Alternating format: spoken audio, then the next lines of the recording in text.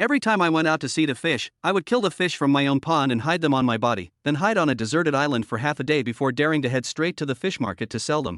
Just when I thought my scheme was flawless, my neighbor old man Huang still managed to spot the clues. Not long ago, I was a mere chi refining level 2 rogue cultivator who couldn't even afford rent. My parents and I had made a living by catching spirit fish for the sect, but 2 months ago, they died at the hands of a mid-stage first-rank spirit fish. Now, I was about to be evicted from Jinto City for unpaid rent. Just as I was in despair, a glowing screen appeared before my eyes. Fish Pond LV0 upgradable. LV1, Spirit Effect, Fry Growth Speed plus 20%. Semi-spirit fish have a certain chance to evolve into spirit fish. Upgrade condition, low-grade spirit stone 1. Plant clean water reeds. Dredge waterways completed. Chicken coop LV0. LV1, Spiritual Effect, produces 1 spiritual egg per day. Contains trace amounts of spiritual energy. Can sustain without eating. Upgrade condition, low-grade spirit stone 2. Common rice 50 caddies not met. What kind of cheat is this? Before I could ponder further, a flood of memories suddenly surfaced in my mind. This golden finger of mine is called the building upgrade panel. As long as the corresponding conditions are met, the panel can upgrade the designated building, thereby granting it new abilities. For example, the only building currently eligible for upgrade is the fish pond at my home. In Zengta City, every fishing household has a small fish pond to store the spirit fish caught from Yunyu Lake. Thus, the conditions of clean water reeds and dredged waterways were already met long ago. As for the 1 low-grade spirit stone right now, all the assets I have on me truly amount to just 1 low-grade spirit stone. After upgrading the fish pond from LV0 to LV1, the abilities gained include a 20% increase in fry growth speed and a certain chance for semi-spirit fish to evolve into spirit fish. Simply put, spirit fish are fish demons, whether they're flesh, blood, or scales, all are valuable resources in the cultivation world. Spirit fish are ranked as first-tier demonic beasts. In water, only cultivators at the 4th layer of chi refining or above can handle an early-stage first-tier spirit fish. Semi-spirit fish, on the other hand, are a species between ordinary fish and demonic beasts, making them the primary target for early-stage chi refining cultivators like me. Currently, there happens to be 1 semi-spirit fish in my pond, a 7-star bass that the original owner risked his life to catch 3 days ago. It was precisely that fishing trip that led to his death in the vast Yunyu Lake. Then I took out the only remaining low-grade spirit stone from my pocket and upgraded. As soon as I willed it, the low-grade spirit stone in my hand turned to dust. At the same time, the effects and upgrade conditions for the level 2 fish pond appeared on my panel. Fish Pond LV2. Spiritual Effect, can produce 1 drop of Hua Du daily. Increased probability of semi-spiritual fish promotion. Growth speed plus 30%. Upgrade requirement, low-grade spirit stone 30. Cold iron sand 5 kilograms. Engrave frost condensation rune. A 2nd-tier fish pond could actually produce water Hua Du. What a treasure. It can heal injuries, restore spiritual energy, and even aid cultivation. Just this single drop would sell for 8 low-grade spirit stones out there. Before I could revel in my excitement, the sound of splashing water came from the pond.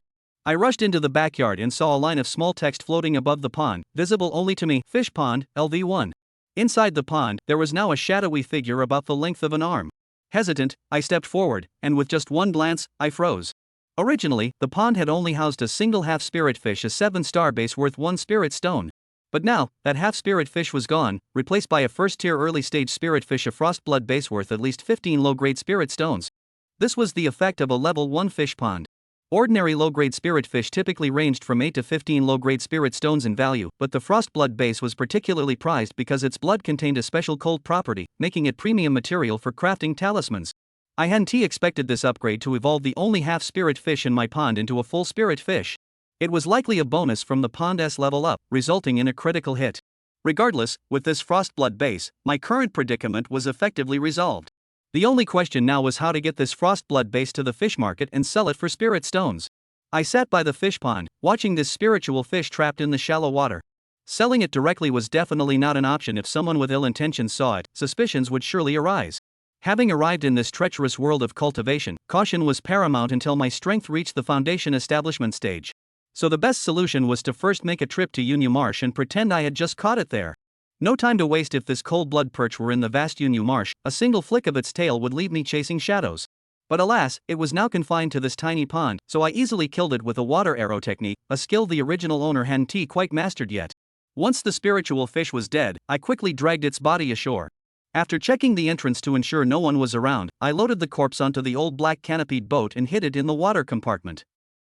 After thinking it over, Ji Yuan knocked on the door of the old man Huang's courtyard next door. "What's up? Have you come to your senses and decided to go find Lu Lizzie?" Huang Laotu asked with a toothless grin. "I've made up my mind. I'll try my luck at Yin Yuze again. Please take care of things at home for me, old Huang. If anyone comes looking for me, just tell them I went fishing. Alright, just make sure you come back alive." Upon hearing that he wasn't going to find Lu Lizzie, Huang Laotu lost interest. Ji Yuan turned and boarded the fishing boat. With a push of the oars, the black-roofed boat glided into the vast expanse of Yin Yuze. Old Huang leaned against the doorframe, watching his departing figure, and sighed softly. "The merciless cloud and rain marsh will have another drowned soul." After a moment, Ji Yuan turned back to look once more, until the shore was completely out of sight. He then searched for a small island nearby, where he practiced his arts for half a day, before setting sail directly for the fish market in Xingtu City. If one were to ask where the liveliest place in Xingtu City was, the first answer would be the male cultivator's semen selling den. Second was this fish market. Especially this fish market by the shore, where fishermen returning from their trips almost always stopped by. Even though Ji Yuan returned at an early hour, around 3 or 4 in the afternoon, the place was still packed with people. "Yigo, good catch. You even caught a sword yellow fish, which will bring in 10 spirit stones. Why don't you treat the brothers to some fun tonight?" A first stage mid-level spirit fish appeared at the return water bay, injuring several people. "Did you hear that Han Feiyu broke through to the 8th layer of Qi cultivation? He'll definitely be able to join the water dragon sect this time. He's a talent from our Xingtu City." With so many people around, Ji Yuan dared not linger. He carried the cold-blooded perch, and made his way directly to the water dragon sect disciple responsible for collecting fish, placing the spirit fish into the fish basket. As soon as the cold-blooded perch appeared, the surrounding voices grew much quieter. "Han Shuelu. It's been ages since we last saw one of these. Damn it, it was caught by someone at the 2nd level of Qi cultivation? Must have stepped in a pile of dog all the way here." Upon seeing the cold-blooded perch, the water dragon sect disciple also showed some interest. "The quality is decent, and the blood is well preserved. I'll give you sapat lower grade spirit stones." "What? 18. This price even surprised Ji Yuan. He had originally thought that some low-grade spirit stones would be more than enough, but he never expected to have to pay 3 more.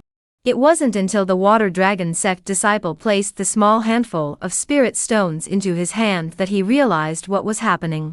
He hurriedly asked, "I need to pay the celestial residence fee. Can I use this to pay?" The fish market and the residence fee were both handled by the water dragon sect, officially. In the past, fishermen preparing to head to the deeper waters of the Cloud Rain Marsh would always pay the next month's residence fee in advance here. "Yes," the water dragon sect disciple said expressionlessly.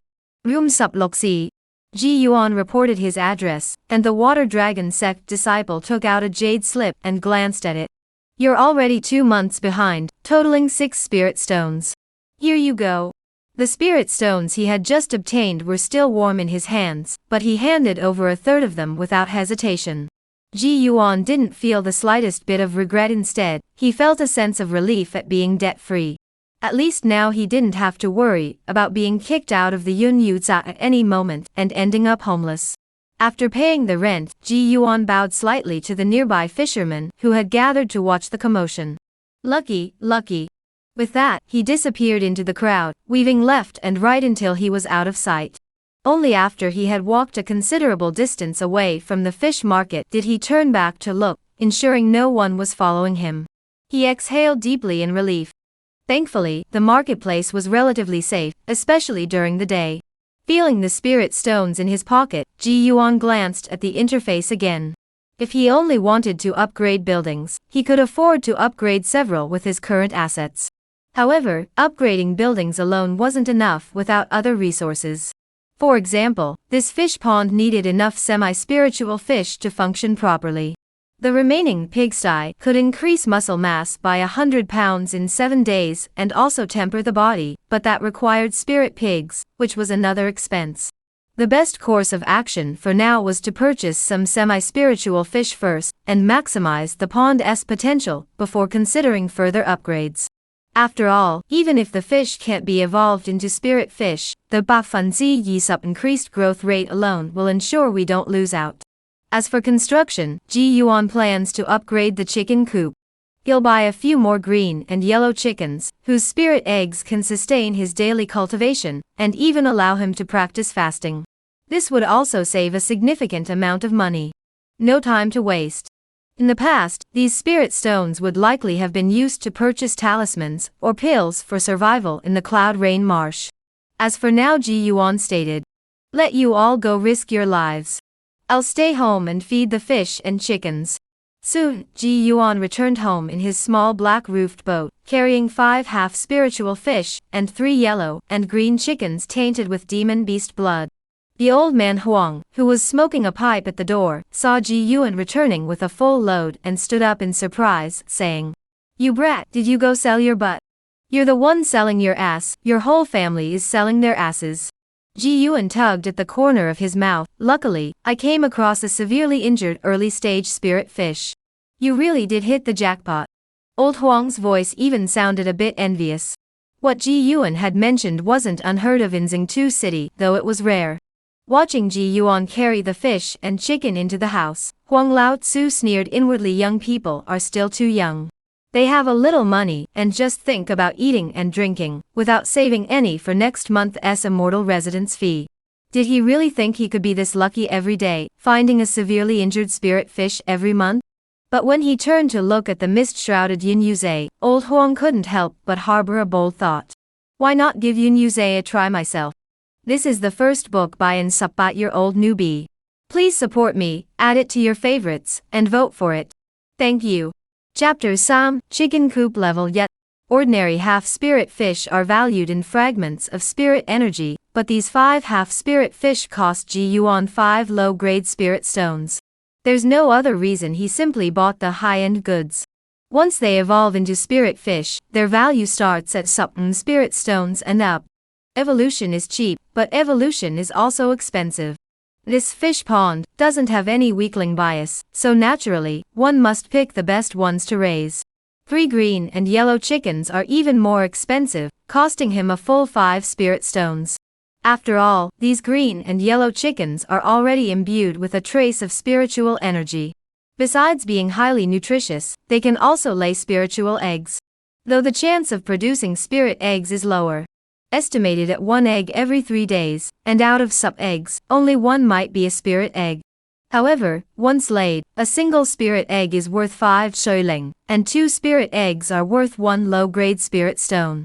If it lays more, the Qinghuang chicken could recoup its costs quickly. That's what the wandering cultivator who sold the chicken said. He says this to everyone, but Ji Yuan took it seriously. If he didn't lack spirit stones, he would have bought more. After all, probability is just a number for others. For him, his odds were ba fen zi ye ba. Because the Qinghuang chickens he raised laid 1 spirit egg every day. After putting the fish into the pond, Ji Yuan used wooden planks to cobble together a simple chicken coop in the backyard. As soon as it was finished, he placed the 3 green and yellow chickens inside, and a line of text appeared above the coop. Chicken coop, level Ling. The requirements to upgrade the chicken coop were 2 low-grade spirit stones, and Ji Yuan happened to have exactly 2 left. The remaining pounds of rice were also available at home. Before cultivating the foundation establishment and fasting, even peak chi cultivation cultivators still needed to eat grains, though most would take fasting pills instead. Ji Yuan looked at the 2 low-grade spirit stones left in his hand. In less than half a day, he had already spent all sappa of them. Spirit stones really don't last long. Ji Yuan shook his head, then made up his mind and chose to upgrade the chicken coop. Watching the spirit stones in his hand turn into powder, the number behind the chicken coop changed from Ling to Yet, and the upgrade conditions and effects for level Yi chicken coop appeared on his interface. Chicken pen LV Yi.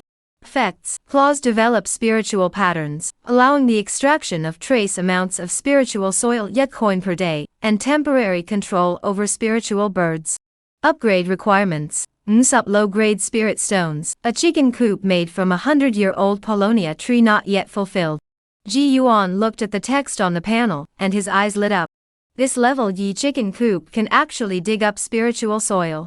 This would complement the spiritual field perfectly. If he had a spiritual field paved with pure spiritual soil, combined with the panel's effects, Ji Yuan dared not imagine how powerful it would be. Moreover, the temporary control over spiritual birds mentioned later isn't that a technique exclusive to the beast taming sect. If it ever came to that, he'd have to raise chickens of the spirit beast tier. In critical moments, they could even serve as guards. However, looking at the enormous amount of spiritual stones required to upgrade the chicken coop, Ji Yuan felt some pressure. There's no choice but to take it slow. After finishing the chicken coop and fish pond, the sky had grown dark. He used the last bit of rice in the house to fill his stomach and lay down to rest. As soon as he lay down, he couldn't help but think about his future path. Currently, he was at the second level of chi cultivation, with innate golden, wood, water, and fire spiritual roots. In this cultivation world, those with 4 or 5 spiritual roots were referred to as pseudo-spiritual roots. This wasn't a big deal, as all the fishermen in Xingtu City were pseudo-spiritual roots. Some of the gifted children, with all 5 spiritual roots, were still struggling through arduous cultivation. Compared to them, Ji Yuan's 4 spiritual roots were already a fortunate start. As for those with 2 or 3 spiritual roots, the true seeds of cultivation, they have already been taken in by the Water Dragon sect, and are being nurtured as the backbone of the sect. Single-element roots, such a rare and extraordinary phenomenon, have never been seen in Xingtu City. The cultivation technique Ji Yuan is currently practicing is the emerging tide of the Azure Sea, a commonplace technique in Xingtu City. Water attribute cultivation techniques, despite their intimidating name, are actually quite ordinary in effect. The only somewhat special effect is that cultivators practicing this technique receive spiritual energy that is more sustained compared to those practicing other techniques, and this is a characteristic of all water attribute techniques. But in Xingtu City, who doesn't practice the Emerald Sea Tide cultivation technique? When something special becomes commonplace, it ceases to be special. The number of spells they could cast was pitifully few, and only the most basic water ball spell was mastered. Even slightly more complex spells like water arrow were unreliable. This is unavoidable. The original host, whenever he had a moment, had to think about how to obtain spiritual stones or go underwater, leaving no time for refining spells. Of course, the main issue was their low cultivation level. At the second level of chi cultivation, casting a single water arrow spell would drain all the spiritual energy from his dantian. Recovering from that would take half a day. Under the heavy pressure of the Xianju fees, the wandering cultivators in the marketplace had no time to think about such things. Now, things are better. With a level yet chicken coop and fish pond, there's no need to risk going underwater anymore. All he needs to do is focus on cultivation. The next morning, Ji Yuan got up and went straight to the backyard. In the fish pond, there were still the same 5 half-spiritual fish. No wonder they wouldn't advance every day. The interface also mentioned it was a certain probability, but who knew what that probability was? On the other hand, in the chicken coop, after driving out the 3 hens, Ji Yuan spotted 3 spirit eggs emitting a faint white glow. He quickly retrieved them, sprinkled some rice grains on the green and yellow chickens, and hurried back into the house. With the spirit eggs in hand, he knew he had to act quickly.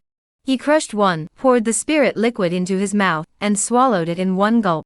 As he felt the pure spiritual energy, he immediately activated the Emerald Sea Tide birth technique. As the technique circulated, he absorbed the spiritual energy from the spirit eggs, channeling it along his meridians into his dantian. After a while, one was fully absorbed. Feeling the few strands of spiritual energy added to his dantian, Ji Yuan was also pleasantly surprised. The effect of the spirit egg was far greater than he had anticipated.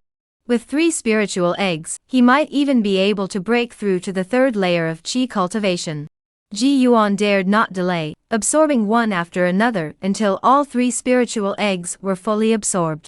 The spiritual energy in his dantian had increased by over a dozen strands, but he still felt that something was missing. He had originally planned to absorb the free-floating spiritual energy in the heavens and earth, but that would take an unknown amount of time. However, his gaze suddenly fell upon the 3 spirit eggshells. Soon, the powdered spirit eggshells were also swallowed by Ji Yuan. Finally, they transformed into a thin mist of spiritual energy that dispersed throughout his body. The gaseous spiritual energy in Ji Yuan's dantian reached its limit, as if breaking through some kind of constraint. His aura finally grew slightly stronger. The third layer of qi cultivation was complete. Ji Yuan exhaled a breath of turbid air, feeling that many of the hidden injuries within his body had been dispelled. He then spent half a day stabilizing his cultivation, before standing up once he had firmly established himself at the third level of qi cultivation. With this cultivation level, he was still ordinary in Xingtu City, but at least he could keep up with the main group. Among the cultivators in Xingtu City, the highest cultivation level was qi cultivation stage Sam. After all, to break through further, one had to reach the mid-stage of qi cultivation, which required a significant amount of spiritual energy. With his pseudo-spiritual root talent, he could only rely on spiritual stones to break through. However, even the rent was difficult to cover with the few spirit stones he had, let alone enough for cultivation breakthroughs. Not to mention the basic necessities of life: food, clothing, shelter, and transportation, all of which require spirit stones. The original host wasn't very familiar with this, but now that Ji Yuan had seen it, he realized that the immortal residence fee was the water dragon sect's method of controlling the surrounding markets around the Yunyuza area. Fortunately, these matters no longer concern Ji Yuan much. With the interface at his disposal, he can achieve a basic level of self-sufficiency.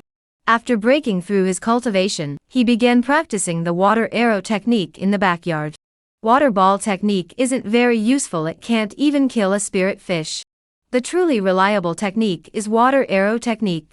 By evening, after a day of intense training, Ji Yuan was about to rest when someone knocked on his courtyard door. He got up to open it, and it was none other than the old man from next door. Seeing Ji Yuan, he asked cheerfully, "Ji kid, do you want a wife?" Chapters say, matchmaking. In the markets around Yunyuza, helping wandering cultivators find brides was a common occurrence. Though it was referred to as marriage, it was more about two weak wandering cultivators coming together to share their lives. For example, the monthly rent for a divine residence is 3 spirit stones. If you're alone, you need to earn 3 spirit stones a month. If there are 2 people, earning yetim spirit stones a month is enough. Having more people, especially someone close to you, is always better for mutual support. Therefore, many wandering cultivators, once they reach a certain age, will ask someone to help them find a suitable partner within the same neighborhood or nearby neighborhoods. Once found, they meet a few times and spend some time together. If they get along well, they will become spiritual partners. Acting as a matchmaker for immortals is a job many wandering cultivators are willing to do. It's profitable and carries little risk. Take old Huang, for example. Relying on his age and extensive network of wandering cultivators, he has made a fortune by acting as a matchmaker. Ji Yuan learned of this from the original host's memories and turned his attention to the female cultivator behind Huang Lao Tu. Her appearance was only average, but her figure was quite attractive, and her eyebrows and eyes carried a hint of sorrow, making her seem all the more endearing. Ji Yuan was sizing her up, and she was doing the same to him. However, the difference was that the moment she saw Ji Yuan, her eyes lit up. In the markets around Yunyuze, there weren't many male cultivators as handsome as him. Old Huang folded his sleeves and was about to speak when he noticed 3 figures emerging from the courtyard to Ji Yuan's left. The fisherman Lin Yue and his wife Zhou Ling, along with their only son Lin Hu. As soon as they emerged, Zhou Ling hurriedly said to Huang Lao, "Uncle Huang, my son is of marriageable age. Could you help us find a suitable girl?" Great, now there's even a matchmaking competition. Ji Yuan thought to himself. No problem. Old Huang stroked his beard and smiled. The young lady named Wu Qin here is quite suitable. She is at the 2nd level of qi cultivation. She originally came from the neighboring Tian Alley, but her parents were killed by Yunyuza while out at sea, leaving only this weak young woman behind. It's hard for her to make a living in Tian Alley, so she came to our Xingtu City. Lin Yue and Zhou Ling heard this, and their eyes lit up. A girl whose parents are both dead is the best marriage prospect, no complications from another family. Once married, she'd be a valuable asset to the household. Not only would the pressure on themselves be reduced, but they could also have grandchildren sooner. Wu Qin listened as the old man introduced her, unable to help but lower her head. If it weren't out of necessity, no one would want to be treated like merchandise, put on display for others to choose. Miss Wu, speaking of which, Ji Yuan, that young man, has a rather similar background to you. He is also orphaned. As soon as the old man finished speaking, Wu Qin lifted her head again, her gaze toward Ji Yuan now tinged with a hint of warmth. They were, after all, in the same boat. And if she had to choose between the two families, Wu Qin would pick Ji Yuan even with her eyes closed. Losing one's parents meant not having to serve in-laws. All they needed was for the couple to live their own little life together. Moreover, the young man before her was so handsome, unlike the dark-skinned man beside him. Ji Yuan could naturally see the passion in the young woman's eyes, but alas, he had no intention of seeking a partner to share his life with. At present, his cultivation was still in its early stages, and the output from his fish pond and chicken coop barely sufficed for his own cultivation. If he were to marry, not only would it risk exposing his secrets, but he'd also have to allocate some resources to his wife. Ji Yuan had no such intentions. As for the Lin Yue couple standing nearby, seeing the eagerness in Wu Qin's eyes, they knew their son had no chance. Old Huang shared the same opinion. Wu Qin was also waiting for Ji Yuan's response. In the end, Ji Yuan did respond, but his answer was completely unexpected. I'm sorry, Miss Wu. My parents passed away less than a month ago, and I currently have no plans to marry. Thank you for your kindness. Ji Yuan apologized with a smile and bowed politely to Wu Qin. The fervor in Wu Qin's eyes faded, but Lin Hu's eyes grew intense. Old Huang's face flashed a hint of surprise, but he quickly covered it with a cough. Then take a look at the Lin family next door. The Lin family is well known in our town for being a kind-hearted family. Look at Lin Hu, he's clearly someone who can endure hardships. When it came time to introduce himself, Lin Hu felt embarrassed and rubbed his hands nervously. What happened afterward, Ji Yuan didn't know. He finished speaking and carefully closed his courtyard gate. But before long, the old man knocked again, his tone filled with disappointment. You really are short-sighted. A female cultivator who has lost her parents is such a rare marriage prospect, especially since you're both in this situation. Once you marry her, it's your own little life. Most importantly, she doesn't require a dowry, she is a free bride. Otherwise, if you try to find a marriage partner on your own, without at least 20 or 30 spirit stones as a dowry, which female cultivator would agree to marry you? Ji Yuan could tell that the old man was trying to help him, but I really have no such plans at the moment. Even if I did, it's gone. She has already been matched with Lin Hu, and the wedding banquet is tonight. I have to go back and bathe and change clothes. Now that the marriage was arranged, the old man would definitely get his cut of the 3 or 5 spirit stones. No wonder he was so eager to push it. But he clearly knows I can't even afford the brokerage fee. Why would he still try to set me up? Ji Yuan found this rather odd, as he knew the old man was the type who wouldn't get out of bed for nothing. Soon after, Lin Yue knocked on Ji Yuan's door again, mentioning Lin Hu's wedding tonight and inviting Ji Yuan, as a neighbor, to attend. Ji Yuan naturally didn't want to go, as attending the wedding would require a gift, starting at least 1 spirit stone. Ji Yuan didn't have the money for the gift. Don't worry, no gifts needed. This is just a gathering of a few neighboring households to celebrate. Lin Yue had spoken so earnestly, so Ji Yuan had no choice but to go. Dinner was set for 3 tables. Huang Lao-tu sat at the main table, and, after being persuaded by Lin Yue and his father, drank himself into a stupor. Ji Yuan sat alone in the corner, ate a little, and then stopped eating. During the meal, he noticed that Wu Qin, dressed in a bright red wedding gown, had glanced at him several times, her expression complex. There was resentment, regret, and a hint of anger, but more than anything, it seemed like a resignation to fate. In such a turbulent world, Ji Yuan couldn't even ensure his own stability, let alone others. After eating his fill, he bid farewell to Lin Yue, congratulated Lin Hu, and then returned to his small hut. That night, Ji Yuan, who felt no sleepiness, went to the backyard, looking at his small fish pond and chicken coop, at his tiny little world, and felt a mix of emotions. He channeled the spiritual energy in his dantian, and drew a simple pattern with his hand. Water blue spiritual energy surged. Water arrows formed naturally. The water arrow technique that the original master had cultivated for years had finally reached perfection. Chapter Seeing Through. Over the next 3 days, Ji Yuan remained at home, cultivating his skills. Besides consuming spiritual eggs, and absorbing the essence of heaven and earth to enhance his cultivation, he also mastered the most basic water shield technique. The farthest he went during those 3 days was the fish pond in his backyard. While sitting there meditating to restore his spiritual energy, he also kept an eye out for any half-spiritual fish that might have evolved into spiritual fish. Unfortunately, probability is probability. Unlike the spiritual eggs born in the chicken coop, which guaranteed at least 3 per day, Ji Yuan relied on these 3 to barely sustain his daily cultivation needs, as he had previously struggled to use even 1 spirit stone for cultivation in an entire month. Now, each spirit egg he absorbed was worth yetim spirit stones. Comparing the 2 situations, this vastly different cultivation method had already left Ji Yuan extremely satisfied. It wasn't until the 4th day that, perhaps having stayed at home too long, Ji Yuan decided to take a stroll outside the door.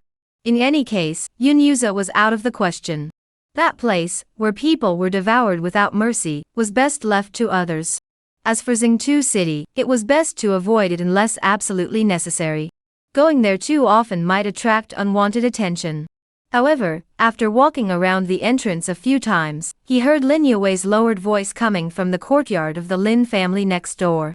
As the old saying goes, young people should avoid indulging in sensual pleasures. I'm not talking to you as your father. Look at yourself. You've been married for 3 days, and you haven't even stepped out of your room except to eat. Don't even mention cultivation. If you keep this up, your body will be ruined. Ji Yuan smiled silently. Footsteps approached from behind. Old Huang arrived, puffing on his old pipe and chuckling. Young people these days, once they've tasted the sweetness, how could they bear to get out of bed? What sweetness? Ji Yuan pretended not to understand, and Huang Lao-tu didn't say anything else. It was Lin Yue who heard Huang Lao-tu's voice, and opened the courtyard gate to walk out. Uncle Huang. Lin Yue glanced at Ji Yuan again, hesitated, then leaned closer and asked in a low voice, has anything major happened recently in Yinyuze? Ji Yuan didn't say anything, but he perked up his ears. Big events? Does the old man of Yinyuze eat people every day? If he doesn't eat people for a day, does he feel restless?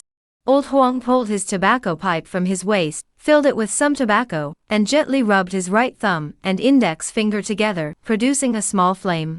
That's a clever trick. No need to worry about someone stealing your lighter, Ji Yuan thought to himself, trying to find some humor in the situation. This is the area northeast of our town. I heard that several fishermen have died there in the past few days. Lin Yue finally asked the question he had been wanting to ask. Old Huang exhaled a puff of smoke, his expression growing somber. There is some truth to that. In recent days, you should avoid going there unless necessary. It might be a late-stage first-tier spirit fish that escaped from the deep waters. Upon hearing late first stage, Ji Yuan couldn't help but feel a pang of panic. A first-stage late-stage demon beast corresponds to a cultivator at the late stage of qi cultivation. However, to deal with a first-stage late-stage spirit fish in water, a cultivator at the late stage of qi cultivation could barely defend themselves. To truly kill it, it would require several late qi cultivation stage cultivators working together. Or the water dragon sect would have to dispatch a foundation establishment stage cultivator. Alright. Lin Yue nodded repeatedly. In his family, he was the only qi cultivation mid-stage cultivator, and he was only at the 4th layer of qi cultivation. Zhou Ling, the remaining family member, was at the 3rd layer of qi cultivation, while Lin Hu and Wu Qin were at the 2nd layer. With such a small family, they would have no chance against a mid-stage spiritual fish, let alone a late-stage one. The old man Huang, puffing on his pipe, turned to look at the taciturn Ji Yuan and said with a mocking smile, who would have thought, you little brat. You broke through to the 3rd layer of qi cultivation without a word. Ji Yuan's heart skipped a beat.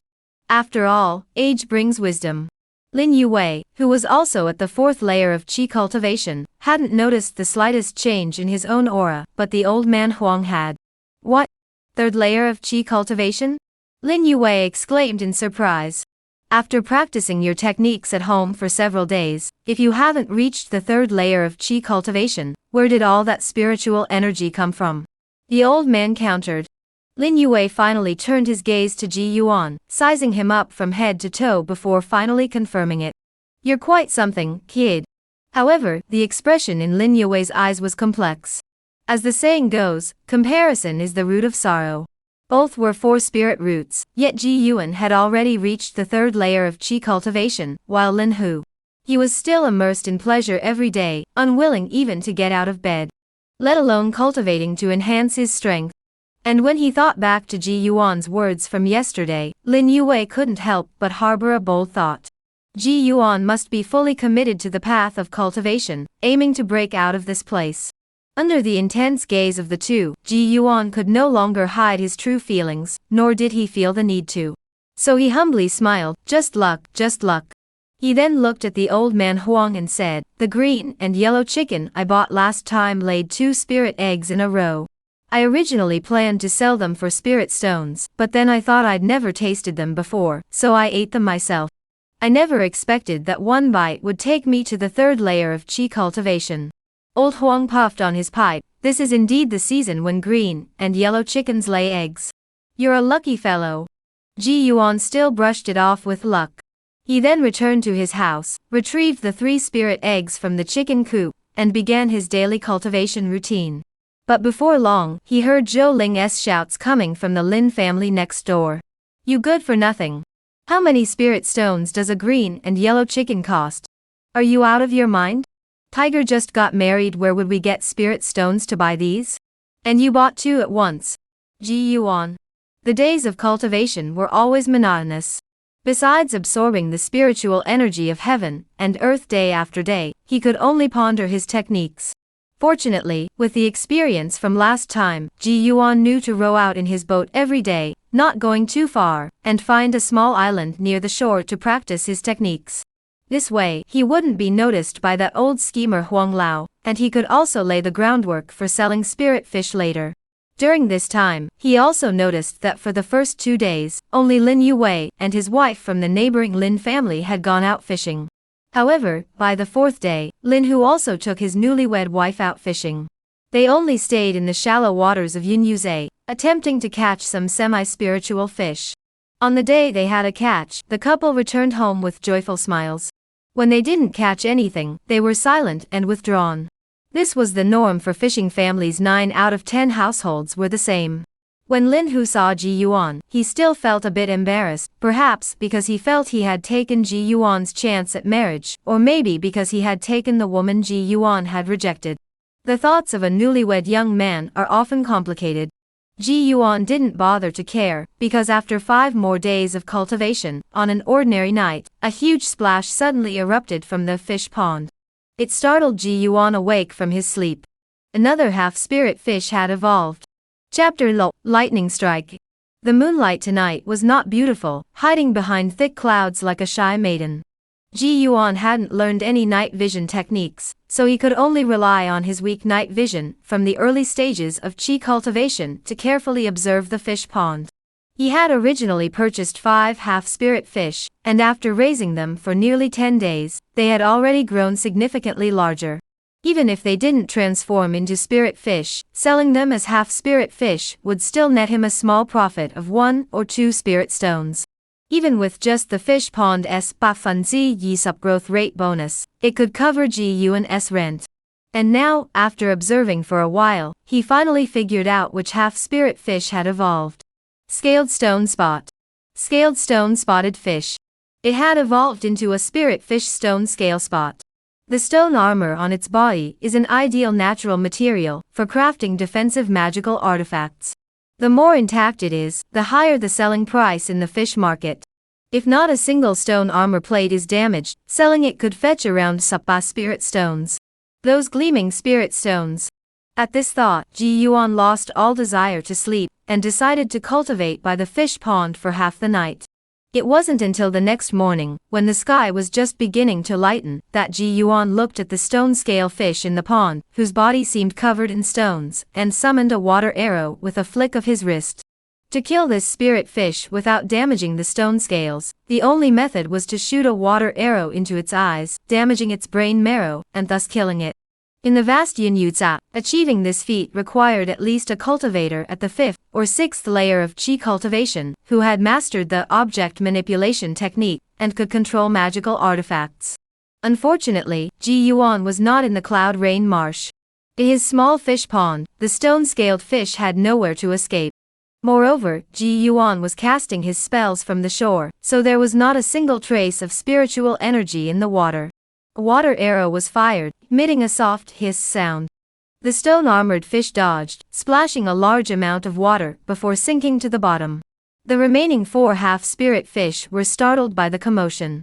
Ji Yuan dragged the spirit fish ashore. The remaining 4 half-spirit fish were also quite large.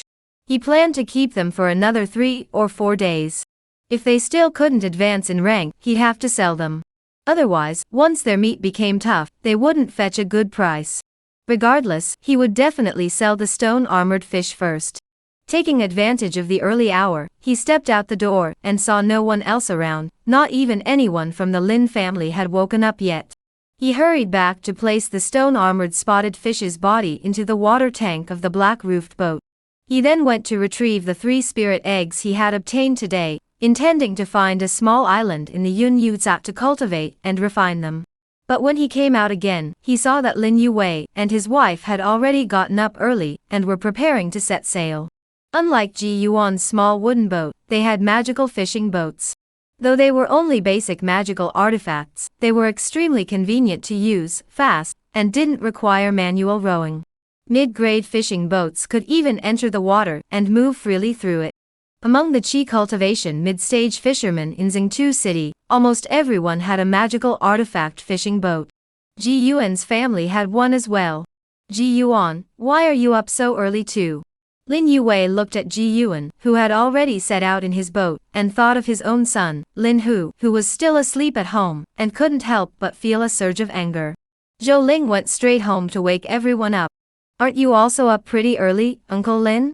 Ji Yuan didn't say anything offensive, just smiled and set off in his boat. However, before he had even gone half a mile, he was caught up by Lin Yue and his wife. They rowed past Ji Yuan in their magical fishing boat, even causing a few ripples that made his thatched boat sway slightly. Watching their backs, Ji Yuan felt no envy. Once upon a time, he too had to work so hard to survive. As for now, he found a nearby reed bed, tied up his boat, and dove inside, beginning his day of eating eggs. Moreover, after days of eating eggs, Ji Yuan had noticed some details. For instance, sprinkling a little salt inside the eggs significantly improved the flavor. Perhaps when his living standards improved in the future, he could even fry or scramble eggs, and no longer have to eat the bitter eggshells. Ji Yuan daydreamed about the future. By around Shang'en Subyetim, he paddled his boat toward the fish market. He'd been out for so long there was no need to wait until the afternoon. When he finally arrived at the fish market in Zhengta City, he found it indeed deserted. He carried the large stone-shelled fish ashore. But just as he placed the stone-shelled fish into the fish basket, a familiar voice came from behind him. "Ji kid, what is this, another spirit fish? Or is it a stone-shelled grouper? Damn it, how did this old man end up here?" Ji Yuan cursed under his breath, then turned around to see the bald, toothless old man with a missing tooth. He was holding a half-spiritual fish, preserved using the bowfish technique. This isn't just any ordinary stone-scaled fish. It's a stone-scaled fish with not a single scale damaged. The duty cultivator of the water dragon sect rarely spoke of his own accord. As soon as he spoke, all the fishermen nearby turned around, staring in astonishment at the spirit fish. Stone-scale grouper aren't rare, but to keep every single scale intact, that's truly remarkable. Ji Yuan saw this and cursed inwardly. He had been too greedy and had paid the price for his lack of experience. If he had known, he would have damaged a few scales and sold fewer spirit stones. Now he had created this embarrassing situation where everyone was watching. "You've got some skills, kid. Isn't that the kid from the Ji family? He's only at the initial stage of Qi cultivation. How could he have such skills? Maybe you caught the fish yourself." "Here comes the ladder," Ji Yuan hurriedly laughed. "It wasn't me who caught it. My master caught this spirit fish, but he's busy breaking through his cultivation, so he didn't have time to come over. He asked me, his disciple, to run an errand for him." At this point, Ji Yuan had no other options. He could only make up a story on the spot. You've actually found a master? No wonder you've been so mysterious lately. Quick, tell us who the senior is.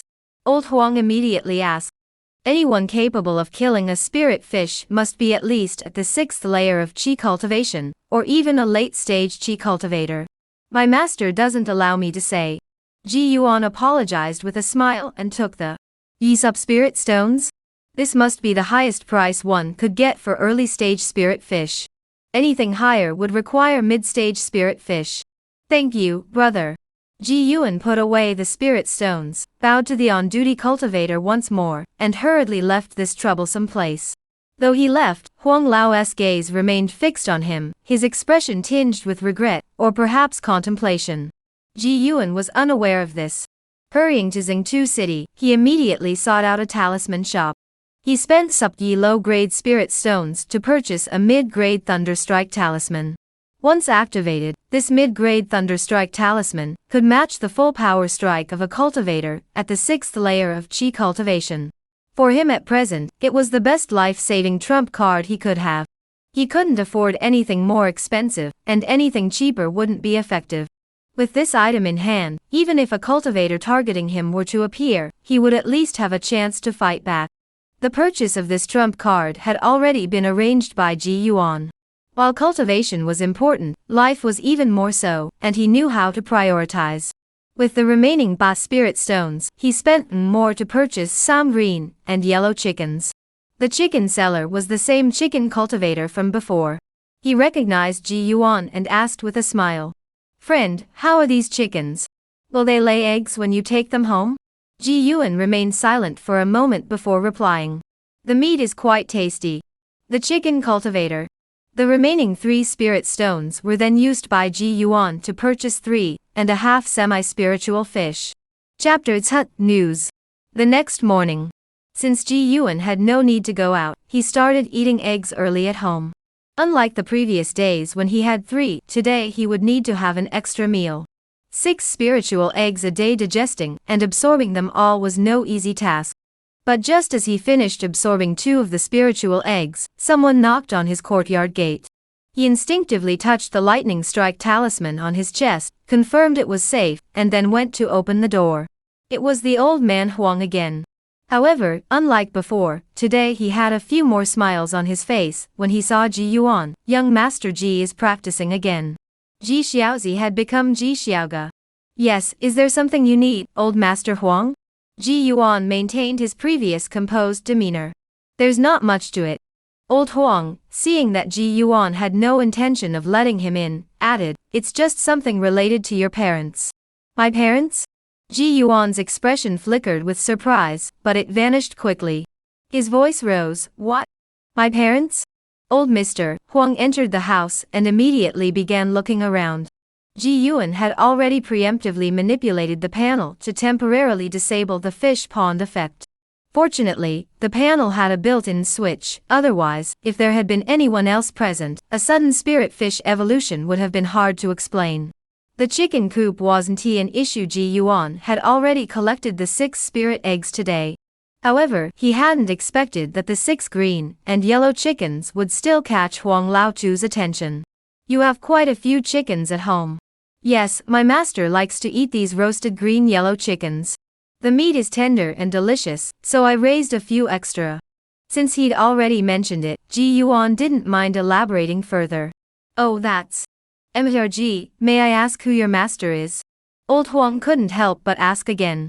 Didn't you say you had news about my parents? Ji Yuan didn't answer but asked back. Oh, right. You see, I'm old and my memory isn't what it used to be.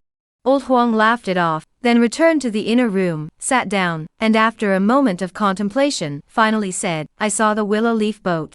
The magical fishing boat belonging to the original owner's father, Ji Qingyun, was named Lu Yizhou. Where? It's in Lu Tong's hands. He said he bought it from Lu Lizi. Luo Tong was a trader of spirit pigs in Xingtu City. Basically, he sold pigs. If Ji Yuan wanted to buy a spirit pig, he would have to go find him. Moreover, Ji Yuan remembered that Luo Tong and the original owner's father had a decent relationship. When Ji Yuan saw him, he would even call him Uncle Luo. But how did the willow boat that was lost in the Yunyuza end up in Lu Laizi's hands? Either he found it by accident, or he killed someone and stole it. As if noticing the change in Ji Yuan's expression, the old man hurriedly waved his hands and explained, I just happened to see it. There's no other meaning. Don't overthink it, Ji Xiaogu. Don't worry, I know. Thank you, old Huang. Ji Yuan nodded calmly at him. Alright, then stay home and practice your cultivation. I have some business to attend to in Xingtu City, so I'll be leaving first. Ji Yuan escorted the old man to the door, and watched him depart for Xingtu City. Upon returning home, he immediately activated the effect of the fish pond. As for finding Lu Laizi to get to the bottom of things, to be honest, Ji Yuan had no such plans at the moment. Not only was Lu Laizi already at the mid-stage of qi cultivation, but his connections in Xingtu City were also extremely complicated, and it was said that he had numerous ties to the Qin family. Even if Ji Yuan wanted to seek revenge now, he was powerless to do so. It would be better to focus on improving his strength first. Therefore, regarding the information provided by the old man Huang, he merely noted it down silently without giving it further thought. After arriving in Xingtu City, Huang Laotu made his way through the numerous alleys with ease, eventually stopping in front of a courtyard with white walls and blue tiles. He knocked on the door. A slightly impatient voice came from inside the courtyard. Who is it? It's me, old Huang. The door opened, revealing a middle-aged man with disheveled hair and a face covered in scars. Old Huang? What are you doing here? Come inside. Let's talk inside. A moment later, in the hall, old Huang picked up his teacup and drank it in one gulp before sighing deeply and saying, Something else happened with Ji Qingyun. Ji Qingyun? What is going on? That bastard is still alive? Lu Laizi laughed derisively. He had used his water arrow technique to shatter Ji Qingyun's skull. He didn't think he could possibly come back to life. It's not Ji Qingyun, but his son who survived, Ji Yuan. Old Huang lowered his voice and said, a few days ago, he was about to be expelled from Xingtu City, but he accidentally found a spirit fish. He's got some luck, Lu Laizi nodded. Yesterday, he went to the fish market and sold a stone-armored spotted fish, one that hadn't even lost a single scale. Does he have that kind of ability? Lu Laizi couldn't sit still anymore. No, I've been asking around and finally found out a bit more. What's the situation? You old fool, just spit it out. Don't forget, it was you who sold me Ji Qingyun's location and took my spirit stones. Lu Laizi said impatiently. A hint of regret flashed in Huang Laotu's eyes, but he still said, this Ji Yuan he has become someone's disciple, and the master must be at least a mid-stage or late-stage qi cultivation expert. Lu Laizi heard this and immediately calmed down. After a moment of silence, he suddenly looked up at Huang Laozi and sneered. You wanted to eliminate the threat forever, but you were afraid of offending someone, so you wanted to use my hands to kill Ji Yuan. This. With his thoughts exposed, Huang Laozi felt a bit embarrassed, but he couldn't admit it. That's impossible. I was just worried that Ji Yuan might discover something, and if he were to summon his master, we'd be in trouble. The fact that Ji Yuan had a master didn't surprise the old man. If he didn't have a master backing him, where would he have gotten that magical fish? We've been careful he won't discover anything. Lu Laizi shook his head. Besides, something big is about to happen in the area around Dongbei Fengye Island. I need to go there first to see if I can get any benefits. As for that kid Ji Yuan, we'll deal with him after the Maple Leaf Island matter is resolved. Maple Leaf Island? What is going on there? I've heard that many fishermen have gone there recently, and several have even died. Old Huang hurriedly asked. Lu Laizi glanced at him. It'll be made public in the next couple of days anyway, so I might as well tell you now. On Maple Leaf Island, there's a cave where a foundation establishment cultivator passed away. What? Old Huang was stunned. A foundation establishment cultivator's cave residence? If they could get their hands on that, they wouldn't have to worry about anything for years to come. Perhaps he could even use this opportunity to find a breakthrough in his cultivation. Then, I'll head back first. As old Huang was about to leave, Lu Laizi watched his back and suddenly said, Old Huang, you didn't tell Ji Qingyun about this, did you? Old Huang dared not turn back. How could that be? That's right. Don't forget, you were the one who approached me first, and you also benefited from it afterward. Lu Laizi reminded him. Don't worry, I know. Only after old Huang had completely left did Lu Lizhi sneer, what a joke. You think you're worthy of playing, kill the friend, not the master, with me? Old Huang, walking home, was equally weighed down by his thoughts. He had planned to have Lu Lizhi be the one to take the fall, but he never expected him to be so hard to manipulate. Indeed, no one who manages to make a name for themselves in this place is a pushover. Well, Lu Lizhi isn't in a hurry, so neither am I.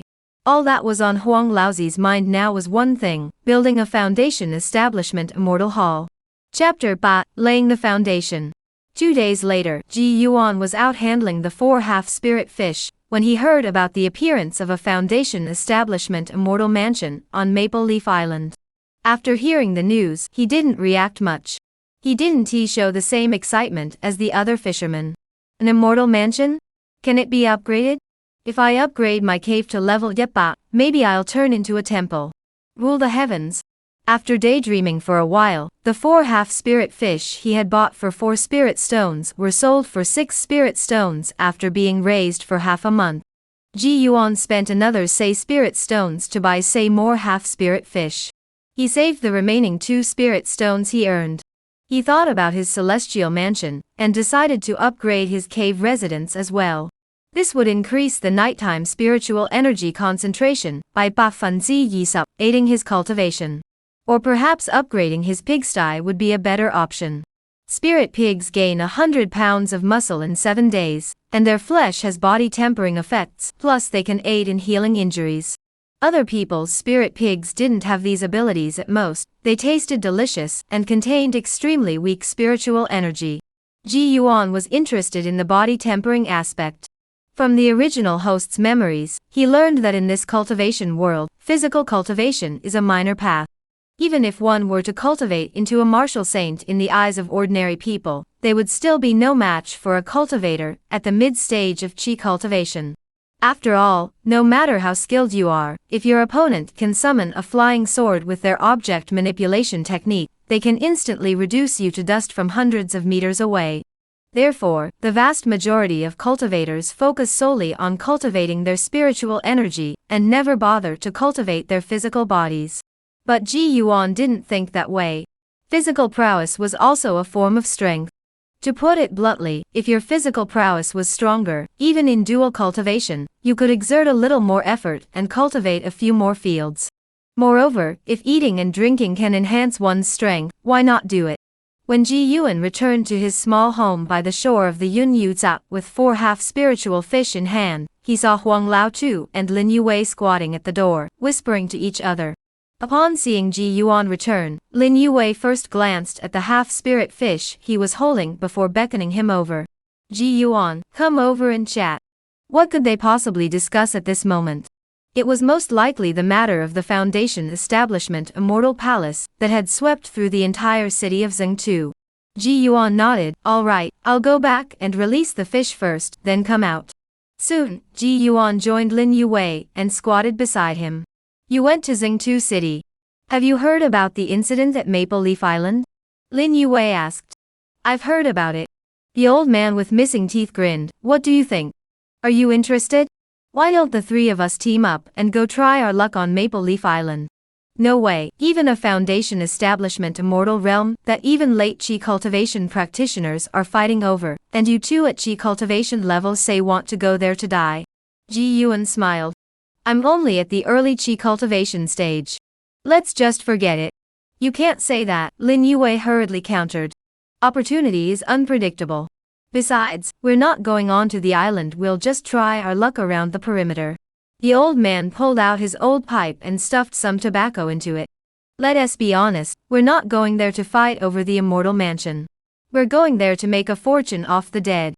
It's not just our Zhengtu city. People from the neighboring Taiyan Alley and Jingda Alley are also coming. Who knows how many chi cultivation stage practitioners will be there. There'll be countless casualties. We're going to profit from that. Without at least 8th or 9th tier chi cultivation, who would dare to really target that immortal's mansion? That makes sense.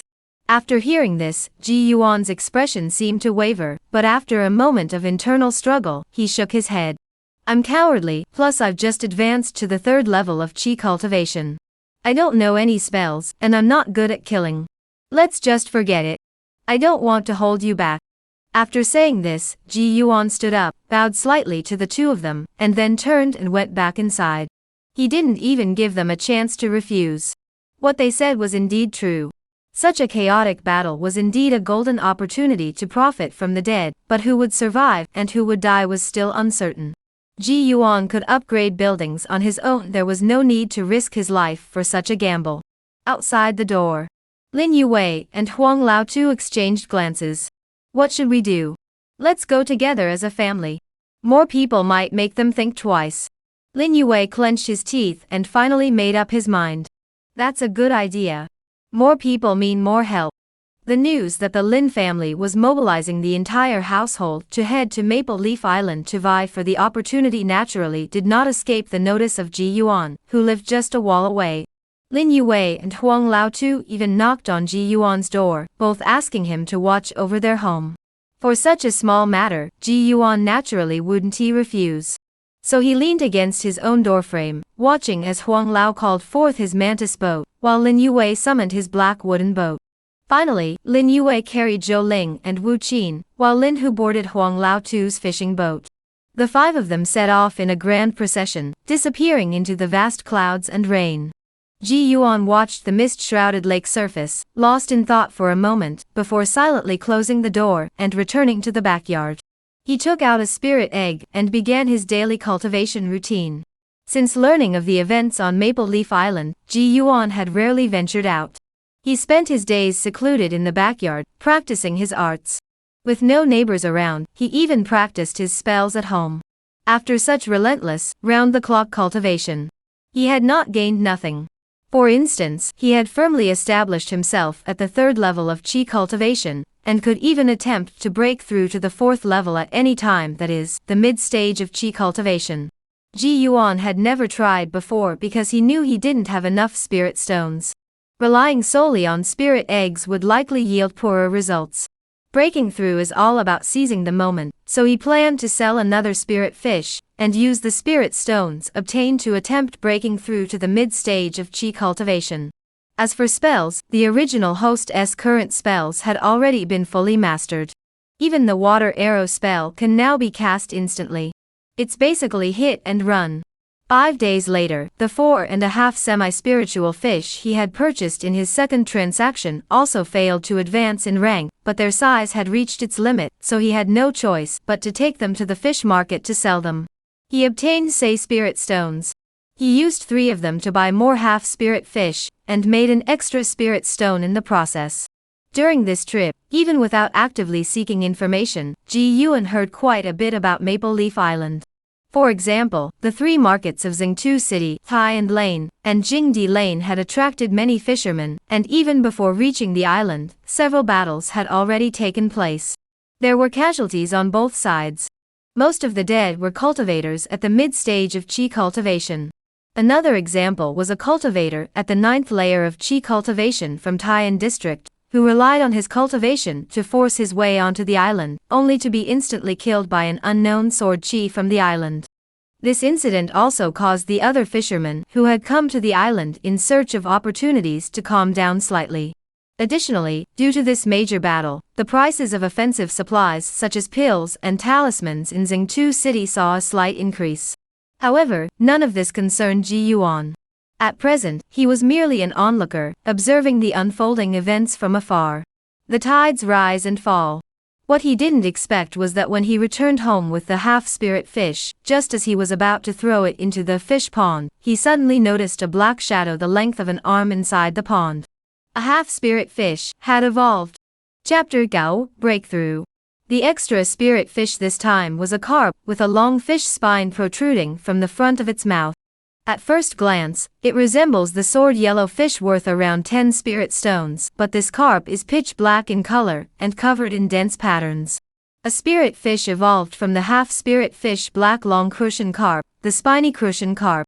Like the sword yellow carp, the spiny crucian carp's sharp spine is what makes it valuable.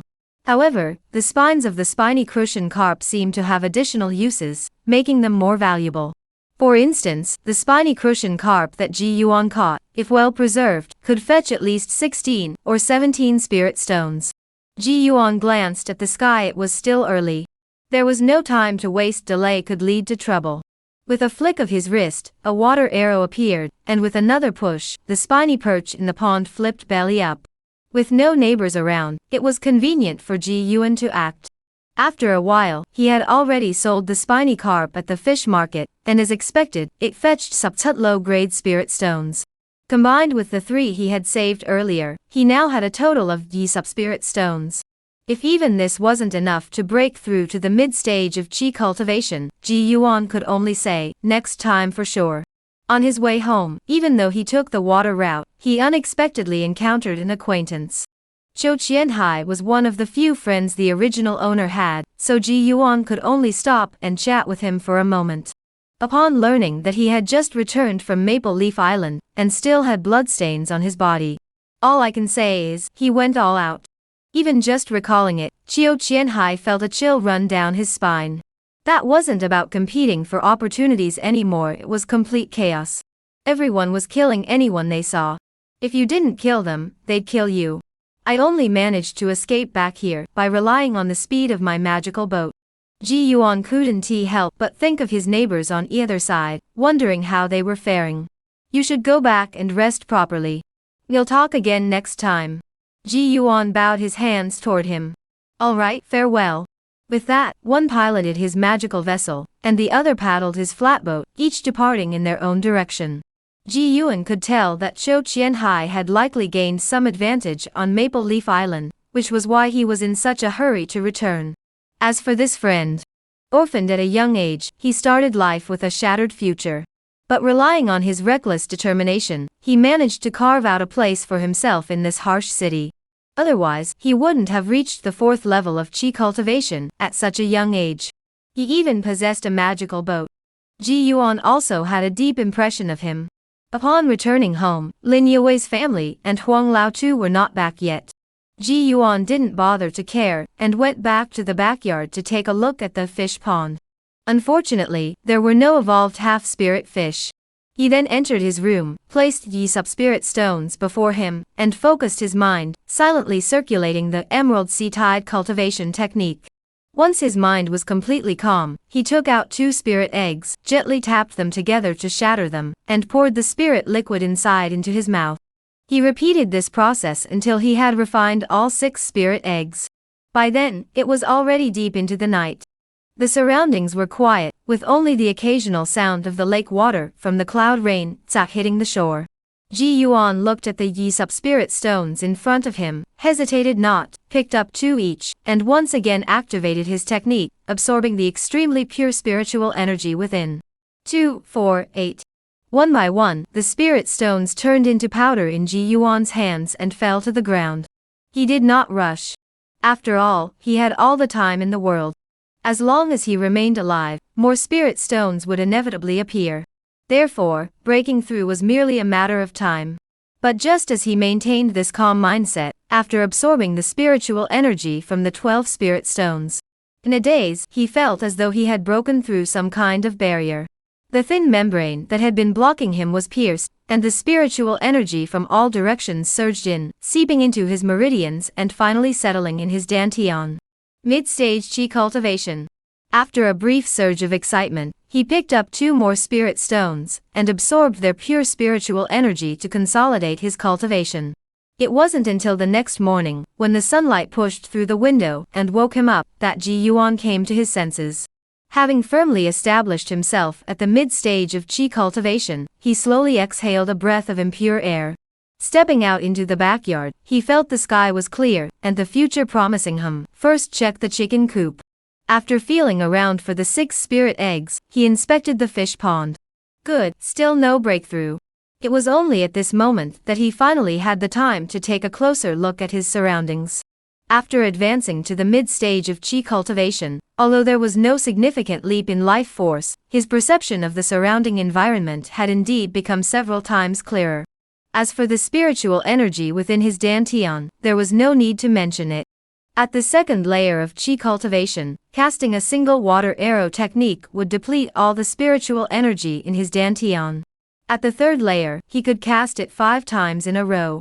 Now, if he were to cast water arrow technique alone, Ji Yuan estimated that he could cast Yi Subchun in a row without any issues if only his body could be as strong as his spiritual energy.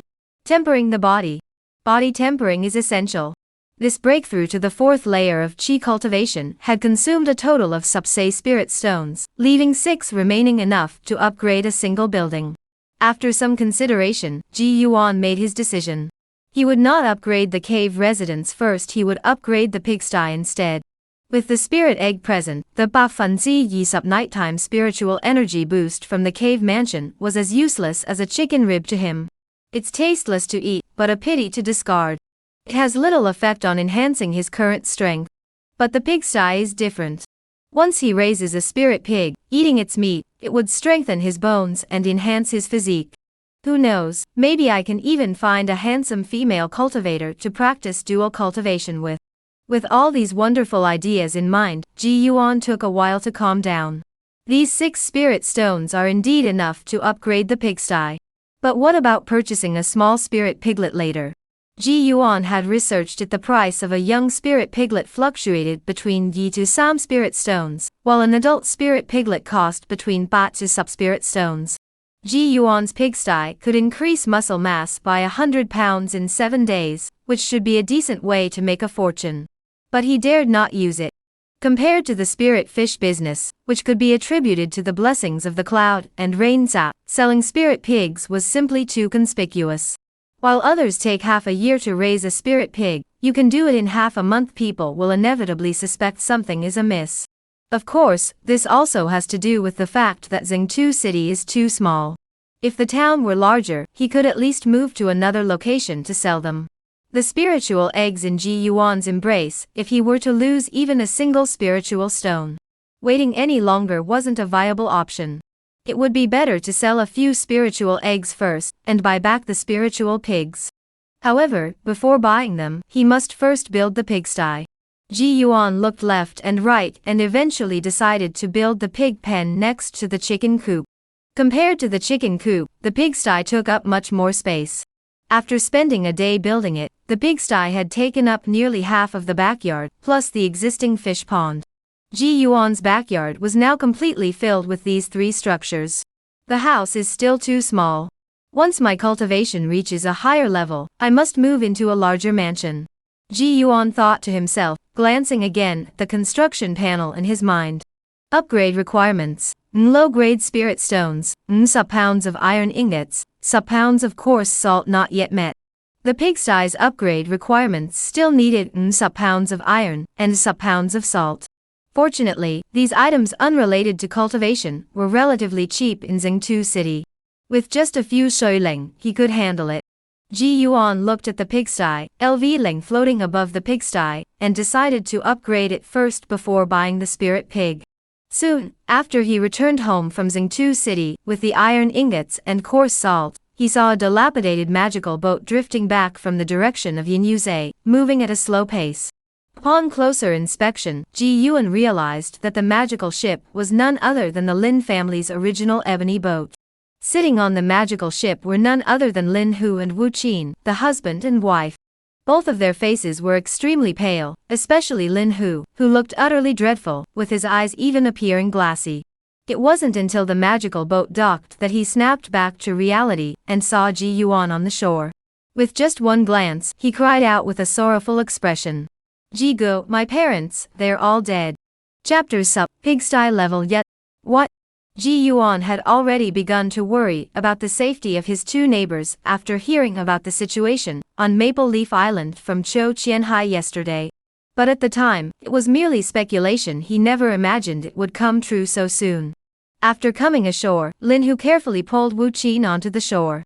It wasn't until then that Ji Yuan noticed that Wu Qin seemed to have been injured on her back, with blood seeping out from the area around her waist. Lin Hu put away the fishing boat and nodded bitterly at Ji Yuan. I'll go to Ji Gu's house to talk about it later. Ji Yuan hesitated for a moment before nodding, all right. After a while, Lin Hu, who had settled Wu Qin at home, came over to Ji Yuan's house. He didn't go inside, the two sat in the front yard. At that moment, Lin Hu's eyes still betrayed lingering fear. Though he had come to speak with Ji Yuan, he was more seeking solace for himself. The first few days we were there, it was still manageable with old Huang leading us. Though we encountered some dangers, we managed to avoid them all. At that time, the chaos hadn't started yet, and old Huang still treated us as his own people. As Lin Hu spoke, a flash of regret crossed his eyes, and his hands, resting on his knees, clenched tightly into fists. Later, for some reason, the people from Tian Lane suddenly united and started killing the people from Jingda Lane. We from Xingtu City thought we could take advantage of the situation and watch from the sidelines. When the people from Jingda Lane realized this, they proposed to the people from Tian Lane that we should kill the people from Xingtu City first to prevent them from getting the upper hand. So they joined forces. We weren't stupid either, so we followed the people from Tian Alley and attacked the people from Jingda Alley. In the end, it was a chaotic free-for-all. By the time the fighting reached its climax, everyone was so enraged that they didn't care who they were killing anymore, they just killed anyone in sight. Our group was weak, so we decided to flee first. We dodged left and right, but we were still targeted by someone at the 6th level of Qi cultivation. Lin Hu's voice trembled as he spoke. Ji Yuan didn't know how to comfort him, so he sighed and said, "In the Cloud Rain Marsh, it's the big fish eating the small fish. But aren't we on land the same? Cultivation is a process of battling heaven, battling earth, and battling people. What you say is true. But the demon cultivator's flying ship was better than ours, and we were about to be caught." At the critical moment, old Huang actually threw me back into my parents' ebony boat. Lin Hu spoke, then slammed his fist hard against his thigh. That bastard. Lin Hu didn't mention what happened afterward, but Ji Yuan could guess. Did that old man Huang survive? I don't know. Lin Hu shook his head. After my parents held off that demon cultivator, we fled for our lives. We didn't see the old man's shadow along the way. It's best if he's dead with no trace left behind. Indeed, although Ji Yuan didn't say it outright, he also felt that the old man Huang was suspicious. Unscrupulous. Though it's true that one should save oneself at the expense of others, but to do it so blatantly, betraying an ally for survival, we should keep our distance from him in the future and avoid any involvement with him.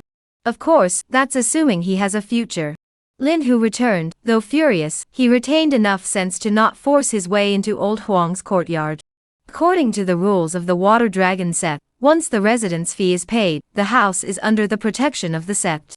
If Lin Hu dared to storm in, he'd have to fight the entire Water Dragon sect. If you win, it's no problem. Not to mention the small town of Xingtu, even the master of the Water Dragon sect would be at your mercy. But if you lost, well, that would be embarrassing. The Water Dragon sect would teach you a lesson. After Lin Hu returned, Ji Yuan sat in the same spot for a moment. The deaths of Lin Yue and his wife had left him somewhat shaken.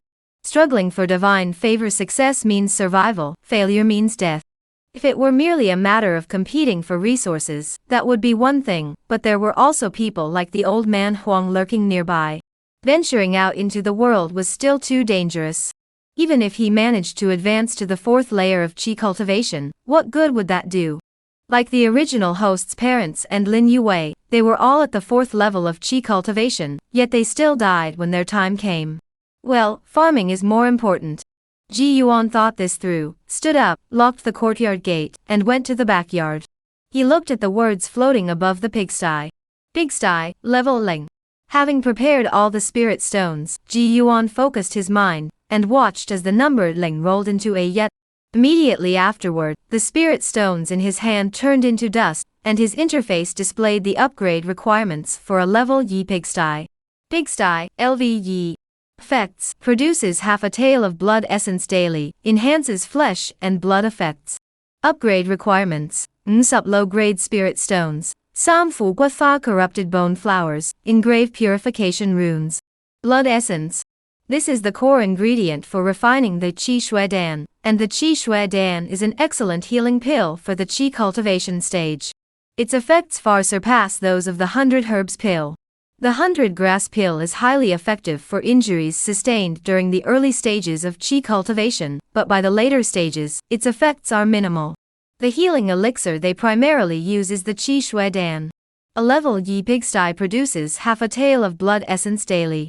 Ji Yuan recalled that in Jintu City, 1 tael of blood essence was sold for yi subspirit stones. Half a tael is subspirit stones. With subspirit stones coming in daily, if he upgrades the fish pond to level yi, it would produce yet drop of water dew daily, which is another source of spirit stones. Ji Yuan dared not imagine what kind of life he could lead, then perhaps he would no longer have to eat eggshells. He could even change the flavor of his spirit eggs to steamed or boiled. As for now, that was out of the question. Even a mosquito's leg was still meat. Every day, Ji Yuan ground the spirit eggshells into powder and consumed them for refinement. Big Sai upgrade complete, Ji Yuan took the 3 spirit eggs plus the remaining spirit stone and headed to Zhengtu City. He first found the familiar chicken cultivator, sold the 3 spirit eggs, and exchanged them for 1 spirit stone and 5 spirit shards. Finally, he took the Yi Dim spirit stones and went to the pig cultivator's spirit pig shop in Zhengtu City. The wandering cultivator who traded spirit pigs in Zhengtu City was named Luo Tong, a good friend of Ji Qingyun. Ji Yuan had learned this from the old man Huang. Ji Qingyun's original magical ship was now in Luo Tong's possession. Upon arriving, before Ji Yuan could speak, the tall and muscular Luo Tong, wearing a blood-stained apron, glared at him and said, "What's the matter with you? You haven't come to visit your uncle Luo for so long. Did you forget about me?" Ji Yuan hurriedly laughed, "No way, it's just that I've been busy lately. Out of money for the immortal residents? Here, take these first and pay your dues." Luo Tong handed over 3 spirit stones without waiting for a response. Ji Yuan looked up at the burly man with a beard and couldn't help but feel a warm glow in his heart. In this treacherous place like Zhengtu City, few outsiders would be so kind to him. "Thank you for your kindness, Uncle Luo. I was lucky last time and found an injured spirit fish, which has already covered the Xianju fees." "That's good. If you're short, just let Uncle Luo know." Luo Tong didn't waste any words.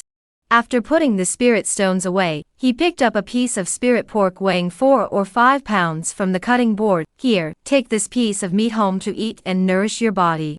No need, no need. I came to see Uncle Luo today, because I have something to discuss." "Oh, what's the matter?" After Ji Yuan explained the situation, Luo Tong went to the backyard and brought out a young pig in a cage. "Spirit stones? If you still consider me your uncle, take them back. Don't mention spirit stones again, or I'll slap you so hard you'll turn into a spirit pig."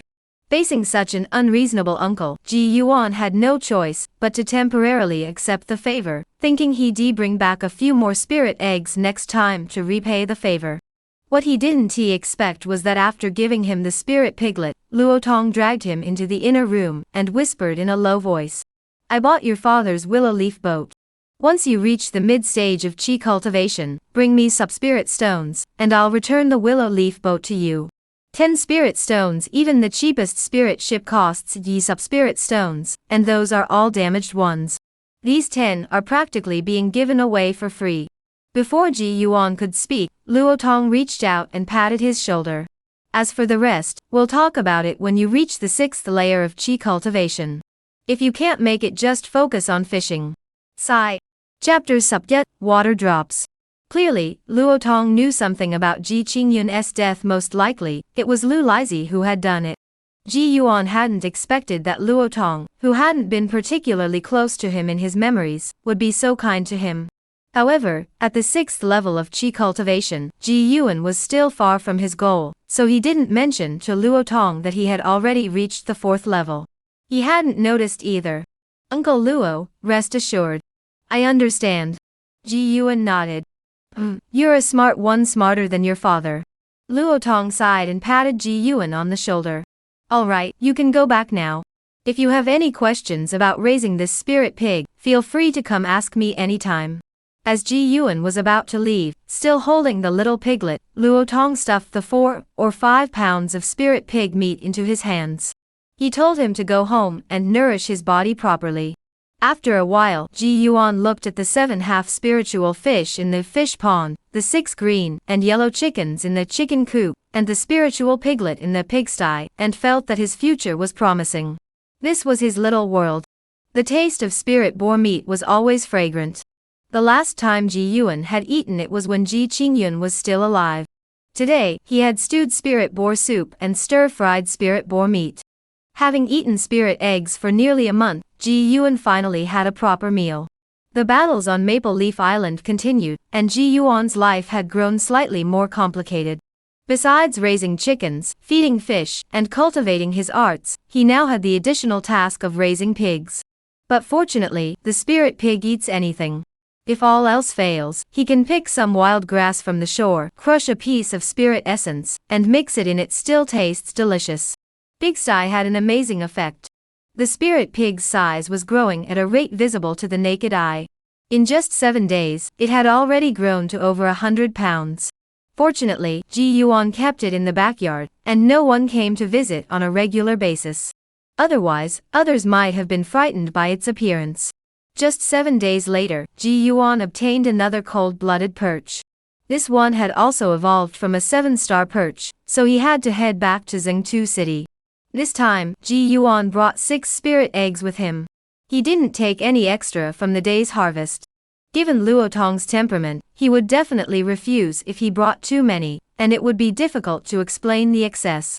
As for the spirit stones from selling the fish, Ji Yuan already had plans.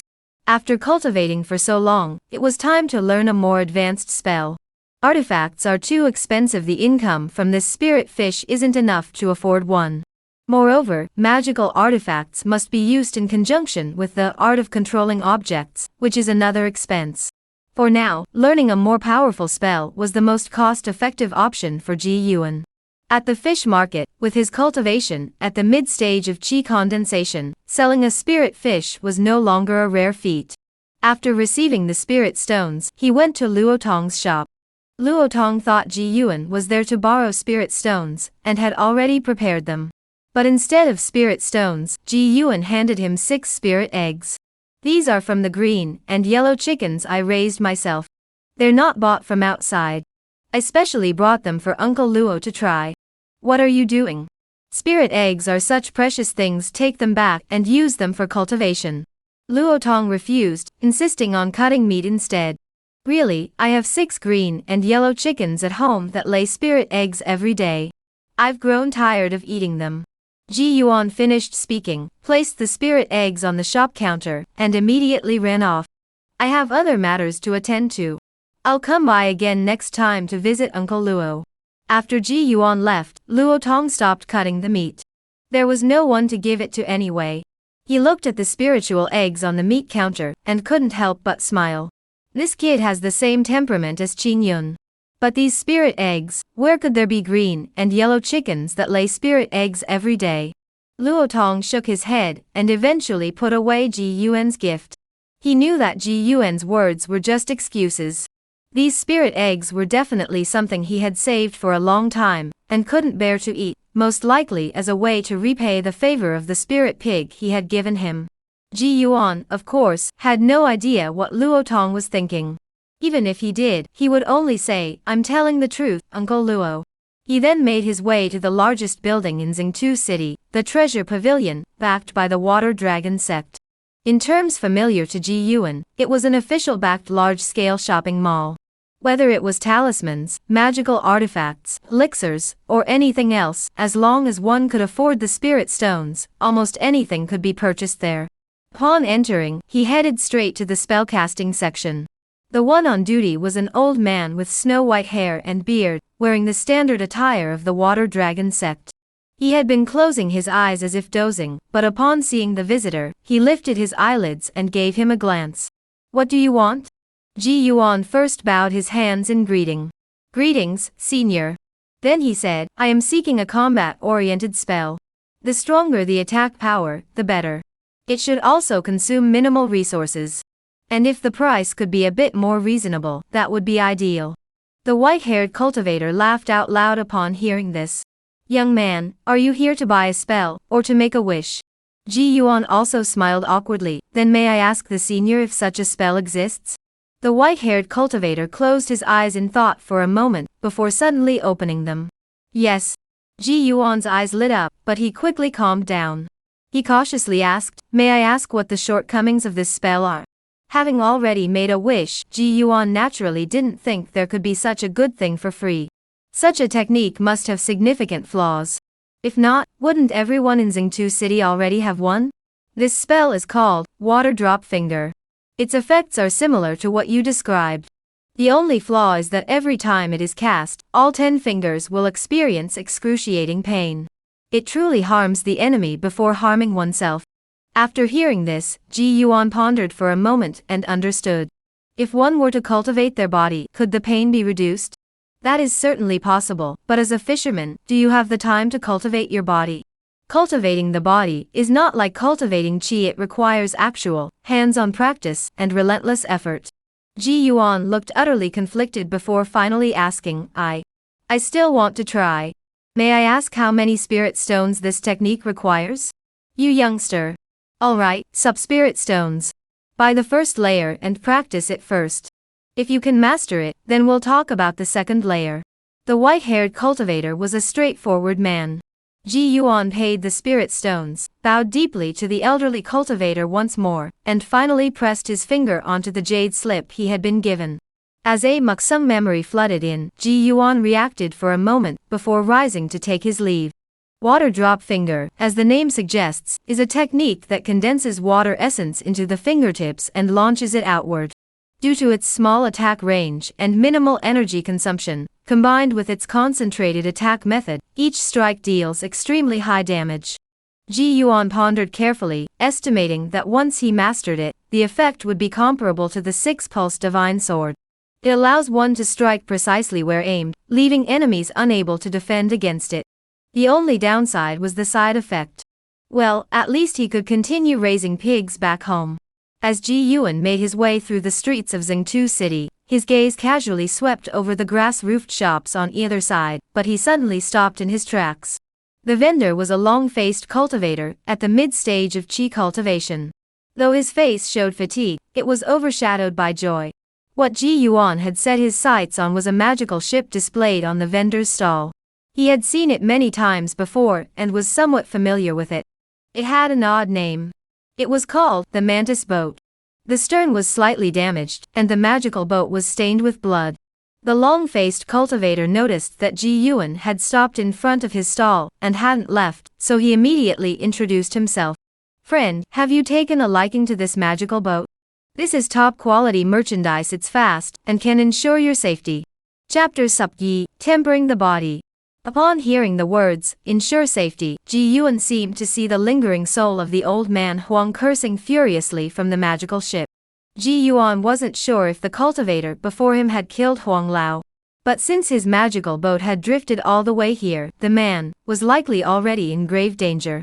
Ji Yuan reached into his pocket, revealing a bitter smile. "I'm short on funds lately, I can only look." The long-faced cultivator didn't look down on him, instead, he smiled, "Look around. If you don't have spirit stones, you don't have to buy anything. But looking doesn't cost anything." Barely encountering such a kind-hearted fisherman, Ji Yuan actually squatted down to take a good look. "My name is Feng Yidao. May I ask your honorable name?" Feng Yidao bowed slightly and struck up a conversation. "My name is Ji Yuan. It's a pleasure to meet you, Feng Daoist." Ji Yuan looked for a moment before standing up and leaving. It was almost time to pay the rent for the immortal residence again. Although Ji Yuan had spirit stones, he thought it best to prepare some extra. Upon returning home, he first checked everything, confirming that the fish pond and pigsty were in order. He then put away the spirit stones and headed to the Lin family next door. Ji Yuan didn't mention that the old man Huang had died, he only said that he had seen his magical boat being sold. Lin Hu listened and then roared angrily. "Heaven has eyes." The next day, the people from the Water Dragon sect came to collect the immortal residence fee. Unlike the previous time, when they had been late, Ji Yuan even paid next month's fee in advance. This way, they wouldn't be bothered again next month. As for spirit stones, Ji Yuan produced them daily, but he feared being targeted by the Water Dragon sect's cultivators. Therefore, the less interaction he had with them, the better. In the days that followed, he devoted all his attention to the water drop finger technique. The technique itself wasn't difficult. Ji Yuan mastered the basics in just one day. However, the real challenge lies in the process after mastering the basics. Every time he cast the water drop finger, Ji Yuan felt as though his 10 fingers were being pressed onto a chopping board and pierced repeatedly with needles. By the moment he was about to unleash the technique, it felt as though needles were piercing his fingernails. Yet after the technique dissipated, his fingers showed no signs of injury. This bird technique is no wonder no one practices it. Ji Yuan could only put it aside for now. Everything would have to wait until the spirit pig was mature, and he could undergo a proper body tempering before continuing. 5 days passed in the blink of an eye. Ji Yuan disposed of a batch of half-spirit fish that had failed to advance, purchased a new batch of spirit fish. He also bought back a green and yellow chicken from the chicken cultivator. With this, he could now consume 7 spirit eggs daily. Once his cultivation broke through, his refinement capabilities would naturally improve. The previous 6 spirit eggs a day were no longer a challenge.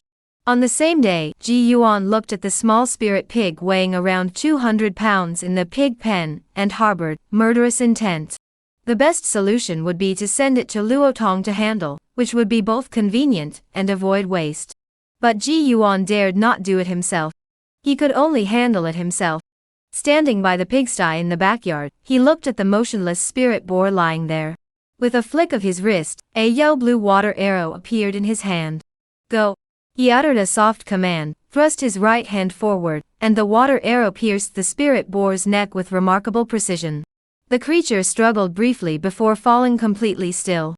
Ji Yuan quickly grabbed the wooden bucket he had prepared earlier, jumped into the pigsty, and began collecting the blood. The rest was straightforward. Killing a pig was no big deal. He'd eat it himself, so just clean it up properly. That morning, he specially stewed a full pot of spirit pig meat for himself. He dared not drink the spirit pig blood raw, so he made it into blood tofu. The taste was quite good. At first, he didn't feel anything unusual, but by the time he had eaten halfway through, he suddenly felt his entire body begin to heat up. It felt as though he were being boiled in water, scalding hot. Beads of sweat the size of beans began to roll down his forehead. At first, it was just hot, but after a while, his entire body began to ache. Ji Yuan initially managed to endure it and continue eating. But after less than 3 or 5 breaths, he couldn't take it anymore, and even fell off the table, rolling onto the ground and curling up into a ball. Damn it! Is this really body tempering? This isn't a life for humans. For a moment, Ji Yuan regretted choosing this path, but for the sake of power, he had no other choice but to endure. He endured the pain for a while, then ate, then endured the pain again. Later on, he suddenly caught a whiff of a foul odor. He raised his hand to look and realized that his arm had somehow become covered in a layer of mud-like substance. Is this purifying the bones and marrow? Ji Yuan knew that something similar happened during the foundation establishment stage, but he never imagined that body tempering could also achieve this effect. Moreover, as soon as he clenched his fists slightly, he felt an explosive surge of power. He didn't bother to clean up, rushing to wash himself clean. After changing into a fresh set of clothes, he finally examined his changes in the water mirror. His appearance had become even more handsome, with skin that was now fairer and smoother. If he had previously resembled a fisherman who had spent years exposed to the elements, he now looked like a pampered nobleman. In other words, he finally had a hint of the aura of an immortal cultivator. Having tasted the sweetness of this new life, he didn't go anywhere for the next 4 or 5 days. Even when a half-spiritual fish evolved into a full spiritual fish, he didn't bother to handle it. He was completely focused on staying home and eating meat, and he ate until he couldn't eat anymore. Fortunately, he was still an immortal cultivator, and the spirit pig had absorbed a trace of spiritual energy, making it suitable for refinement through his cultivation techniques. After several days, the nearly £1 spirit pig was completely devoured by him alone, and he also experienced the benefits of body tempering. The improvement in physical prowess need not be elaborated upon. Take the water drop finger technique, for instance. He could now perform it painlessly, and with a casual flick of his finger, he could unleash a powerful sword finger attack. He had tested it at his front door. When the water drop finger struck the water's surface, it caused a large splash. If it were to strike someone, it would leave a large hole with a single strike. Moreover, compared to the coarse and obvious water arrow technique, the water drop finger consumes less energy and is harder to detect. It's absolutely perfect for ambushes. After finishing one spirit dolphin, Ji Yuan didn't feel like eating anymore for a short while. Just recalling the taste of the spirit dolphin meat made him feel like vomiting. After resting at home for another day, he set off for Xingqiu City with the spirit fish. As expected, he sold another Suppa spirit stones, bringing his total to a full Yi Sup. With no shortage of spells, Ji Yuan decided to save the spirit stones for now. He would decide later whether to upgrade the fish pond to level Yi or purchase a magical artifact for protection. Just as he was about to head back, he suddenly heard people in Xingqiu City spreading a piece of news. The battle at Maple Leaf Island had concluded. Xingqiu City, Tian Lane, and Jingda Lane all came up empty-handed. In the end, all the benefits from the Foundation Establishment Immortal Mansion were taken by a Foundation Establishment cultivator who had come from the Water Dragon sect. The remaining fishermen could only consider their trip a wasted effort. As for those like Lin Yuwei and his wife, they had died in vain. Upon hearing the news, Ji Yuan stood motionless for a moment, before heading toward his small home by the shore. High-ranking cultivators view lower-ranking cultivators as ants, and sect disciples also view wandering cultivators as ants. Ji Yuan couldn't help but recall a phrase he had seen in his previous life. The true cultivation world has few real realms. There are only 3 titles: Elder, Fellow Cultivator, and Ant. New author, new book. Please consider supporting me with a monthly vote and a recommendation vote. Chapter Subsam, Paying More. The battle on Maple Leaf Island had come to an end, and the fishermen who had gone to loot the treasure gradually returned. Lu Lizhi, who had been injured, was naturally among them. He knew he had offended many people, but he never expected so many would dare to ambush him during this opportunity. 3 or 5 of them had joined forces, and if it weren't for the savings he had accumulated over the years, he might have lost his life this time. Upon returning to Xingqiu City, he rested for 2 days, before his injuries improved significantly. But whenever he thought about what had happened, he still felt uneasy. How could he vent his frustration? When one is unhappy, one kills. That was Lu Lizhi's usual style. When it came to killing, he couldn't help but think of the person Huang Lao had mentioned last time. Ji Yuan. Old Huang is now feeding the fish, and he watched it happen with his own eyes. So if he wants to kill Ji Yuan again, he can't go to Huang Lao too. Then who should he find? Lu Lizhi closed his eyes and pondered. Over the years, his usual method for killing someone was to find one of their close friends, bribe them with spirit stones, and then work together to kill the target. If this were done elsewhere, this method might not be as effective. But unfortunately, this was Xingqiu City, the Xingqiu City by the Yunyuze River. The principle that people die for wealth and birds die for food is amplified to the extreme here. Back then, Ji Qingyun was lured into a trap set by Lu Lizhi after being bribed by Huang Lao, and was ultimately killed. Now, this method is about to be used against Ji Yuan. But who should he find? Lu Lizhi doesn't know Ji Yuan, but that doesn't matter. There must be someone who does.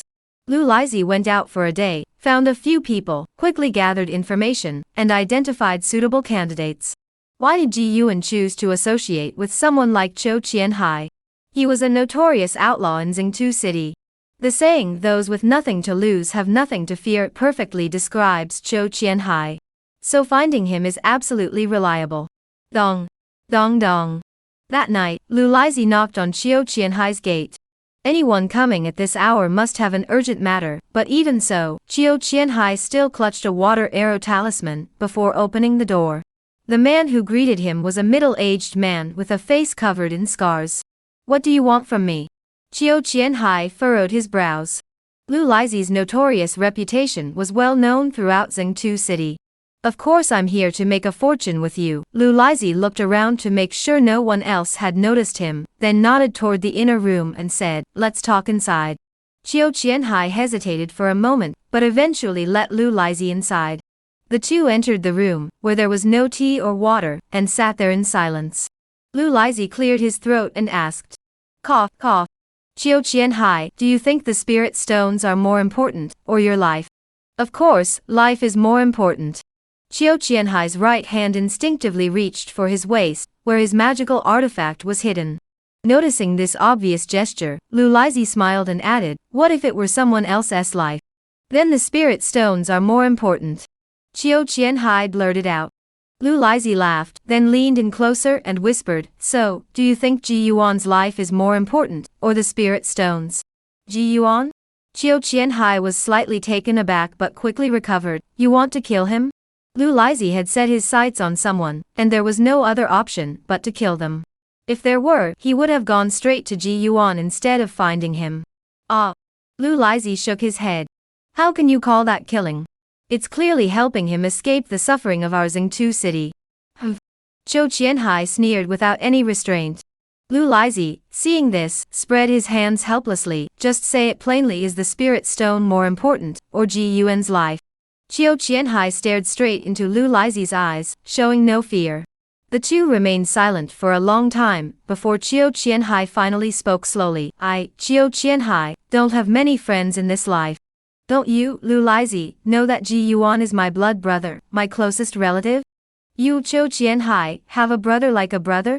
Lu Lizhi laughed out loud as if he had heard the funniest joke. Enough. Just say it. What will it take for you to agree to act? Chiu Qianhai didn't even blush. He rubbed his right index finger and thumb together on the table and chuckled. You'll have to pay more. Alright, once the matter is settled, I'll give you 3 extra spirit stones. How about that? 3 spirit stones were enough to cover a month's rent for a divine residence, so Chiu Qianhai had no reason to refuse. Agreed. Lu Lizhi then revealed his plan. The plan was extremely simple. Chiu Qianhai only needed to bring Ji Yuan to a certain location in Yinyuzhe, where Lu Lizhi would be waiting in ambush. After killing Ji Yuan, they would split the loot 3 to 7. Lu Lizhi would take 70%, and Chiu Qianhai would take 30%. Lu Lizhi would also give Chiu Qianhai an additional 3 spirit stones. Let's split it 50-50. I'll help kill him too. Chiu Qianhai replied decisively. Alright. Lu Lizhi also agreed readily. To him, Ji Yuan was just a lowly disciple at the initial stage of qi cultivation. How much treasure could he possibly have? Taking 2 more layers or 2 fewer layers might only amount to a few shouling. Alright, when should we act? Tomorrow. Lu Lizhi thought it best to resolve the matter as soon as possible. Such matters should be handled promptly. Alright, I'll go find him first thing tomorrow morning. Where should we meet? Yunyuze, Wagoi Island. Ji Yuan pulled his hand out of the ground. He looked at the smooth, round hole on the ground and was extremely satisfied. After several days of cultivation, the water drop technique was now executed without the slightest hint of pain. In fact, as the spiritual energy transformed into water droplets and shot out from his fingers, he felt an indescribable sense of exhilaration. As for the number of times he could perform this technique, given his current cultivation level of the 4th layer of qi cultivation, he should be able to fire it 40 or 50 times in a row without any issues. After all, this technique consumed little spiritual energy, and water attribute cultivators' spiritual energy was naturally more enduring and sustained. Dong dong. Someone's coming? Ji Yuan instinctively touched the lightning strike talisman on his chest. It was still there, so he finally felt at ease and went to open the door. Chiu Qianhai. What are you doing here? Since they had met, this was the first time Chiu Qianhai had ever visited him, so Ji Yuan was naturally quite surprised. I've come to see you about something. Chiu Qianhai forced a smile and nodded. Then come in and talk. Ji Yuan first closed a few architectural designs in his mind, before leading Chiu Qianhai into the house. Unlike the old man Huang, who would immediately start looking around the house upon entering, Chiu Qianhai sat quietly in the living room.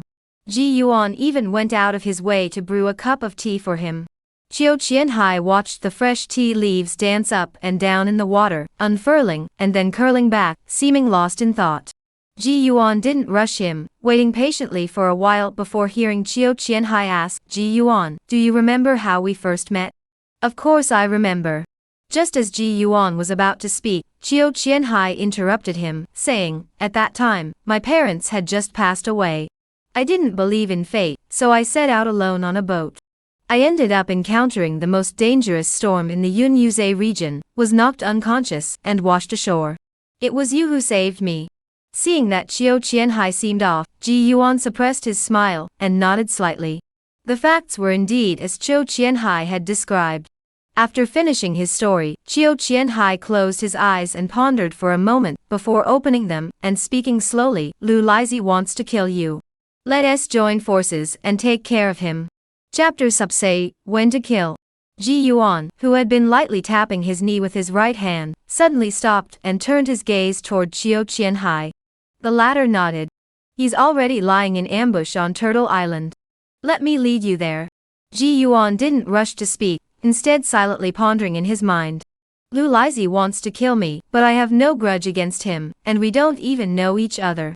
If that's the case, it's probably what the old man Huang mentioned. He killed my parents, and now he's coming after me. Then why tell me about this? Why not just team up with him? Ji Yuan asked with a smile.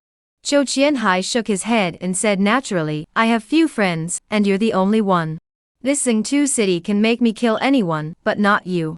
So since Lu Lizhi wants to kill you, let's just kill him instead. Ji Yuan nodded slightly. If I recall correctly, Lu Lizhi is already at the 5th level of qi cultivation, right? Ji Yuan asked. Yes, but he was injured on Maple Leaf Island, and I'm now at the 4th level of qi cultivation. What about you? Qiu Qianhai finished speaking, and then carefully appraised Ji Yuan, with a serious expression. Finally, he showed a hint of astonishment. You've actually reached the mid-stage of qi cultivation. Qiu Qianhai's impression of Ji Yuan was still from when he was at the 2nd layer of qi cultivation. Now, after just 2 months without much contact, Ji Yuan had already reached the 4th layer of qi cultivation. How could he not be surprised? Luck, just luck. Ji Yuan smiled. Then there's no problem at all. That Lu Lizhi is just an injured qi cultivation stage practitioner, while the two of us are both unharmed qi cultivation stage say practitioners. Killing him is no problem at all. Qiu Qianhai, who had already killed before, stood up decisively and said. Ji Yuan didn't stand up, but reached out to stop him. He always takes his victims to the outskirts of Yunyuze to kill them. If we stay in Xingtu City, he probably doesn't dare to act directly here. Moreover, you, Qiu Qianhai, are standing by my side.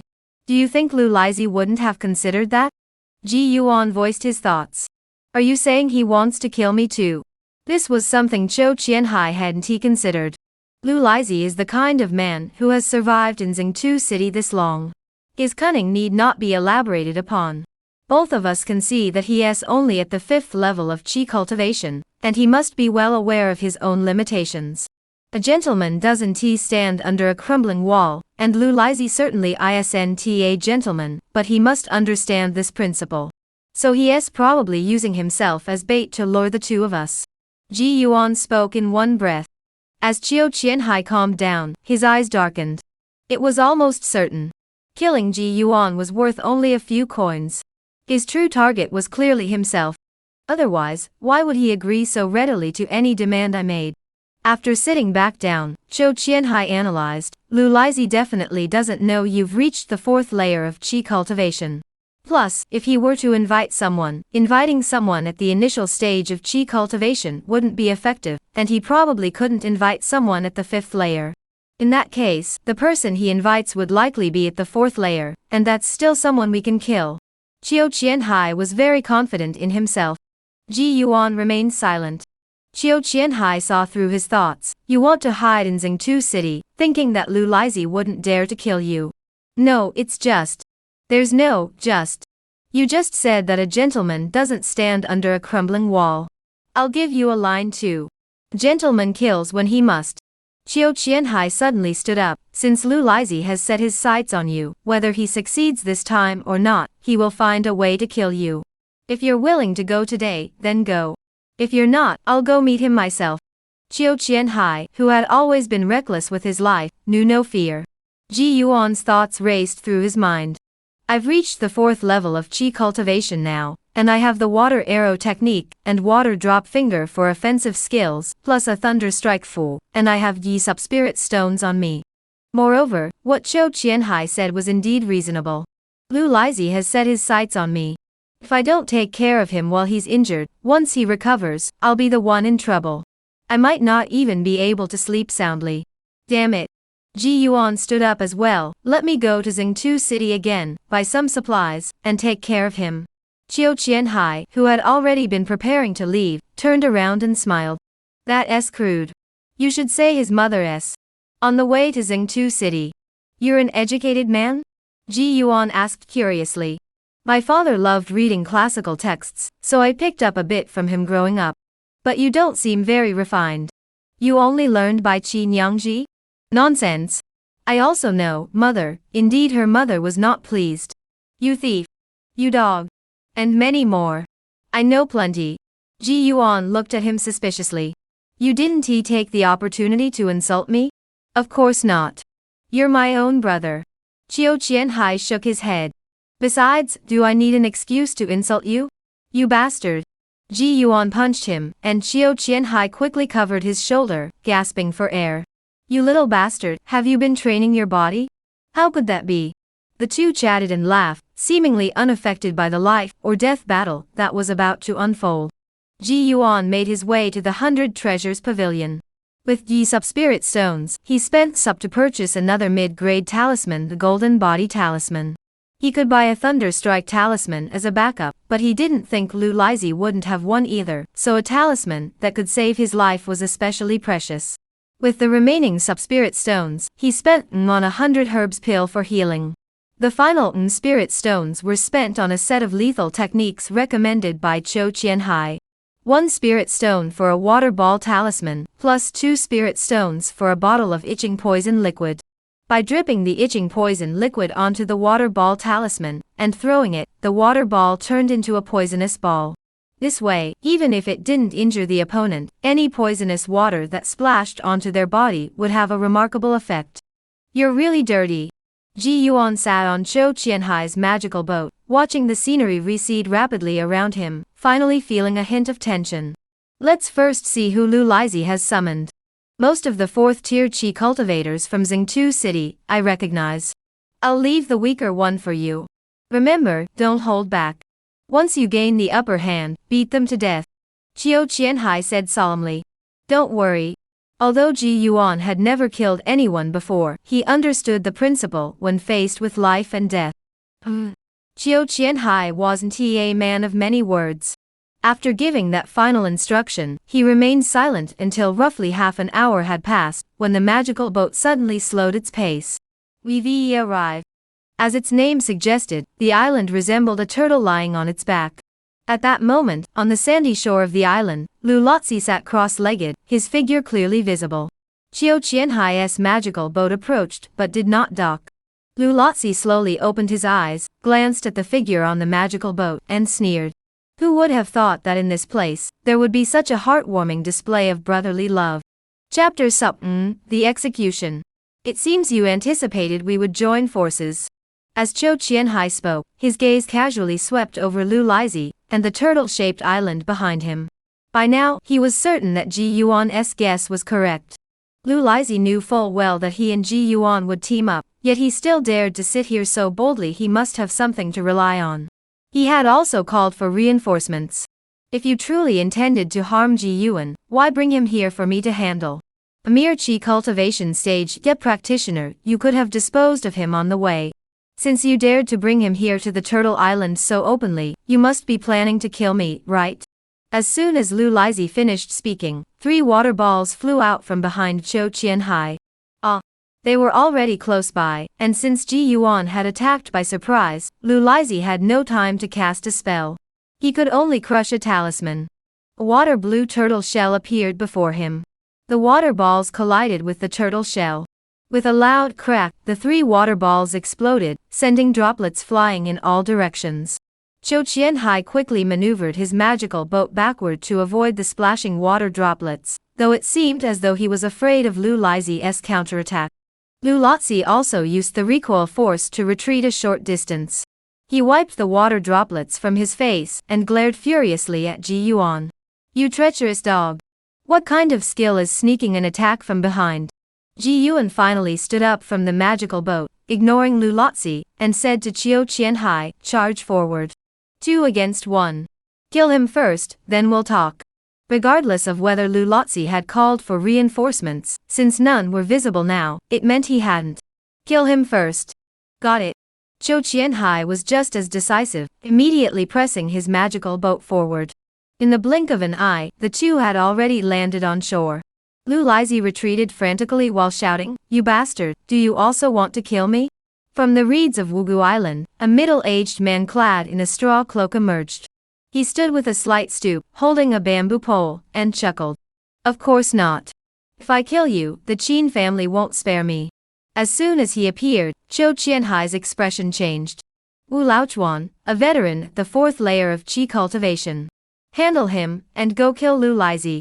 Wu Laochuan. Ji Yuan had also heard of this man. In the bandit-infested Xingtu city, Wu Laochuan was renowned for his ruthlessness. He didn't fish and rarely even set foot on land, spending most of his time roaming the Yunyuza. Whenever he encountered a lone qi cultivation stage Ye practitioner, or a qi cultivation stage Sei practitioner, he would attack without hesitation. There have been those who tried to kill him, but unfortunately, he knows the Yunyuza like the back of his hand and always manages to escape. In terms of raw strength alone, he was indeed far stronger than Lu Lizhi when he was injured. Kill me? Lu Lotzi heard this, and not only did he not lower his guard, but he looked at Ji Yuan with extreme caution. Mid-stage qi cultivation? Impressive. It seems killing you was indeed the right choice. Otherwise, once Ji Yuan's cultivation reached a higher level, he might come looking for revenge. After speaking, Lu Lianzi summoned his right hand, and a black gold short sword flew out from his waist, growing longer in the wind. In the blink of an eye, it charged toward Ji Yuan. Just as Ji Yuan stepped ashore, he instinctively thought of using the golden body talisman, but he managed to hold back. He focused his mind, and the spiritual energy in his dantian began to circulate. Lu Lizhi naturally assumed that Ji Yuan had been scared senseless, but he never expected that, even as the magical weapon was about to strike him. With a flick of his wrist, Ji Yuan released 2 beams of spiritual light. They collided with the black gold knife flying toward him. One finger deflected it, and the other caused it to fall to the ground. What? Lu Lizhi was stunned. He had never seen such a technique before. The attack power was so strong, if it hit him, wouldn't it leave a hole? Wu Laochuan, who was already engaged in combat with Qiu Qianhai, glanced over and said, "That's the water drop finger.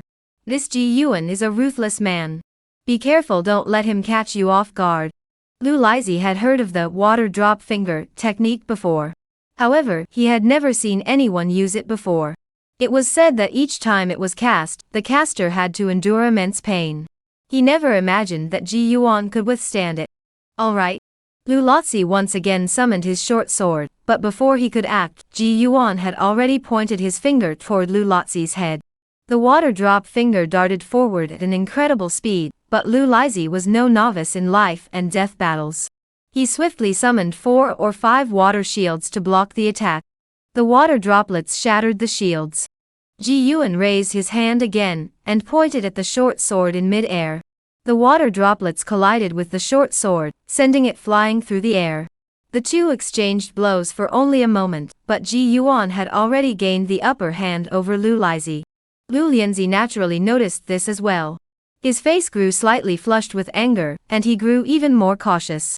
Today, he must kill this young upstart, Ji Yuan. If not, someone who could withstand the counterattack of a water droplet finger technique was bound to become a great master. Without hesitation, he didn't manipulate his magical artifact, but instead pulled out 3 water arrow talismans from his storage pouch, crushing them instantly. 3 water arrows appeared around him. Ji Yuan held a spell in each hand and instantly fired 2 water arrows. But compared to Lu Lizhi, he was still inferior. Go! Lu Lizhi waved his hand, sending out 3 water arrows, and had already summoned 3 more. He suddenly couldn't resist scratching his face, it itched terribly.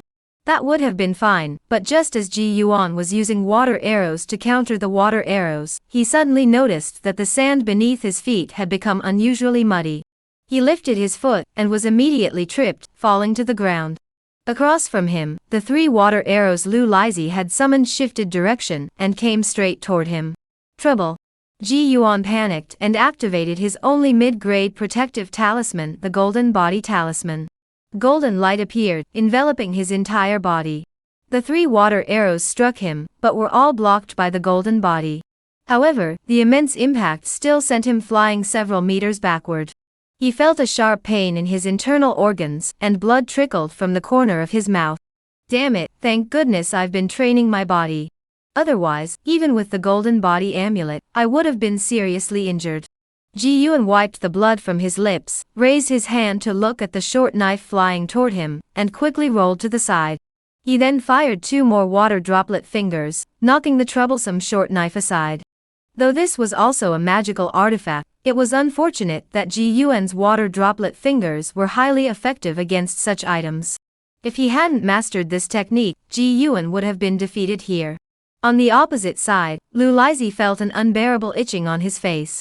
Otherwise, he was certain he could have used his magical artifact to break Ji Yuan's golden body talisman just now.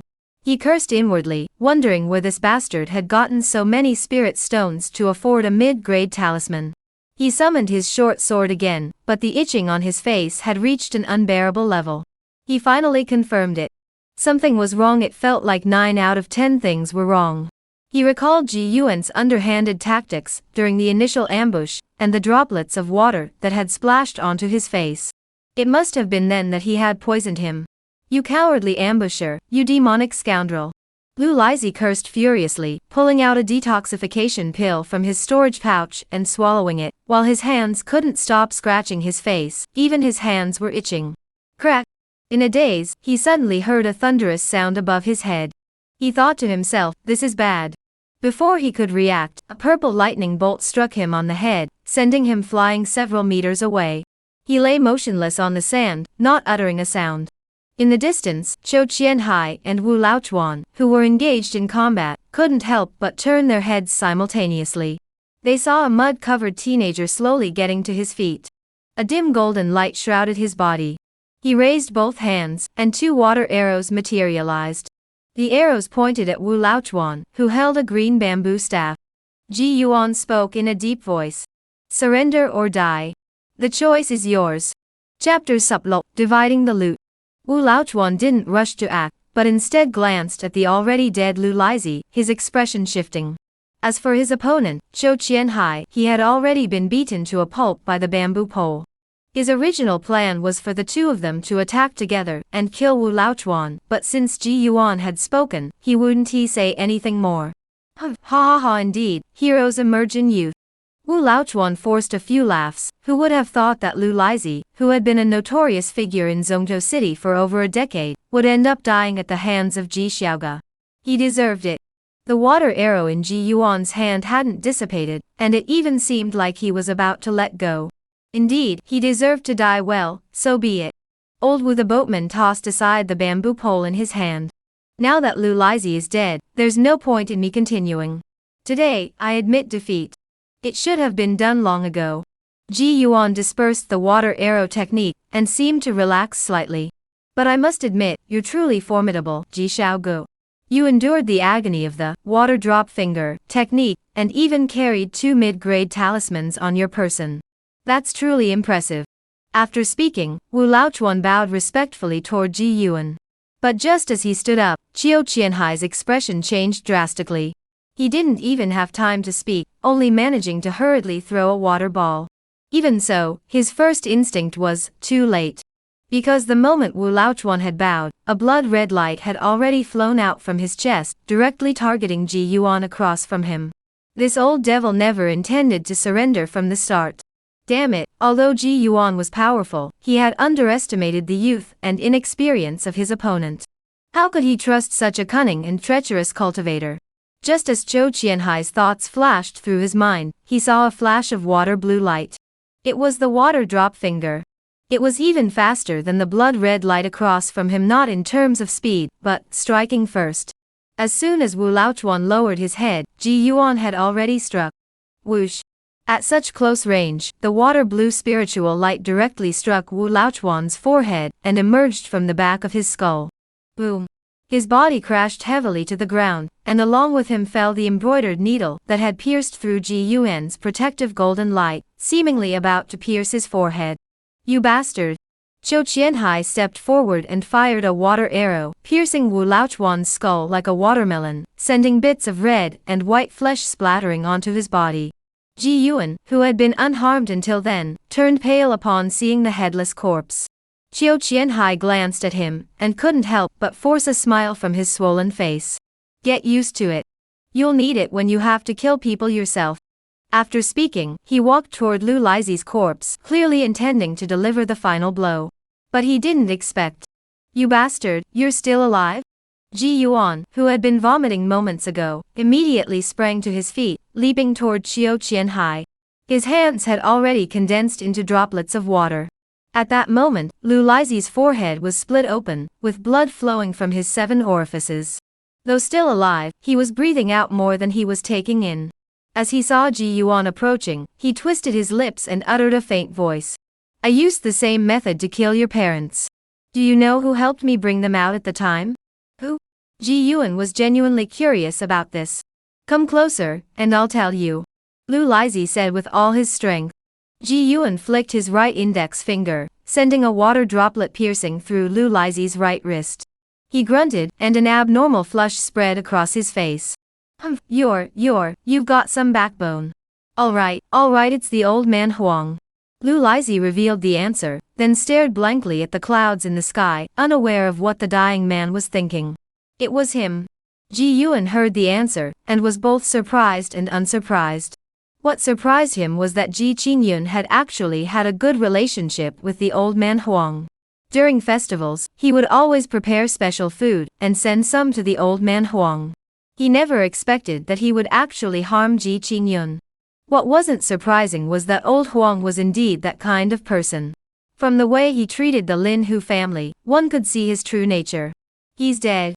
Zhou Qianhai stared at Lu Lizi's eyes for a moment before speaking. Ji Yuan hummed in acknowledgement, then fired another water droplet finger, piercing Lu Lizi's forehead. Zhou Qianhai then leaned forward to remove the storage pouch from Lu Lizi's waist, then took out a small porcelain bottle from his own storage pouch, poured a drop of black liquid from it, and let it fall onto the corpse. In an instant, the corpse began to dissolve and rot. Even the clothes were gone. This method of destroying the body was indeed effective. It could be considered an essential remedy for those traveling the martial arts world. Ji Yuan couldn't help but be moved. Before Ji Yuan could speak, Zhou Qianhai volunteered, the corpse dissolving water. "Go to the 9th house in Zhentu City.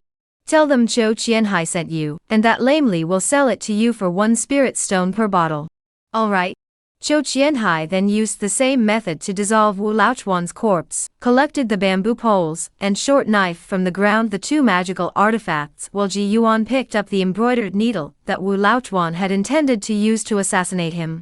"This is a place of trouble. We shouldn't linger here.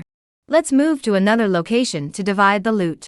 When it came to murder and robbery, Zhou Qianhai was clearly highly experienced. All right. Soon, a magical boat headed straight north, sailing deeper into the Yunyuza. Wugu Island was located northeast of Zhengtu City. An hour later, in a small reed marsh northwest of Zhengtu City, Zhou Qianhai emptied the contents of the 2 storage bags onto the ground. What greeted him were several pink silk undershirts worn by female cultivators, clearly worn before.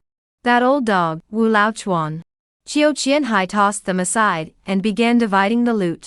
Lu Lizi, perhaps because he had just endured a fierce battle in the Cloud Rain Marsh, had little left. He had only 5 spirit stones, 2 detoxification pills, and no healing pills. The 100 herb pills were all gone. His talismans were also nearly depleted, with only low-grade ones like water shield talismans and water ball talismans remaining. As for magical artifacts, there was only the black gold short sword from earlier and a dark green magical boat. This old man must have suffered quite a bit on Maple Leaf Island. Zhou Qianhai muttered under his breath. Ji Yuan's gaze fell on the treasures of Wu Laochuan. At a glance, he had a feeling murder and arson bring a golden sash. The spirit stones alone were piled up in heaps. He estimated there were at least 40, and the remaining pills included 4 bottles of various types, 2 bottles of 100 grass pills, 1 bottle of antidote pills, and 1 bottle of blood-burning pills. As for talismans, there were over a dozen low-grade ones. There were 2 mid-grade talismans, 1 Thunderstrike talisman, and 1 Water Shadow talisman for escaping.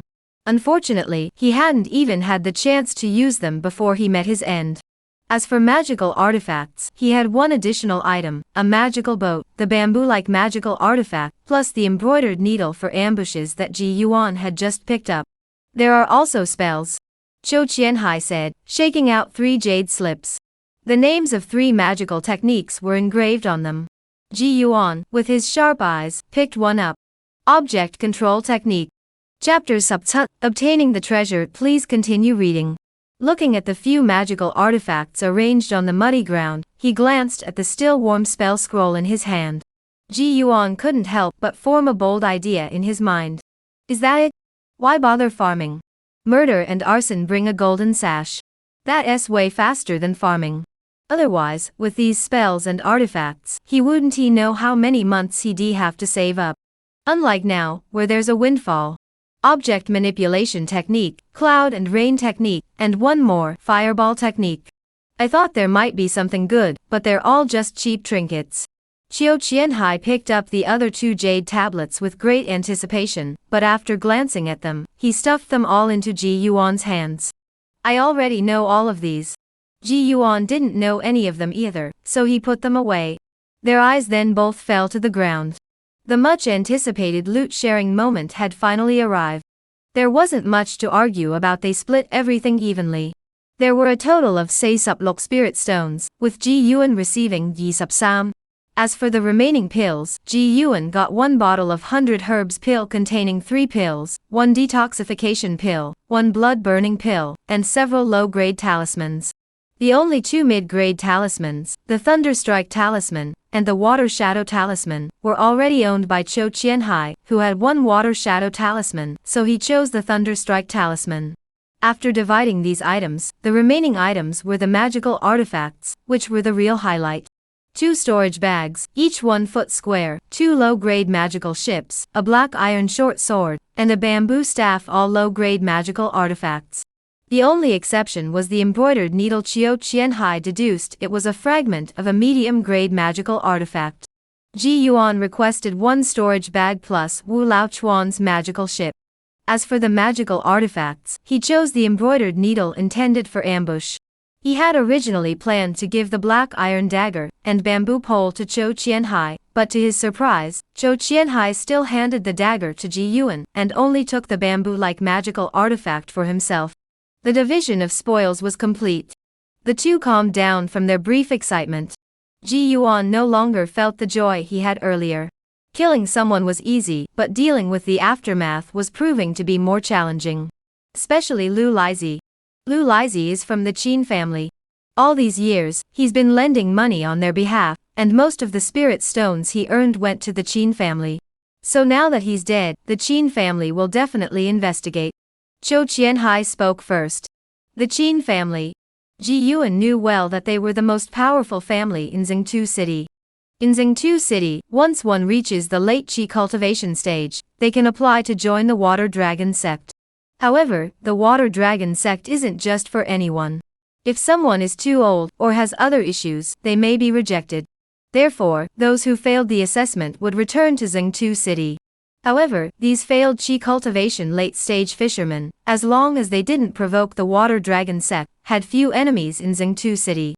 By recruiting some, protecting others, and sleeping with a few, they naturally formed small-scale cultivation families. The Qin family came into being in this manner. Killing Lu Laizi was a secret matter. It should be hard to trace back to us, right? Ji Yuan asked. Don't underestimate the Qin family, a local powerhouse. Zhou Qianhai shook his head and said solemnly, but rest assured, I will take care of killing Lu Laizi. What? You? Before Ji Yuan could finish, Zhou Qianhai spoke again. I've already offended the Qin family. I don't mind offending them again. Besides, I've grown tired of Xingtu City, and was planning to visit other markets anyway. I'll go back to Xingtu City with you later.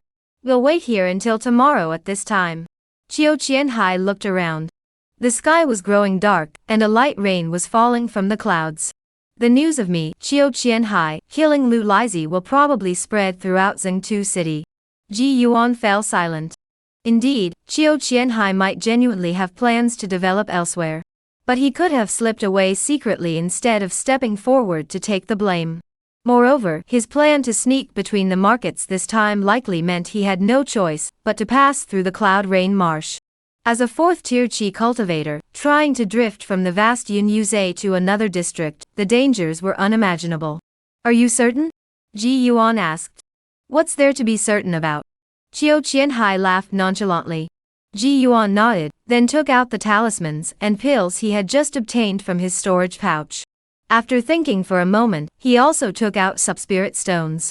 What are you doing? Chiu Qianhai's expression changed slightly. Stop wasting time. I'm willing to give them to you, so take them. You need these things more than I do out there. Ji Yuan placed his hand on Chiu Qianhai's shoulder. Live well. When we both reach the late qi cultivation stage, we'll eliminate the Qin family together. Mentioning this, Chiu Qianhai couldn't help but take a deep breath. Alright, let us destroy the Qin family. Then the two of us will join the water dragon sect together. Alright. Ji Yuan smiled and agreed. Chiu Qianhai didn't refuse. After putting away these items, he paused for a moment before saying, I'll go back and pack my things. I'll leave right away and probably won't come to see you again. Next time I return to Zhengtu City, I'll leave a seashell at your doorstep. Then, Chiu Qianhai stood up and looked around. This island has no name. Let's call it Autumn Rain Island. I'll wait for you there on Autumn Rain Island. Alright. After finally gaining a reliable friend, the time for parting had come so quickly, and Ji Yuan couldn't help but feel a touch of sadness. But upon reflection, the path of cultivation seemed to be like this all along. No matter who you are, you can only walk side by side for a while. The path to immortality is long, and for the most part, it is a solitary journey. Chiu Qianhai left. Ji Yuan had fought his battles, obtained his magical vessel, and acquired his magical artifacts. He took out the magical vessel from Wu Lao's ship, refined it slightly, then cast it into the water. It grew in the wind, transforming into a slender white boat. Not knowing its name, Ji Yuan simply called it the white boat. The white boat had a slender hull, with a sharp spike at the bow, adding a touch of speed. Ji Yuan estimated that this white boat was likely nearing the level of a mid-grade magical artifact. After all, Wu Laochuan, who relied on the blessings of clouds and rain to survive as a calamity cultivator, would certainly not have a subpar magical vessel. This white boat should be sufficient for his needs for quite some time. Upon returning to the shore, Ji Yuan saw no one else. He stored the magical vessel in his storage pouch and quietly returned home. Upon returning, he immediately activated the effects of all the structures, changed into clean clothes, and finally relaxed a bit. Sipping the hot tea he had brewed that morning, Ji Yuan began to review today's battle. After careful consideration, Ji Yuan realized that his survival today was entirely due to resources. This wasn't a fight, it was a battle for resources. Whether it was the water drop finger that neutralized Lu Lotzi's magical artifact, the life-saving golden body talisman, or the final thunderstrike talisman that turned the tide. Even just these two mid-grade talismans were not something ordinary cultivators could produce.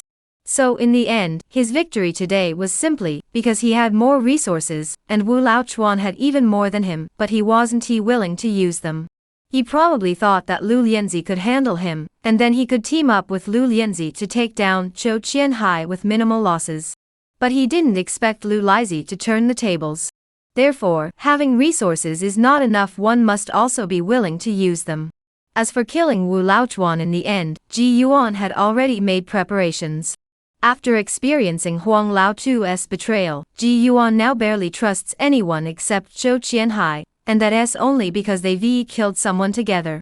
Wu Laochuan is just a rogue cultivator, can you trust him? Therefore, in the cultivation world, while combat awareness is important, what matters most is resources. With this thought in mind, Ji Yuan looked at his interface. This cave residence also needed an upgrade. Chapter 14, Cave Mansion Level. Yet please continue reading. Previously, Ji Yuan had been struggling due to a lack of spirit stones, so he couldn't upgrade the structures. Even when he finally managed to obtain some spirit stones, he had to save them for purchasing magical artifacts. Now, however, he had unexpectedly come into a fortune.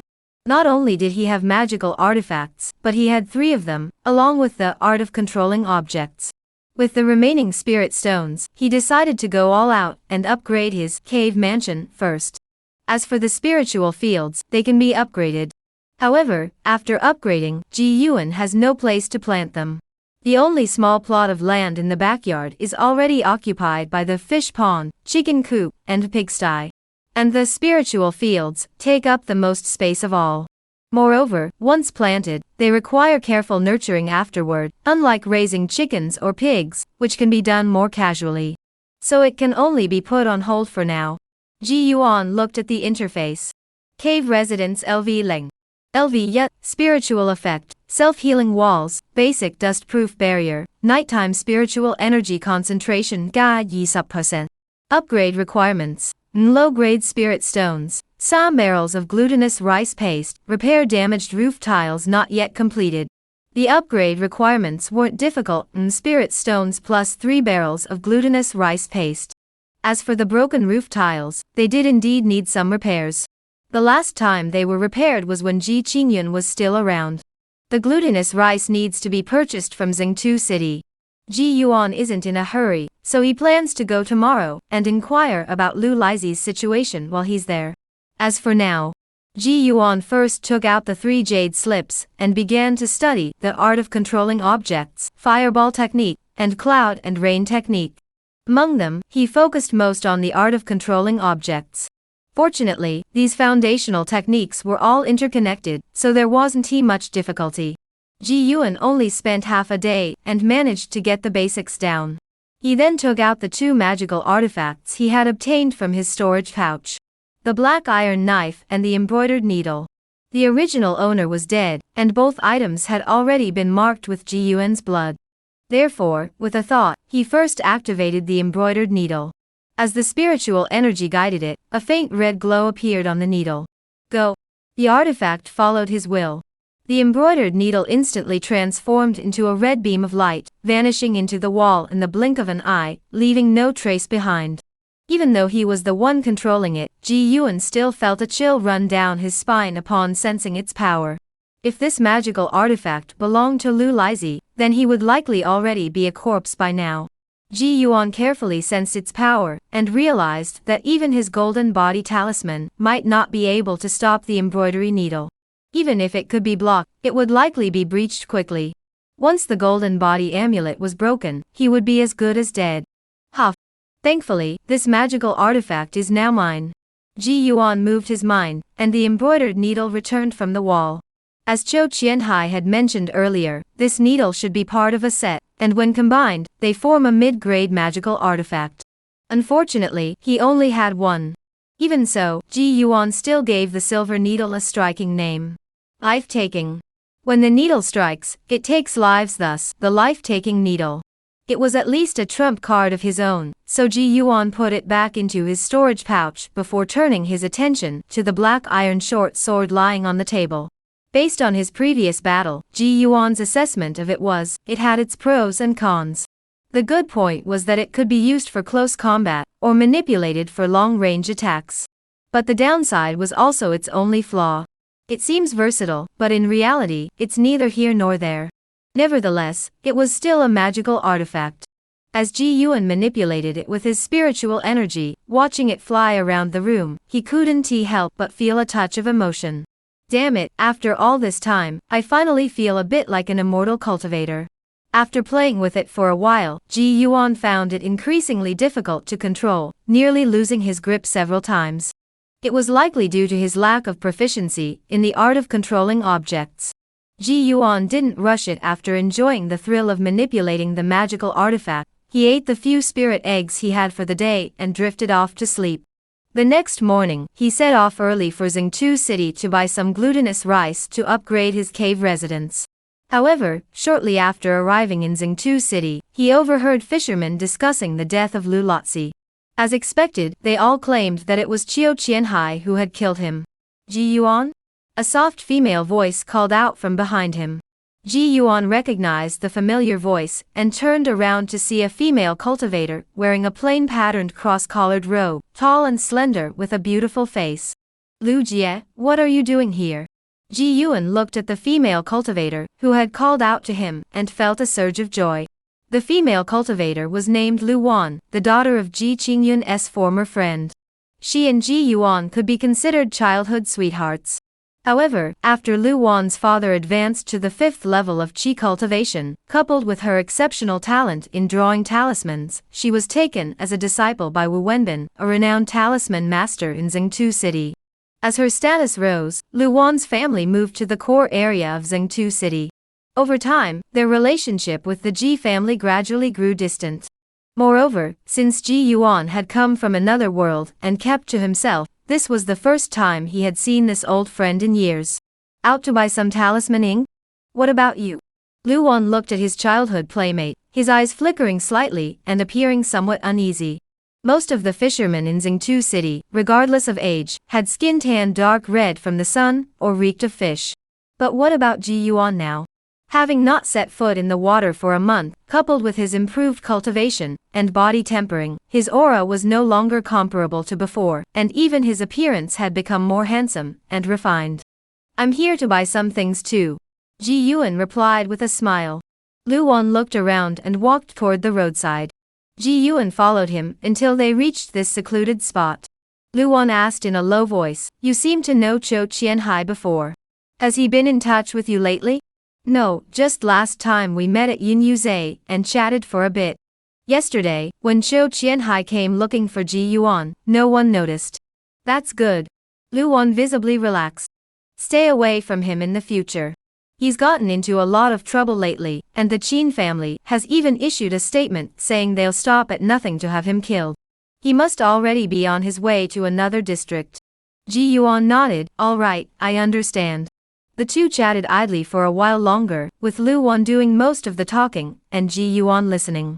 As they were about to part, Lu Wan had intended to slip a few talismans to Ji Yuan, but he politely declined. In cultivation, one should focus on self-improvement. It's better not to owe anyone favors if possible. After bidding farewell to Lu Wan, Ji Yuan went to the rice shop and bought over 10 pounds of glutinous rice. He didn't know how much would be enough, but it was better to buy more than less to avoid making multiple trips. As he was about to leave, he thought again. Since he wasn't upgrading his spirit field, he could use the remaining spirit stones to buy another spirit pig to raise. From their previous encounter, Ji Yuan had already experienced the benefits of body refinement. Now that he had this opportunity to enhance his strength, he naturally wouldn't miss it. However, this time he didn't go to Lu Tong's shop. Instead, he deliberately chose a different location, and spent Yi Dim spirit stones to buy a young spirit dolphin. After a while, when he returned home, he placed the piglet, boiled the rice porridge, and repaired the roof of the house. Looking at the achieved status behind the cave mansion, he thought for a moment and chose to upgrade. Unlike the previous upgrades, which had felt completely intangible, this time, Ji Yuan could actually feel the changes in the cave mansion. First, the entire room was refreshed, with dust and cobwebs disappearing. Then, the fine cracks on the walls began to slowly heal. Even the surrounding spiritual energy seemed to grow slightly more concentrated. Ji Yuan didn't have time to sense it further before the interface flashed, and the upgrade requirements for a level Yi Cave Mansion appeared. It's April now. Please consider voting for a monthly ticket to support the new book. If not, recommendation votes are also appreciated. Chapter Subgao, New Neighbors. Cave Mansion Level Yi. Effects: Daytime Spiritual Energy Concentration Ga 10%, Nighttime Spiritual Energy Concentration Ga 30%, Basic Soundproof Barrier. Upgrade Requirements: Sub Low-Grade Spirit Stones, Low Clear Spirit Jades, Sub Pounds of River Sealing Sand. Regardless of day or night, spiritual energy concentration increases by 8%. At first glance, it doesn't seem like much of a difference, but over time, it becomes significant. Cultivation is a gradual process. Making small improvements every day can lead to significant results over time. Additionally, a soundproof barrier has been added. Barriers are roughly equivalent to arrays, according to Ji Yuan's estimation. A level Yet Dongfu, dust-repelling barrier, is a simple dust-repelling array. With a level Yi soundproof barrier, even if you make a lot of noise inside the cave residence, others won't be able to hear a thing. It provides some added safety. Unfortunately, no defensive barriers were generated, so he could only hope for future upgrades to the cave residence. As for the upgrade requirements, Sub-Spirit Stones were within Ji Yuan's expectations, but he had never heard of Qingling Jade or Junhe Sand, and had no idea of their value, so he would have to ask at the 100 Treasures Pavilion later. After upgrading the cave residence, Ji Yuan felt the air in his home had become much fresher. Looking around, everything was spotless and dust-free. The house no longer had the previous gloomy aura, instead becoming bright and airy. This is more like the life of an immortal, he thought.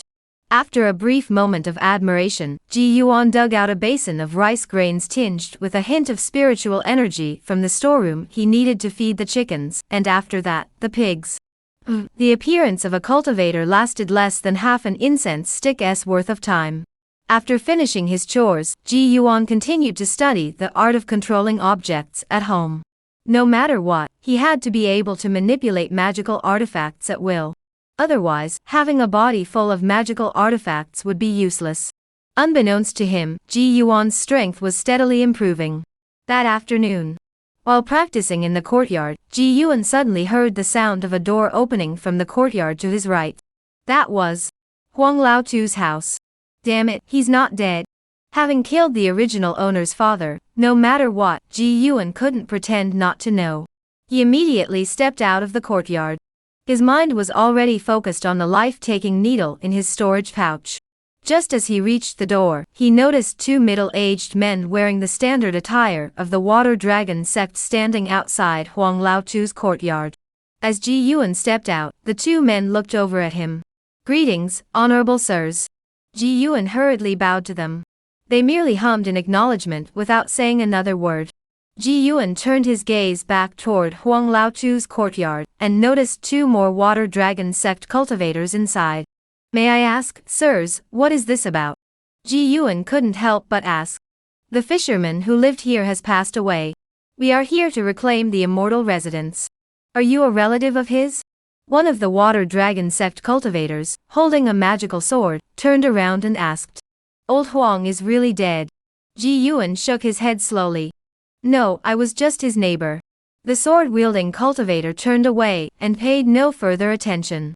The gate to the Lin family's courtyard opened, and Wu Qin, her face still pale, leaned on the doorframe and stepped out.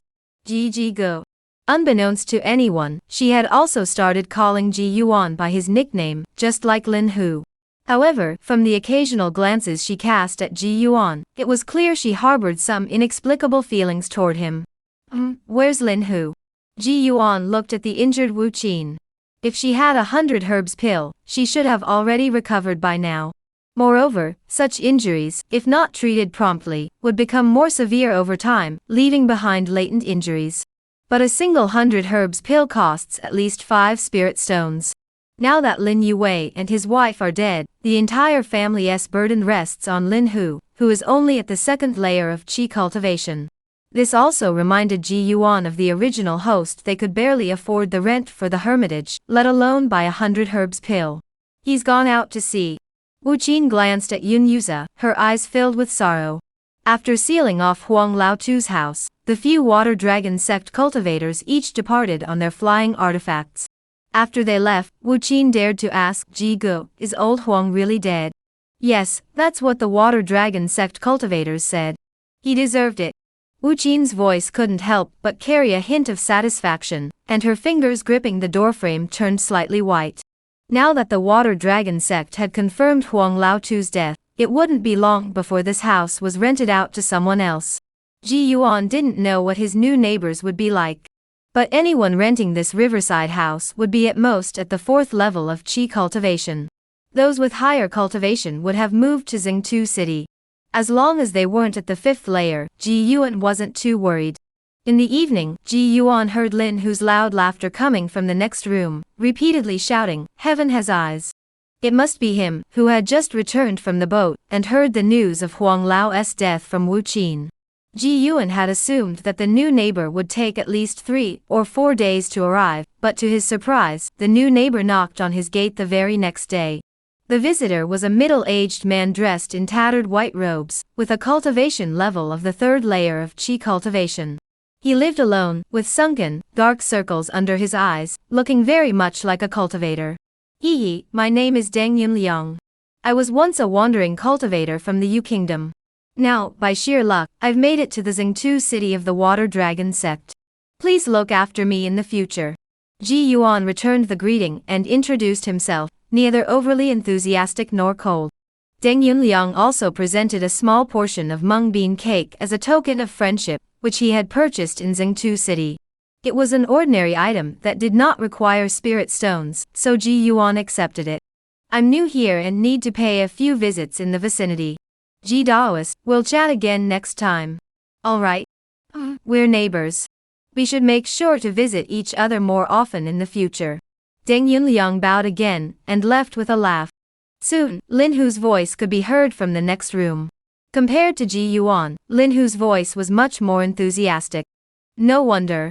Ji Yuan rarely left his secluded abode, and had little interaction with others. Now that a new neighbor had finally arrived, Lin Hu naturally felt the need to be more hospitable. The green bean cakes Deng Yunliang had given him, Ji Yuan didn't eat. He fed them all to the spirit piglet. The spirit pig ate the green bean cakes, and Ji Yuan ate the spirit pig afterward, so it wasn't a waste. Over the next few days, Ji Yuan took advantage of the effects of his level yet cave mansion, resting during the day and practicing his cultivation at night. Fortunately, although his spiritual roots were lacking, his talent for spells seemed promising. After a few days, he finally mastered the art of manipulating objects. When he manipulated the magical artifact again, it felt as natural as moving his own limbs. Especially the life-stealing needle, which could be drawn from his sleeve and hidden within the water droplet finger, making it nearly impossible to dodge in a surprise attack. The black iron knife could be used as a feint. Though Ji Yuan hadn't gone out in the past few days, he could still hear Lin Hu and Deng Yunliang interacting closely, often dropping by each other's places. However, just a few days later, while taking a stroll near the door, Ji Yuan overheard Wu Qin whispering to him. She mentioned that the new neighbor doesn't go out fishing, but spends most of his days running back and forth to Xingtu city, mostly staying out at night. No one knows what kind of work he's doing. Ji Yuan knew nothing about it and didn't bother to care. After raising fish for many days, he finally had a big harvest one late night, 2.5 semi-spiritual fish had advanced in rank. Not only that, but the rest of the half-spiritual fish were also nearly ready for harvest. Chapter Yisup Changes. Ji Yuan's gaze fell on the fish pond. The spirit fish that had advanced this time were the doghead catfish and the blood spirit crucian carp. The blood spirit crucian carp should fetch an extra spirit stone. 2 spirit fish should fetch at least some spirit stones. The remaining 5 half-spirit fish combined should bring in another bas spirit stones. That's another some spirit stones in the bank. Even after deducting the cost of purchasing more half-spirit fish, there's still some left. Ji Yuan couldn't help but glance at the panel. The upgrade requirements for a level Yi fish pond are some low-grade spirit stones, pounds of cold iron sand, and a carved ice freezing symbol.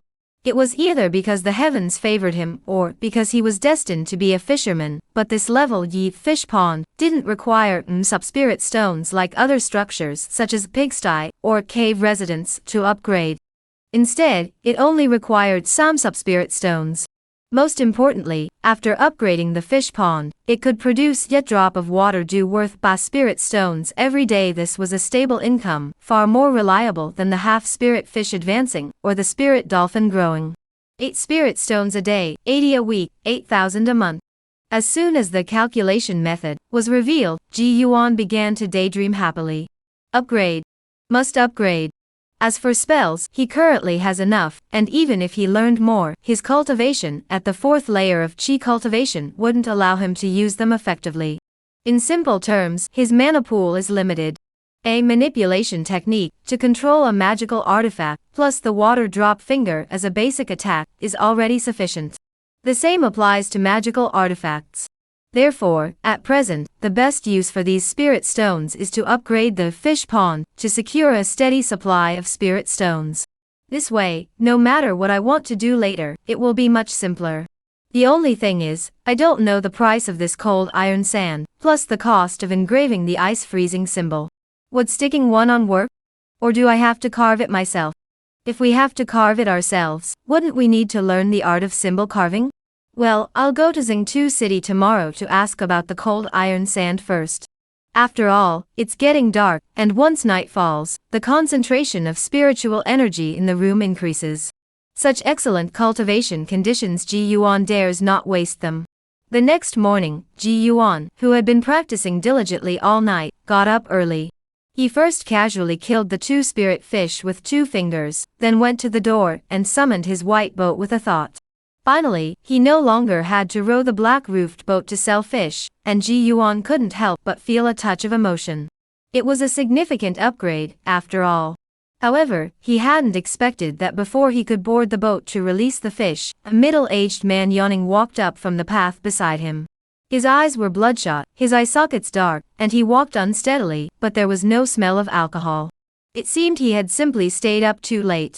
He first spotted the magical boat by the lake, his eyes lighting up, then noticed Ji Yuan holding 2 spiritual fish in his hands, and stopped in his tracks. Ji Dao Yu, are you selling fish? Deng Yunliang's eyes cleared up considerably. If a magical boat of such quality could make him envious, then the 2 spiritual fish in Ji Yuan's hands brought him back to his senses. In this place, anyone capable of killing spiritual fish was undoubtedly at the mid-stage of qi cultivation. And it had to be a skilled practitioner among them, let alone someone like Ji Yuan, who could kill 2 spiritual fish in one breath. A ruthless individual, a true ruthless individual. Deng Yunliang had spent no small amount of time flattering those at the mid-stage of qi cultivation in Xingtu City, yet he never imagined that such a person was hiding right beside him. And so young. Deng Daoyu, have you just returned from Xingtu City? Ji Yuan recalled Wu Qin's previous inquiry, and wondered what Deng Yunliang was up to. Yes. Deng Yunliang hurriedly nodded with a smile. Ji Yuan responded with a nod, and didn't ask any further questions. He wasn't curious about others, as long as it didn't affect him. He then went back inside to fetch a few more half-spirit fish. Today, he planned to sell all the fish in the pond. After entering the house, Deng Yunliang seemed to remember something. He clenched his fist, turned around several times, but eventually gave up. Well, I'll try again tonight. I'm sure I can turn things around. As he pondered, another name popped into his mind. Lin Hu. Ji Yuan arrived at the fish market, and sold all his catch, earning more than he had expected, a total of 6 spirit stones. This drew the attention of several nearby fishermen. However, this time he didn't hide his cultivation level. The aura of a mid-stage qi cultivation practitioner emanated from him, and even at the 4th layer, it was enough to calm the fishermen down. Everyone was just there to make money, they didn't want to risk their lives. Ji Yuan didn't rush to buy fish either. Instead, he headed straight for the 100 Treasures Pavilion. Cold iron sand? The water dragon sect cultivator on duty gave Ji Yuan a mocking glance. Yes. Do you have any cold iron sand? The water dragon sect cultivator asked in return. This? Ji Yuan furrowed his brows. This guy has a bad temper, unlike the old gentleman he met last time. When buying spells he was much nicer. Enough. If you don't have it, stop causing trouble and leave. The square-faced cultivator waved his hand impatiently, and Ji Yuan could only bow and leave. However, a middle-aged woman in blue robes from the talisman section explained, cold iron sand is in short supply at the water dragon sect right now. We can't even meet our own needs, so how could any have made its way outside? Our 100 Treasures Pavilion has been buying but not selling lately. If you find any, you can bring it over, and we'll buy it at a high price. Something spirit stones per pound. That's so expensive? Ji Yuan couldn't help but stare in disbelief. 15 spirit stones per pound? Even if he could buy it, it would cost something spirit stones, plus the samsup spirit stones needed to upgrade the fish pond, totaling yetbatling spirit stones. That's enough to buy a single mid-grade spirit stone. A mid-grade spirit stone. That's something only someone at the foundation establishment stage could possess, right? What did you expect? The previously sarcastic square-faced cultivator finally relented. To the northwest of Xingtu City lies a cold water region called Qingba Pool. There's cold iron sand in that area. If you can mine any amount, the water dragon sect will purchase it. Understood. Ji Yuan bowed to both of them before stepping out of the 100 Treasures Pavilion. Before leaving, he asked around the area and learned that the 100 Treasures Pavilion had stopped selling cold iron sand half a year ago. At that time, the price was also cheap, only 5 spirit stones per pound. Now it had tripled, and there was still a shortage. I wonder what the water dragon sect is up to, needing so much cold iron sand. The sudden turn of events disrupted Ji Yuan's plans, so he could only purchase 8.5 spirit fish and return home. The path to upgrading the fish pond was temporarily blocked. Unless he went to the Qingba Pool area to look for it, but Ji Yuan had no plans to venture out for now. To secure a stable income, upgrading the pigsty was another option, and the blood essence produced daily was even more valuable. However, upgrading requires sub-spirit stones, plus 3 Fu Gua Fa, and the engraving of purifying symbols. Ji Yuan also inquired about the rotten bone flowers. The answer he received was that Xingtu City doesn't have such a thing at all. He'd have to go to other markets to find it, and even if he could, the price would definitely be exorbitant. Fish pond and pigsty are both out of the question for now. So the idea has to be put on hold for now? Ji Yuan glanced at his interface, but it seemed there was another option. The panel was called the Building Upgrade Panel. The buildings that had just refreshed were ones the original owner already had, but that didn't mean the panel could only upgrade those buildings. For example, what about Alchemy Room or Weapon Forging Room? Chapter Yi Sup Symbol Room LV Leng. Pill arrays, symbolic weapons, zombie puppets, ghost beasts, feng shui divination, face reading, qi sensing. All of these fall under the category of the 100 arts of immortal cultivation. In fact, Ji Yuan's current pig and chicken farming, or Lu Tong's butchery, are also considered part of the 100 arts of immortal cultivation, though they are not as renowned as the 4 mentioned earlier. Of course, their status isn't as high, and they don't earn as many spirit stones as those 4. Ji Yuan has also researched this recently. On the Kangluo continent, the highest ranked profession is that of an array master. Array techniques are different from others. Even alchemy and weapon forging, as long as one invests unlimited resources and practices diligently, one can achieve some results. But array techniques are different. This field relies purely on innate talent. After understanding this, Ji Yuan realized that array techniques were just like mathematics from his previous life. With other subjects, you can at least try to learn them through effort, but with math, if you don't understand it, you just don't get it. Array formations are the same. Rarity makes things valuable, and in a place like Xingtu City, there are hardly any array masters. Next come alchemy and pill refinement, both of which are extremely resource-intensive, especially alchemy, where each failure results in massive losses. On the other hand, symbol drawing doesn't require much in terms of resources. While it does require talent, even if one's talent is lacking, it can be compensated for with experience. Take the original protagonist's friend Lu Wan, for example. She was purely gifted. It's said that she started by looking at a few water ball talismans and tried to draw them herself. Only then did her father go to great lengths to find her a master. Ji Yuan pondered carefully. If he had to choose one from among the 100 arts of cultivation, it would undoubtedly be talisman making. However, alchemy and weapon forging must also be learned, as refining foundational pills or one's life-bound artifact would inevitably require self-mastery. Moreover, with such favorable conditions provided by the system, there was no reason to waste them. As for the present, she would focus on drawing talismans to acquire more spirit stones and enhance her strength. Additionally, whether it was upgrading the fish pond or pigsty in the future, engraving talismanic runes would be essential. Learning in advance now is essentially laying the groundwork for the future. After making up his mind, Ji Yuan began planning how to upgrade the talisman making room. If it can be upgraded, everything will be possible. If it can't be upgraded, start over from scratch. But how could he possibly build a symbol-making room?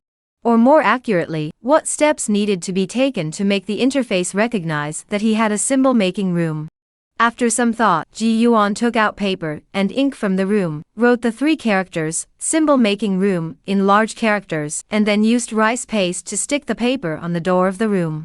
After waiting for a moment, the interface showed no reaction. This shouldn't be happening. Ji Yuan flipped the paper over, changed to symbol making room, to symbol making chamber, then to symbol drawing chamber, and kept changing it until he finally wrote symbol making chamber on the door. This time, the interface changed. Symbol room LV Leng. Level Yet, spiritual effect, success rate of first tier talismans, ga 20%, success rate of second tier talismans, ga 5%. Upgrade requirements. Sub-low grade spirit stones, yet copy of Introduction to the Way of Symbols, successfully draw yet calm mind symbol, not yet achieved. Finally got it. Ji Yuan looked at the effects of the level yes symbol room, and could only think of 4 words, simple and brutal. Unlike those in chicken coops or pigsties, which have various additional effects, the symbol room's effect is extremely straightforward. It simply increases the success rate of drawing symbols. Moreover, it directly increases the success rate of first-tier talismans by 20%, and even second-tier talismans commonly used during the foundation establishment stage see a 20% boost in success rate. Let's do it. We have to get started. 10 spirit stones? Ji Yuan can easily afford that. The Introduction to Talismans is also cheap. It's available in many places in Xingtu City for just 1 spirit stone per copy. The calming symbol is just a first-tier lower-grade talisman, on the same level as the water ball symbol. Drawing it himself shouldn't be too difficult. If necessary, he can just try a few more times. There's still time. Ji Yuan, who had just returned from Xingtu City, turned around and went back. First, he bought a copy of the Basics of Talismans. This book is cheap and contains introductions to first-tier talismans commonly used during the Qi cultivation stage. Next were the 3 essentials for drawing talismans: talisman paper, talisman brush, and talisman ink. As for talisman paper, there are 3 main types of first-grade talisman paper sold in Xingtu City, ranging from lowest to highest quality: Qingma talisman paper, Yunwan talisman paper, and the premium-grade Jiaoyu talisman paper.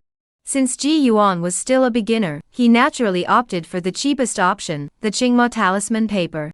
1 spirit stone buys yetbak sheets, made from 10 years of Qingma grass and black spirit fish blood.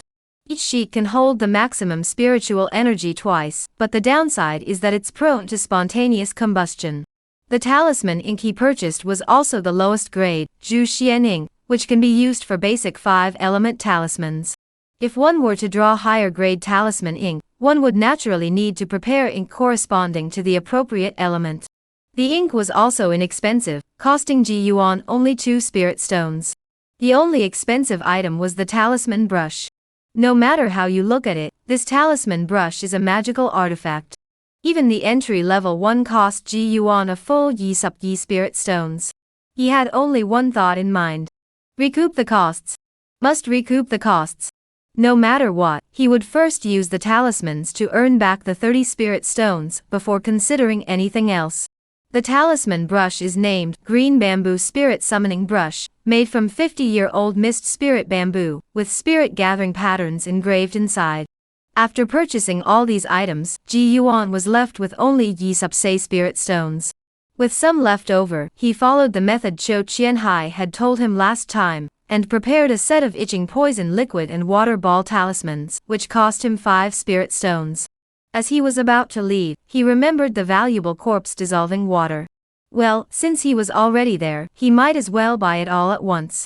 After some searching, Ji Yuan finally found the house numbered Su 9 in the northwest corner of Xingtu City, as Chou Qianhai had mentioned.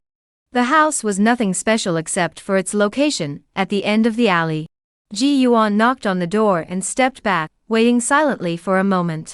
Soon, the door opened, and a middle-aged man with gray hair and uneven eyes peered out. "Who are you looking for?" The man with the uneven eyes sized up Ji Yuan, but did not recognize him. "May I ask if you are Li Daoyu?" Ji Yuan bowed slightly toward him. "No, you've come to the wrong place." The man with the uneven eyes slammed the door shut. "No." Ji Yuan had no choice but to step back, glance at the doorplate again to confirm he hadn't made a mistake, then approached once more and knocked on the door. I've already said it's not me. Are you done yet? Before he could finish, Ji Yuan lowered his voice and said a name. Chou Qianhai. Lamely stopped and said, "Come in." Ji Yuan didn't fully trust the man before him, but he trusted Chou Qianhai. But as soon as he entered the house, he caught a whiff of an indescribable odor, a faint scent of herbs, yet tinged with an unmistakable foul stench. Ji Yuan's eyes inadvertently glanced toward the tightly closed room on his right. This Lamely was actually an alchemist. Lamely was indeed lame, limping as he walked. When he finally entered the house, he even poured Ji Yuan a cup of tea. Where did that kid Chou Qianhai go? Ji Yuan took the tea with both hands but said nothing. The Lamely snorted, "You don't have to tell me. He's probably fled to another district. He's not worth his life, daring to kill Lu Lizhi. If they really wanted to kill him, how many people in Xingtu Market could kill Lu Lizhi? It wouldn't be his turn. It's all because they fear the Qin family behind him." Ji Yuan placed the tea on the table and sighed, "Who can say otherwise? Enough. He must have sent you here for this item, right?" Lamely casually wiped his waist, and a bottle of corpse-dissolving water appeared in his hand. A little trinket, not worth much. 1 spirit stone per bottle. Ji Yuan hurriedly stood up, "I'll take 4 bottles." He handed over 4 spirit stones. "Take them." With the 4 bottles of corpse-dissolving liquid in hand, Ji Yuan sighed in relief. However, as he looked at the Lamely, he hesitated briefly before asking, "May I ask who you are and what your relationship is with Chou Qianhai?" "I am his uncle." Lamely didn't hide anything and blurted it out casually. Ji Yuan was slightly taken aback. He recalled that Chou Qianhai had introduced him as Lamely during their previous meeting. Would an ordinary person refer to their own uncle in such a manner? Ji Yuan didn't know what had happened between them, and he wasn't curious. He bowed slightly and took his leave. However, just as he was about to reach the door, he heard a voice from behind him again. "Since Chou Qianhai let you come here, it means he trusts you. If you see him again, tell him that I, Lamely, have agreed." Chapter Yi Sup Yi, Talent. Ji Yuan nodded in agreement. By the time he arrived home, it was already getting dark. As he was reaching for his keys to open the courtyard gate, the gate of the neighboring Lin family suddenly swung open, and Wu Qin peeked out. "Ji Ji Gu," Wu Qin called out softly. "What's wrong?" Lin Hu went to Xingtu City with Deng Yunliang tonight, and said he wants to be back tonight. Wu Qin spoke so softly that by the end, she had lowered her head deeply. Ji Yuan was also startled, pausing for a moment before continuing to open the gate. However, he quickly regained his composure. "Maybe there's something going on." Ji Yuan smiled and pushed open the gate to his own courtyard. No, Lin Hu did it behind my back. I'm worried they're up to something bad." "Then you should try to talk them out of it." Ji Yuan finished speaking, and went inside to close the door. Wu Qin's words were full of meaning, and he could hear it, but he didn't want to get involved, nor could he afford to. What kind of trouble could there be in this place? There were plenty. Besides, everyone has the right to choose their own path in life. Ji Yuan wouldn't dare to criticize others for their choices. Looking at the locked gate of the neighboring courtyard, Wu Qin remained silent for a long time before finally sighing and quietly closing the door. Ji Yuan returned home, first checking the condition of the house to ensure nothing had changed, then taking out the book Introduction to the Way of Symbols. Though he hadn't slept at all last night, Ji Yuan felt no fatigue. Cultivating immortality and tempering the body 2 nights without sleep was nothing. After studying for half the night, he finally gained some understanding of the art of drawing talismans in the cultivation world. Drawing symbols had 3 steps. First, draw the symbol head to anchor the spirit core. Second, one locks the spirit patterns at the corners of the symbol. The final step, and the most critical one, is activating the spirit. It seems simple, but in reality, it doesn't seem too difficult either. Ji Yuan immediately took out his brush, ink, paper, and inkstone from his storage pouch, then flipped the book to the page on the calm mind symbol. He read it over and over again, then used ordinary paper to trace the symbol, confirming it was correct before finally picking up his green bamboo brush. The paper was green hemp paper, and the ink was Zhu Xian ink. After preparing everything, Ji Yuan infused a hint of spiritual energy into the green bamboo brush. Instantly, the brush handle emitted a faint green glow. He steadied his mind and began to trace the pattern in the book. Steadily, he began to outline the design, with the spiritual energy flowing continuously through the brush, creating lines that danced like dragons and snakes on the paper. Ji Yuan couldn't help but feel a surge of joy in his heart. It seemed he had some talent for creating talismans after all. But just as he thought this, his hand trembled slightly, and the entire sheet of green hemp paper burst into flames without any source of fire. Watching the talisman paper turn to ash and vanish into thin air, Ji Yuan immediately regained his composure. This wasn't just paper, it was money. After a while, Ji Yuan calmed down and picked up the brush once more. With the experience from before, his mind was now as still as water. Holding the green bamboo brush, he completed it in one fluid motion. Looking at the half-finished calming talisman on the table, Ji Yuan finally let a smile escape his lips. It seemed that in the art of drawing talismans, he truly had a natural talent.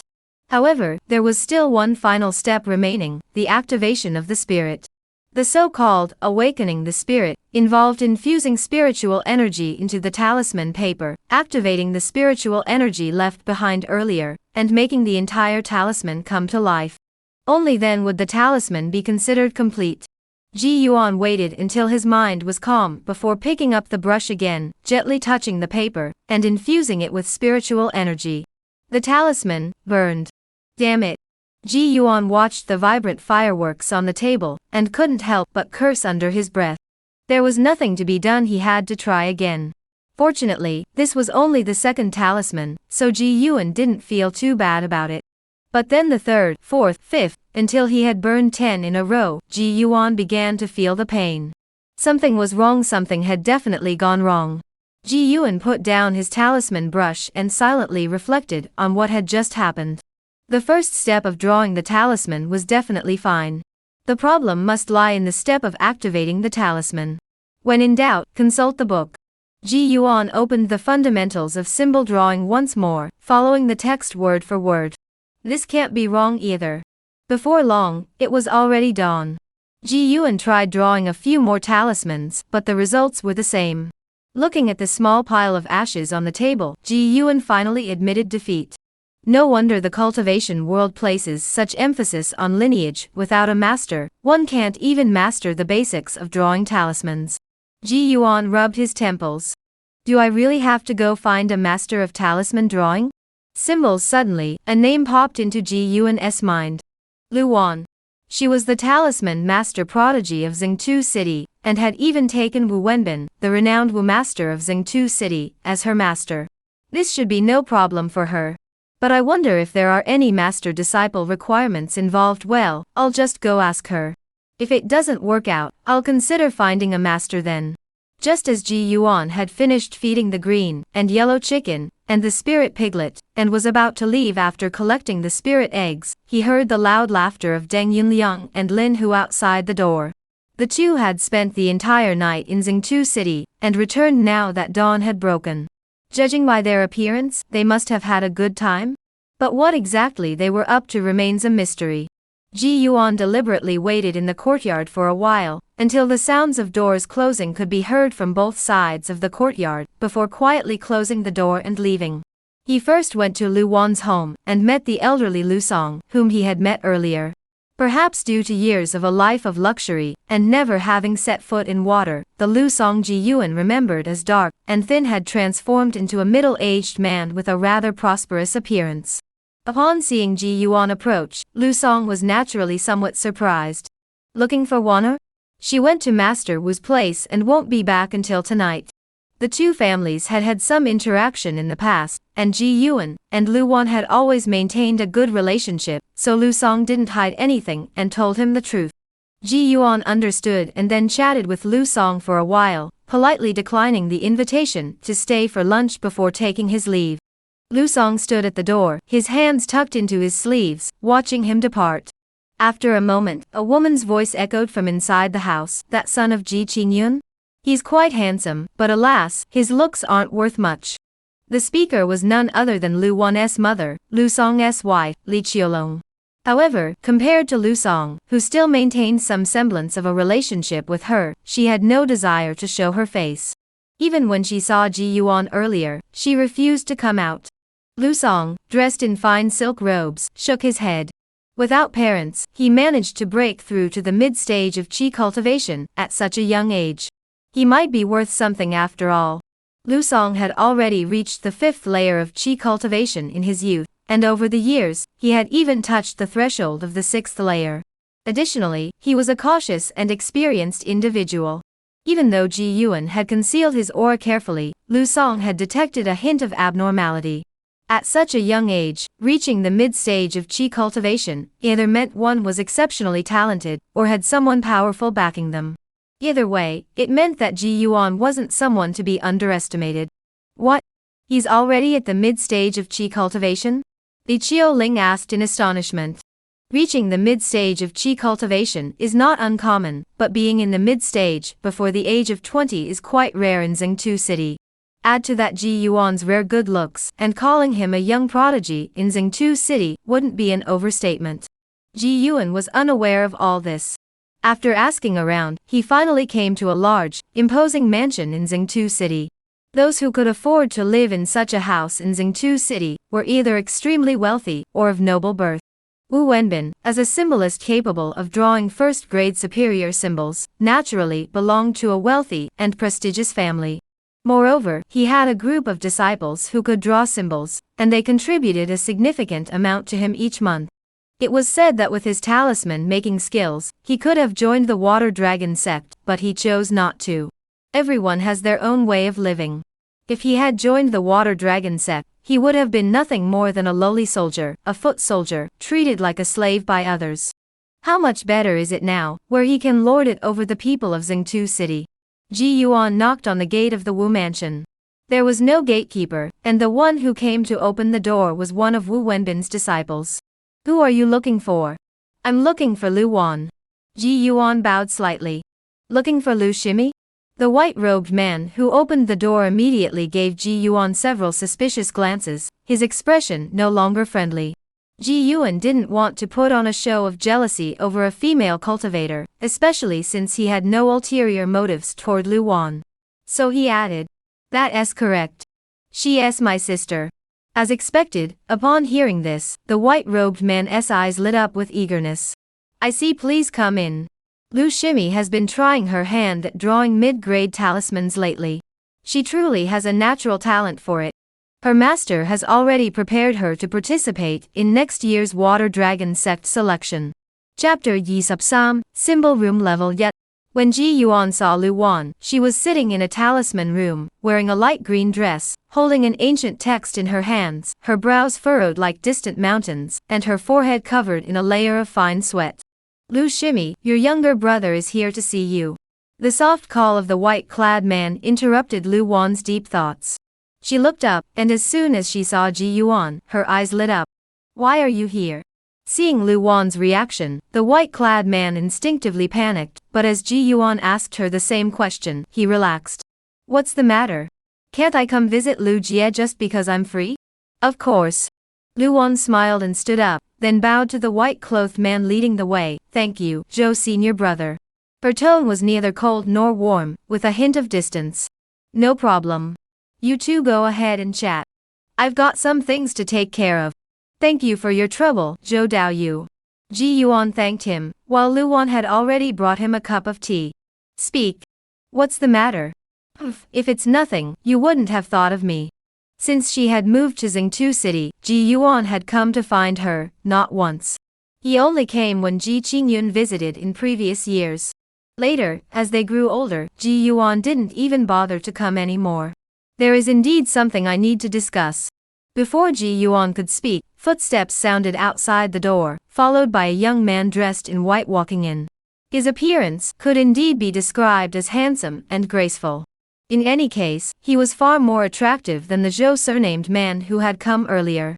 Moreover, the aura emanating from him gave Ji Yuan a subtle sense of pressure, making him estimate that the man was likely at least at the 6th layer of qi cultivation. "Senior brother." Lu Wan, who had just sat down, stood up, and Ji Yuan could only bow slightly to the man. "Lu Shimi, no need to be so formal."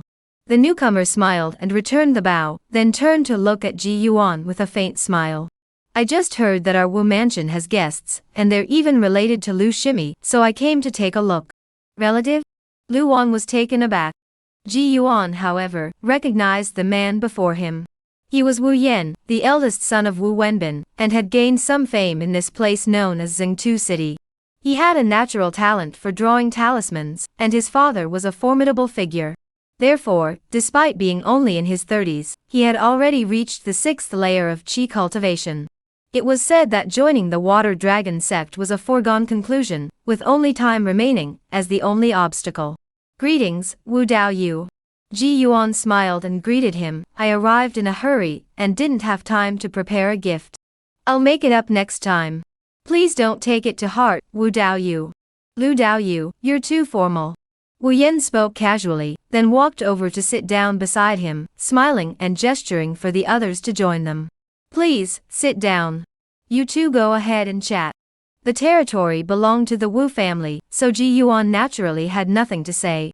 Besides, he had come to find Lu Wan specifically for the matter of the talismans. It was even better that Wu Yan was here.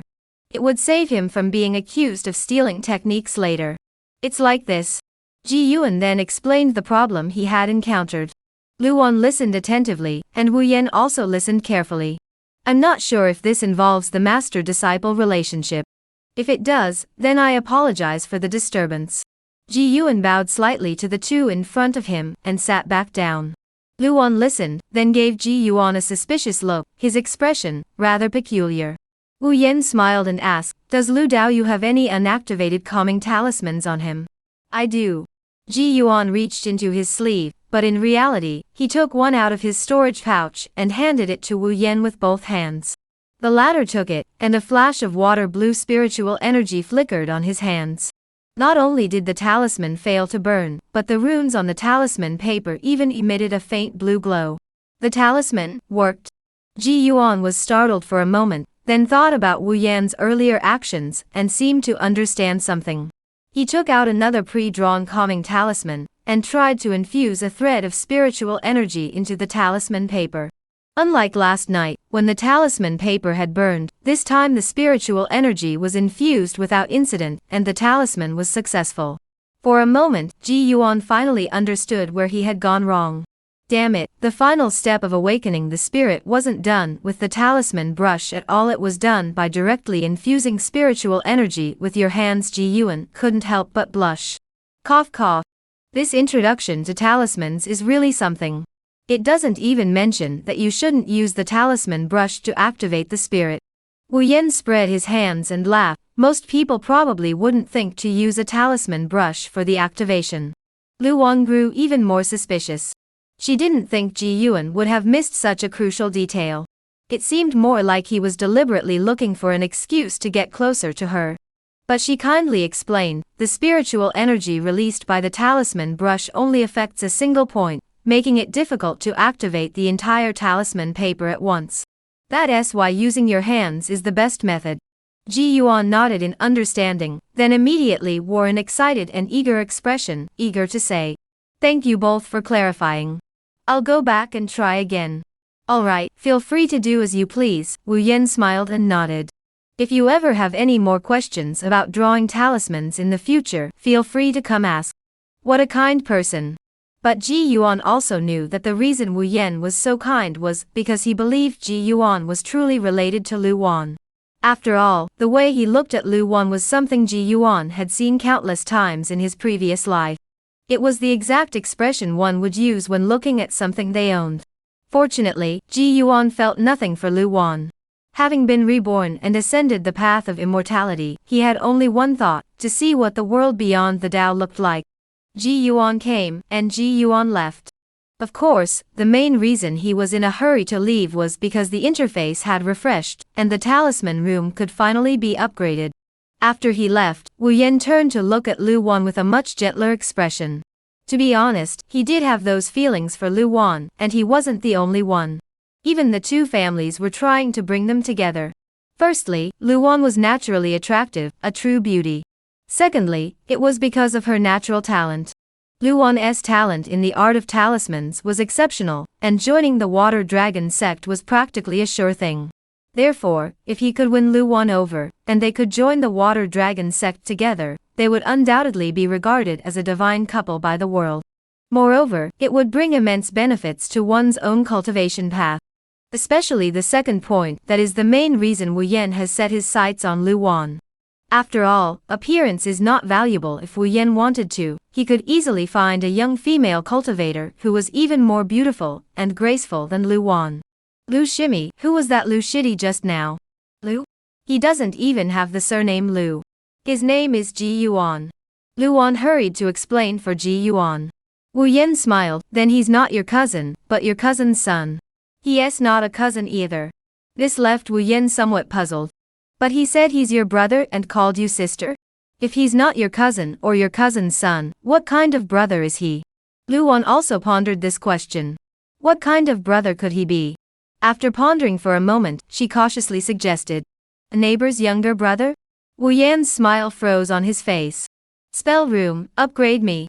Upon returning home, Ji Yuan impatiently activated the panel in his mind. As he focused his thoughts, the ling at the top changed to yet. Talisman room upgraded to level yet. The panel refreshed, displaying the upgrade requirements for a level Yi symbol room. Chapter Yi Subsay, the Gambler. Talisman room level Yi. Effects: success rate of first tier talismans ga 40%, second tier talismans ga 20%, third tier talismans ga 5%, automatically learns shape-shifting talisman. Upgrade requirements: Yi sub mid-grade spirit stones, sub pounds of mica crystals, yet red marrow thunder jade, successfully draw a set of 5 elements talismans not yet achieved. Ji Yuan looked at the text popping up on the panel and blinked. He even thought he had misread it. He didn't recognize or have heard of the later items like mica crystal clusters and crimson marrow thunder jade, but he knew the previous item, spirit stones, Yi sub pieces, mid-grade. Converted to low-grade spirit stones, that would be Yi Qin pieces. With just one glance, Ji Yuan realized that before advancing to the foundation establishment stage, he wouldn't need to think about upgrading the symbol room anymore. Thinking about it, first-tier talismans were used during the Qi cultivation stage, and second-tier talismans were mostly used during the early stages of foundation establishment. Now, a second-level symbol room could already increase the success rate of second-tier symbols by 100%. So it makes perfect sense that one must reach the foundation establishment stage to upgrade the level Yi symbol room. No problem. This level Yes symbol room is more than enough for me to dominate the Qi cultivation stage. Looking at the 100% Yi sub increase in success rate, Ji Yuan once again entered his rigorous training mode. Since discovering that Qi Ling didn't require a talisman brush, Ji Yuan's success rate for drawing the Calming Mind talisman had significantly improved, consistently achieving 2 out of 3 attempts. However, he only managed to make 2, so he applied another one to himself to calm his mind and avoid wasting any more. The reason was simple: the calming symbol didn't make any money. Ji Yuan had already set his sights on the most profitable first-tier talisman in Xingtu City before he even began the water-repelling talisman. This item is essential for every fisherman setting out to sea. After all, as long as you go into the water, you need a water-repelling talisman. Even those few who know the water-repelling technique rarely use it, as every thread of spiritual energy is extremely precious underwater. The price of the water-repelling symbol was also quite high, with each one selling for 2 spirit stones. Over the next few days, Ji Yuan spent all his time making talismans, except for when he went to Xingtu City to buy talisman paper. Whenever his spiritual energy depleted, he would eat an egg to recover. Fortunately, the spiritual eggs were plentiful, and 7 or 8 a day were more than enough for his consumption. Not only that, but within 2 days, the second spirit pig he had raised had matured. With no other option, he added another, tedious task to his routine, eating spirit pig meat in addition to the eggs. Although the spiritual energy contained in the spirit dolphin meat was minimal, it was better than nothing. Ji Yuan stewed some and roasted some himself, storing them in his room. Whenever he grew tired from drawing talismans, he would take some to eat. Whenever he felt his body grow hot and unbearable, he would stop and continue drawing talismans. This cycle repeated itself, and soon he had drawn his first water-repelling talisman. In the level Yet symbol room, once you succeed once, the success rate automatically increases by 100%, making it much easier to succeed on the second attempt.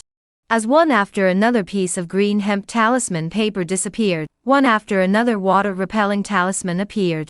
Ji Yuan finally saw the light of victory, or rather, the glimmer of recouping his investment. The talisman brushes and ink he had purchased earlier had cost him nearly Samsup spirit stones. To break even, he would need at least Yisup water-repelling talismans. Fortunately, Ji Yuan had purchased Yepa pieces of Qingma talisman paper during his last trip to Zhengtu City. Even if his own success rate was nearly zero, the success rate of the talisman room alone would be enough to recoup his losses. Before he knew it, 3 more days had passed. During those 3 days, even if a single half-spiritual fish had evolved into a spiritual fish, Ji Yuan hadn't had the time to deal with it. It wasn't until he finished drawing the last talisman that he looked at the stack of Samsupyi water-repelling talismans in his storage pouch. He finally leaned back and collapsed onto the ground. There was no other reason, he had simply been too exhausted during this period. All day long, he did nothing but cultivate, eat, and draw talismans endlessly. Even when he rested, it was just a quick nap before getting back to work. True cultivation. However, the efforts of the past few days were not entirely in vain. The greatest reward was undoubtedly the thick stack of spirit stones, talismans in his storage pouch. Secondly, my mastery of manipulating spiritual energy has greatly improved. When drawing talismans, one must infuse spiritual energy into the talisman brush, and then release it through the tiny tip of the brush. Without a subtle mastery of spiritual energy, this feat would be impossible. In other words, if he were to duel with others again, whether casting spells or manipulating magical artifacts, Ji Yuan could now perform more intricate maneuvers. Following that was body tempering. After several days of eating meat, though it was only half a spirit boar, Ji Yuan felt his physical constitution had grown significantly stronger. The most noticeable change was that his skin had become much more resilient.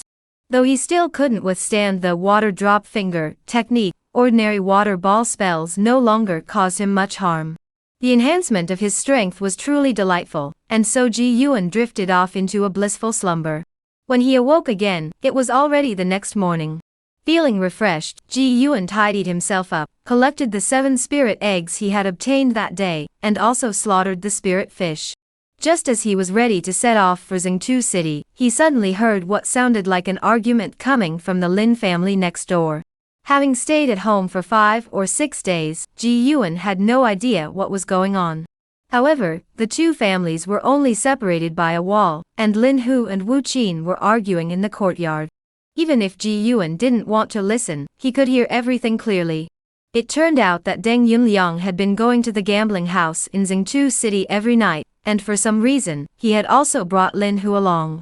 On the first night they went, Lin Hu won some money, and once he won, he became addicted. Fishing couldn't compare to gambling in terms of how quickly one could make money, and it was also easier.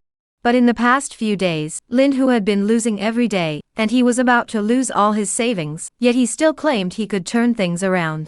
Wu Qin was helpless and finally argued with him. It wasn't anyone else's business, so Ji Yuan didn't want to get involved.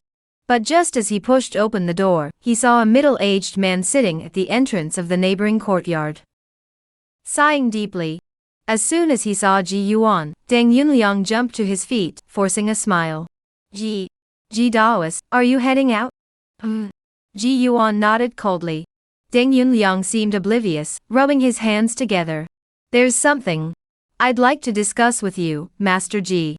Would you be willing to listen? Let's discuss it when I return. After learning that Deng Yunliang was a gambler, Ji Yuan had no desire to have anything to do with him anymore. Gamblers weren't worth pitying, no matter where they were. Well, could I borrow some spirit stones? 3 would be enough. I need to pay this month's immortal residence fee. I'll repay you next month with 5 spirit stones. How about that? 5. Deng Yunliang held up 5 fingers. No. Ji Yuan jumped onto the white boat, and Deng Yunliang tried to follow. Ji Yuan suddenly turned around, gave him a cold glance, and released the aura of a mid-stage qi cultivation practitioner. Deng Yunliang was so scared that his face turned pale, and he took several steps back before stopping. I'm sorry for the disturbance. Deng Yunliang finally came to his senses, bowed to Ji Yuan, and exhaled deeply. Ji Yuan paid no further attention and set off for Jingtu City. He wasn't worried. If Deng Yunliang knew his place, that would be fine. If he didn't, Yun Yusa, the old master, was no stranger to devouring people. Chapter Yi Sup Wealth.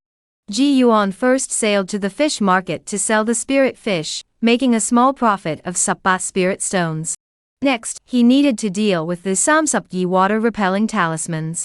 The most profitable method was to set up a small stall in this bustling market and open a makeshift shop. Self-production and self-sales. This way, he could sell each talisman 4 Yi spirit stones, yielding a total of Loksupse spirit stones.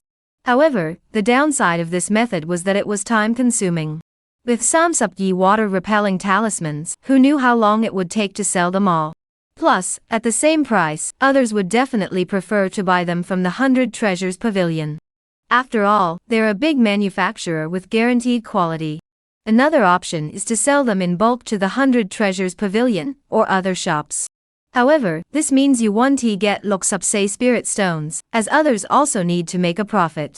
The advantage is that it saves time and doesn't interfere with one's schedule. Ji Yuan naturally chose to sell them in bulk. He didn't have the time to stay at the stall. With the time he'd spend guarding the stall, he could draw more talismans and earn more spirit stones. Selling them to the 100 Treasures Pavilion was also more convenient, so when he arrived at this familiar spot and took out the Samsupyi water-repelling talismans from his storage pouch, the Water Dragon Sect cultivator on duty gave him an extra glance. "Did you draw these yourself?" "Indeed." Ji Yuan admitted it honestly. The Water Dragon Sect cultivator flipped through them. "I haven't seen you before. You must be a newcomer. With this success rate and quality, you have talent. Remember to try out for the Water Dragon Sect selection next year under the Symbol Arts lineage.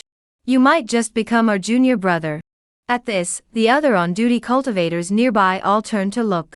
Ji Yuan hadn't expected such a turn of events. He was about to say, "You flatter me," when he heard a familiar laugh from behind him. "I wonder which prodigy has emerged from Jingtu City to earn such praise from senior brother Lu?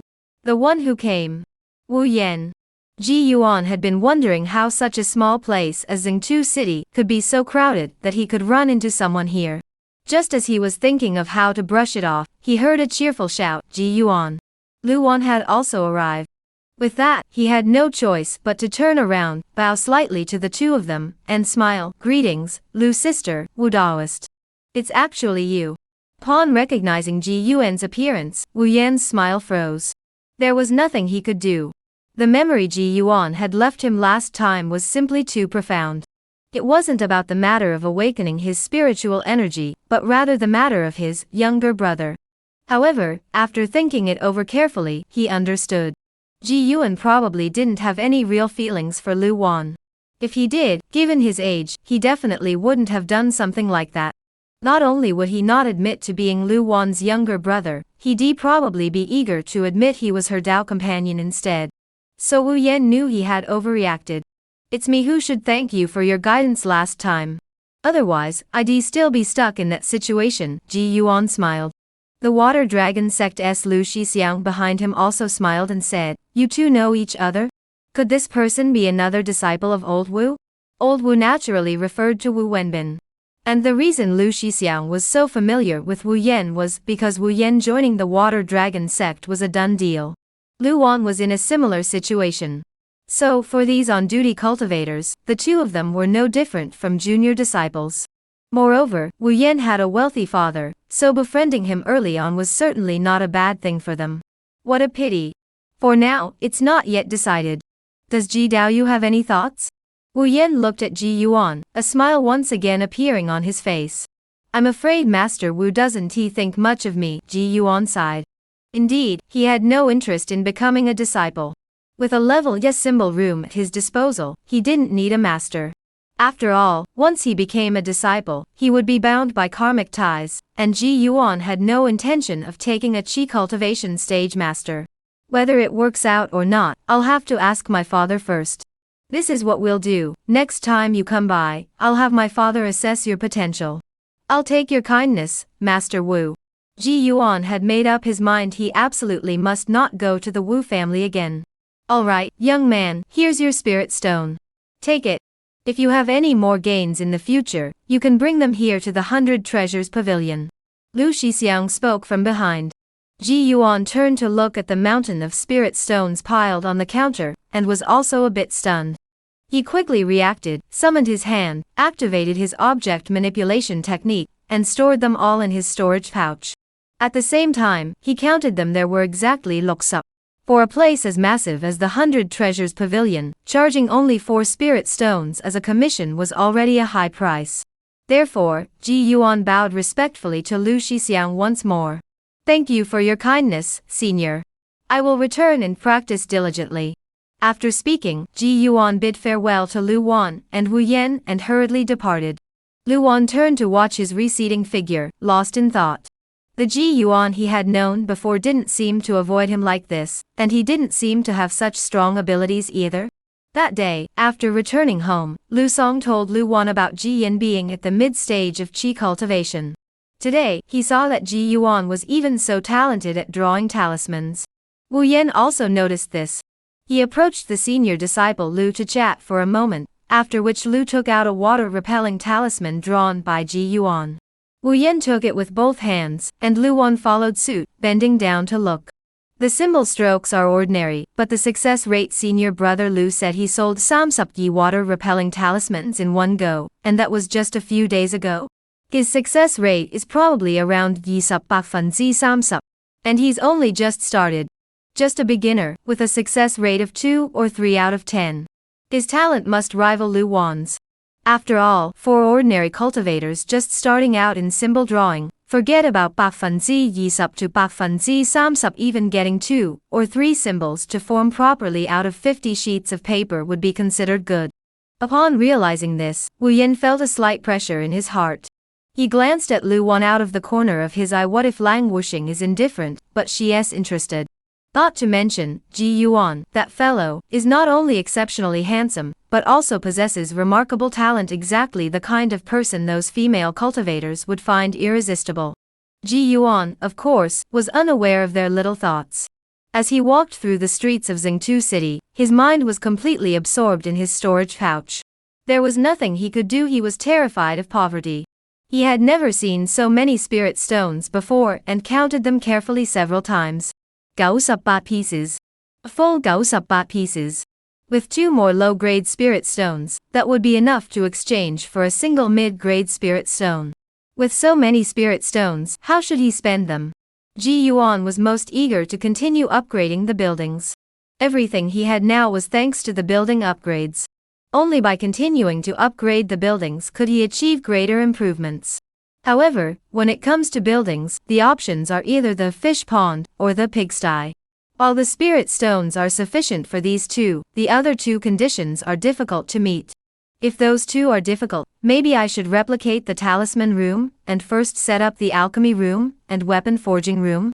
Upgrading to level Y is difficult, but level S should be manageable. However, this would require another period of careful development. In a moment of clarity, Ji Yuan's mind suddenly lit up, as if he had figured something out. He had gone to such lengths to upgrade the buildings, wasn't it all to enhance his strength?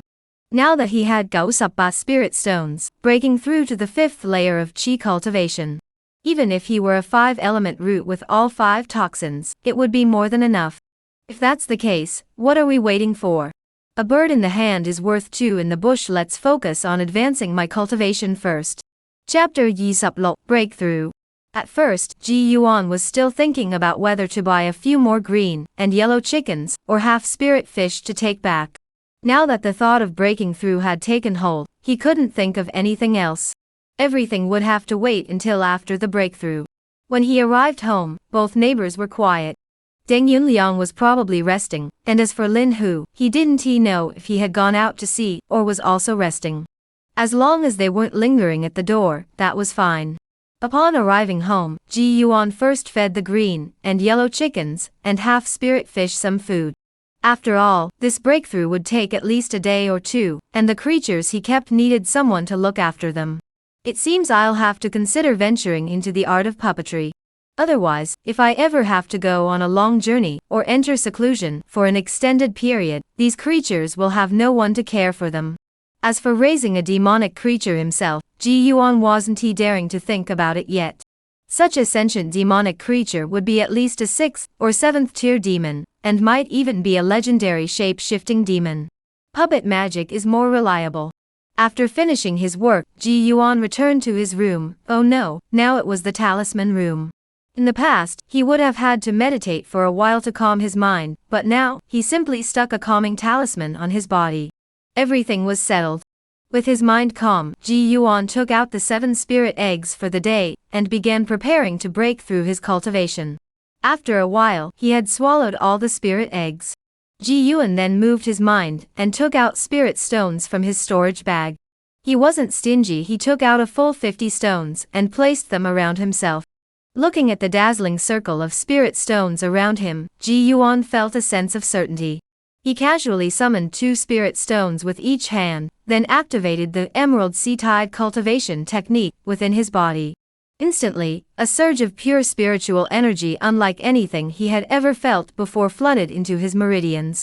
It was icy cold yet tinged with a hint of moisture. The spiritual energy coursed through his meridians before slowly sinking into his dantian. The cultivation of the qi condensation stage had no special techniques, it was simply a matter of continuously absorbing the free-floating spiritual energy in the heavens and earth and transforming it into one's own use. Compared to advancing from the 3rd to the 4th layer, there were no real barriers to progressing from the 4th to the 5th layer, it was simply a matter of letting things take their natural course. As 4 spirit stones turned into dust and slipped from Ji Yuan's hands, 4 more followed, then 4 more, and 4 more. Ji Yuan didn't even notice how many spirit stones he had absorbed, he only knew that the light outside the window flickered on and off repeatedly. This process repeated itself for 2 days, and the spirit stone powder on both sides of Ji Yuan had piled up into small mounds. Finally, on the 3rd night, as moonlight pushed through the window and illuminated the bedside, Ji Yuan, who had been sitting as still as an old pine tree, suddenly opened his eyes. A flash of brilliance flickered in his eyes, and the aura emanating from his body flickered and vanished. Qi cultivation, 5th layer. He had made it. Ji Yuan slowly exhaled a breath of stale air. He finally understood why those disciples of the immortals could reach the peak of qi cultivation at such a young age. The qi cultivation stage was nothing more than a process of accumulating spiritual energy. With enough spirit stones, one could break through twice in just 2 months. How much more so for those with dual or single spiritual roots? At the 5th layer of qi cultivation, he should be considered a pillar of strength in this place. After a moment of brief joy, Ji Yuan glanced around. The original Nsub spirit stones had been reduced to just lo. A single breakthrough had consumed a full Sei spirit stones. No wonder there were so few late qi cultivation stage practitioners in Xingtu City. Even breaking through to the 6th layer of qi cultivation wasn't something ordinary people could achieve. Ji Yuan sensed the abundant spiritual energy in his dantian, and immediately picked up 4 more spirit stones, beginning to consolidate his cultivation at the 5th layer of qi cultivation. By the time he had fully refined the 6 spirit stones, his cultivation had stabilized completely, and the sky outside had grown bright.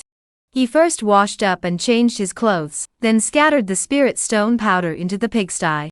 After finishing these tasks, he began feeding the fish and chickens, and collected all the spirit eggs from the past few days. There were a total of 10 eggs, indicating that this seclusion had taken a full 3 days.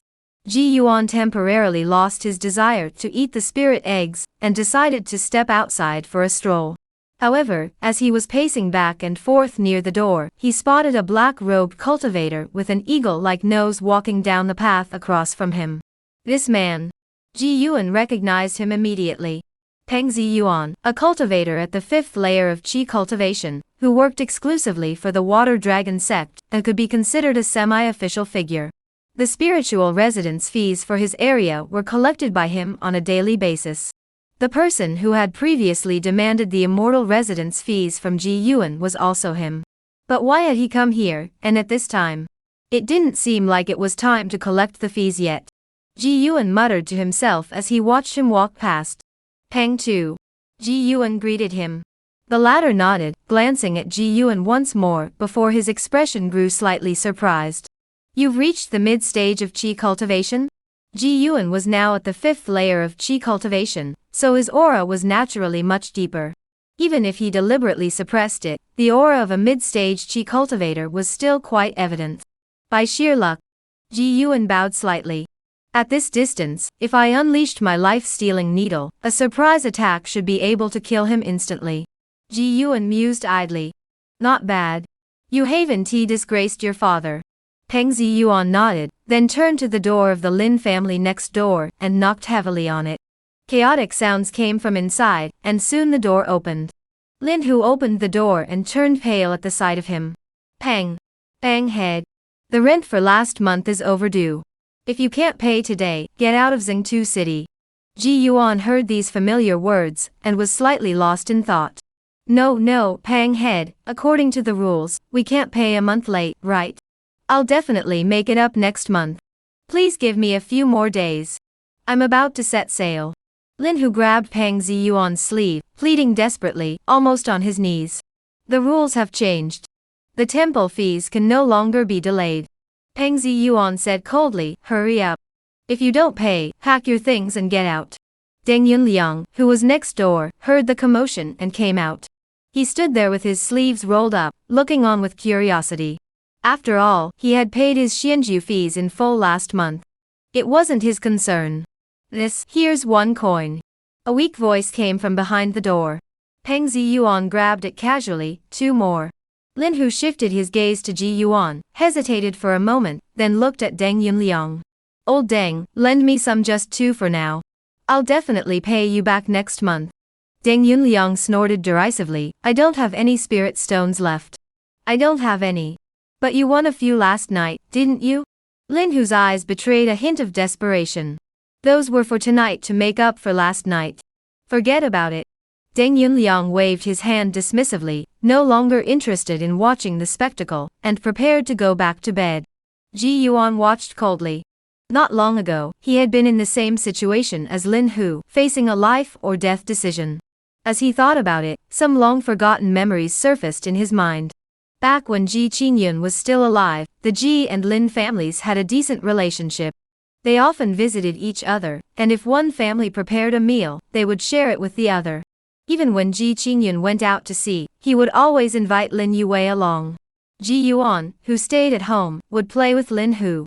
Lin Hu was a kind-hearted boy who always followed Ji Yuan around, calling him Ji Gu with every word. Thinking of this, Ji Yuan couldn't help but sigh. I'll pay for him. Ji Yuan reached into his sleeve and pulled out 2 spirit stones, handing them over. You? Peng Ziyuan glanced at them, said nothing, and used his object manipulation technique to take the spirit stones before leaving. He didn't care who paid, as long as someone did.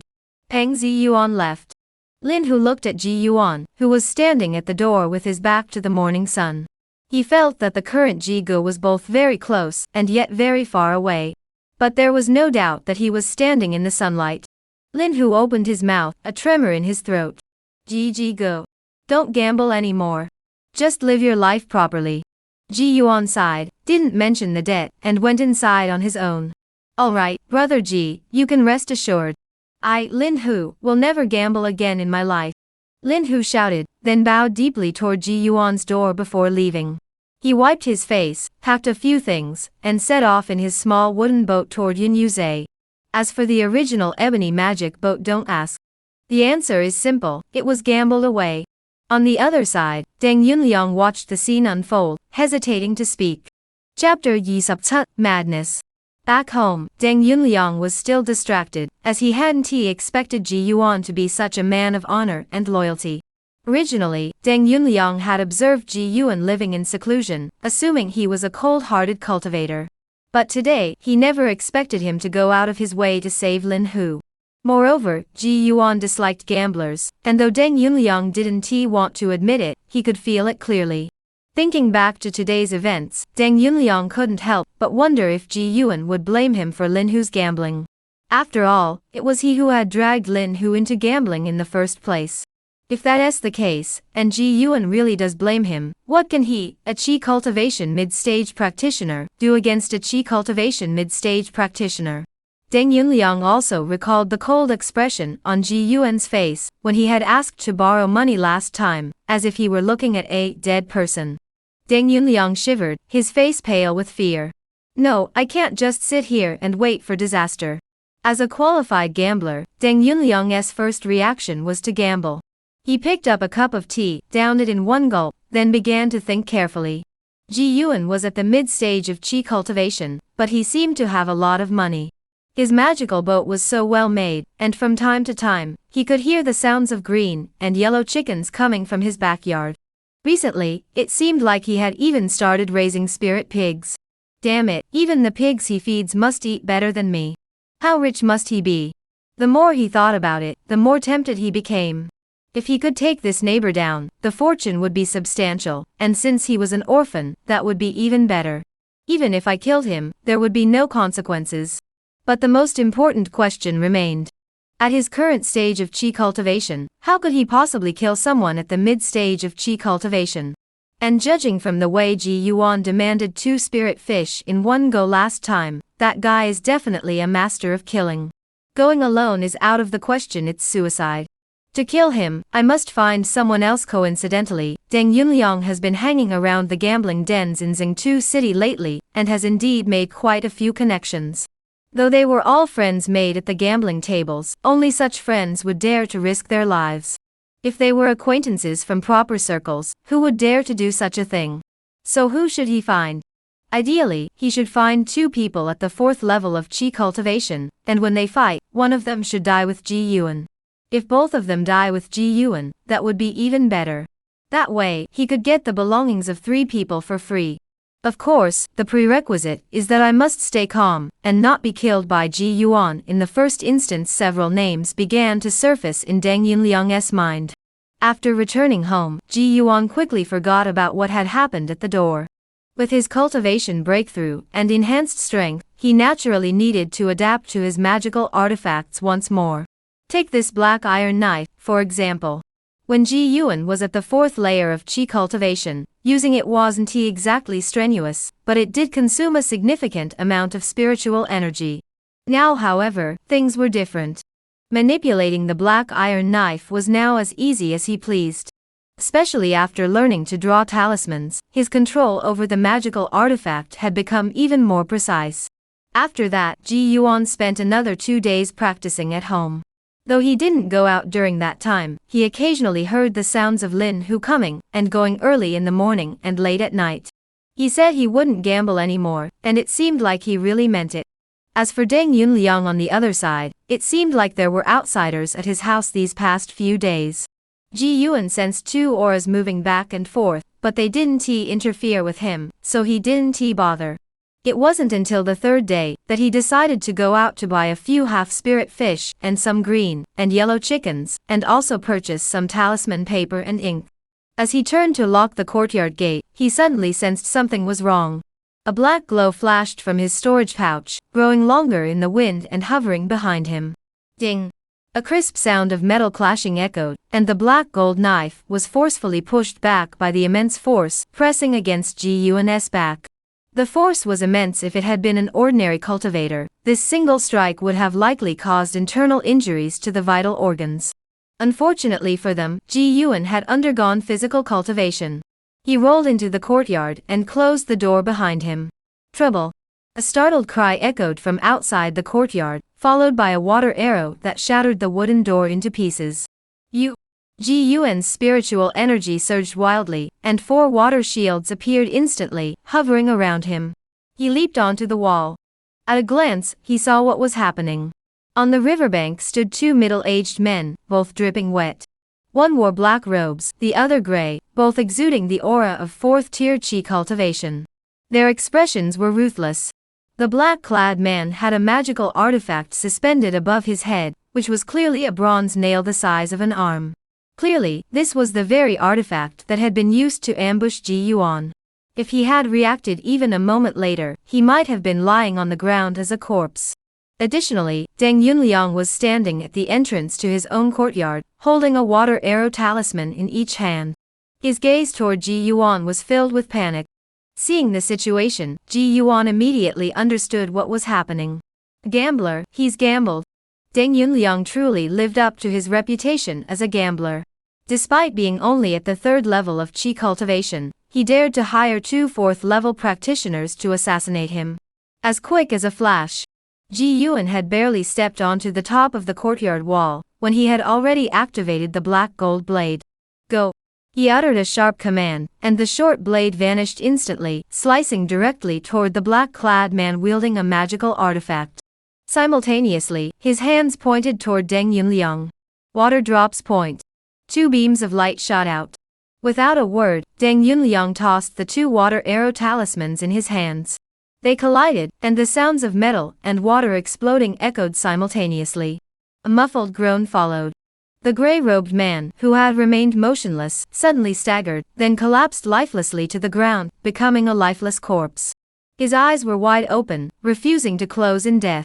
The black-clad man turned his head, then looked back in disbelief. You. Before he could finish his sentence, a faint red glow appeared before his eyes, and he instinctively recalled his magical artifact. Ji Yuan, standing on the wall, extended his finger once more. The water droplet finger flipped over the bronze nail. The fatal needle instantly pierced through his forehead and exited his body. Bang!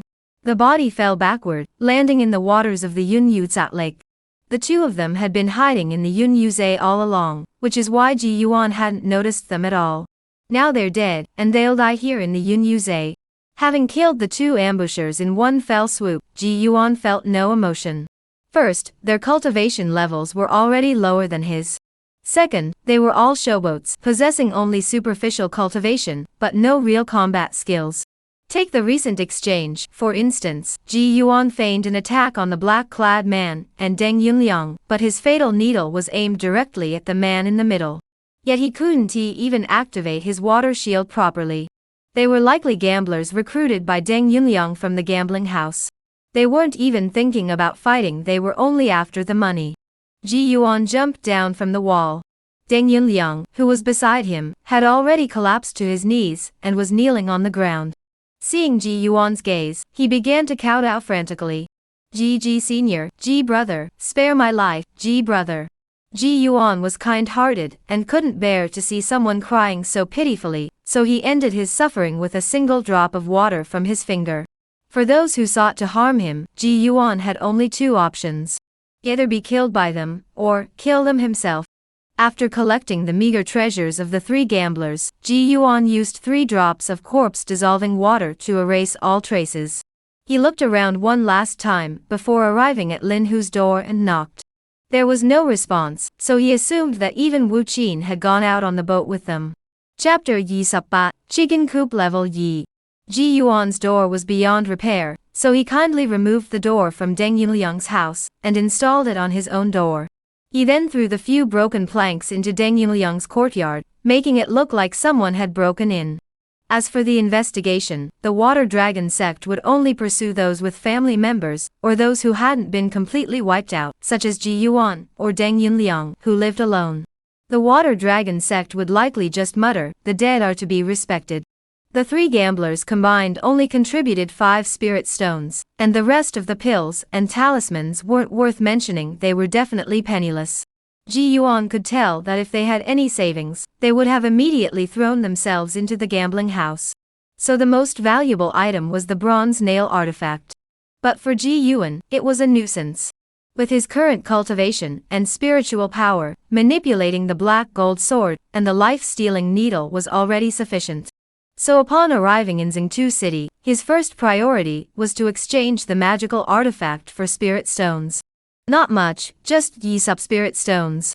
After that, Ji Yuan bought some talisman paper and half-spirit fish. By the time he finished his errands and returned home, he discovered that Lin Hu and his wife had also returned early. Both of them had a hint of unhidden joy in their eyes. "Ji Gu, you went to Xingtu City?" Lin Hu approached and nodded toward Deng Yunliang's house, whispering, "It seems like someone broke into their house." "Oh."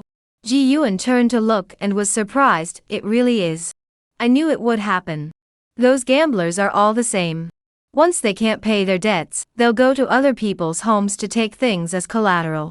Lin Hu snorted derisively, as if he had completely forgotten that just a few days ago, he had been just like Deng Yunliang, a gambler. Will you keep gambling? Wu Qin, standing behind him, looked pleased. She glanced at Lin Hu and snorted coldly. No more gambling. I'll never gamble again. Lin Hu chuckled, then turned to Ji Yuan and said, Brother Ji, wait here. I'll pay you back the spirit stones soon. Spirit stones? No rush. Lin Hu didn't mention it, but Ji Yuan had already forgotten about it. 2 spirit stones were nothing. He could draw a water-repelling talisman, and return them easily. Lin Hu didn't care. He smiled at Wu Qin, and immediately ran towards Yingtu City. Seeing his expression, Ji Yuan guessed he must have gotten some kind of benefit. Sure enough, when Ji Yuan returned home, he had barely finished packing his things when Lin Hu arrived, panting heavily, and handed him 2 spirit stones. Brother Ji, thank you.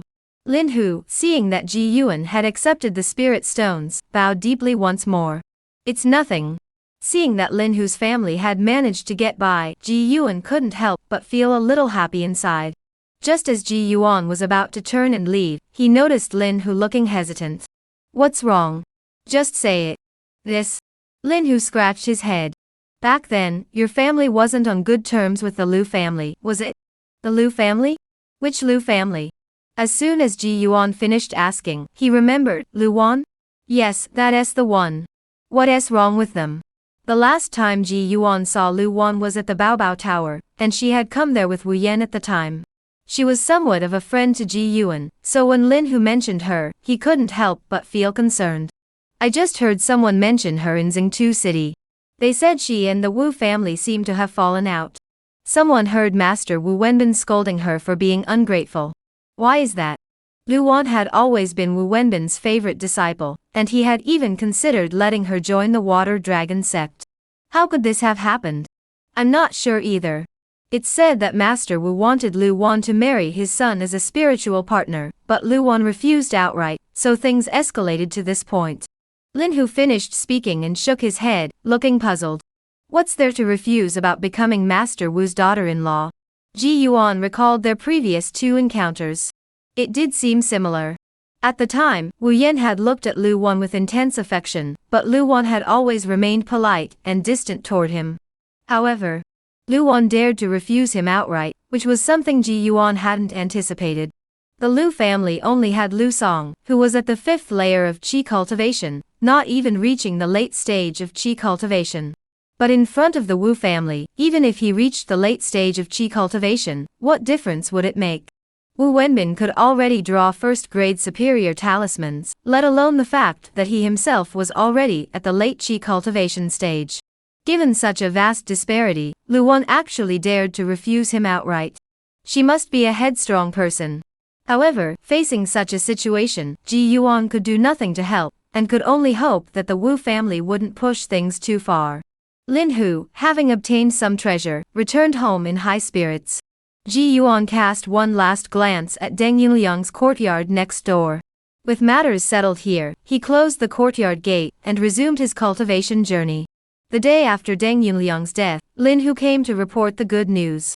He had successfully advanced to the 3rd level of qi cultivation.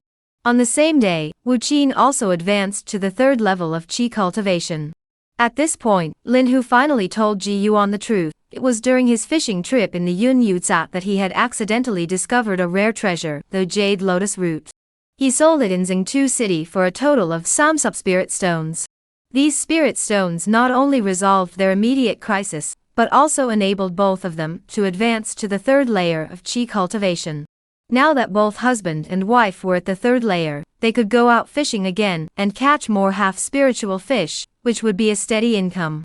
Ji Yuan congratulated them, and politely declined their invitation to dinner. Though the days of arduous cultivation were tough, Ji Yuan's life was extremely fulfilling. He spent his days cultivating and eating spirit eggs, resting during the day, and in his spare time, drawing talismans while also studying other foundational spells. On the 5th day after Deng Yunliang's death, a new family finally moved into the courtyard. Unlike the previous solitary old man Huang and Deng Yunliang, this time it was a family of 3. A young couple with a cute daughter. Ji Yuan had no intention of getting close to them, so after a brief introduction, he returned to his seclusion. Since Deng Yunliang's death, Ji Yuan's life had finally settled down. It made sense.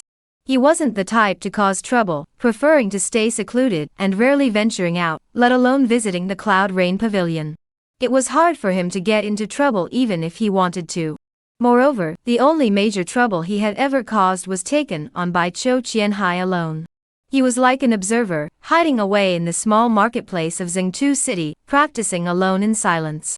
The heavens rose and fell, and the sun turned its wheel. 3 months passed in the blink of an eye, and even the Cloud Rain Zat was desolate, resembling withered lotus flowers after frost. Most of the fishermen in Zhengtu City had entered hibernation mode. If it weren't for the fact that the expenses at the Immortals' residence were running out, they wouldn't even bother to go out to sea. After devouring the 3-headed spirit dolphin, Ji Yuan had long forgotten the meaning of cold, but to blend in, he donned a thick cotton coat. On that day, he walked toward the rising sun, and arrived at a shop called Treasure Chamber in Zhengtu City. Although the streets outside the market were dangerous, some powerful cultivators would form caravans to travel between the various markets for trade. The Treasure Chamber was one such shop with such a background. Upon entering, he was greeted by an elderly female cultivator with white hair, but he still smiled and called her Sister Wang. Sister Wang, has the century-old Polonia wood arrived yet? Ji Yuan asked with a smile. It's here, it's here. Our caravan specially made a trip to Jing'an district yesterday, just to buy this batch of century-old Polonia wood, all for you, Mrg. Damn, she sounds better than a singer. Ji Yuan looked at the piece of wood the woman took out of her storage bag, which emanated a strong wood attribute spiritual energy. He measured it roughly. Though small, it would be sufficient to carve into planks for building a chicken coop. Over the past 3 months, aside from cultivation, Ji Yuan had also entrusted several people in Zhengtu City to gather information about the century-old Polonia wood, rotten bone flowers, and cold iron sand. He had already collected 1 pound of cold iron sand in installments. There was still no news about the rotten bone flower. The century-old Polonia wood was only found today. Thank you so much, Sister Wang. What about the price? Just pay as we agreed last time, Wang Jie said with a smile. Ji Yuan sighed in relief and immediately paid Yi sub-spirit stones, taking the century-old Polonia wood with him. Upon returning this time, the first-level Yi building should finally come into existence. Chapter Yi Sub-Gao, Strange Phenomena. Ji Dagwa, did you go to the city and not bring anything back for us? As Ji Yuan reached the front door, a little head peeked out from the neighboring courtyard. It had a round head, a chubby face, and 2 pigtails sticking straight up. Looking at this little girl, who seemed to have stepped out of a New Year's painting, Ji Yuan, no matter how indifferent he was, couldn't bring himself to say anything harsh. But before he could speak, the little girl was grabbed by the collar and dragged back inside. Soon, a young, beautiful woman wearing a golden hairpin emerged from the courtyard. She bowed slightly to Ji Yuan with an apologetic smile and said, Mrg, I'm truly sorry. My daughter is being naughty. The family that had recently moved in next door was named Wen Lin, and the woman before him was called Zhao Yuechan. The little girl who had just been dragged away was named Wen Linger. Ji Yuan smiled and took out a small box of osmanthus cake from his storage pouch. No, I actually bought some snacks for Linger. If Mrs. Wen doesn't mind, please accept them. The osmanthus cake was something Ji Yuan had bought last month, but had forgotten to eat. Fortunately, it hadn't gone bad since it was stored in his storage pouch. Before Zhao Yuechang could refuse, Wen Linger had already jumped out of the courtyard, stammering slightly as she called out, Thank you, Mrg. Zhao Yuechang saw this and could only smile helplessly. Ji Yuan smiled as he handed it over, bending slightly and saying, I told you to call me uncle, not big brother. Wen Linger's eyes darted around. But Ji Dagwa is so young and good-looking. Shouldn't we call him Big Pot? You have such a sweet mouth. Ji Yuan smiled and ruffled Wen Linger's hair, go play. Zhao Yuechang could only bow in return and thank him once more. You're too kind, fellow cultivator. After dismissing the youngster, Ji Yuan turned and returned to his own courtyard. Times had changed. As Ji Yuan pushed open the door, a fresh breeze greeted him. To his left, near the Wen family's side, he had planted 2 fruit trees. One was a peach tree, and the other was also a peach tree. On the right side of the door was a small plot of land he had cleared earlier. The chicken coop was about to level up, and once it did, the green and yellow chickens would be able to dig up a spirit coin of soil every day. Ji Yuan had no plans to sell this precious resource. Instead, he intended to save it for planting spiritual plants himself. Upon entering the house, the manifestation effect of the level yet cave mansion became evident, and a fresher breeze swept in. Ji Yuan didn't linger, but went straight to the backyard. Compared to before, the backyard was finally a bit more spacious, and no longer as crowded as before. It wasn't that Ji Yuan had demolished everything, he had simply moved it to the backyard beyond the backyard. 2 months ago, Ji Yuan approached Pang Tu, and agreed to pay an extra 2 spirit stones per month to take over his backyard, along with the barren land behind the Lin and Wen family's backyards. He then went to Xingtu City, and hired a earth element cultivator, paying 2 spirit stones to have him use earth element techniques to quickly construct a new courtyard. As a result, Ji Yuan's original single courtyard compound was transformed into a 2-courtyard compound. He moved the unsightly pigsty and chicken coop to the second courtyard, and completely dug out the first courtyard to transform it into a fish pond. In the center of the fish pond, he built a small stone bridge for walking and admiring the view, while the semi-spiritual fish below could freely swim back and forth between the 2 ponds, creating a stunning sight. Ji Yuan had also considered renting a large courtyard in Xingtu City. But upon further consideration, he abandoned the idea. Firstly, renting a large courtyard in Xingtu City would cost at least several spirit stones per month in rent.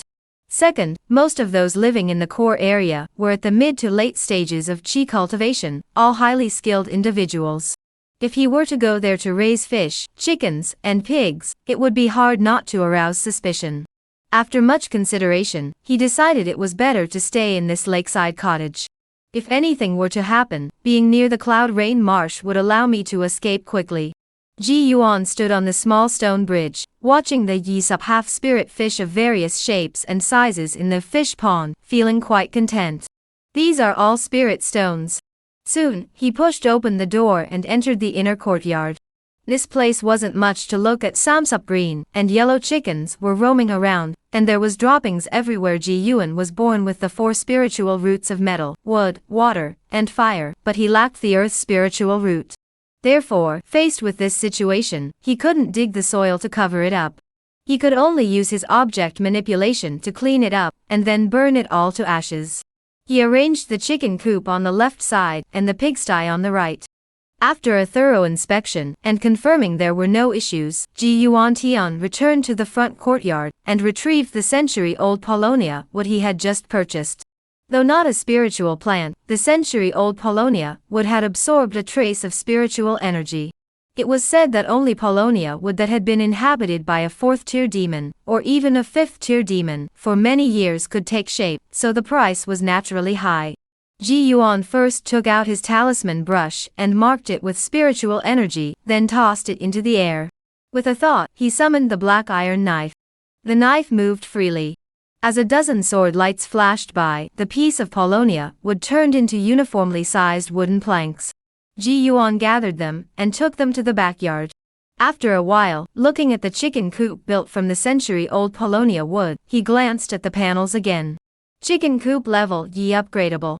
Spiritual effects. Claws bear spiritual patterns, can dig out a small amount of spiritual soil yet coin per day, can temporarily control spiritual birds. Upgrade requirements. Nsup low-grade spirit stones, a chicken coop made from century-old Paulownia would already fulfilled. Nsup spirit stones. Ji Yuan currently had Tsup Lokchu in his possession, so this was no problem. As he focused his mind, the interface refreshed, and the yet floating above the chicken coop turned into Yi. Not only that, but the chicken coop, now upgraded to level Yi, was surrounded by a faint green glow, clearly not an ordinary object. The green and yellow chickens that had been moving around began to walk, and their chicken claws gradually grew dark green spiritual patterns, emitting a demonic aura. Claw-grown spiritual patterns, and each could dig up yet coin worth of spiritual soil daily.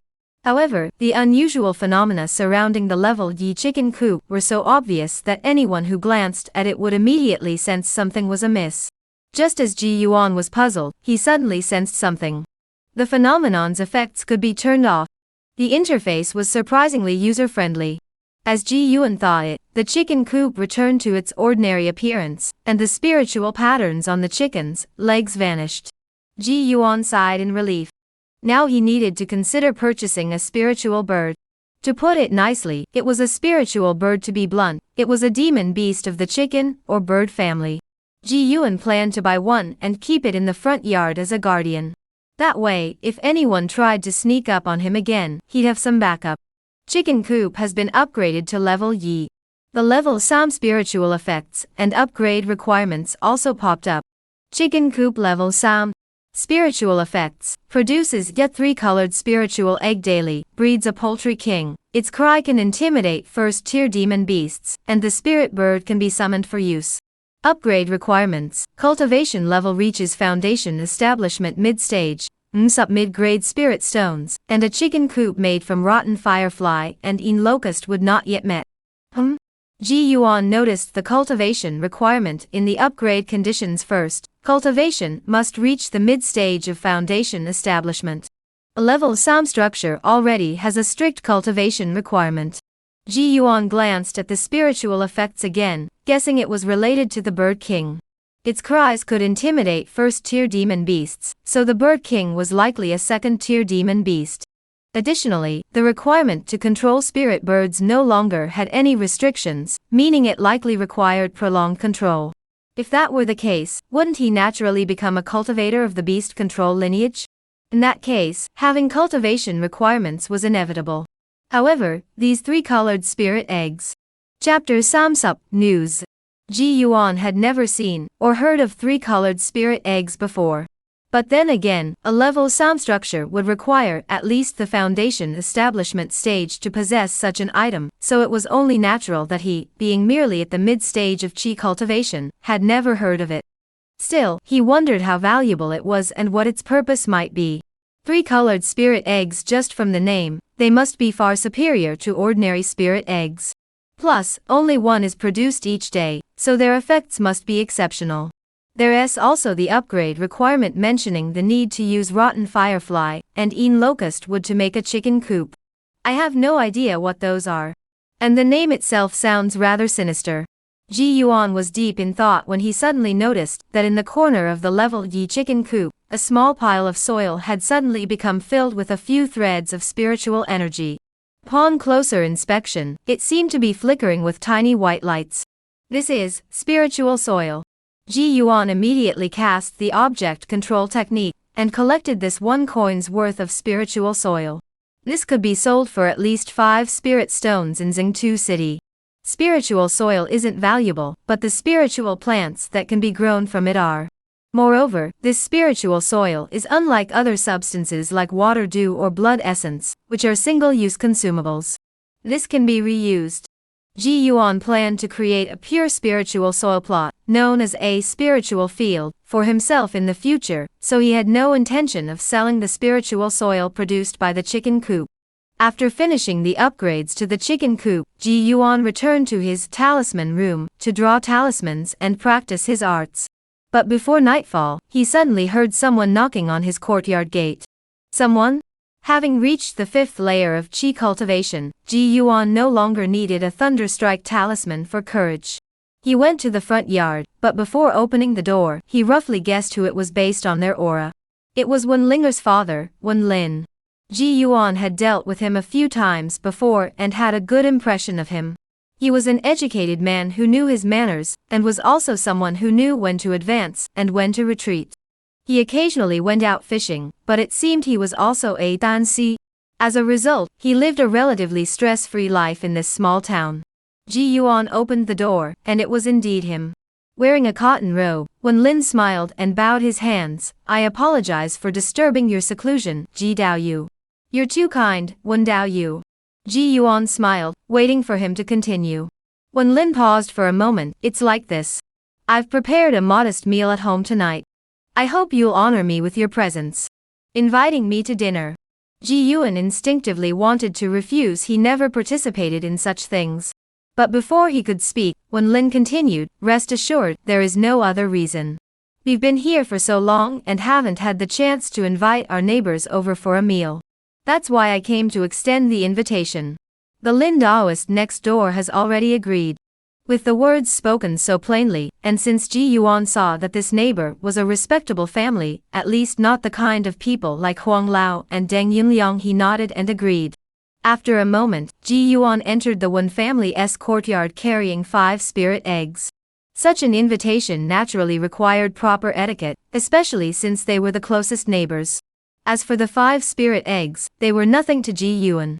The green and yellow chickens laid 30 spirit eggs every day. Ji Yuan had already begun experimenting with steaming and frying spirit eggs. Brother Ji, wait for me. Lin Hu heard Ji Yuan leaving and hurried over with Wu Qin. Compared to 3 months ago, Lin Hu had visibly darkened several shades, and the innocence on his face had vanished, replaced by a lifeless expression. Only when he was with Ji Yuan, and occasionally uttered a few innocent words, could one tell his true age. Wu Qin, who followed closely behind him, was much the same. The look in her eyes when she glanced at Ji Yuan had lost its previous impurity, and like Lin Hu, she now regarded Ji Yuan as her own kind-hearted older neighbor. After both of them had advanced to the 3rd layer of qi cultivation, they always went out to sea together, even without a magical ship or venturing into deep waters. But life gradually improved. At least they no longer had to worry about the monthly fee of 3 spirit coins for their residence. Even today, when they came to the Wen family for dinner, Lin Hu brought a half-spiritual fish as a gift. Though it was somewhat valuable to him, he also had the intention of cultivating a relationship. Zhao Yuechan's cooking was exceptional, and with the addition of spirit porpoise and half-spirit fish, the dishes were of the highest quality. So Ji Yuan also enjoyed a rare hearty meal. After eating their fill, the group sat inside the house to rest, and Zhao Yuechan brought out some dried fruits and nuts. As they chatted casually, Wen Lin also casually revealed his background. Wen, are you from Blackwater City? Ji Yuan asked in surprise. Unlike Tai'an, Jing'an, and Jingda, these 3 districts were all considered close neighbors of Zhengda City, but Blackwater City was much farther away. It was almost directly across from Zhengtu City, spanning the entire Yunyuza. That's correct, Wen Lin replied. Wen Lin's expression paused briefly, but he eventually nodded. Ji Yuan guessed that they had likely encountered some trouble in Blackwater City and fled to Zhengtu City, so he didn't ask further. Instead, he paused briefly before asking, have you ever heard of the corrupting bone flower? As for Han Taisha, Ji Yuan knew where to obtain it, and had already purchased some himself. However, he had never heard of the corrupting bone flower needed to upgrade the pigsty. Since he had finally encountered a fellow cultivator from afar, he naturally wanted to ask. Corrupting bone flower? Wen Lin furrowed his brows and pondered for a moment before shaking his head. I've never heard of such a thing. Just as Ji Yuan thought there was no information, he heard Wen Lin say, I can point you in the right direction. Please elaborate, Ji Yuan hurriedly said. On the 3rd day of every month, the shop at No. Sapachun, the 1st district of Zhengtu City, opens its doors. Those people will travel throughout all the markets of Yunyuze. You can go there and ask around. If it's not there, then it means there's no such thing as the rotten bone flower in the entire Yunyuze. Shop No. Sapat. Ji Yuan silently noted the location, then stood up and bowed to Wen Lin. Thank you, Wen brother. No problem. However, the price there will be higher, so please prepare accordingly. Learning this information over dinner was an unexpected windfall for Ji Yuan. As for the secrets of the Wen family, he had no interest in knowing them. The more secrets one knew, the deeper one would be entangled. By the time one realized it, it would likely be too late to turn back. It was now the 19th day of the 11th month. He could only wait until the 3rd day of the 12th month. Ji Yuan continued his cultivation at home for some time. Before leaving, he saved some spirit stones and used them to purchase a basic magical artifact. The artifact was named Dragon Scale Shield, a name that sounded incredibly powerful. It had cost Ji Yuan a full Yi-Supn spirit stones. In reality, it was crafted from the 1st-tier spirit turtle shell obtained from the Cloud Rain Marsh, making it unremarkable but highly practical. With this, including his magical boat, Ji Yuan now possessed 4 magical artifacts at the same time. Bai Zhou fled for his life, the black gold blade took the lead in attacking, the life-stealing needle carried out stealthy assassinations, and now he had the dragon scale shield for protection. Ji Yuan felt he could finally call himself a well-rounded warrior. The weather grew increasingly harsh and cold, so much so that even Lin Hu dared not venture out to the Yunyu. It was precisely in such weather that Ji Yuan arrived at the shop known as No. Spot mentioned by Wen Lin. A new week has begun. I'd like to rank higher on the new book chart, so please consider giving some monthly votes and recommendations. If you're able to make a donation, that would be even better. Chapter Samsupyat, Rescue. Please keep reading. Shops starting with the character Jia were generally the best located and most expensive in Xingtu City. However, shop No. Spot was an exception, as it was located at the corner between two rows of houses. Unless one deliberately came here, ordinary passers-by would never notice it. Ji Yuan was no exception. Had he not come here specifically this time, he wouldn't have even known there was a shop hidden inside. His first impression upon entering the shop was that it was dimly lit. Moreover, unlike ordinary shops, there were no shelves for displaying goods. Instead, there were 3 separate compartments separated by black cloth, none of which were connected to each other. Apart from that, there was an old man sitting outside the partition, smoking a pipe. He glanced up at Ji Yuan before lowering his head again. There's someone here. Wait. Ji Yuan didn't understand what he meant, so he immediately followed instructions. He stood there waiting for about half an incense stick's worth of time, before the black cloth covering one of the compartments was lifted, and a young man dressed in luxurious white robes emerged, his brows slightly furrowed.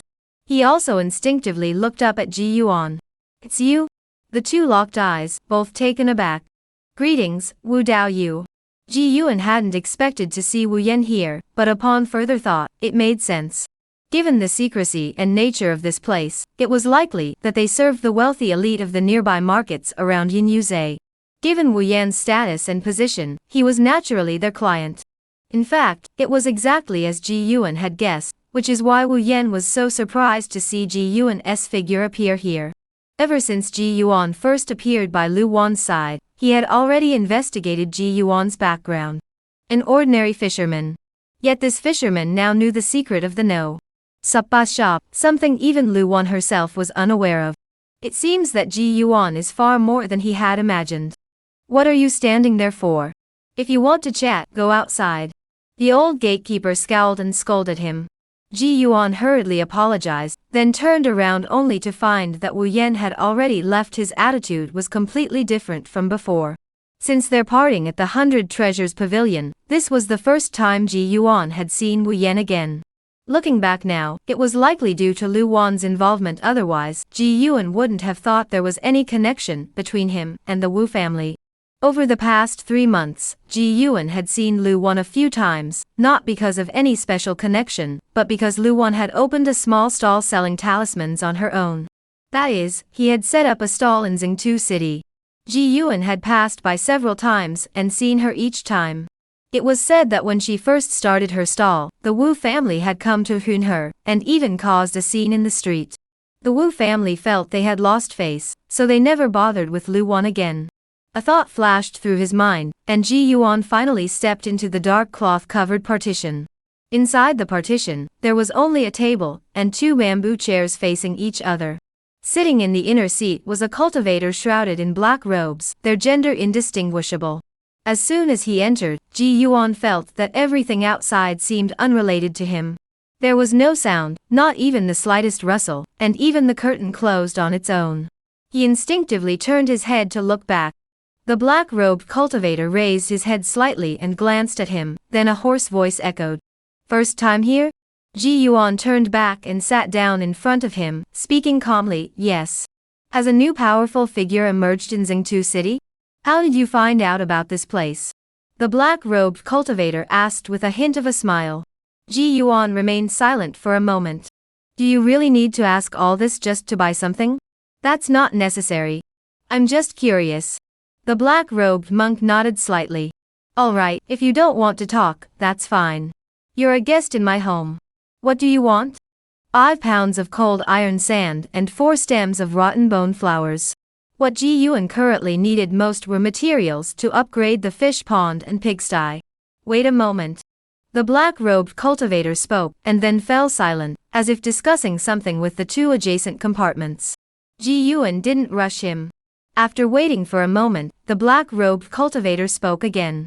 As for the rotten bone flowers, whether they succeed or not, we will inform you next month. The cold iron sand is currently a priority spiritual resource being acquired by the Water Dragon sect, so we dare not interfere. If you need it, we suggest you acquire it in small quantities on your own or go and mine it yourself. If you choose to acquire it, I advise you not to be too overt about it, lest you be killed by the Water Dragon sect. What? Ji Yuan heard this response, especially the last part, and couldn't he help but stare and speak up, so strict. The black-robed cultivator chuckled. You must have gone to the 100 Treasures Pavilion to ask about the cold iron sand, right? Yes. Ji Yuan nodded in acknowledgement. Then you must know how desperately the Water Dragon sect needs this item. You're competing with them for divine resources. You must truly have no idea what this place is called. After the black-robed cultivator finished explaining, Ji Yuan couldn't help but break out in a cold sweat. Indeed, he had been collecting cold iron sand rather brazenly lately. Not only had he been asking around everywhere, but once he even intercepted a shipment of cold iron sand at the 100 Treasures Pavilion. Otherwise, he wouldn't have been able to gather a pound in just 3 months. Looking back now, he had almost unknowingly put his life in danger. Ji Yuan exhaled deeply, stood up, and bowed deeply to the black-robed monk. The news of his life being saved was worth a great debt of gratitude. 10 spirit stones. As soon as Ji Yuan stood up, his smile froze on his face. Damn it, he's not giving me anything, and still wants my spirit stones, and so many of them. Ji Yuan hesitated for a moment, then sensed a heavy aura emanating from the black-robed cultivator. At least he's at the late stage of chi cultivation. Ji Yuan smiled and handed over 10 spirit stones. After taking them, the black-robed cultivator finally withdrew his aura and said, "We don't have any cold iron sand, so we won't charge you for that. This is for the rotten bone flower. It's extremely rare, but we know where to find it. We can't guarantee we'll be able to get it. If we do, this is a deposit. If not, we'll return it next month." Ji Yuan sighed in relief upon hearing this. "Thank you for your help, senior." He bowed once more and stepped out of the compartment. With news of the corrupting bone flower, Ji Yuan put another worry to rest. Regardless, he would wait a month first. If those from Unit Sapa couldn't handle it by then, he could buy a spot from them, and wait until he reached the late chi cultivation stage before figuring out a plan. Upon returning, Ji Yuan dared not collect any more cold iron sand. Even when 2 cultivators came looking for him, he claimed he no longer needed it. On one hand, he feared the Water Dragon sect was setting a trap, and on the other, he worried that collecting too much would draw attention to himself. 10 days later, a flying boat descended from mid-air, coming to a small island shrouded in black mist. The people on board didn't disembark, but remained floating on the water's surface, then spoke slowly. "Old ghost, the Fu Guafa you've been so obsessed with, someone has finally come to inquire about it." Chapter Samsupyi, Spirit Bird, please continue reading. Who? A deep voice echoed from within the island, followed by black mist parting to reveal a narrow, shadowy path. A tall man clad in rotting rags emerged slowly from the path. He was tall, but his body was covered in rotting wounds, making him look extremely terrifying. Though alive, he emanated a strong aura of death. Despite only taking a few steps, he had already reached the shore in the blink of an eye. The bearded man on the flying boat stroked his beard and smiled. Each group has its own rules. As for who wants the rotten bone flower, that's something I can't disclose. The man in the hemp robe nodded, not pressing the matter, or perhaps he dared not. How did you find out? The long-bearded man spoke bluntly. He wants to buy 4 plants. Old ghost, will you sell them? The man in the hemp robe, known as the old ghost, pondered for a moment and said, "No spirit stones. Barter. Arrange for me to meet him. That's within the rules, isn't it?" "That's naturally no problem." The long-bearded man smiled.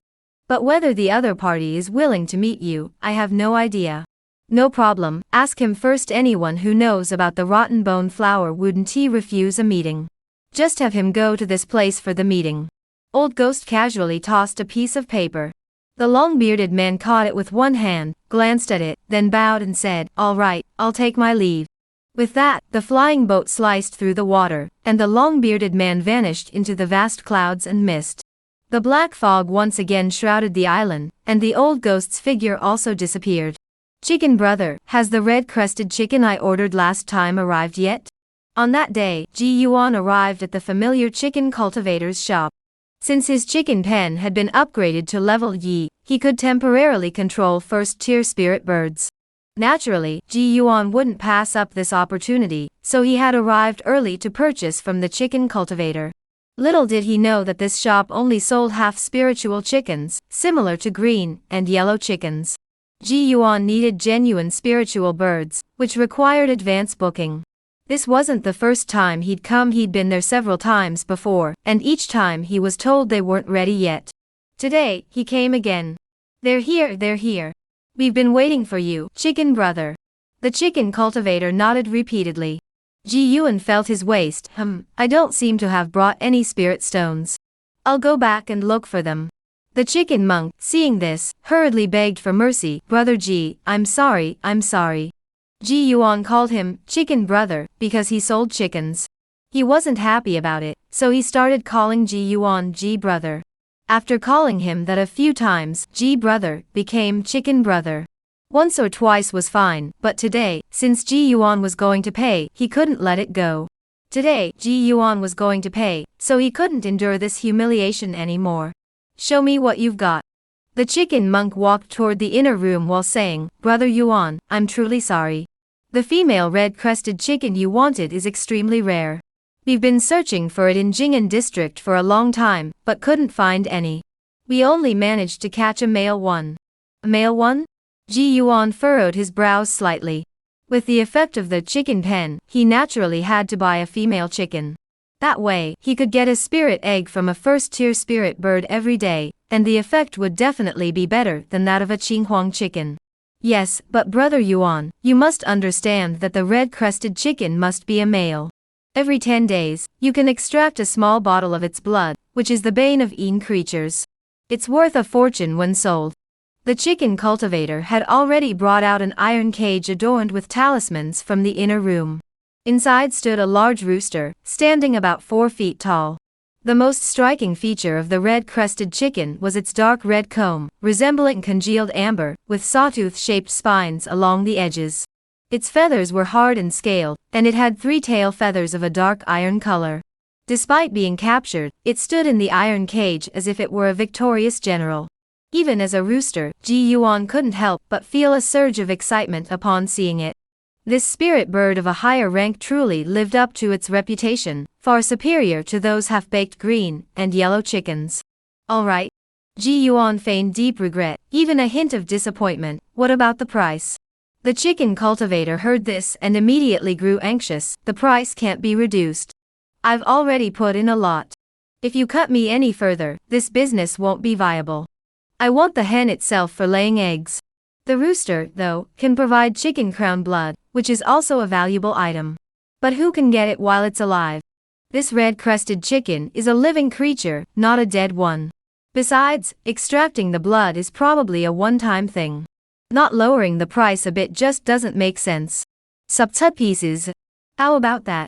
If you still can't accept it, then this deal is off. Alright. He had originally asked for subgao, but now he decut 2 spirit stones off the price. That wasn't too bad. Ji Yuan paid the spirit stones. This red-crested chicken was merely a first-stage spiritual bird, and since Ji Yuan wanted it alive, the price was higher. After that, Ji Yuan carried the red-crested chicken through the market, attracting quite a bit of attention. After all, cultivators who bought live demon beasts were still in the minority. Ji Yuan wasn't afraid, though. After all, the main reason was that the living creature couldn't be stored in a storage pouch, so he had no choice but to carry it this way. After a while, when he returned home, he went straight to the backyard. First, he summoned the dragon scale shield to protect himself, then summoned the black gold sword to hover above the red-crested chicken's head, and the life-taking needle floated in front of the chicken's eyelids. Only then did Ji Yuan feel at ease enough to open the chicken coop and release it. With the 3 magical artifacts bearing down on it, even if the red-crested chicken had broken free, it dared not resist. Ji Yuan then reached out and grabbed it, tossing it into the chicken pen. With just that one move, Ji Yuan noticed that the red-crested chicken had become docile, as if an invisible bond had formed between them. Not only that, but all the green and yellow chickens in the backyard raised their heads, as if threatened or intimidated, daring not to move. It wasn't until the red-crested chicken emerged from the chicken coop with its head held high and let out a loud cry that the others dared to move. Oh! All the green and yellow chickens trembled and lay prostrate on the ground. At this point, Ji Yuan, who had witnessed the entire scene, couldn't help but feel a sense of awe. The Chicken King had emerged. Among the many green and yellow chickens in the pen, this newly arrived spiritual bird, a large rooster, had undoubtedly become the king of the birds, or rather, the leader of the hens. A single rooster with 30 hens, he was truly blessed. Just as the red-crested rooster let out its crow, in the neighboring Wen household, Zhao Yuechan was startled awake from her cultivation, looking at Wen Lin beside her with a look of astonishment. Wen Gu, is that a red-crested rooster? Yes. Wen Lin also turned to look at the neighboring courtyard, his eyes filled with curiosity. It seems our neighbor has quite a secret. What should we do? Let's approach them normally first. Outsiders can't be trusted. All right. The couple finished their discussion and didn't pay any further attention to it. Ji Yuan, however, was staring at the bright red comb of the red-crested chicken. He knew it was time to take the blood. For others, taking blood from a rooster's comb might be a difficult task, but for Ji Yuan, he moved his mind and immediately controlled the red-crested chicken. He then manipulated it, causing it to walk over obediently. The black knife transformed into a black gleam, slicing through the red-crested chicken's comb. After a moment, Ji Yuan looked at the small vial of chicken comb blood in his hand, which emanated a strong young energy, and was greatly delighted. This was a precious item, and Ji Yuan had no intention of selling it. If he ever encountered any Yin entities or ghostly beings in the future, this could be a lifesaver. Looking at the completely weakened red-crested chicken, Ji Yuan felt a bit of regret. Next time he would have to wait at least 10 days to collect more blood. If only he could collect a bottle every day. As the sun rotated, just as Ji Yuan was about to collect the third bottle of rooster comb blood, the date finally arrived on December Samardi. Chapter Samsapsam, Flying Sword. Ji Yuan had no idea how valuable the rotten bone flower was, so over the past month, he had saved up quite a few spirit stones. He had been drawing talismans day and night, half-spiritual fish in the pond had advanced in rank, and he had also sold some spiritual eggs. Even after spending money to buy a red-crested chicken, he had managed to save over 100 low-grade spirit stones. On that day, the sky was clear and the air crisp. Ji Yuan once again arrived at Shop No. Sapat. The cultivators in Shop No. Sapat all seemed to be wearing identical black robes. There were 3 compartments. Last time, Ji Yuan had entered the middle one. This time, he entered the one on the right, and the furnishings were exactly the same, including the black robes worn by the cultivator. What are you buying? The voice beneath the black robe was no longer hoarse, but rather sharp and high-pitched, like that of a woman. It wasn't the same person as last time. Ji Yuan sat down on the bamboo chair opposite her and said softly, I came here last month and paid a deposit for the corrupting bone flower. Oh, the person who wanted the rotten bone flower was you? The voice from beneath the black robe sounded surprised, and she quickly lifted her head. Ji Yuan saw a rather attractive woman's face, especially her peach blossom eyes, which seemed to gaze at even dogs with deep affection, leaving a profound impression on him.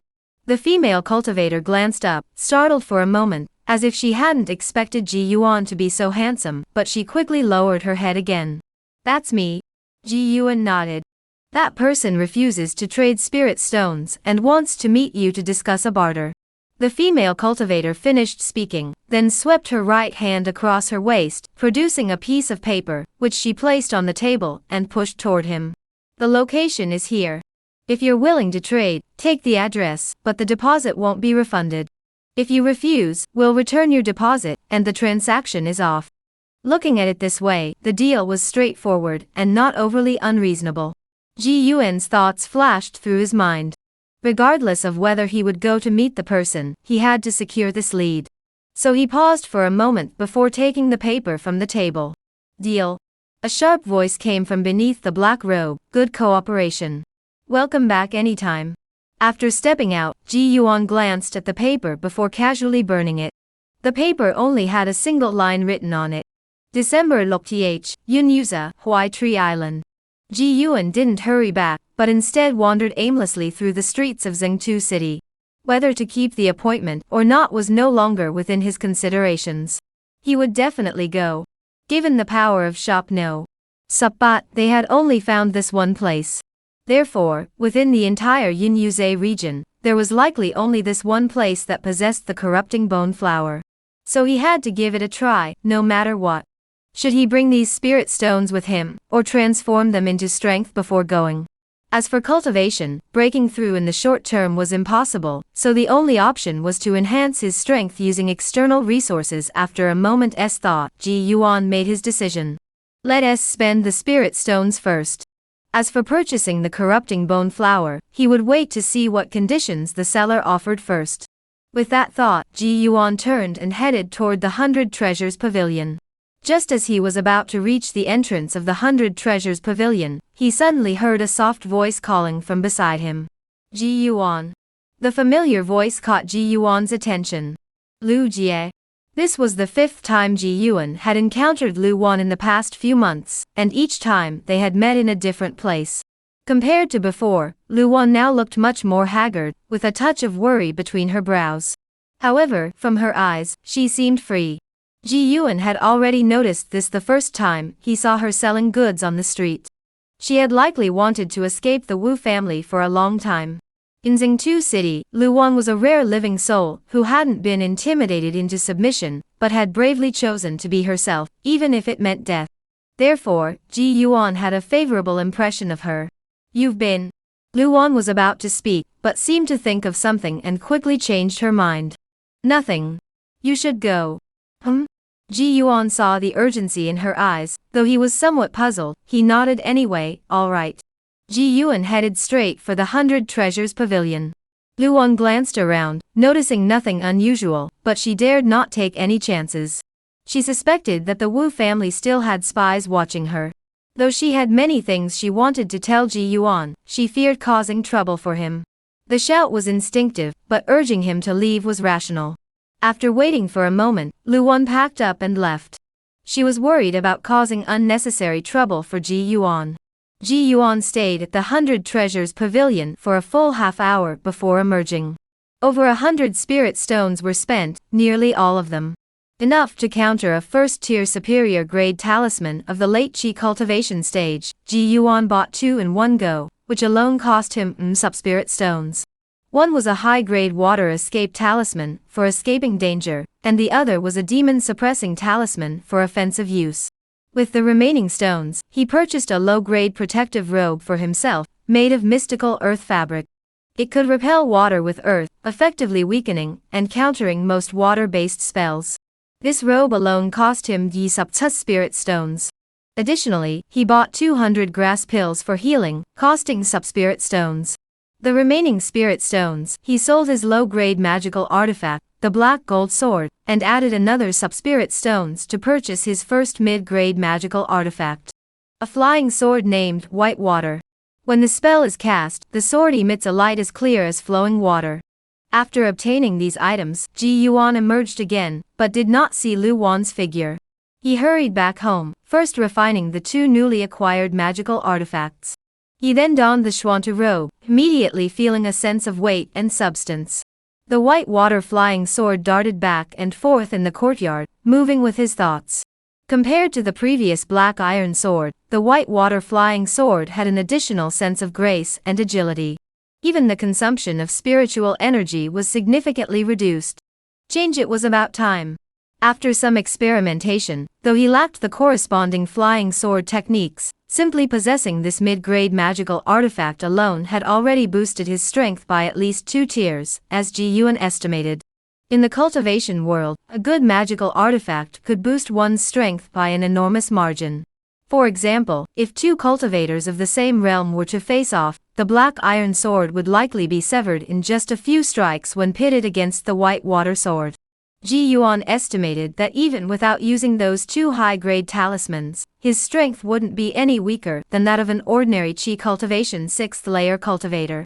After all, both were already at the mid-stage of Qi cultivation, and among cultivators at that stage, Ji Yuan was already fully equipped. Given that, it was time to venture out.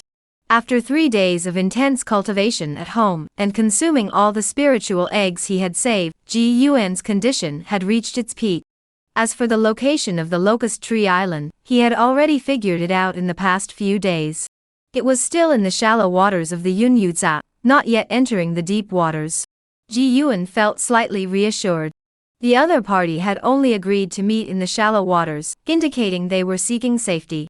If they had any ulterior motives, they might have chosen the more dangerous deep waters instead. On that day, Ji Yuan locked the only spirit bird he could temporarily control, the crimson-crowned chicken, into the chicken coop. As long as it remained inside the coop, it would be suppressed and behave itself, sparing Ji Yuan some trouble. He stepped out the door and happened to encounter the early rising Lin Hu couple. Upon seeing Ji Yuan summon his magical boat, they were also somewhat surprised. "Brother Ji, are you going out to sea today?" Lin Hu already knew that Ji Yuan was a talisman master, so he had long since grown accustomed to the fact that Ji Yuan didn't need to go out in the boat to fish.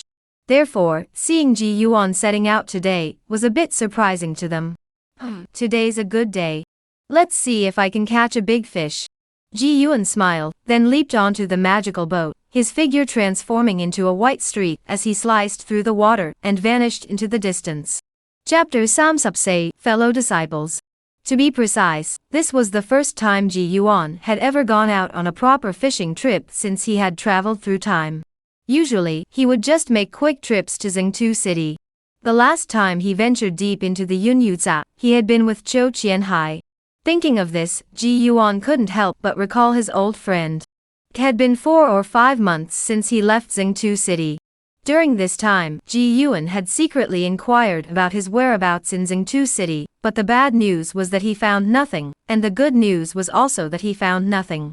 At least it meant that the Qin family had no leads on him either.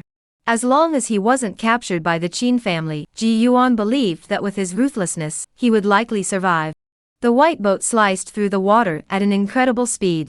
Along the way, it encountered several fishing boats setting out, but upon seeing the fleeting white figure on the lake's surface, they all slowed down. Some even stopped completely, fearing they might accidentally collide with this senior. Ji Yuan, to maintain his state, used spirit stones to power the magical boat, and kept another spirit stone in his hand at all times to ensure he remained at peak condition. Huaishu Island, named for its locust trees. On this island, there was an exceptionally large locust tree. Cultivators passing by often stopped here to rest, so it was considered a relatively peaceful area within the Yunyuze region. Few would dare to fight here. 2 hours later, Ji Yuan landed on the island, and the white boat was stored in his storage bag. Compared to before, his complexion had grown much darker, and his chin was now covered in stubble. He had transformed from a handsome young man into a rather mature middle-aged man. Upon arriving on the island, Ji Yuan headed straight for the locust tree. Coincidentally, when he arrived, he found that the only person sitting under the tree's shade was a young female cultivator. She had an ordinary appearance, but from her posture, she seemed like someone who would make a good wife. As for her cultivation level, Ji Yuan could see right through her. She was only at the 3rd layer of Qi cultivation, nothing special. When Ji Yuan arrived, she also looked up at him. Corrupted bone flower? The female cultivator showed no signs of testing him, getting straight to the point. Yes. Ji Yuan's mind was focused on the white water-flying sword in his storage bag, and he nodded in response. Upon hearing this, the female cultivator sighed in relief. Just as she was about to speak, she noticed 2 more magical boats landing on the shore. "Let us talk somewhere else." Ji Yuan finished speaking, and moved to the other side of the Locust Tree Island, also by the lake. If anything went wrong, he would take the boat and flee. The female cultivator followed him. "Do you have the corrupting bone flower?" Ji Yuan asked directly. "Yes." The female cultivator nodded slightly. Before Ji Yuan could ask again, she reached into her chest and took out a small jade box. Opening it, she revealed a flower resembling a hibiscus, lying inside.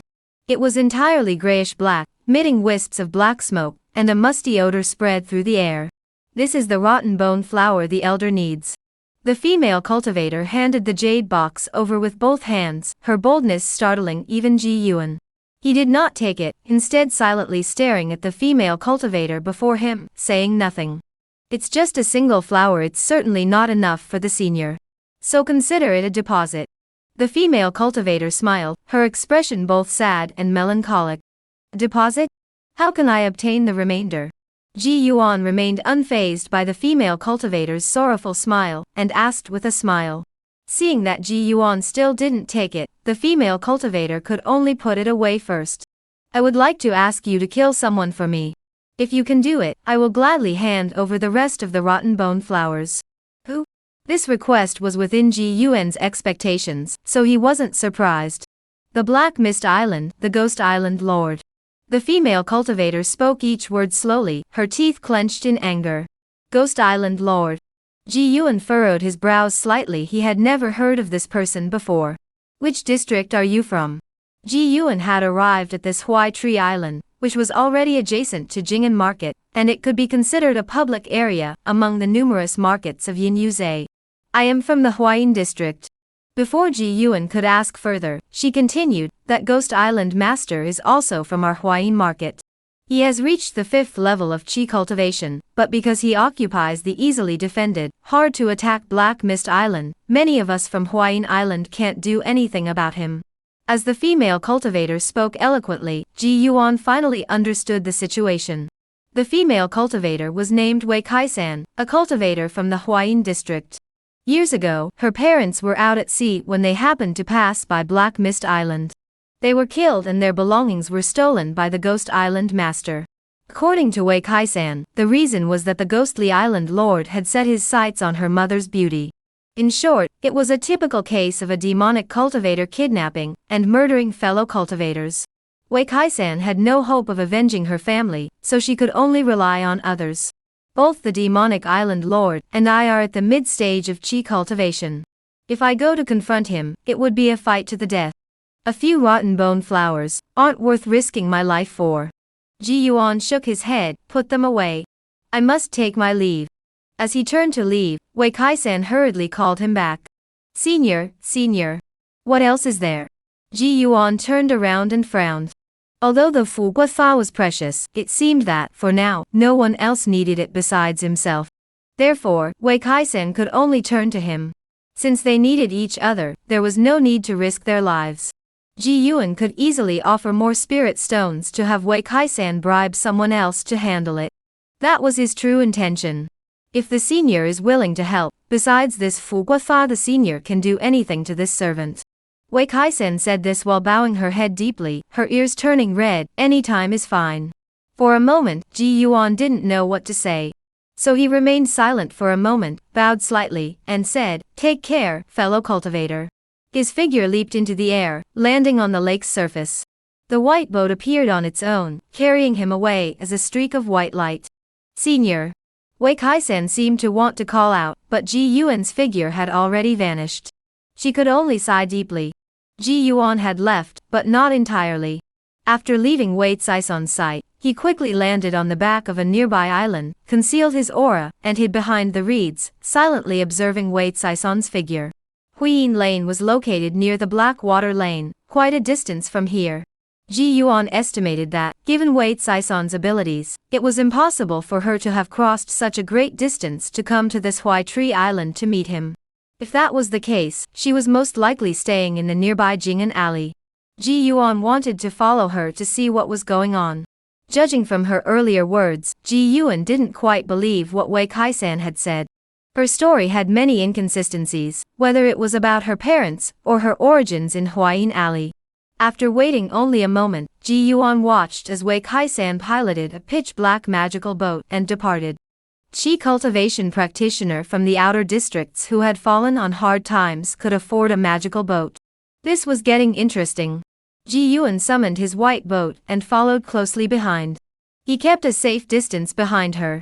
After a short while, he noticed that Wei Kai-san wasn't heading toward the nearby Jing'an district, but was instead heading straight north. Something was amiss. Just as Ji Yuan was about to turn back, he suddenly noticed a pure black magical vessel suddenly appearing from among the nearby islands. On the ship stood a tall man in black robes. He looked at Ji Yuan and bowed slightly, saying, "Fellow Daoist, the rotten bone flower, I have plenty of it."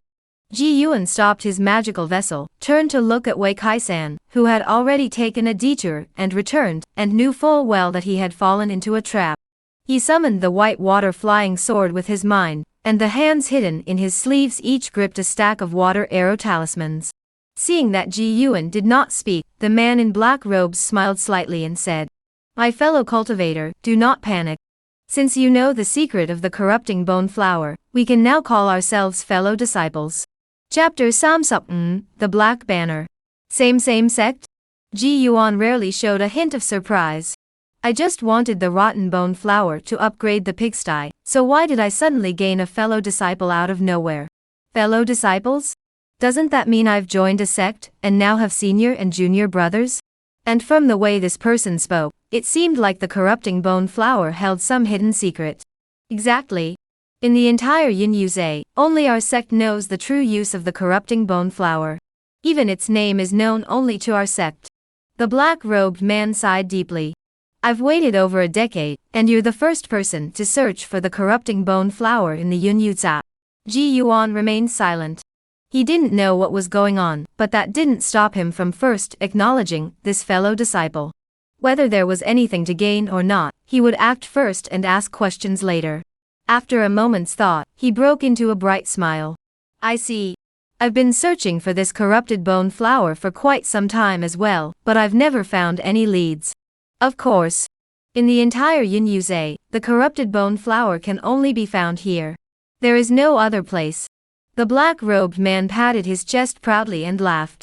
Ji Yuan put away the 2 stacks of talismans in his hands, revealed both hands, and bowed with a hoarse voice, saying, "I am a few years older than you, so I dare to call you senior brother.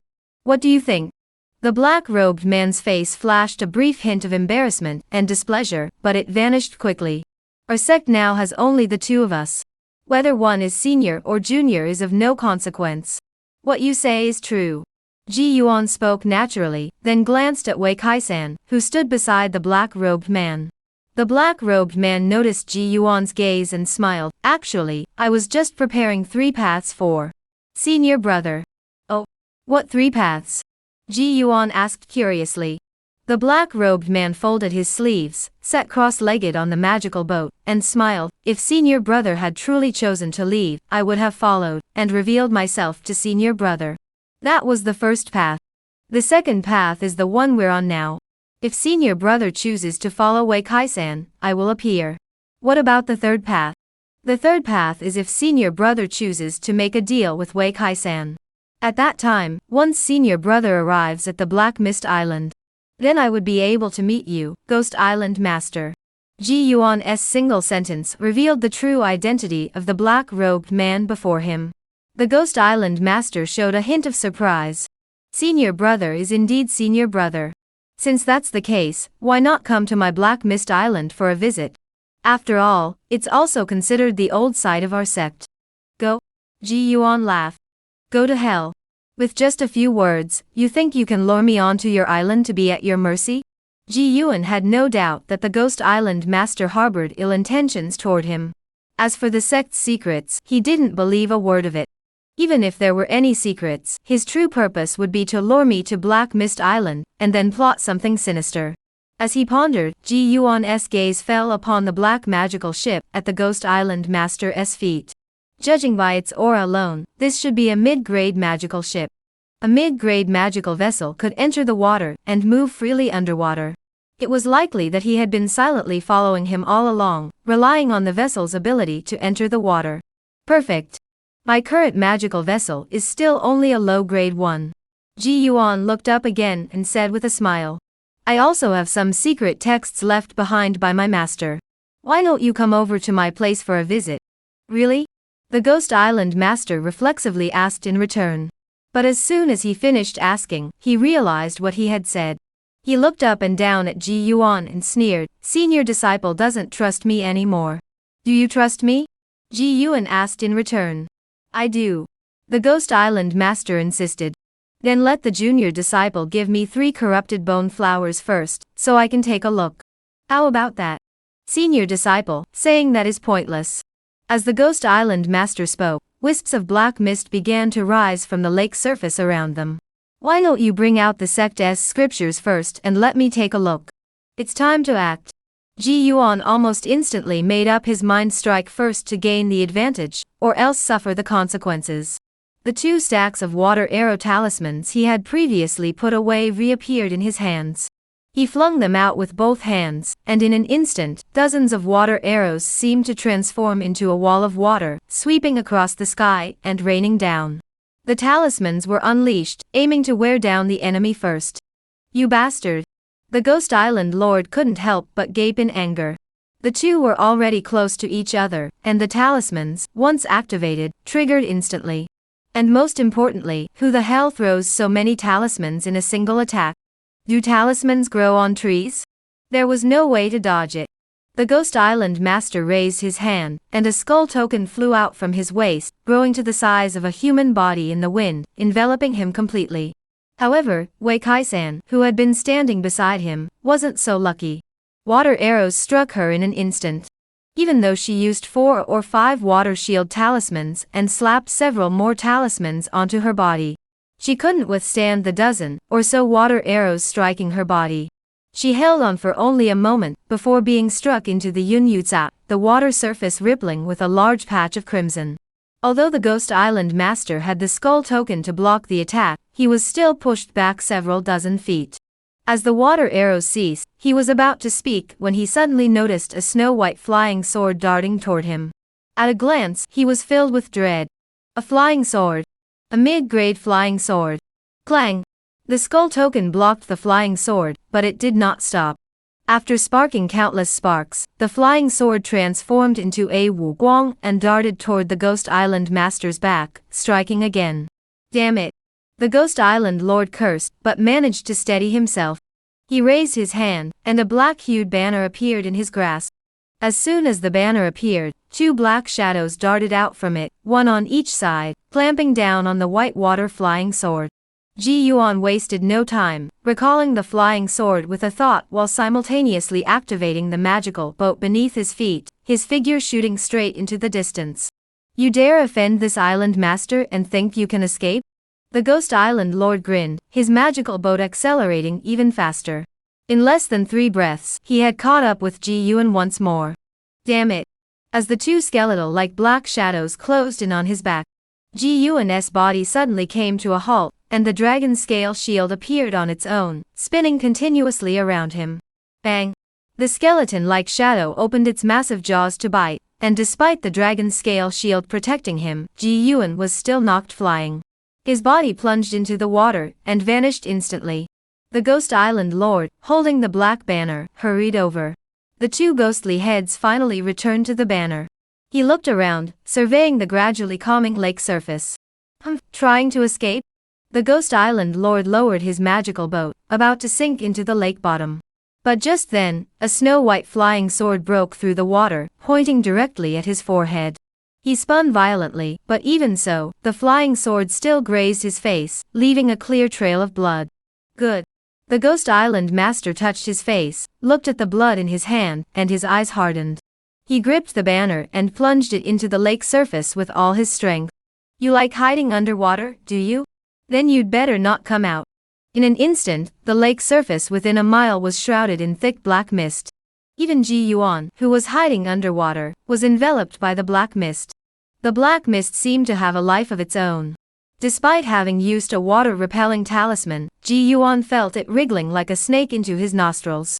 Ji Yuan pinched 2 water arrows with both hands and fired them toward the lake bottom. Using the recoil force, he propelled himself upward, breaking through the water's surface in an instant. Chapter Samsuplok, Big Profit. Just as Ji Yuan broke free from the water's surface, the black mist that had been carrying lake water into his body finally dissipated. He exhaled deeply in relief. Otherwise, hiding underwater, even if he hadn't been killed by the Ghost Island master, he would have drowned from the water.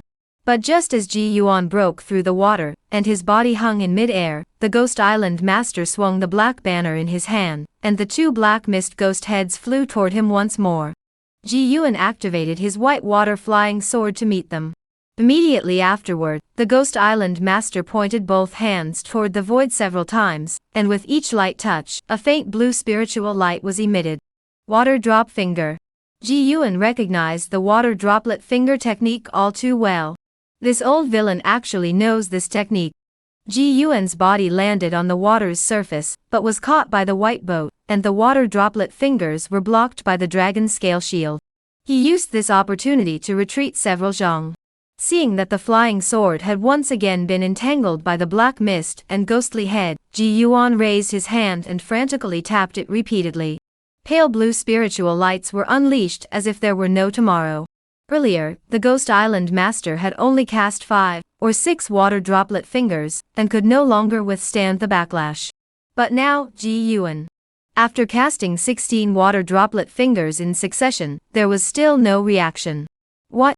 As soon as Ji Yuan's water droplet fingers were released, the Ghost Island Master was also startled.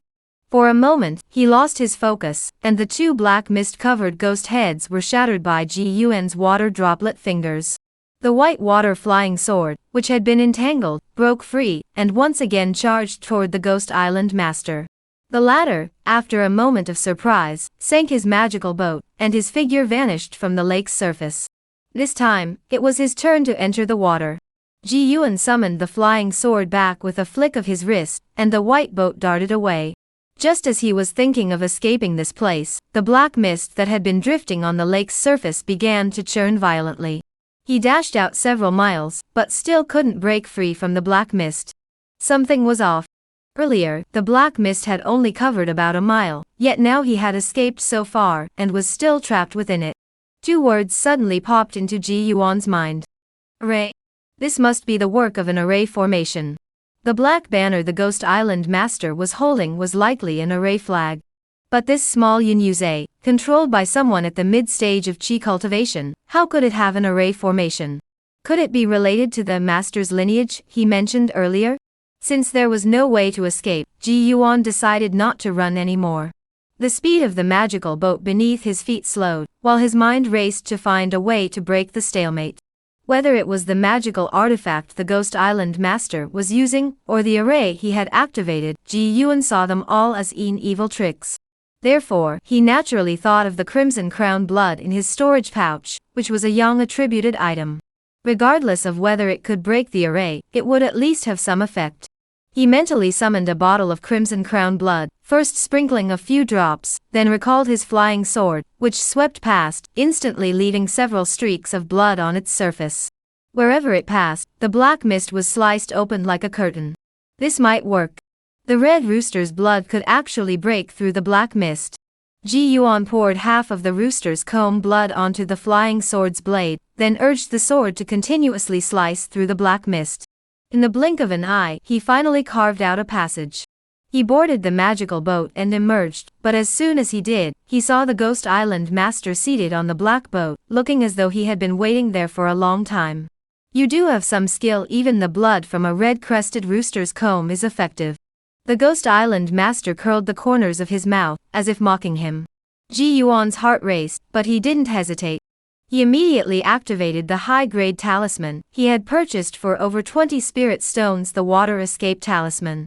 His figure vanished from the lake surface in an instant. But just as he vanished, a massive golden seal materialized out of thin air and crashed down onto the lake surface. Boom! The seal struck the water, instantly unleashing a massive wave that surged violently. The high-grade talisman and the golden seal had missed their mark. The Ghost Island Master slapped his thigh and sprang to his feet, shouting, "You dog!" Before he could act again, a cold voice echoed from the distance, "Now you'll taste what it's like to be struck." Before Ji Yuan's voice had even faded, a golden character emitting intense golden light, the character, Gen, suppress, plummeted from the sky, heading straight for the Ghost Island Master. The same high-grade talisman, the demon sealing talisman. "Senior brother, why has it come to this?" The Ghost Island Lord panicked, hurriedly shouting out before quickly slapping a talisman onto his body. In an instant, his black robe sprouted countless black scales, and the illusory form of a black serpent emerged, its head raised high, taking the brunt of the descending demon sealing symbol. Even so, the black scales on his robe continued to fall off. Ji Yuan couldn't discern the origin of the high-grade protective talisman the Demon Island Master had just used, but he knew that the demon-subduing talisman had a natural countering effect against demon cultivators like him. Therefore, he did not waste this opportunity, raising his hand once more to send out the white water flying sword to assist him. The flying sword, stained with rooster's comb blood, seemed even more effective than the talisman. With a single sweep, the black scales were continuously severed. Under the combined assault, the black snake's illusory form shattered even faster. The demon-sealing talisman also grew dimmer. The Ghost Island Master's body sank, and he suddenly let out a loud cry. The black banner array flag he had placed at the bottom of the water was summoned, and he gripped it with one hand, twisting it violently. The white water flying sword was trapped within the array flag. However, compared to before, the blood-stained white water flying sword nearly broke free several times. The array flag couldn't hold it for much longer. Just then, Ji Yuan once again extended his fingers, pointing several droplets of water directly at the pale-faced Ghost Island Master. The latter sneered and did not dodge, instead raising his hand to summon a skull token to block the attack. Though the water droplets were powerful, they had little effect against the protective artifact. Even the two spiritual beams that managed to pierce through the token were blocked by the Ghost Island Master's magical robe. The Ghost Island Master watched as the water droplets exploded into water flowers, and he secretly sighed in relief. As the explosion subsided, he seemed to catch a glimpse of a red glow amidst the bursting water droplets. It was like the center of a blooming flower, the flower's core. He immediately sensed something was wrong, but it seemed too late. Because that red light instantly pierced through the talisman, and the magical robe's defenses, reaching his eyes, and finally, it sank into his brow. The Ghost Island Master grunted softly, his body instinctively being pulled backward by the red light. The array flags that had been holding the flying swords lost control and scattered, allowing the white water swords to break free once more. They grew longer in the wind and instantly transformed into a 3-foot-long blue blade. A flash of snow-white sword light, and a large head flew through the air. Ji Yuan, who was piloting the white boat and closing in, still felt uneasy. He immediately fired 2 fireballs, completely incinerating the Ghost Island Master's head and body. All that remained on his magical boat were a slightly tattered magical robe, a black array flag, a skull token, and a storage pouch. Ji Yuan quickly approached, and as his figure swept past, all the spoils vanished simultaneously. He also retrieved the white water flying sword and the life-stealing needle. He then returned to the place where they had first clashed, and found the body of Wei Kai-san. However, being only at the initial stage of qi cultivation, she had no storage pouch. The only magical artifact was the magical ship itself. Ji Yuan took the magical ship, and the jade box hidden in her chest, then dropped a drop of corpse-dissolving water to destroy the body and erase all traces. Using the remaining spiritual energy he had, he activated the white boat and quickly departed from the area. After such a prolonged battle, coupled with the immense commotion, he had even used 4 high-grade talismans in succession. It was likely that someone with ulterior motives had already taken notice. It was essential to leave the area immediately. Less than half an incense stick later, 2 flying boats descended from the sky. Who was fighting here? The commotion was so intense. Judging by the aura, it was likely a clash between late-stage practitioners, and there might even be casualties. This is not far from Jing'an Lane. Let's go ask that old man from the Gu family if he knows anything. The 2 late-stage qi cultivators who had come from afar quickly activated their flying boats and departed. Basic-level magical ships can only be propelled on the water's surface, while intermediate-level ships can enter the water. At the advanced level, they are called flying boats. Not only can they be propelled on the water's surface, but they are also flying artifacts. Shortly after the 2 departed, several others emerged from beneath the water, just lifting their heads above the surface. However, upon sensing the lingering traces of energy in the area, they all fled swiftly. The area where 2 late-stage qi cultivation practitioners had just clashed was no place for mid-stage practitioners like them to linger. Few could reach the mid-stage of qi cultivation in the Yunyuza. Ji Yuan activated his magical boat, aimlessly drifting through the Yun Yu Za while holding a spirit stone to restore the spiritual energy he had expended. After wandering aimlessly for an entire day, confirming no one was following him, and his condition fully restored, he finally found a reed marsh nearby, retracted the white boat, and darted into the reeds. He then reached behind him, and retrieved the storage pouch of the Ghost Island Lord. With the restrictions gone, his spiritual energy penetrated the bag. At a glance, he knew this trip had been well worth it. Please support the new book with monthly votes and recommendations. Chapter Samsubtut, Battle Flags. The first thing Ji Yuan saw in his storage pouch was a row of jade boxes stacked neatly. Their design was identical to the jade boxes that Wei Kaisan had used to store the Fu Guafa. Ji Yuan hurriedly took out 2 of them, opened them one after another, and found that they indeed contained the Fu Guafa. And these jade boxes, combined with the ones obtained from Wei Kaisan, there were a total of 18 corrupted bone flowers. The pigsty could finally be upgraded, and he could finally live a life of picking up spirit stones every day. Ji Yuan's previously tense heart instantly calmed down considerably. After examining the corrupting bone flowers, he glanced at another jade box nearby that was uncovered. Inside were neatly arranged spirit stones. Ji Yuan glanced at the jade box, which contained 100 spirit stones neatly arranged inside, plus another 2 or 30 scattered around the sides. The cost of purchasing high-quality talismans? It was all back in one go. Indeed, to get rich, one must first kill. As for the pills, aside from the common spirit-restoring pills and 100 grass pills, there was also a bottle of pitch-black pills, with the bottle itself also black. Ji Yuan had no idea what they were for. The high-grade talismans were gone, but there were still 6 medium-grade talismans and several low-grade ones remaining. These were of little use to Ji Yuan. He roughly estimated that if he exchanged these talismans and pills for spirit stones, he could probably sell them for 70 or 80 pieces. After examining these items, his gaze was drawn to another jade box in the corner. Compared to the jade box that had held the spirit stones earlier, this one was clearly more exquisite, with a double-layered design and intricate carvings of flowers and plants, even adorned with a small golden lock. Ji Yuan moved his mind and took it out. The golden lock was merely decorative. He casually fiddled with it and opened the box. There was no danger inside. The jade box contained a jade tablet lying quietly within, which Ji Yuan was already familiar with. He had used this inherited jade tablet several times before to study spells. He wondered what kind of spell it was. Ji Yuan muttered to himself. Something that the Ghost Island Master had treated with such reverence must be quite effective. Ji Yuan placed his hand on the jade tablet and gently infused a thread of spiritual energy into it. In an instant, a flood of unfamiliar memories surged into his mind. Ji Yuan instinctively felt a sharp pain. What the hell is this?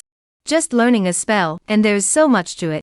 Ji Yuan froze for a moment, then after a quick glance, he finally realized. I've really found a treasure. Ji Yuan was overjoyed.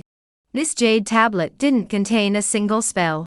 What was recorded here was the sect that the Ghost Island Master had mentioned. The sect was named Yin Ghost Sect, and its specialty was refining Yin ghosts. For example, the array flag wielded by the Ghost Island Master, which was comparable to a mid-grade magical artifact, was called the Yin Ghost Flag, and the array itself was named the Yin Ghost Array. The 2 black mist ghost heads he initially released, which could bind flying swords, were the Yin ghosts he had refined. According to the information in the Inheritance Jade Tablet, the methods required to refine Yin ghosts are quite unscrupulous and extremely rigorous. First, one must select cultivators born during the Yin hour, then brutally torture and kill them. Only then will the resulting ghostly beings be sufficiently ruthless. Additionally, there is the cultivation method for the Fu Guafa. One must use the shin bones of those who died violently, fill them with 3 seeds of the corrupting bone flower, bury them in a place where Yin energy converges, and lay a layer of spirit stones beneath them, among other things. As for its effects, Ji Yuan flipped through the memories in his mind and suddenly had an epiphany. Grind the corrupted bone flour into a paste, and apply it to the Yongquan and Mingmen acupoints to temporarily increase the absorption of spiritual energy? Upon seeing this effect, Ji Yuan first rejoiced, but then he grew skeptical. He dared not believe it. The rotten bone flower itself was a filthy and evil thing. Applying it to the life gate and spring well acupoints was something Ji Yuan dared not attempt. But upon further reflection, if there were no basis for it, why would it be recorded in the jade tablet? After flipping through the contents of the jade slip and giving it some thought, Ji Yuan also guessed a possibility. The contents of the jade slip were incomplete, and the information was fragmented. Besides the methods for constructing the Yin Ghost Array and cultivating the corrupting bone flower, the rest was just a mishmash of random information, such as the claim that the Yin Ghost sect was merely a subordinate branch of a larger sect. Members of the Yin Ghost sect must never admit their affiliation when traveling outside. A Yin Ghost can possess a maximum of 5 at a time. Any more will turn on their master, and so on. Not even a single proper spell was recorded. After reading it, Ji Yuan understood why the Ghost Island master had become so excited when he mentioned having a secret text left by his master earlier. It must be that he also knew the jade slip was incomplete. Given that, attempting to use the corrupting bone flower to enhance cultivation efficiency was even more out of the question. After finishing the jade tablet, Ji Yuan didn't rush to refine the magical array flag. Instead, he took out another item from his storage pouch, a ring. It was entirely black, made of an unknown material, resembling a bone ring, with a skull carved on it. Ji Yuan hesitated for a moment, before lifting it into the air, and then infusing a thread of spiritual energy into it. As the spiritual energy entered, the ring instantly emitted a wisp of black mist, which transformed and eventually formed the character Yin. The formation lasted for 2 breaths before the black mist dissipated. The ring returned to its ordinary, unremarkable appearance. This seems to be a token, Ji Yuan speculated. Not knowing its purpose, he put it away. As he was about to leave, he glanced at the magical artifacts he had obtained, especially the Black Ghost Flag and the mid-grade magical ship. Good things should be saved for last. Ji Yuan first picked up the Skull Talisman for protection. A low-grade magical artifact, it had withstood several strikes from the white-water flying sword earlier, sustaining some wear and tear, but it was still in decent condition. Its quality was better than Ji Yuan's previous dragon scale shield, but after being damaged, it was no longer as effective. Ji Yuan planned to sell it once he returned to Zhengtu City. The remaining item was the black magical robe, also a low-grade magical robe, but it had suffered even greater damage. It had been struck by a high-grade demon-suppressing talisman, and pierced several times by Ji Yuan's mid-grade flying sword. The fact that it didn't shatter on the spot was already a testament to its quality. Wei Caison's magical boat was merely an ordinary low-grade magical vessel, inferior even to Ji Yuan's white boat, and could only be sold for spirit stones. After inspecting these items, Ji Yuan picked up the palm-sized black magical vessel. He infused it with spiritual energy and refined it slightly. Unlike a low-grade magical artifact, this mid-grade artifact immediately transmitted a message upon refinement. The magical vessel was named Black Wind Boat. When rushing across the water's surface, it resembled a black gust of wind. When fully activated, it could even briefly ride the wind, moving at an astonishing speed. Even underwater, it was faster than ordinary mid-grade magical vessels. Indeed, it was a fine magical artifact.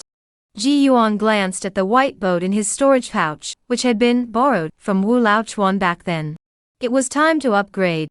After refining it, Ji Yuan finally took out the array flag emitting wisps of black smoke, the Yin Ghost Flag. For Ji Yuan, although he had gained much today, the most practical and valuable item among them was undoubtedly this array flag. Chapter 34, Pigsty Level Yi. The Ghost Island Lord was dead, and the array flag naturally became an ownerless object. Ji Yuan snatched it up and instantly began to refine it. As the array flag trembled slightly, it finally recognized its master. After Ji Yuan sensed the situation of the Yin Ghost banner, he was also somewhat surprised. He moved his mind, and 2 black mist ghost heads immediately flew out from the array flag, spinning around his body. There are actually 2 Yin ghosts inside this Yin Ghost banner. This was something Ji Yuan had not anticipated. He had assumed that after killing the 2 Yin ghosts, the Yin Ghost banner would only serve as an array flag. Now that the Yin ghosts were still there, the flag could still be used as a magical artifact. Having obtained part of the Yin Ghost sect's inheritance, Ji Yuan naturally knew that with these two Yin Ghosts present, it was as though he had gained an additional helper at the mid-stage of Qi cultivation. Just like when he had previously fought against the Ghost Island Master.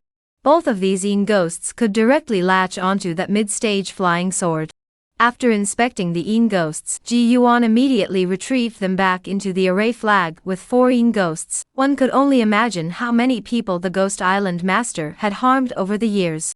His actions, to some extent, could be considered a service to the people.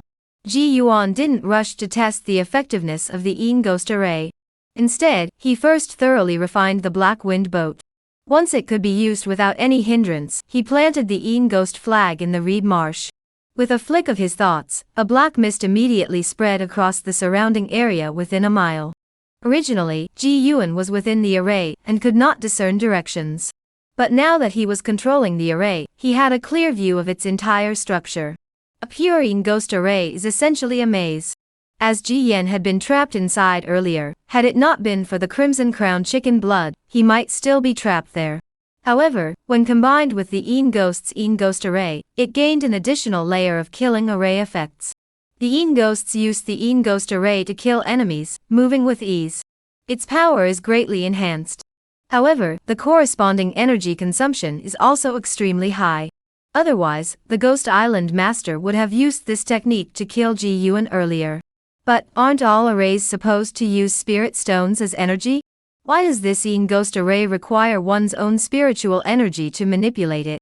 Ji Yuan flipped through the memories in his mind and quickly realized, the array is also incomplete. Damn it. The fact that this Yin Ghost array can now be controlled using one's own spiritual energy is only possible, because the Ghost Island Master had already attempted to repair it himself. If one were to say that the Ghost Island Master lacks insight, he was able to repair the array on his own. But if he had insight, why did he change a formation that was originally controlled by spirit stones to one controlled by his own spiritual energy? I wonder if I have that kind of insight. But even if I don't, it doesn't matter. When Ji Yuan returns this time, he must prepare to build himself a room of enlightenment. He casually retrieved the array flags, and the surrounding black mist dissipated. He leaped out of the reed marsh. Just as he was about to fall into the water, a black wind boat appeared.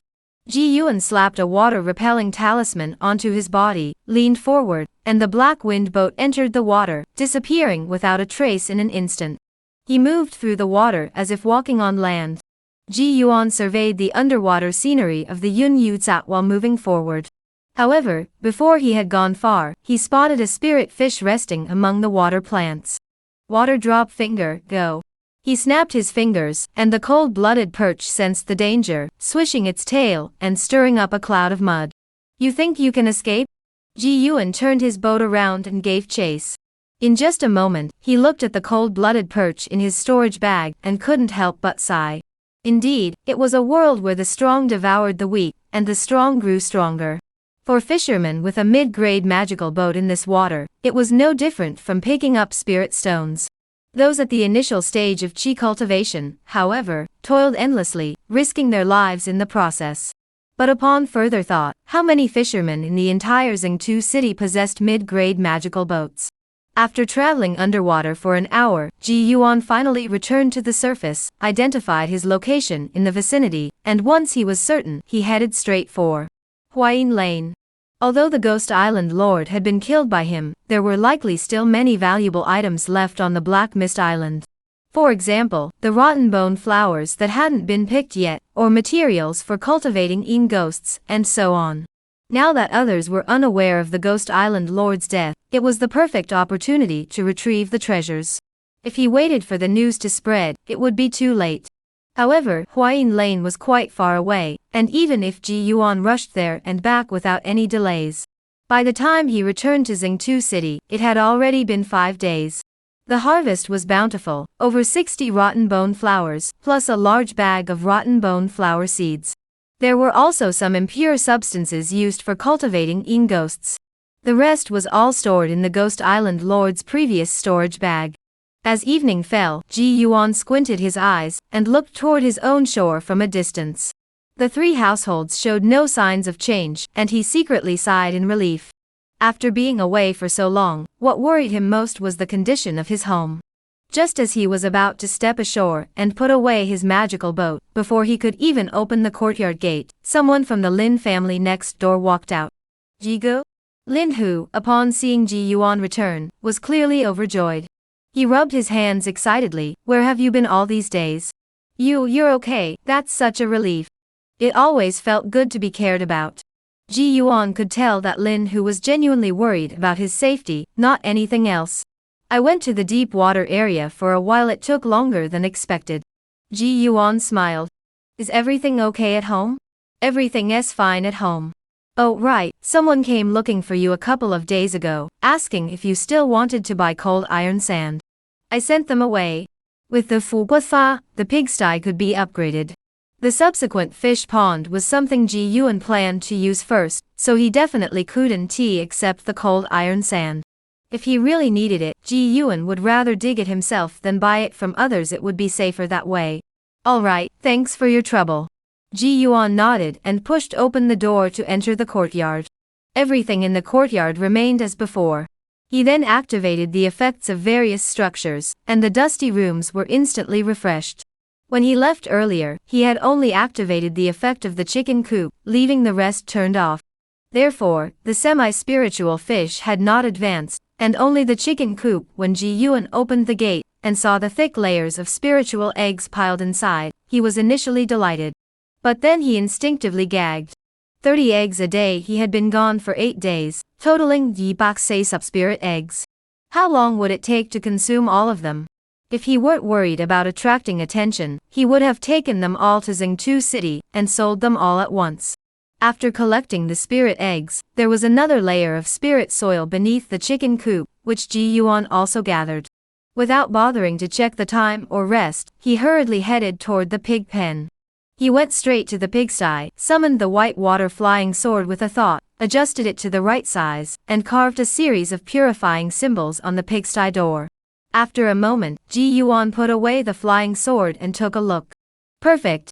He then summoned the interface. Pigsty, LVE upgradable. Spiritual effects, produces half a tail of blood essence daily, enhances flesh and blood effects. Upgrade requirements, Sup low-grade spirit stones. Sam Fu Guafa corrupted bone flowers, engraved purification runes already completed. After wandering around for a long time, even narrowly escaping death, he could finally upgrade the pigsty. Ji Yuan had no reason to hesitate. As he focused his mind, the entire pigsty was enveloped in a faint red glow under the twilight sky. The once dirty pigsty, still bearing traces of spirit boar dung, was now clean as new under the purifying symbol S effect. Before Ji Yuan could inspect the effects of the level Sam pigsty, his gaze was drawn to a blood-red essence that had appeared out of thin air, and was now suspended mid-air within the pigsty. Chapter Samsupgao, 2nd level. Blood essence, appearing in such a manner. Ji Yuan's first thought was that this truly was a world of immortals. He casually summoned the blood essence and brought it over. Half a tail of blood essence, no larger than a ping-pong ball, still felt slightly warm in his hand. This substance, even without being refined into a pill, would likely have exceptional healing effects if simply swallowed as is. If sold, half an ounce of blood essence would be worth sub-spirit stones. Ji Yuan indeed intended to sell it, but not now. He planned to stockpile more before going, to avoid frequent trips that might attract attention. Ji Yuan examined it for a moment, before taking out a jade box and storing it away. He looked at the interface, where the effects and upgrade conditions for the level Sam pigsty were now clearly displayed. Pigsty, LV Sam. Spiritual effect, produces a tail of moisturizing jade oil monthly. Upon slaughtering a spirit pig, its heart will yield 1 pore refining pearl. Upgrade requirements, Sup mid-grade spiritual stones, pounds of earth core lava, and refine a chi blood pill not yet achieved. Moist jade fat? Ji Yuan had never seen it before, but he had heard people mention it in the 100 Treasures Pavilion. This item was said to be a precious treasure capable of repairing cracks in magical artifacts, and even magical treasures. For example, if a treasure is damaged in a magical battle, one can either nurture it with spiritual energy, or seek a refiner to repair it. Cultivating it oneself is too slow, and finding a refiner is troublesome, plus it ends up costing a lot more spirit stones. In many cases, the cost of repairs would be enough to purchase a new magical artifact. However, this precious item, Ruiji, perfectly solves both problems. Its only drawback is that it's produced in very small quantities, only 1 or 2 pieces per month, and it takes 10 months to produce a single ounce. The second spiritual effect is the Purging Orifice Pearl, which Ji Yuan has never heard of. However, based on the effects of the level Y and level Yi pigsty techniques, plus the name, it should still be related to body refinement. Even if it isn't, it should still be a good item for nurturing acupoints. Overall, the level Sam Pig Pen is very effective, though the upgrade requirements are quite challenging. Setting aside the spiritual stones and earth core lava needed, the final step of refining the Qi blood pill, it seems I'll have to take up alchemy as a secondary profession alongside my talisman making. Well, I'll just consider it preparation for refining the foundation building pill in advance.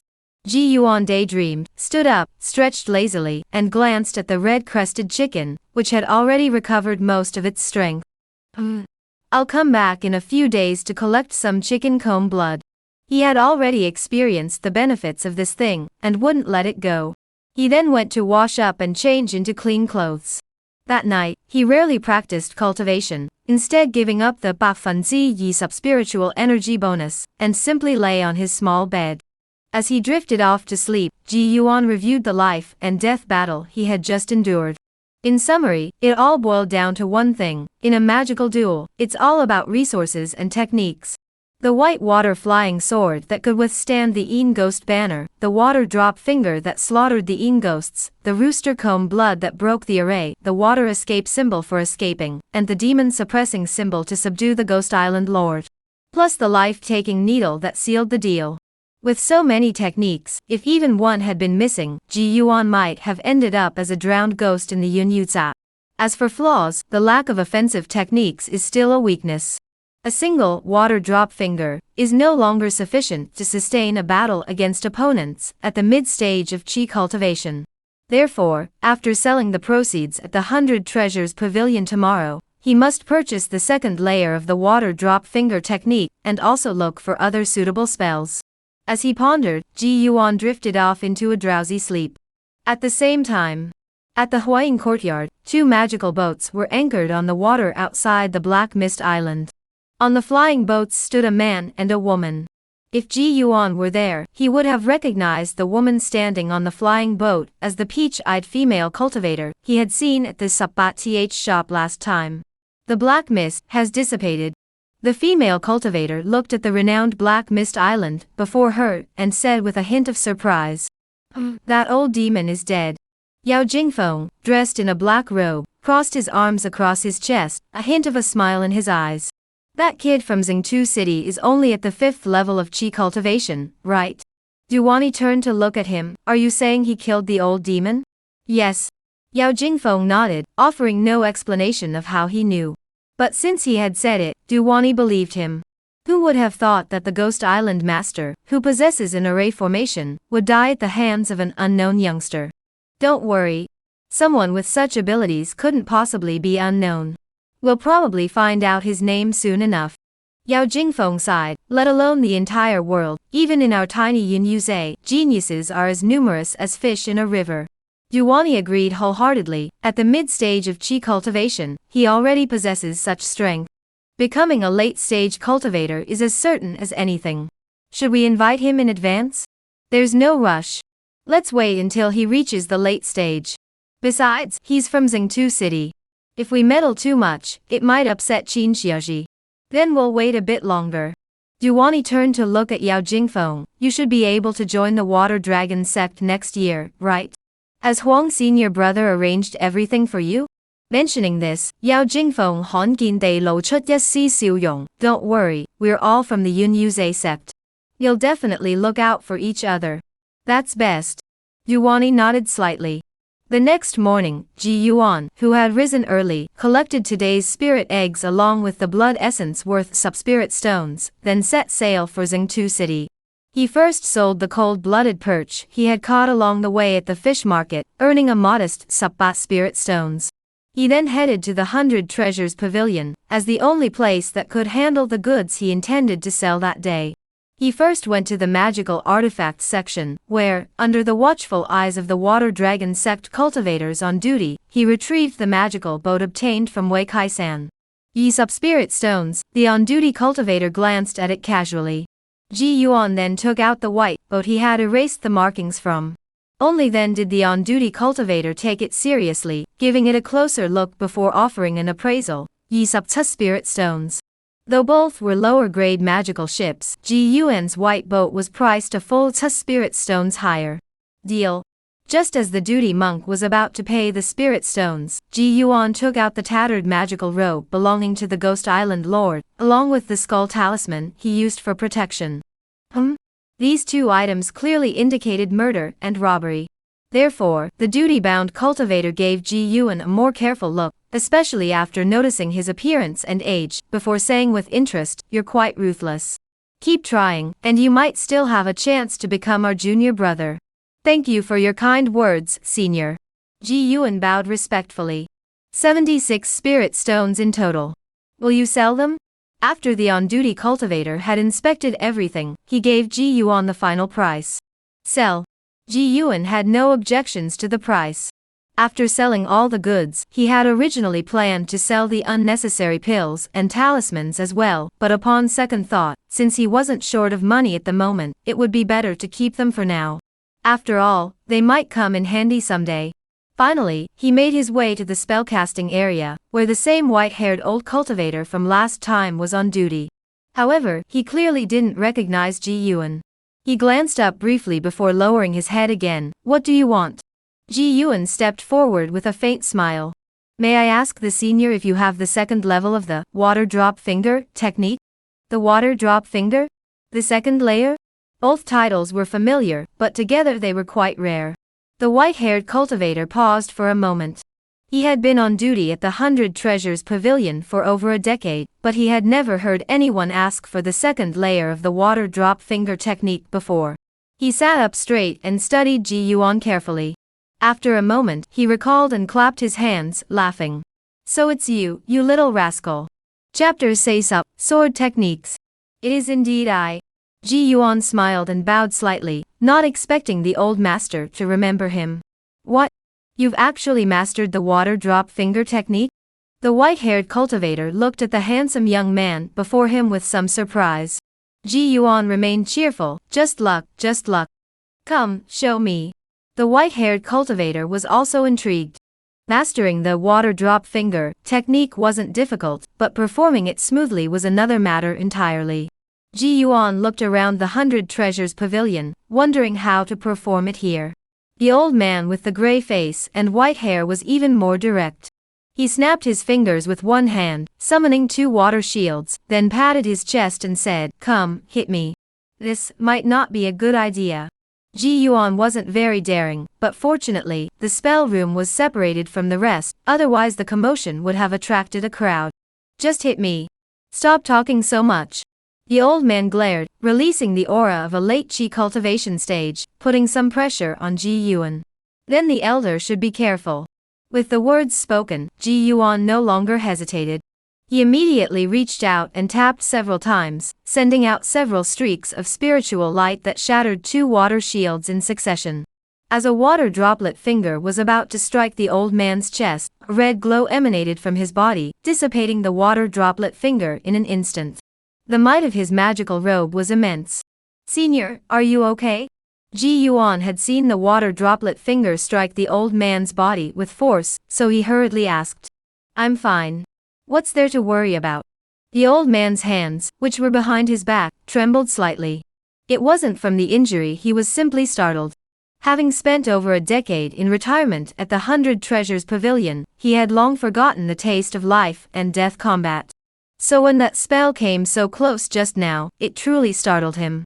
He had assumed that Ji Yuan could only cast a single water drop finger, but he never expected him to unleash so many in succession. The on-duty cultivators outside sensed the spiritual energy fluctuations in the room, and rushed over to inquire. A few of them were already looking at Ji Yuan with a guarded expression.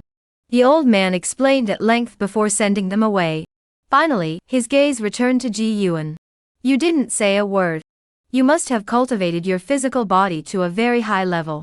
This junior doesn't know either. I'm just practicing randomly.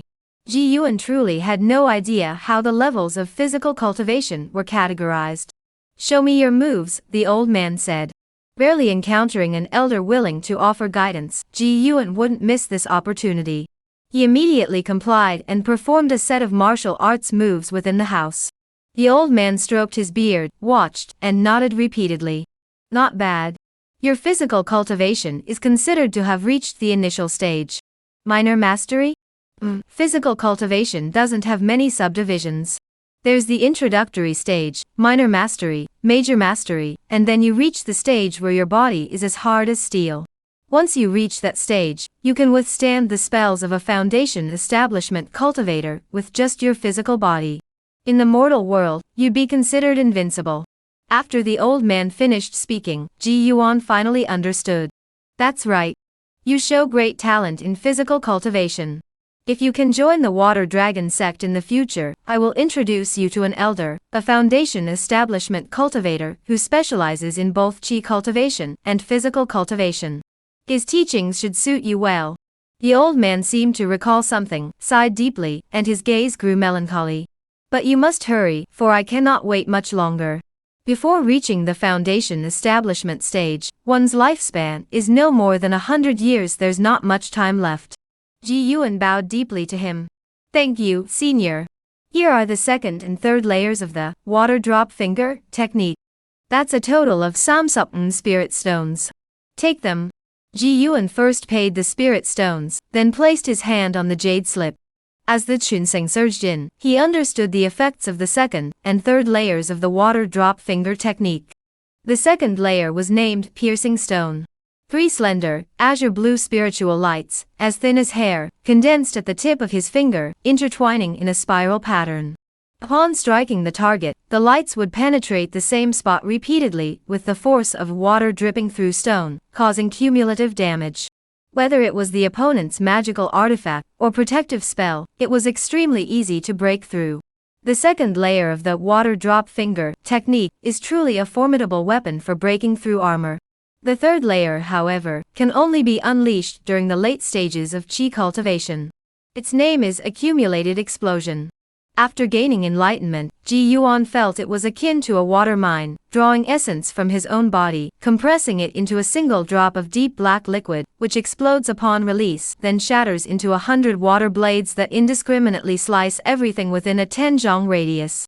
Its attack power is extremely strong, and it is a rare area of effect attack. However, compared to the first 2 layers, the third layer consumes significantly more energy. No problem, let's go back and master the second layer first. The third layer will likely require reaching the late stages of chi cultivation before it can be mastered. Just as the white-haired old man was about to lie down to rest, Ji Yuan asked again, Senior, do you have any spells suitable for flying swords? Flying swords? Ji Yuan summoned the white water flying sword with a flick of his wrist. Water attributed, decent quality. The old man closed his eyes and pondered for a moment before saying, You already have the water drop finger for attacks. Pursuing extreme attack power further wouldn't be very meaningful. Take a look at this sword technique. With that, he took out a jade slip. Ji Yuan reached out and pressed it, but this time it wasn't the entire content, just a simple summary. Ji Yuan glanced through it briefly, and immediately perked up. The old man smiled. This Zhonglong sword technique has a first layer called enveloping waves, which can be stacked with the second layer of your water drop finger. The second layer, mirror overlap, can disrupt enemies, whether used for evasion or escape. It's quite effective. The third layer, ninefold wave, is the ultimate attack. Based on my experience, this sword technique should be the most suitable for you. Ji Yuan agreed with this assessment, so he nodded firmly. This one it is. How many spirit stones? Such a technique, especially purchasing all 3 layers at once, had Ji Yuan prepared to spend a fortune. But to his surprise, the old man shook his head. No spirit stones needed. Ji Yuan looked up, instinctively thinking he had heard wrong. To his surprise, the old man smiled. This sword technique was obtained by me from a cultivator who had survived the first tribulation many years ago. I then included it in the sect's scripture hall, so I have the right to decide whether to charge for it. Senior, but... Before Ji Yuan could finish, the old man waved his hand over the jade slip, and a blue light flashed. Immediately, Ji Yuan's mind was filled with a new memory. Really, for free? Ji Yuan withdrew his hand and bowed respectfully to the white-haired cultivator. This junior is Ji Yuan. I thank you for your kindness. There's no need to thank me. Just go back and practice diligently. If you have any questions, feel free to come ask me. Ji Yuan stood up, looking at the elder who had taken care of him, and asked softly, May I ask your honorable name, senior? There's no need for formalities. My name is Su Fugue. You can just call me Old Master Su. The old man spoke in a very casual manner. Thank you, Mr. Su. Ji Yuan changed to a more appropriate title. Su Fugue waved him away. However, after he had gone, Su Fugue's gaze grew distant for a moment before he turned his head to look northward, murmuring to himself. Master, your disciple is slow and clumsy. I can only do my best to find a younger disciple to return with. The senior practitioner Su Fugue had mentioned earlier, who practiced both qi cultivation and physical training, was none other than his own master. Unfortunately, he had no natural talent for physical cultivation, making it impossible for him to reach the highest levels, let alone inherit his master's teachings. Now that he had encountered Ji Yuan, disciple with such exceptional talent in physical cultivation, he was naturally willing to offer some guidance. If he succeeds, that's best. If not, he wouldn't lose anything. After Ji Yuan left, he pondered deeply for a long time, wondering why this old master Su was so kind to him. After much contemplation, he could not figure it out, and could only attribute it to the old man's kindness. On the path of cultivating immortality, one needs wealth, techniques, companions, and a suitable environment. Perhaps this Mr. Su is the benefactor destined to appear on the path to eternal life. Finally, Ji Yuan purchased several high-quality talismans for protection, and set off on his way home. As he walked, he began to ponder silently. The water drop finger technique must be learned. The Zhonglong sword technique must be learned. The Yin ghost array also needs to be modified. All of these require one's own insight. Could I use the method of creating a talisman room to build myself a enlightenment room? Chapter says up yet, enlightenment room level yet. Although his spiritual root was a 4-spirit root, Ji Yuan felt his own insight was still quite good. However, if he could improve it further, that would be even better, like the novels he had read in his previous life, where characters had incredible insight, or 10,000 times the insight of others. So upon returning home, Ji Yuan immediately fetched paper and ink, and once again wrote the 3 characters, Enlightenment Room. Looking around, he finally stuck the white paper with black characters on the door of his storage room. Just as he finished sticking it up, the interface refreshed. It worked. Enlightenment Room LV Leng. Level yet, spiritual effect, calms the mind and focuses the qi, increasing one's own nseng by 10%.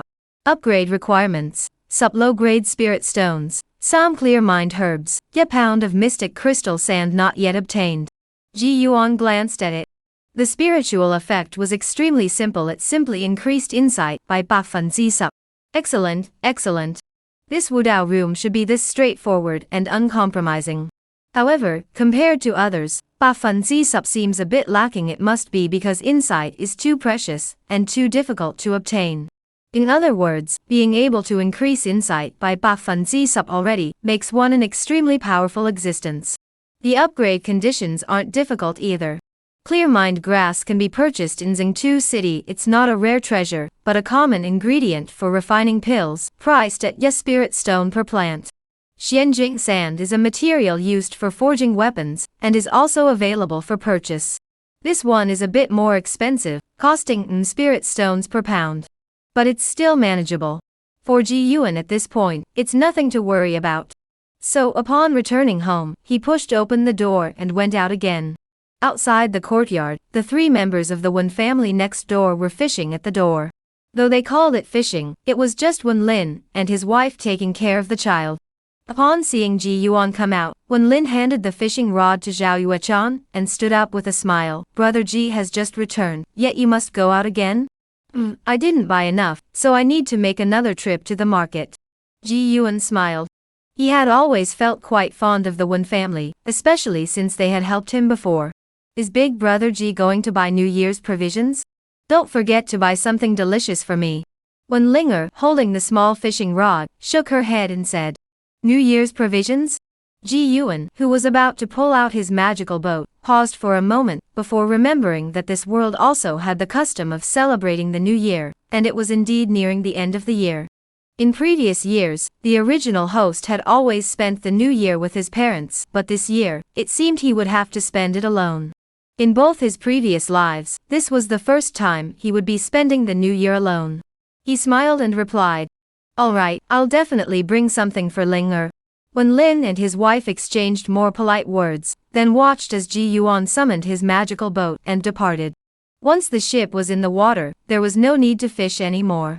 When Lin put down his fishing rod, and Zhao Yuechan, standing beside him, looked at Ji Yuan's departing figure and whispered, Husband, was that a mid-grade magical ship just now? Yes, it was a fine example of a mid-grade magical vessel. If only the materials had been better, it could have reached the upper grade. When Lin was well-traveled and knowledgeable. Then where did he go during those few days? When Lin folded his sleeves and smiled, where else could he go? He must have gone to make a fortune. After laughing, Wen Lin couldn't help but feel a bit moved. Who would have thought that by randomly choosing a place to stay, we'd end up with such a neighbor? It seems we should definitely cultivate a good relationship with him. It must be fate. Zhao Yuechan also agreed wholeheartedly. After a moment, Ji Yuan returned in his boat, handed the few sugar figurines he had brought back along the way to Wen Linger, and hurriedly entered the house.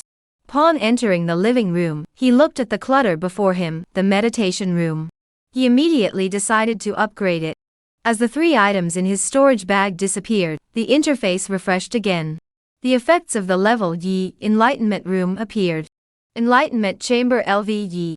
Spiritual effect, wisdom increase boosted to 20%. When encountering a bottleneck, additionally gain a 20% wisdom bonus. Upgrade requirements. Yi Sup mid-grade spirit stones, some phantom heart flowers, a jar of earth vein essence, and mastering 1 intermediate level spell not yet achieved. The upgrade requirements remain largely the same, requiring spirit stones plus some divine resources.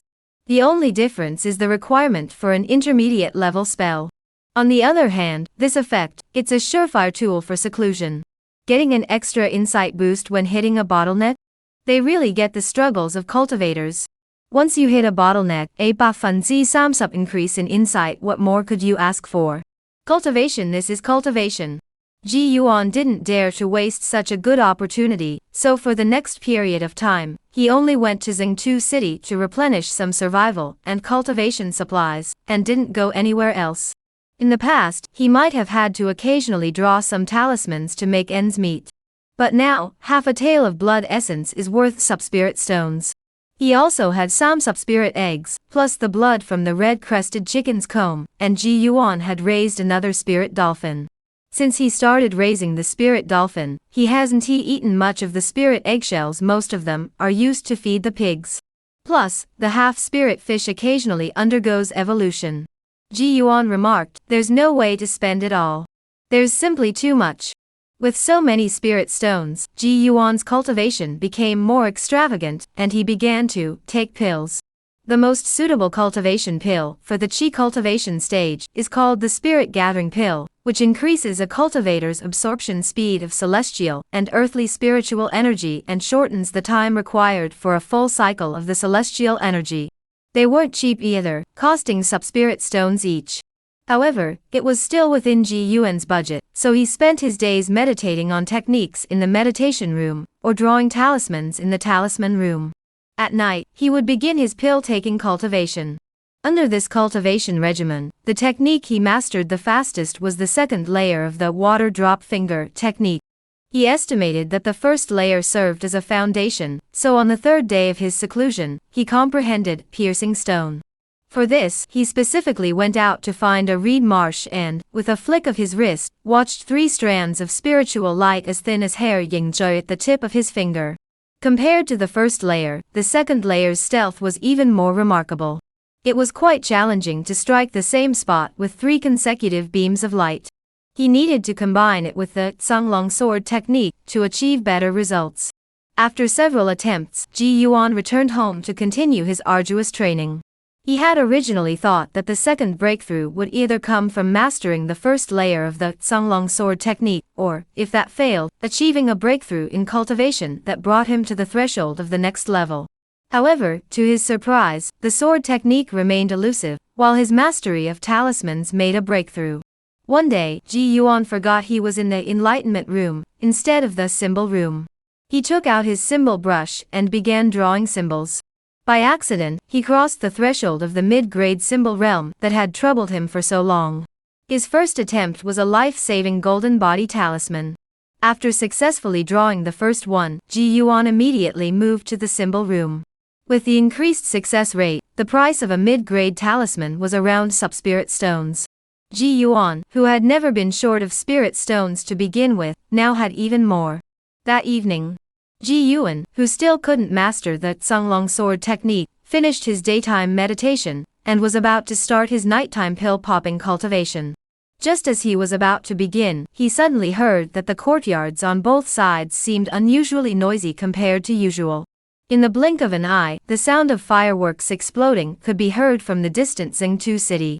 After a moment's thought, Ji Yuan, who had been practicing diligently for days, realized that today was New Year's Eve. Well then, I'll just treat it as a day off for myself. Ji Yuan rose and went to the front courtyard. In the distance, fireworks continued to bloom in the sky above Xingtu city, resembling silver flowers blooming across the night sky. Laughter and joyful voices drifted over from the neighboring courtyards. Wu Qin, rarely speaking so loudly, was arguing with Lin Hu about which fireworks were the most beautiful. In another courtyard, when Linger's soft, childlike voice could be heard, along with Zhao Yuechan's calls for her to slow down. At that moment, Ji Yuan felt a rare pang of loneliness. The festivities were for others, he felt as though he had nothing. Add to that the fact that he had been unable to master the sword technique for days, and his sense of loneliness only grew. He instinctively summoned his flying sword, Bai Shui. The white water flying sword danced gracefully around his fingers. Boom! A loud explosion like fireworks erupted above his head. Ji Yuan looked up to see the sky ablaze with fireworks. In a daze, he felt something and murmured, "Go." The white water flying sword left his hand, its blade as swift as a wave. New Year's Eve. Ji Yuan mastered the basics of the Songlong sword technique. Chapter Sei Sup Yi, Breakthrough. Wherever the white water flying sword passed, there were faint ripples of pale blue water. Ji Yuan once again activated the flying sword, causing it to change direction, so that the wrapping waves effect now enveloped him. In that instant, he felt as though he were deeply mired in mud. Even lifting his legs became extremely difficult. However, this sticky effect lasted only a single breath. After that, Ji Yuan felt himself return to normal. But upon further reflection, he realized that this was already sufficient. When the moment of life and death combat truly arrived, a single breath could be enough to turn the tide of battle. Even if it was just to escape, giving Ji Yuan a single breath would allow him to activate the Black Wind boat and flee to a great distance. If they were to engage in combat, once the opponent was trapped in the Xinlong, whether he used the Dut Meng Kim to take their life or the second layer of the Shui Dekzi to pierce their armor, it would become extremely easy. Huff! Mastering the sword technique also allowed Ji Yuan to breathe a sigh of relief, even finding the fireworks blooming above his head more beautiful. He didn't continue his cultivation afterward, but instead used the spirit pig he had killed a few days earlier to stew a hind leg, fried a few spirit eggs, and after some thought, he also caught a half-spirit fish from the fish pond and steamed it. He had originally planned to kill a green and yellow chicken to celebrate, but ultimately abandoned the idea of killing the goose that laid the golden eggs. With all this, it was more than enough to eat. Celebrating the new year alone. After eating his fill, Ji Yuan drew another mid-grade talisman, to replenish the energy he had expended from killing the half-spirit fish. One half-spirit fish was worth 1 spirit stone. One medium-grade talisman is worth sub-spirit stones. Profit of Gao spirit stones perfect. The next morning, it was officially the first day of the new year. Ji Yuan was awakened by the sound of Lin Hu coming to pay New Year's greetings, and then he received Wen Lin and his family of 3. After exchanging New Year's greetings, Ji Yuan thought to himself that he should also go pay New Year's visits to others. He didn't have many people to visit. He chose Lu Tong, the butcher from Xingtu City, and Su Laoyi from the 100 Treasures Pavilion. After thinking it over, he decided to bring Lu Wan's family along as well. First, their relationship had always been decent, and second, when Ji Yuan was learning to draw talismans, Lu Wan had indeed helped him out. As for the New Year's gifts, he gave them the spirit eggs he had grown tired of eating, a few pounds of spirit pork, and a small piece of blood essence. It wasn't expensive, but it wasn't cheap either. He first went to the Luo family. Luo Tong was overjoyed to see him, and insisted on inviting him to stay for dinner. After politely declining, Ji Yuan headed to the 100 Treasures Pavilion. As soon as he arrived at the door, he saw Su Laoyi coming out of the 100 Treasures Pavilion. "What are you doing here? Have you not mastered the sword technique yet?" Su Fugue looked at Ji Yuan with interest. He had assumed the young man would come to seek his guidance shortly after returning, but to his surprise, he had waited this long. It seems he's still young and too confident in himself. Ji Yuan took out his New Year's gift from his storage bag and smiled. "Today is the first day of the new year. I came specially to pay my respects to Mr. Su. New Year's greetings?" Su Fugue heard this long-forgotten phrase, and instinctively froze for a moment. He couldn't remember the last time someone had paid him New Year's respects. "All right, it's the thought that counts." He casually took the gift from Ji Yuan without looking at it. "It's an order from the sect. I have urgent business to attend to at the Water Dragon sect. I'll bring you something better next time I come." Ji Yuan hadn't expected a return gift. He was about to exchange some polite words, but Su Fugue didn't give him the chance. "I'm in a hurry to return to the Water Dragon sect. If you have any questions, ask quickly. I don't have time to chat." "Seek advice?" Ji Yuan repeated the word instinctively, still confused. He had come to pay New Year's respects, so how had it turned into seeking advice? "You just wanted to come and ask about the sword technique, didn't you? What's with the New Year's greetings? Mortals don't care about such things." Su Fugue felt he had exposed Ji Yuan's pretense, which would make him feel awkward for a while. But to his surprise, Ji Yuan was indeed a bit embarrassed. "Sword technique. I've already joined the sect." "You've already started? So fast?" Now it was Su Fugue's turn to be skeptical. "Show me." "All right, please give me some guidance, Mr. Su." The two of them walked over to the empty lot next to the 100 Treasures Pavilion. As Ji Yuan moved his mind, he summoned his flying sword and, in the process, had already activated enveloping waves. A faint blue wave rippled past, leaving a few water stains on the ground. Su Fugue was astonished. "You little rascal, you actually learned it." Ji Yuan sheathed his flying sword, and didn't ask Su Fugue how long it had taken him to learn it back then. Regardless of how fast or slow he was, asking would only make one person sad. So he simply smiled and said, "Just luck, just luck. All right, since you've mastered the basics, practice diligently. There's nothing else I can teach you. I'll return to the Water Dragon sect first. If there's anything, wait for me to come back." With that, Su Fugue took out the Water Dragon sect's standard flying vessel, the Water Dragon ship, from his storage pouch. The magical vessel grew in the wind and carried Su Fugue into the sky. Ji Yuan watched him depart, then looked around at the surrounding cultivators, who all cast friendly glances his way. Someone who could be on good terms with a Water Dragon sect cultivator was certainly worth befriending. Ji Yuan could probably guess as much. After today's incident, he would likely come to the attention of those with ulterior motives. But he was unafraid. His cultivation was on the verge of reaching the 6th layer of Qi cultivation. Within the mid-stage of Qi cultivation in the Yun Yuze, he felt he had no rivals. Once he reached the 6th layer of Qi cultivation with array formations and various techniques at his disposal, even a 7th layer Qi cultivator would not be out of his lead. He then headed to the Liu family's residence, but to his surprise, the Liu family's gates were tightly shut on the first day of the new year. Looking at the locked door, Ji Yuan didn't even bother to knock, and instead bought some talismans, ink, and some semi-spiritual fish as supplies before returning home. After the new year, Ji Yuan's life returned to its simple routine. Cultivation, cultivation, and more cultivation. However, he had found another use for the Enlightenment Room. He had already mastered the water drop finger technique, and the sword art, and his next focus was the Een Ghost array. He intended to complete the array, so that the Een Ghost flag could finally serve a greater purpose. One night, 10 days later, after swallowing the spirit gathering pill, and cultivating with a spirit stone in his hand, Ji Yuan suddenly felt his chi surge, but he quickly suppressed it. The spiritual energy from the surrounding heavens and earth gathered around him, forming a small vortex of spiritual energy. The spirit stone in his hand disintegrated into powder at a visible speed. After absorbing 6 spirit stones in succession, Ji Yuan finally opened his eyes and exhaled a breath of turbid air. After years of cultivation, he had reached the 6th layer of chi cultivation. He had finally made it. At the 6th layer, even in the Yun Yuza, he could be considered a minor expert. Moving up from there would take him to the late stage of chi cultivation. Once he reached the late stage, he would be among the peak combat forces in the Yun Yuza. To become even stronger, one must join the Water Dragon sect.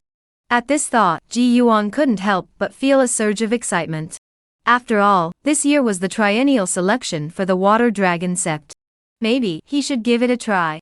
Relying on cultivation alone wouldn't be enough to qualify. I heard that the Water Dragon sect selection requires defeating a late-stage demon beast of the first rank alone. If that's the case, the only way to join is through talismans. At his age, not yet 20, he could draw a first-tier mid-grade talisman. There might be a chance worth trying. However, after careful consideration, Ji Yuan abandoned the idea.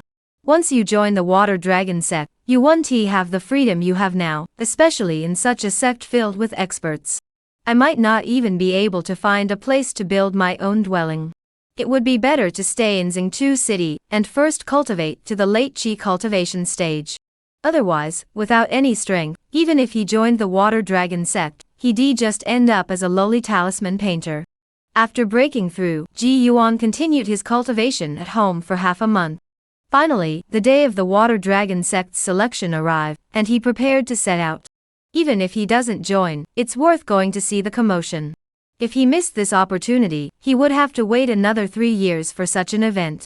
Moreover, Luan should be joining the Water Dragon sect this year, and as his friend, he should at least go to see him off. Chapter 6 Upsam, the Water Dragon sect selection. The Water Dragon sect's selection process, held once every 3 years, is the biggest event in the entire Yunyuze region. It is far more important than the New Year, as the New Year only comes once a year, while this selection process only occurs once every 3 years. Moreover, for many fishermen, today is the moment that will determine their future. This is because the Water Dragon sect selection not only selects those in the late chi cultivation stage to join, but also conducts a crucial, spiritual root detection. The Water Dragon sect conducts free spiritual root tests on every child in the Yun Yuze region who has turned 6 years old. Back in the day, Ji Yuan also went through this moment. The good news was that he had a spiritual root, but the bad news was that it was a 4-spirit root. After packing his belongings at home, his neighbors, the Lin Hu couple, were already waiting for him, while the Wen family had already set off earlier. Ji go, let's go, Lin Hu said excitedly. Although today's matter had little to do with him, being able to witness the commotion was also quite enjoyable. Alright. If Lin Hu had gone alone, he would have had to rely on his small, open boat, but with Ji Yuan there, the Black Wind boat could easily accommodate 3 people. Ji-go, is this a mid-grade magical boat? Lin Hu felt the speed of the Black Wind boat, and couldn't help but ask. He remembered that Ji Yuan's previous magical ship was white, but after he went missing for a few days, it turned black.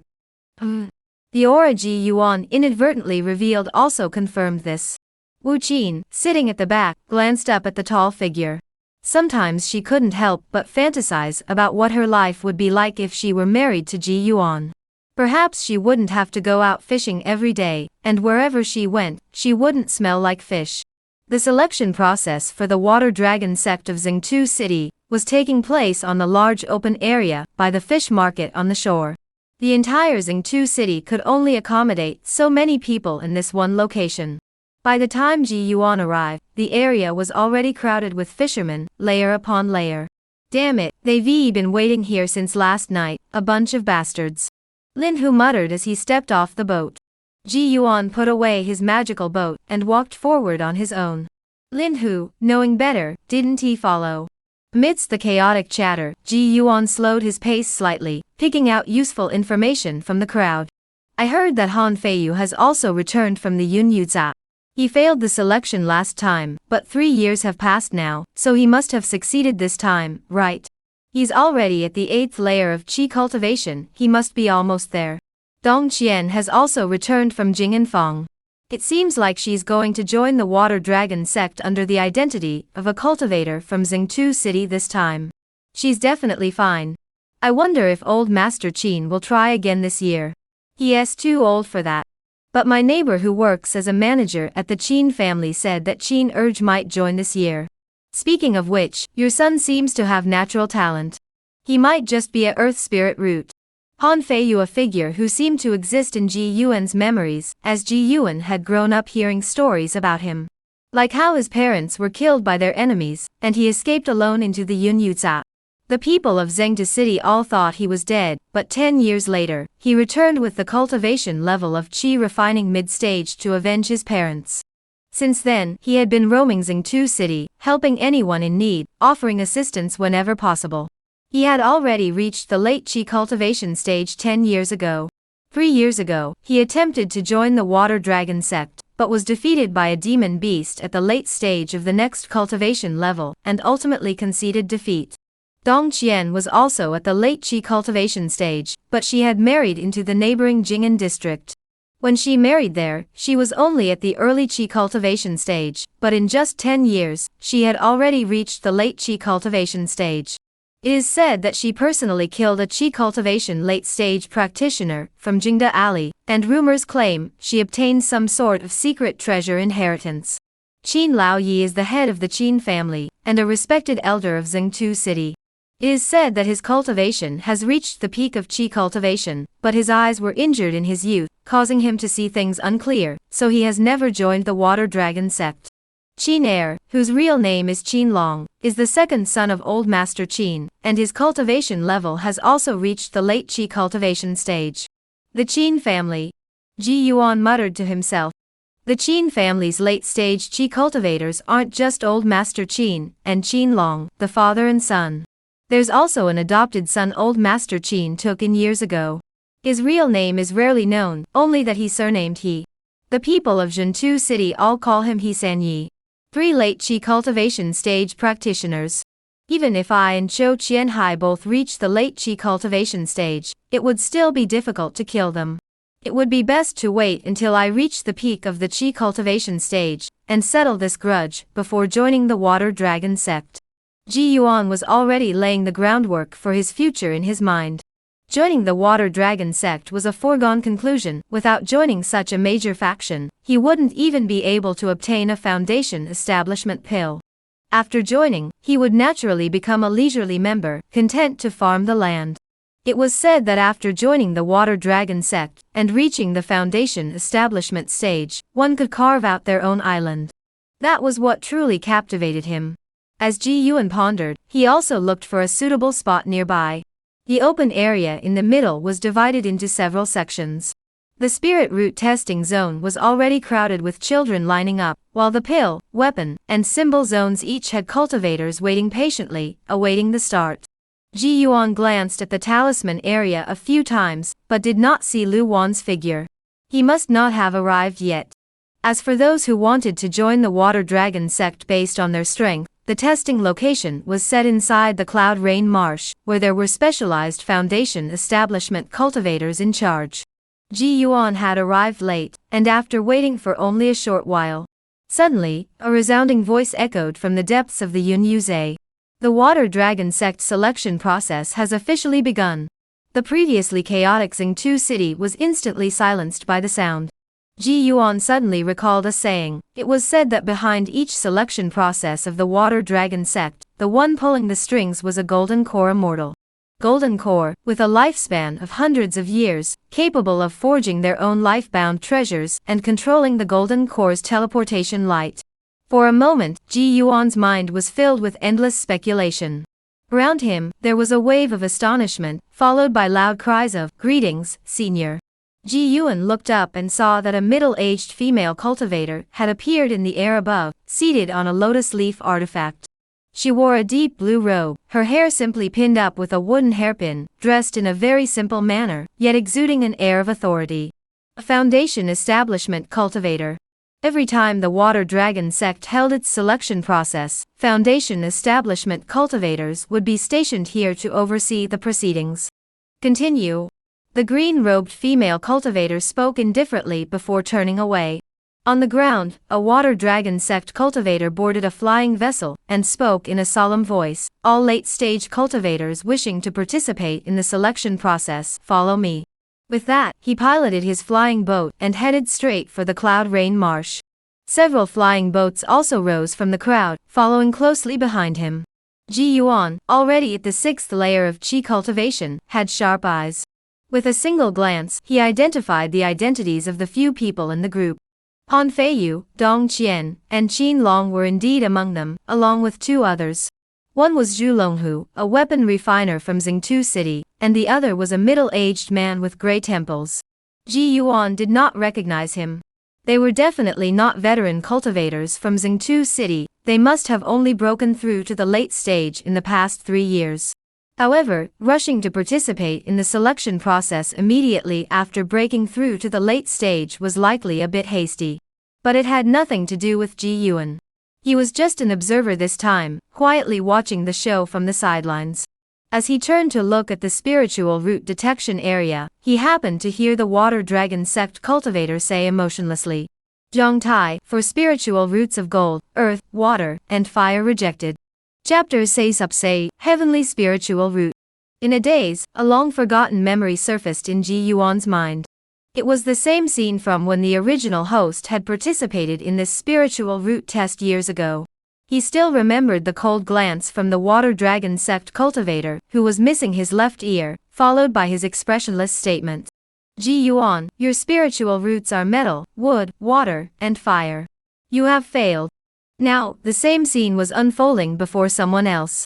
The young man named Zhang Tai, upon hearing that he had the 4 spiritual roots, not only did he not feel disappointed, but he was overjoyed and threw himself into the arms of a woman, excitedly shouting, "Mother, I have spiritual roots. I have spiritual roots." Having a spiritual root meant he could also become a cultivator. Regardless of what happens next. Those without spiritual roots truly cannot become cultivators. Like the 4 or 5 children who were tested next, they didn't even have spiritual roots. In this place called Jido City, they would face a difficult life. If they encountered indifferent parents, they might even be sent to the mortal realm. "Ji Xiong, so you're here." A familiar voice came from behind, and Ji Yuan turned around with a smile. "There are fewer people here. Why don't you try the alchemy district, Wen Xiong?" Ji Yuan already knew that Wen Lin was a pill refiner. "I know my limits, I won't go and make a fool of myself," Wen Lin chuckled. The little girl in his arms, Wen Linger, stared wide-eyed at the area where spiritual roots were being tested. "Father, when can I go test my spiritual root?" "Linger wants to go too." "You're still too young. You'll have to wait until next time." Wen Linger was only 4 years old, and would have to wait 3 more years before she could undergo the test. As the group chatted idly, Ji Yuan caught a glimpse out of the corner of his eye of the cultivator in charge of the spiritual root detection area suddenly standing up. He then saw him abruptly look up and exclaim in shock. "Master Su, it's a celestial spiritual root." "What?" The green-robed female cultivator abruptly lowered her head, and as she raised her hand, 4 array flags landed on the ground, forming layers that completely surrounded the spiritual root testing area, while also dispersing the fishermen who had gathered around. In the center, the dark-skinned child, unaware of what had happened, turned his head in all directions, tears welling up in the corners of his eyes. "It's a heavenly spirit root." Wen Lin, standing nearby, couldn't help but look at the scene in shock. Wen Linger, curious, asked, "Mother, what is a heavenly spirit root?" Zhao Yuechan took a deep breath and explained softly, "It's the most powerful spiritual root." Wen Linger clapped her hands excitedly and said, "Then Linger wants to be a heavenly spirit root too." Soon, the foundation establishment cultivator from the Water Dragon sect arrived in a flying boat to take the young man and his parents away, and the spiritual root testing could continue. If everything went smoothly, that family would never have to return to this once thriving city. Though it couldn't be called, one person attains enlightenment, and even the chickens and dogs ascend to heaven, the entire family ascending to heaven was still achievable. The testing continued, but everyone's attention had been captured by the celestial spiritual root from earlier. Even when several true spiritual roots, triple spiritual roots appeared in subsequent tests, no one paid them any mind. Ji Yuan finished observing the commotion here, exchanged a few words with Wen Lin, and then headed to the Talisman district. Wen Lin headed to the alchemy district he was familiar with. Upon arriving, Ji Yuan subtly released a hint of his aura, and the nearby fisherman promptly made way for him. He first glanced at the senior cultivator on duty beside him. At that moment, an elderly cultivator with snow-white hair stood there, his face brimming with joy. Currently, he was the only one who had been recruited by the Water Dragon sect through the Talisman Arts. The rules for joining the Water Dragon sect through the Talisman Arts were extremely simple: 10 medium-quality cloud-patterned bamboo talisman papers. If one could draw 3 talismans of medium quality, they could join the Water Dragon sect. Ji Yuan turned his gaze back to the cultivators undergoing the test. There were 10 of them in total, each in a small, separately partitioned room, focused on drawing talismans. This was somewhat simpler than the alchemy and weapon forging areas, where each person had their own private room to maintain a quiet environment and avoid disturbances. In the talisman drawing area, the test participants couldn't see each other, but the onlookers could still see them. Oh no, Master Lu has failed. What a pity. A middle-aged man who had just finished drawing 10 talisman papers, but only 2 were successful, stood up in a daze, his face pale as if he couldn't believe it. Ji Yuan scanned the crowd with his gaze, but still did not see Lu Wan's figure. Not only that, but she wasn't anywhere nearby either. She didn't come? Ji Yuan couldn't help but recall the last time, on the first day of the Lunar New Year, when he had gone to her house and hadn't seen her either. Since then, Ji Yuan had been practicing at home, and rarely ventured out, so he hadn't seen her either. Had something happened to her? A pang of anxiety gripped Ji Yuan's heart, but he quickly dismissed the thought as unlikely. If the Wu family intended to harm her, they would have acted already. If that is the case, could she have moved to another district? That was indeed possible. As Ji Yuan was thinking, the group of cultivators in front of him had all been assessed, and as expected, none of them had succeeded. Is it really that difficult? Ji Yuan couldn't help but mutter to himself, but upon further reflection, it made sense. With the enhancement from the symbol room, he could barely manage to have 3 or 4 out of 10 symbols succeed. Others without such enhancement that truly relied solely on innate talent. Ji Yuan? You're here to take the talisman test too. A voice that sounded vaguely familiar came from nearby, and soon several cultivators around him began to crowd in, forcing him to make way. Ji Yuan turned to look, this time without a smile, because the person approaching seemed to have ill intentions. Wu Yan was followed by several of his fellow disciples, plus the renowned talisman master Wu Wenbin. He had come as well. Especially with Wu Wenbin's arrival, even the duty cultivator from the Water Dragon sect smiled and asked, "Brother Wu, are you here to join our Water Dragon sect this time?" Wu Wenbin, dressed in fine robes, rubbed his belly and smiled, "I'm an old man now. I'd rather retire here in this quiet town." Before Ji Yuan could speak, Wu Wenbin's gaze followed him over. The smile vanished from his face. "You must be the friend of Lu Wan?" Ji Yuan glanced at Wu Yan. He guessed that Wu Yan must have made up some trouble, otherwise why would Wu Wenbin know who he was? "I am indeed Lu Wan's friend." Ji Yuan saw no reason to deny it. "You do have some talent. Since you're all here to join the Water Dragon sect's trials, go ahead." Wu Wenbin's expression softened slightly. Wu Yan led his disciples to collect their wooden tokens, and headed to their respective quarters. Ji Yuan didn't move. He had come just to watch the spectacle. Seeing that he didn't move, Wu Wenbin assumed he was too afraid to act, and couldn't help but laugh. "Don't you dare think I'd use my connection to Lu Wan to suppress you. Let's not even talk about whether you and her have anything going on. Even if you do, that's just human nature. I don't know what others do, but I, Wu Wenbin, am not the kind of person who acts so foolishly." As soon as he said this, nearby cultivators began shouting, "Master Wu is so noble." Ji Yuan hadn't expected Wu Wenbin to have such a mindset, but if that were the case, then who had been suppressing Lu Wan's stall earlier? Ji Yuan was confused, but he still politely bowed slightly to Wu Wenbin. The water dragon sect cultivator on duty saw this, and tossed a wooden plaque into Ji Yuan's hands. Test position number 10, hurry up. Ji Yuan looked at the wooden plaque in his hand. There was nothing he could do but go and deal with it. Just as he turned to head toward the assessment area, he caught Wu Yan's gaze. As their eyes met, Ji Yuan saw a trace of mockery and a hint of satisfaction in Wu Yan's gaze. Ji Yuan had no idea what Wu Yan, the young master, was thinking, but that look made him extremely uncomfortable. He didn't want to cause trouble, and had been careful to avoid conflicts all along. Yet it seemed that the more he did so, the less others took him seriously. Finally, Ji Yuan sat down in the last remaining partition. He glanced up and saw a row of bright, shining characters above his head. Talisman's room, level yet. Wait, is that even possible? I accidentally set the timer to post instead of schedule, and ended up releasing these 44 chapters early. Luckily I deleted them quickly, so you probably didn't notice, right? View. Another new week has begun. Please vote for me and recommend this book to help it climb the new book rankings. Your support is greatly appreciated. Chapter say something, participating in request to continue reading. Ji Yuan was slightly taken aback, but upon further thought, he dismissed it. After all, wasn't his lakeside cottage also something he had rented? However, the interface still classified it as his own building. So what difference did it make if he drew symbols for his assessment in this private little compartment? If he treated the assessment wooden plaque in his hand as a key, then as long as he stayed here drawing symbols, this would be his exclusive symbol room. Ji Yuan couldn't help but sigh inwardly. The interface is really damn considerate. As he was thinking, he heard the voice of the Water Dragon Sect's on-duty cultivator. The talismans for this assessment are first-grade mid-tier talismans, heavenly light talismans. Ji Yuan heard this and his brows immediately furrowed.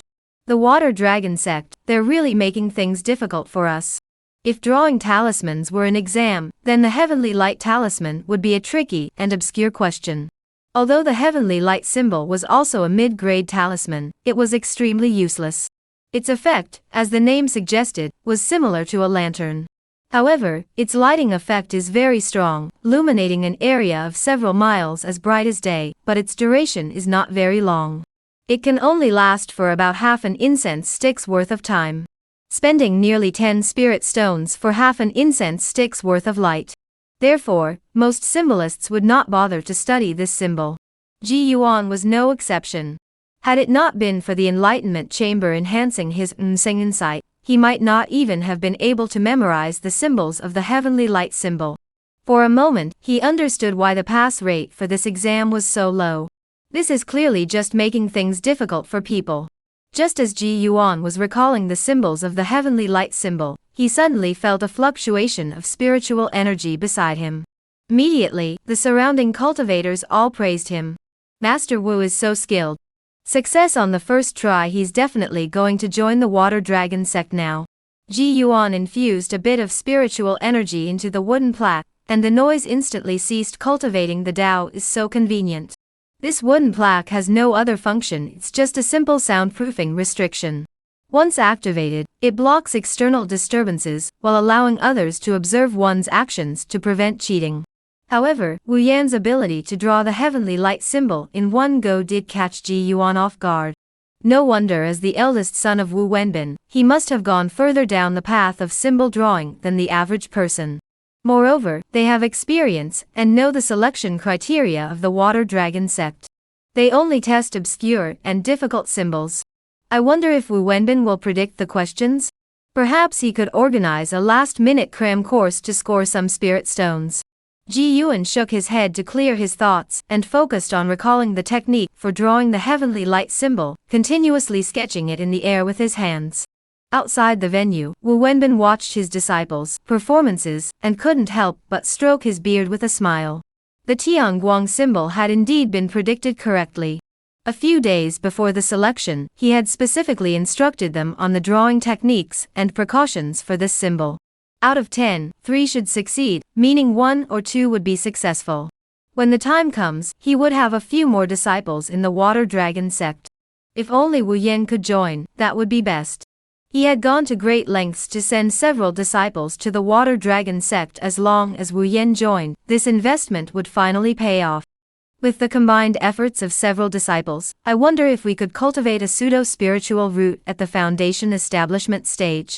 If that's possible, then I might be able to do it too. Foundation building, that is Wu Wenbin's true goal. Once one reaches the foundation establishment stage, not only does one's strength increase significantly, but one's lifespan can also be extended to over years. Especially since Wu Yen had successfully crafted a heavenly light symbol right off the bat, which gave him immense confidence. He then turned his gaze toward the young man named Ji Yuan. Though he harbored no fondness for him, he still wore a smile on his face. Seeing his frantic expression, he must have never drawn a heavenly light symbol before, right? He was even copying it on the spot. I wonder if he remembered the symbols correctly. How ridiculous.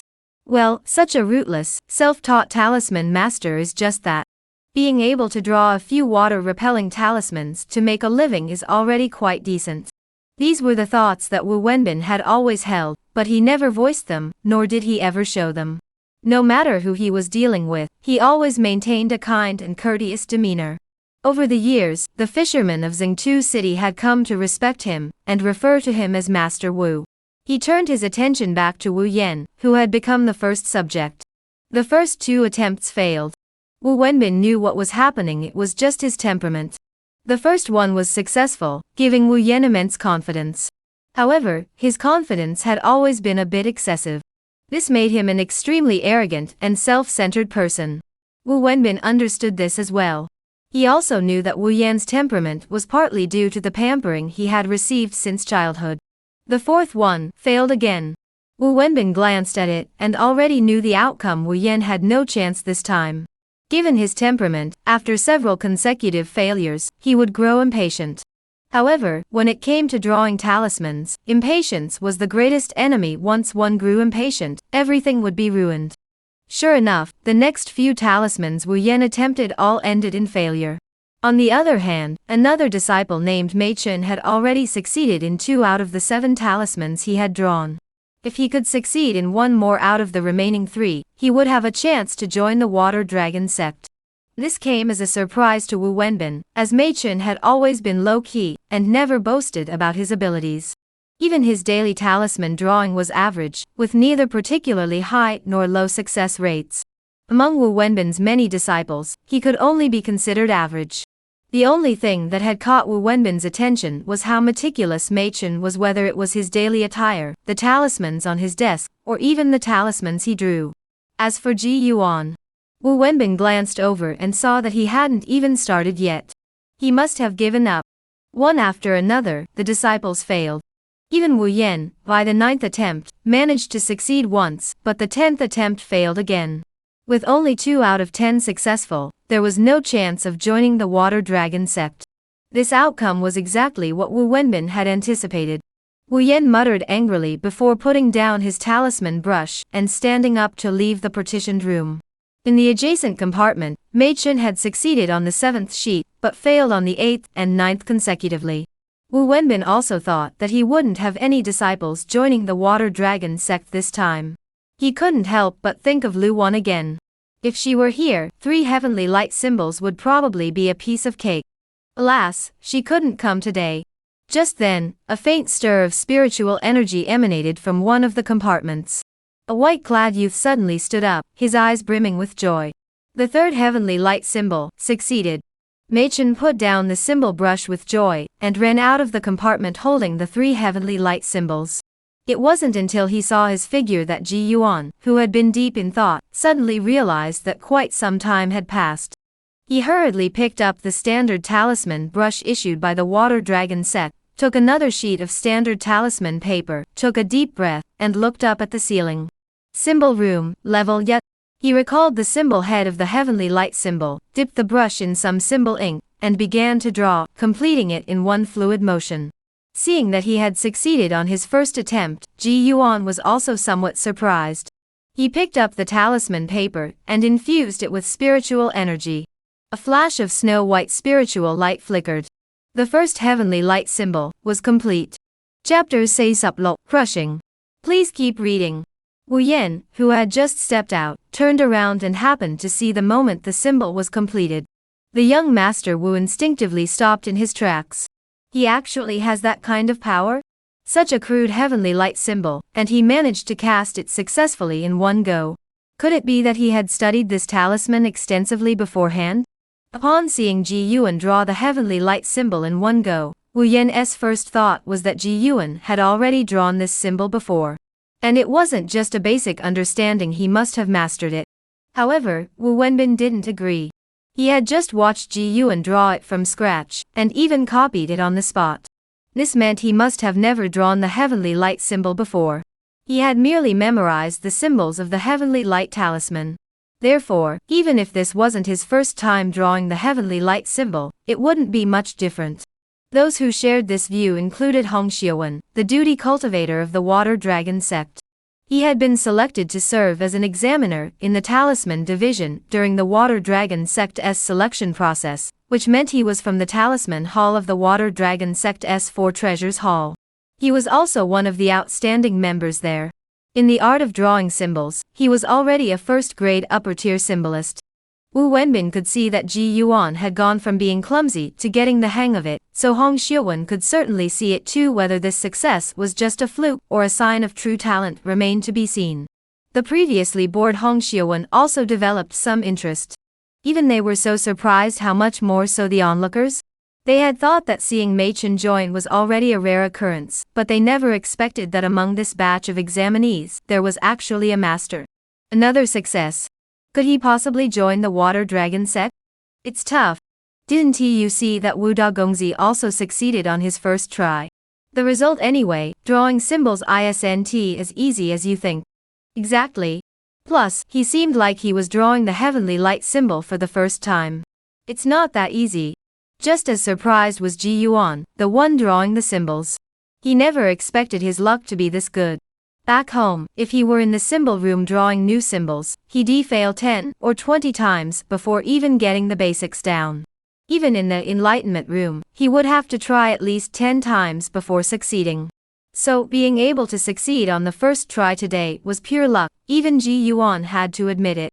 He glanced at the heavenly light symbol in his hand, set it aside, and looked up to find everyone outside staring at him. Curiosity, surprise, envy, jealousy, every expression was there, with Wu Yan still wearing his mocking gaze. Ji Yuan paid no attention, simply picking up another talisman paper. With the experience from the previous attempt, plus the newly acquired Jitian Guangfu, he automatically gained the auxiliary effect of the symbol room, increasing his success rate by 100%. So this time, it was even more straightforward. As Ji Yuan channeled his spiritual energy, the second Tian Guangfu was successfully cast. It went so smoothly that Ji Yuan couldn't believe it himself. The onlookers outside were equally stunned, and even Wu Wenbin found it hard to believe. The first success could be attributed to sheer luck, but 2 consecutive successes. Could it be that a blind cat could stumble upon 2 dead mice at the same time? You can say that if you want to be stubborn, maybe you can fool others. But you can't fool yourself. Wu Wenbin had to admit that Ji Yuan's talent in the art of talismans was extraordinary, otherwise, he wouldn't have been able to achieve this. Father. Wu Yan's eyes flickered, his face flushing red while also turning pale. He had thought Ji Yuan was nothing special, but now it seemed, perhaps it was he who was nothing special. Wu Wenbin shot him a cold glance, but wore a warm smile on his face. It seems the feng shui of our Xingtu city is still quite good. Another Water Dragon sect cultivator is about to emerge. His face was filled with genuine joy for Ji Yuan. Indeed, it's remarkable.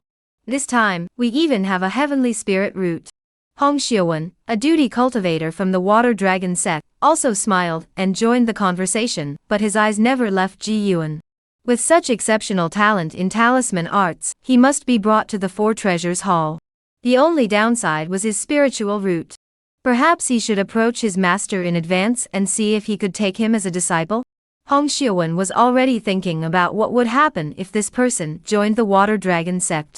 However, Ji Yuan was slightly perplexed. The first 2 had been successful. With 8 remaining, even if he closed his eyes and drew them, he should be able to succeed with at least 1, right? If he succeeded with 1 more, he would have to join the Water Dragon sect. That won't do. If he went in now, his cultivation breakthrough would likely be slower than staying outside. Ji Yuan looked at the remaining talismans in his hands. He had intended to say he would give up, but doing so would make it seem too fake. But if he were to draw the talismans himself and fail 8 times in a row, well, that would be a bit fake too. But at least he put on a show. If he just gave up outright, that would be like not even bothering to act. Ji Yuan first turned off the effect of the talisman room, then picked up the talisman brush again. The third one failed. The fourth one failed. Watching the 10th talisman paper burn in his hands, Ji Yuan wore an expression of extreme regret. Then walked out of the partition in a daze, and returned to Hong Xiuwen, handing over his wooden token. The latter, upon seeing this, was slightly surprised but not overly so.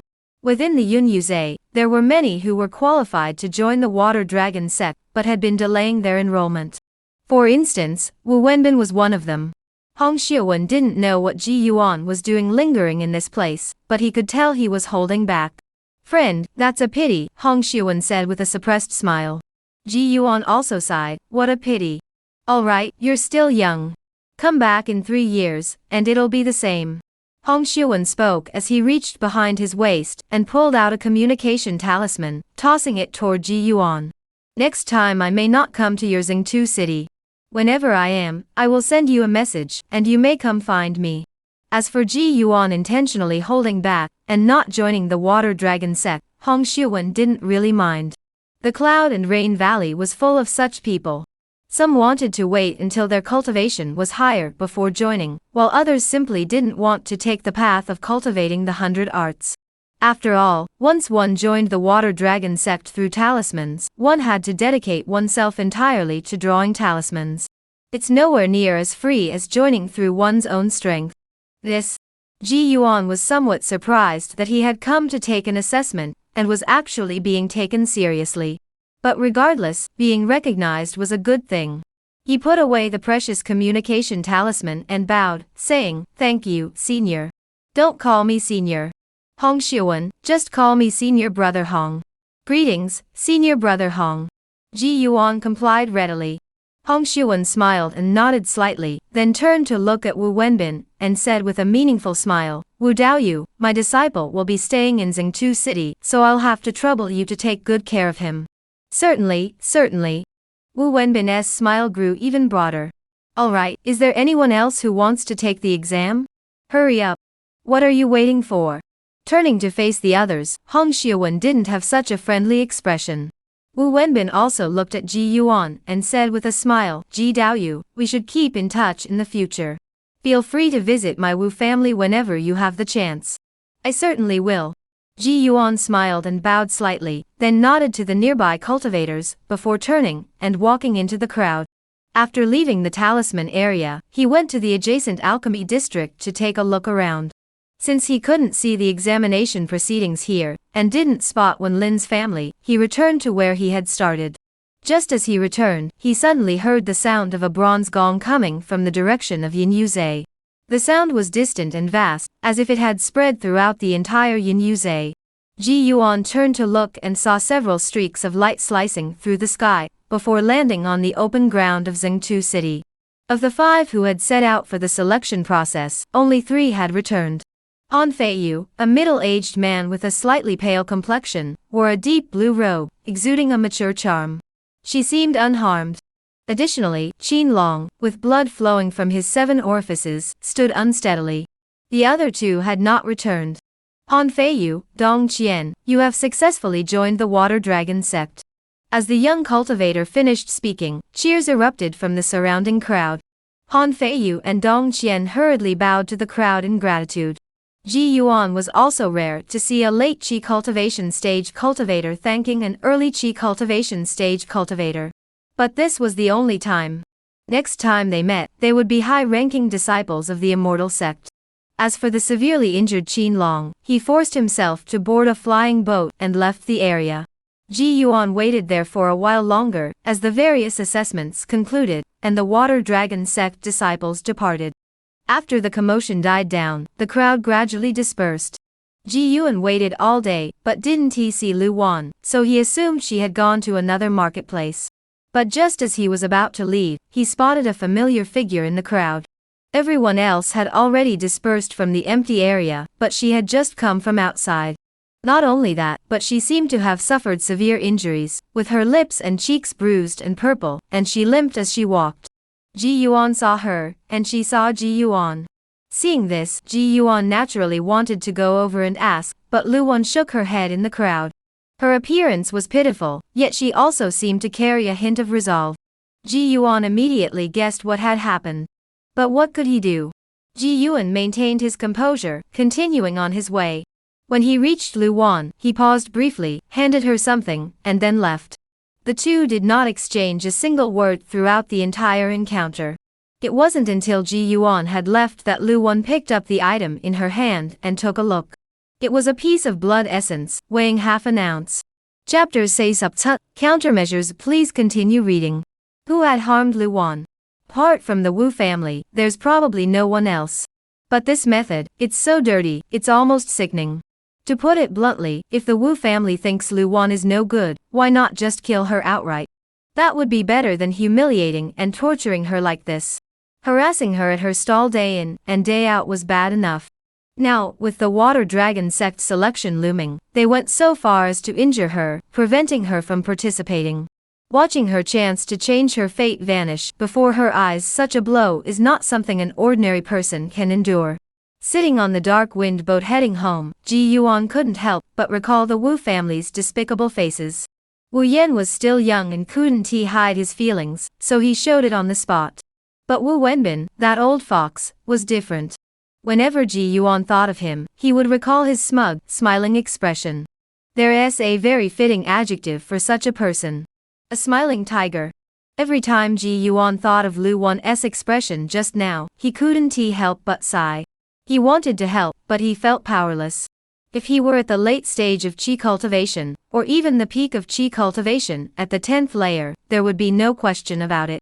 Even if Lu Wan didn't ask, he would storm to the Wu family and demand an explanation. Unfortunately, he was currently only at the 6th layer of Qi cultivation. Giving her half a liang of blood essence to save her life was already more than enough. He couldn't afford to give her anything else, or rather, even if he did, he couldn't protect her. I wonder how she will choose. Ji Yuan didn't know, and the Lin Hu couple sitting behind him also had no idea what was going on. They remained silent all the way home.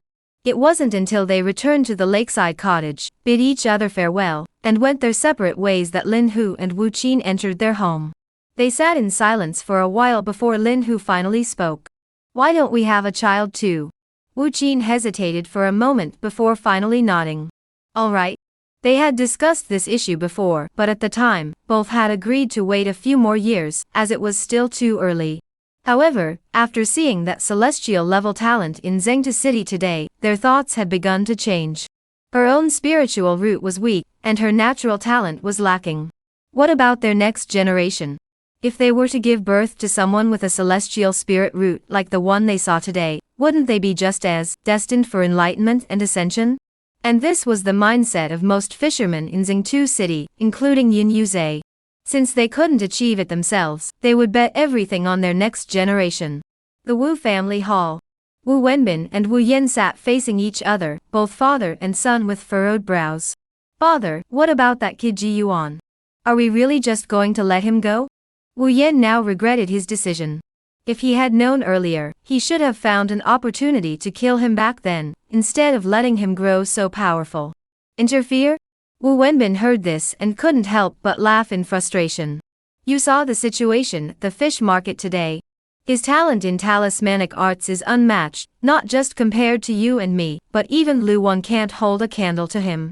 On his first try, he managed to successfully cast 2 heavenly light talismans in a row. Even Hong Xiuwen, a formal disciple of the Water Dragon sect, was moved by his talent and offered to protect him, taking him as his junior disciple. Did you hear his last words? He was clearly pointing at your father. Wu Wenbin sneered. Our Wu family may have some standing in this Zengtu city, but in front of the Water Dragon sect, we're nothing. Don't even mention the Water Dragon sect. Even if Hong Xiuwen wanted to crush us, it would be as easy as flipping his fingers. Wu Wenbin's words made Wu Yan break out in a cold sweat, his face turning pale. If something happens to Ji Yuan 3 years from now, during the next Water Dragon sect selection, Hong Xiuwen will definitely come after our Wu family. Wu Wenbin sighed deeply. Therefore, over the next 3 years, we must not only refrain from harming Ji Yuan, but also stand behind him during critical moments. And what else?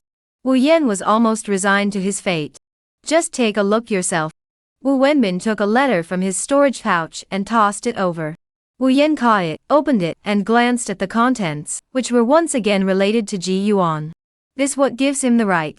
Wu Yan stared at the letter in his hands, his voice trembling.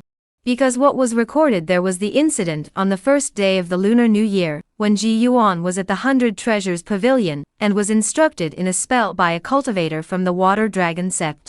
Moreover, that Water Dragon sect cultivator was definitely not Hong Xiuwen. This meant that Ji Yuan had been recognized by 2 Water Dragon sect cultivators at the same time. With that, Huanzhengtu City would dare to touch him. What gives him the right? Wu Wenbin sneered. You, Wu Yan, are 32 years old, and you've only managed to reach the 6th layer of qi cultivation, and the rank of a mid-tier symbolist thanks to your old man. But what about him, Ji Yuan? He's only 19 this year, and you probably don't know, but he's also at the 6th layer of qi cultivation, and his talisman techniques are even better than yours. What gives him the right? What gives him the right? Wu Wenbin's last words were almost shouted. Wu Yan's forehead veins bulged. He clenched his fists tightly, opening his mouth several times, but unable to speak. Finally, Wu Wenbin settled the matter.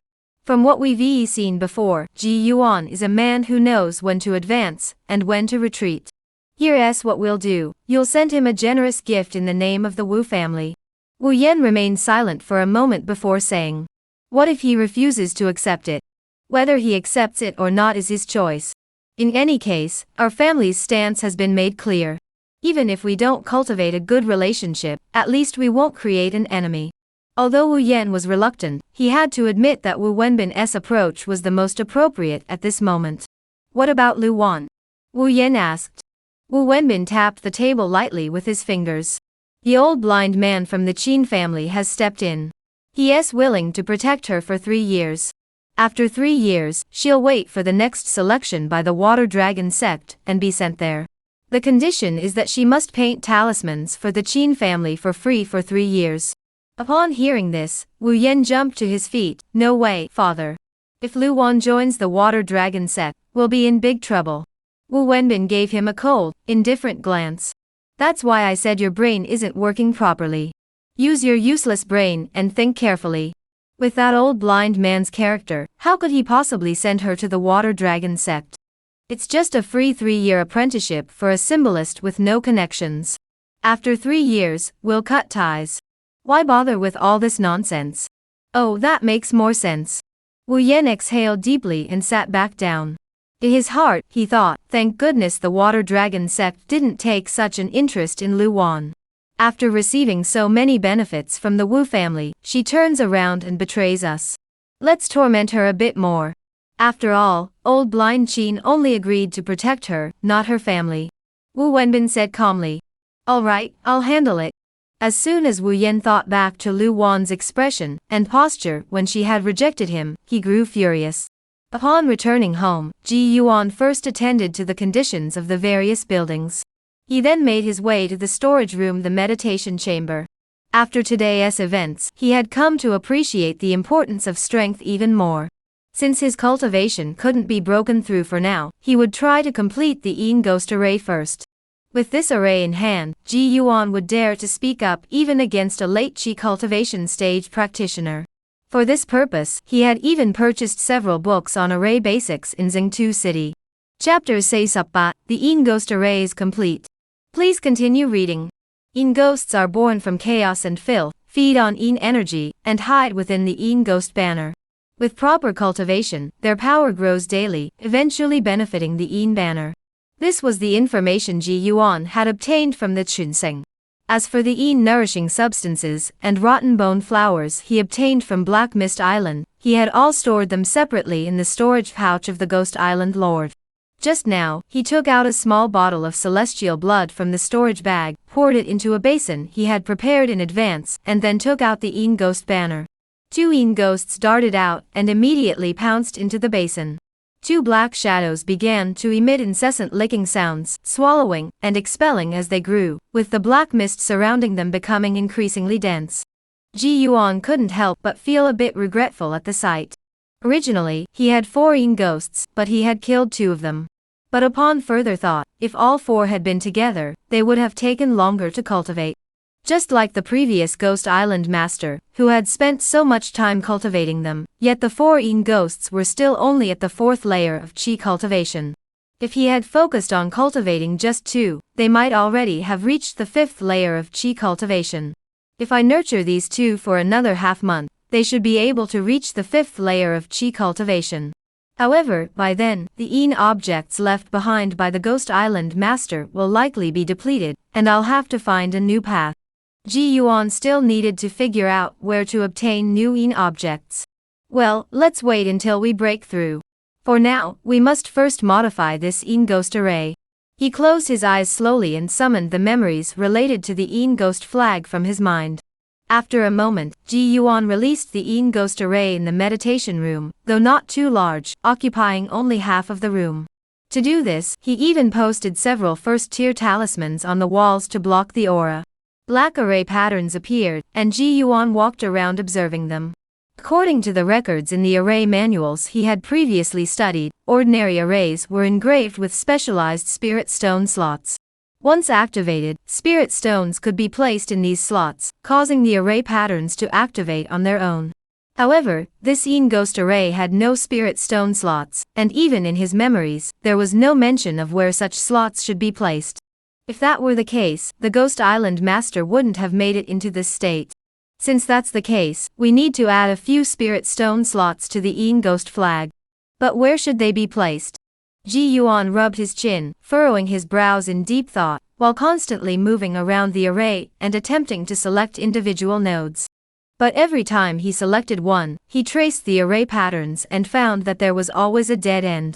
If the paths were blocked, it meant that spiritual energy couldn't flow through the array patterns to every part of the formation, which would cause problems when activating it later. After careful consideration, Ji Yuan couldn't find a solution, so he temporarily stopped, planning to check the books for any relevant records and practice for a moment. These days, Ji Yuan rarely relied on absorbing stray spiritual energy from the heavens and earth for cultivation, especially now that the pigsty had advanced to level 2, producing sub-spirit stones daily. Additionally, since he could now carve intermediate-level talismans, his cultivation had improved even further. Most of the time, he would first take one spirit-gathering pill, then use the spirit stones to begin his cultivation. He still ate the spirit eggs, but the eggshells were already being used to feed the spirit pigs, or half-spirit fish. Ji Xianren has long since outgrown the stage of eating eggshells. The next morning, Wu Yan knocked on Ji Yuan's courtyard gate, personally delivering a generous gift. Ji Yuan estimated that if converted into spirit stones, it might be worth 70 or 80 pieces. The gift was too heavy, so Ji Yuan refused it. Wu Yan remembered Wu Wenbin's instructions. The gesture was enough, so when Ji Yuan refused the gift, he didn't insist. After exchanging a few polite words, he left. Throughout the entire encounter, he didn't give any hostile glances. Instead, he greeted him with a smile. Ji Yuan saw a glimpse of Wu Wenbin in him. Carbon copy of the smiling tiger. After closing the door, Ji Yuan continued his cultivation. However, just one day later, the gate to his courtyard was knocked on again. This time, it was Lin Hu who had come. Seeing the fish basket on his back, he must have just returned from selling fish at the fish market. "Brother Ji," Lin Hu called out, his expression slightly grim. "What's wrong?" Ji Yuan assumed that Lin Hu had encountered some trouble, and had come to ask for his help. If it was about borrowing spirit stones, that would be easy to arrange, but if it was something else, he would have to think it over carefully. "I just sold fish in Zhengtu City and heard some news, but I don't know if it's true or not." "What kind of news?" "I heard that Uncle Lu was killed." "He was killed while out fishing." "Uncle Lu?" Ji Yuan froze for a moment. Lin Hu quickly added, "It's Lu Wan's father, Lu Song." Back when the Lu family hadn't moved away yet, they also lived near the lake and had some connection with Lin Yue, though they weren't as close as the Ji family. "What?" This news came as a real surprise to Ji Yuan. He had thought the Wu family wouldn't go this far, but he never expected them to act this way. What about Lu Wan? I don't know. Lin Hu shook his head. Admittedly, the news was quite a shock to Ji Yuan, so after Lin Hu finished speaking, he made a special trip to Zhengtu City. Sure enough, he heard many people discussing the matter, as the previous conflict between Lu Wan and the Wu family had already become a topic of conversation for many. Now that a life had been lost, and the victim was a mid-stage qi cultivator. Naturally, even more onlookers gathered. Ji Yuan thought for a moment, and went to the Lu family again, only to find the front door still locked. Upon asking the neighbors, he learned that the Lu family had already moved away before the new year. Where their new home was, Ji Yuan had no idea, so he could only return home. A few days later, he heard another piece of news. It was said that the Qin family had given Lu Wan shelter, and had issued a statement saying that they would drop the matter with the Wu family. If the Wu family continued to cause trouble, the Qin family would intervene. Thus, the long-standing feud that had been simmering for years was abruptly brought to a close. For now, it was over. It must be that the Qin and Wu families, the two major clans of Zhengtu City, had reached some sort of deal behind the scenes, Ji Yuan speculated. Half a month later, Ji Yuan met Lu Wan, who had come to his door wearing mourning clothes. She had come to pay the blood money. Upon seeing her again, her eyes no longer held their former liveliness. Instead, they were as still as stagnant water, yet as deep as a well, revealing no trace of her true feelings. Ji Yuan refused several times, but seeing her resolute attitude, he eventually accepted it. However, as she was about to leave, Ji Yuan hesitated before whispering, "Lu Jie, the Qin family, cannot be trusted either." Lu Wan's expression flickered slightly upon hearing this. But it was quickly concealed. "I know. Don't worry." With that said, Ji Yuan didn't add anything else. Since Lu Wan could say that, she must truly have a plan. "Ji Yuan, you also plan to join the Water Dragon sect, don't you?" Ji Yuan smiled. Who in Zhengtu City wouldn't want to join the Water Dragon sect? "Alright, then, Lu Wan took a deep breath and finally said, "We'll see you again at the Water Dragon sect." Ji Yuan didn't know what she meant, but he nodded anyway and replied, "Alright." 2 months passed in this manner. Under the blessings of the Enlightenment Chamber, Ji Yuan finally succeeded in improving the incomplete Yin Ghost Array. With 5 Spirit Stone slots and 5 Spirit Stones activated, the Yin Ghost Array was complete. I've updated nearly Yetman words in a row. Please vote for me and recommend this story. Chapter 6 Gao, the Shell. Ji Yuan looked at the fully repaired Yin Ghost flag in his hands and exhaled deeply. Whether he truly had a talent for array formations, or was simply relying on the assistance of the Enlightenment Chamber, but this was still his own effort, wasn't it? Now that the array was complete, even at the late qi cultivation stage, he should be able to hold his own for a while. Ji Yuan prepared to set sail, seeking an uninhabited island to test the fully improved Yin Ghost Array. Stepping out of the house into the front yard, the 2 peach trees on the right were in full bloom, their delicate fragrance wafting through the air and attracting numerous bees and butterflies. Looking at the peach trees, Ji Yuan couldn't help but recall the time a few days ago, when Linga was playing, and he had promised her that he would give her the peaches from this year's harvest. However, looking at the 2 saplings, which were still no taller than a person, it was uncertain whether they would bear fruit this year. Stepping out the door, he saw no one else. Ji Yuan summoned the Black Wind boat and departed quietly. Half an hour later, a nameless deserted island in the Yun Yuzhe region suddenly shrouded in a black mist, followed by a malevolent aura spreading in all directions, startling the nearby fish into scattering in all directions. At the center of the island, Ji Yuan walked about, accompanied by 2 Yin ghosts who had already advanced to the 5th layer of qi cultivation. No longer needing to manipulate the array with his own spiritual energy, Ji Yuan felt as though he were swimming in water. With this array and the 2 Yin ghosts, even if I don't intervene, we should be able to kill a typical qi cultivation stage Lok practitioner. Had he not prepared in advance with yang attributed items like the red-crested chicken blood, the enemy would have found it difficult to break through this Yin Ghost Array. Regardless, this array had at least entered the realm of first-tier arrays. Especially in the Yun Yuza, Ji Yuan estimated that there were probably only a handful of people who could summon an array. Since the array had proven effective, Ji Yuan waved his hand to retrieve it. Leaving it out any longer would be a waste of spirit stones. But just as he finished putting away the array, he suddenly sensed a hint of danger. The dragon scale shield appeared behind him in an instant, accompanied by a crisp ding sound. Ji Yuan swiftly reversed his grip and planted the Een Ghost flag once more. As the array materialized, the white water flying sword was summoned as well, though he still hadn't fully grasped what was happening. But he had already slapped a golden body talisman onto his body. Not only that, but both his left and right hands were clutching a Thunderstrike talisman. As the black mist surged forth, Ji Yuan's figure flickered into the ghostly fog and vanished in an instant. At the same time, he used the array to clearly see the appearance of the attacker. A female cultivator with an iron sword on her back, estimated to be around 40 years old, with a cultivation level already at the late stage of Qi cultivation. However, Ji Yuan felt little threat from her, likely a cultivator at the 7th layer of Qi cultivation. The crucial point was that Ji Yuan had never seen this person before. Since he didn't recognize her, why had she suddenly attacked him? Could she be another cultivator seeking to steal his cultivation?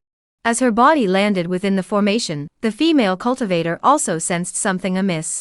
She clasped her hands in a spell formation, summoning the iron sword she had been carrying on her back. The sword hovered beside her, accompanied by a green cloth swirling around her body. Apparently unsure of the situation, she didn't move rashly, instead staying vigilant of her surroundings. Ji Yuan had a clear view of the situation within the array. Seeing that the female cultivator wasn't moving, he took the opportunity to speak up and ask, "I have no grudge against you. Why attack me on our first meeting?" The female cultivator sneered, "You demons of the evil path are all deserving of extermination. If you need a reason for enmity, how do you explain the innocent cultivators you have harmed?" So she was a rare righteous cultivator from the Yun Yuze. Ji Yuan immediately guessed what was going on. It seemed she had merely happened to pass by this area, sensed the aura of the Een Ghost array, and mistakenly identified herself as a demonic cultivator. No wonder. Once the Een Ghost array was activated, the Een energy was overwhelming. Even Ji Yuan would have mistaken the other party for a demonic cultivator. "Friend, you have misunderstood." Since there was no prior enmity, Ji Yuan spoke up to explain, "This array was obtained after I slew a demonic cultivator. It was not crafted by me." "It's not yours?" The female cultivator's voice sounded skeptical. "A thief would never admit to being a thief." Ji Yuan continued, "You must have seen me earlier. Is there any demon cultivator as upright and honorable as me? Moreover, if I were truly a demon cultivator, I would have already attacked you. Why would I still be here talking?" The female cultivator tried to speak again, but Ji Yuan cut her off. He didn't give her a chance to speak. "I too despise demon cultivators as much as you do, which is why I destroyed that hermitage. If you intend to attack me simply because I used a demon cultivator's formation, it would surely dishearten all righteous cultivators across the world." Upon hearing this, the female cultivator finally showed a hint of wavering. After a moment's thought, she said, "Come out, and I will believe you." "All right." Ji Yuan had never gone far. He was actually standing right across from the female cultivator. With a thought, he dispersed the black mist around him, revealing his figure. The female cultivator was clearly startled by this. She hadn't expected Ji Yuan to be so close to her. If he were to suddenly attack, she feared she would either die or suffer severe injuries. Moreover, upon seeing Ji Yuan's appearance, she was even more surprised. First, she was surprised by his appearance, and second, she was astonished by his age. "It seems I have indeed misunderstood you, my friend. I sincerely apologize." Whether he was of the righteous path or the demonic path, the female cultivator could tell at a glance. She put away her magical artifact, bowed her fist, and said, "Hufang of Jingda Lane greets you, fellow cultivator." Ji Yuan returned the bow. "Jingtu City, Ji Yuan. Since that's the case, you may remove this array. It was all a misunderstanding." Hufang surveyed the array around her, feeling both afraid and envious. This was an array formation. She had never heard of anyone in the Yun Yuja clan possessing such a thing. After waiting for Ji Yuan to dismiss the Een Ghost array, she turned her gaze toward the water surface in the northwest and called out, "Du Xiong, these are people from your Jingtu city. They are not demon cultivators. They are like you and me, specialized in slaying demon cultivators." There are more experts. Ji Yuan's heart jumped, and he couldn't help but feel a chill down his spine. Especially when he saw the magical boat breaking through the water, he felt even more frightened. Two late Qi cultivation stage practitioners, if they were to fight to the death, Ji Yuan wasn't sure he could escape. But fortunately, the misunderstanding had been cleared up. It seemed that from now on, he shouldn't carelessly deploy the Yin Ghost banner unless absolutely necessary. You are Senior Dukong? Looking at the middle-aged man standing before him, Ji Yuan felt a sense of familiarity. That's correct. Don't call me senior. We're all from Xingtu City, just call me Du Xiong. Dukong said with a smile. Since it was all a misunderstanding, there's no need to worry. However, your array formation is truly impressive. Ji Yuan took a step back without showing any emotion, forcing a smile on his face. Just luck, just luck. Even though he was careful, his actions were still noticed by Dukong. Don't worry, we're not those Gipsao. Brother Ji, there's no need to be afraid. Ji Yuan smiled again, and bowed his hands. It's just luck. Enough, you're being too cautious. Dukong shot Ji Yuan a disapproving glance. Hu Fong and I have matters to attend to. We must venture deeper into the Yun Yuza. We'll discuss this further upon our return. Du brother, Hu sister, you two go ahead. Ji Yuan bowed to them once more before watching them depart. After they had gone a considerable distance, Hu Fong finally spoke up. Du Xiong, who do you think this array was originally from? The Hawaiian Pavilion, the Ghost Island Master. Dukong said solemnly, but he's only at the mid-stage of Qi cultivation. However, a few years ago, Han Feiyu went to fight him once. Using the power of this array formation, he actually fought Han Feiyu, who was at the 7th layer of Qi cultivation, to a standstill. Later, our sect intervened to mediate, and the two finally called it off. I never expected Ji Yuan to kill the Ghost Island Master in secret and steal his array formation. Hu Fong, of course, knew Han Feiyu's reputation. Who is this Ji Yuan? Dukong exhaled. I'm just as clueless as you are. I've never heard of him before. It seems like a rising new figure. I suspect we'll see him in our sect soon enough. Hu Fong said. Dukong nodded. That's a good thing. If we still can't defeat them later, we can ask Ji Yuan for help. With his array formation, our chances of success should be much higher. Very good. As soon as they left, Ji Yuan hurriedly boarded his boat and vanished into the water. After that, he didn't rush back to Xingtu City. Instead, he lingered around Yunyuze for 2 days before finally landing on the other side of Xingtu City and returning. However, when he finally reached the courtyard gate and was about to push the door open, his eyes, as usual, glanced at the doorframe. At that moment, he instinctively stopped in his tracks. He was by the door. He saw a seashell. Chapter Nsup, Taoist Friend. Ji Yuan had never forgotten his promise to Chou Qianhai. When Chou Qianhai took responsibility and left Qiuyu Island, the two had made a pact. When he returned next time, he would place a seashell at Ji Yuan's doorstep. They would then meet on Qiuyu Island. Since last autumn, every time Ji Yuan returned, he would first check if there was a seashell at his front door. Unfortunately, he had never seen one. Now, after waiting from last autumn until this spring, he finally saw the seashell at his front door. Chou Qianhai had returned. Ji Yuan exhaled deeply. Regardless, it's good that he is back. As he was about to leave, Ji Yuan pushed open the door and entered the house. He first checked the condition of the house to ensure everything was in order. After collecting the spirit eggs and spirit soil he had accumulated over the past 2 days, he finally departed. The effect of the pigsty was shut off by him. There was no choice, the blood essence produced was too extreme. Since he wasn't home, Ji Yuan dared not activate this building effect, but the chicken pen was much better. The black wind boat sliced through the water and set off.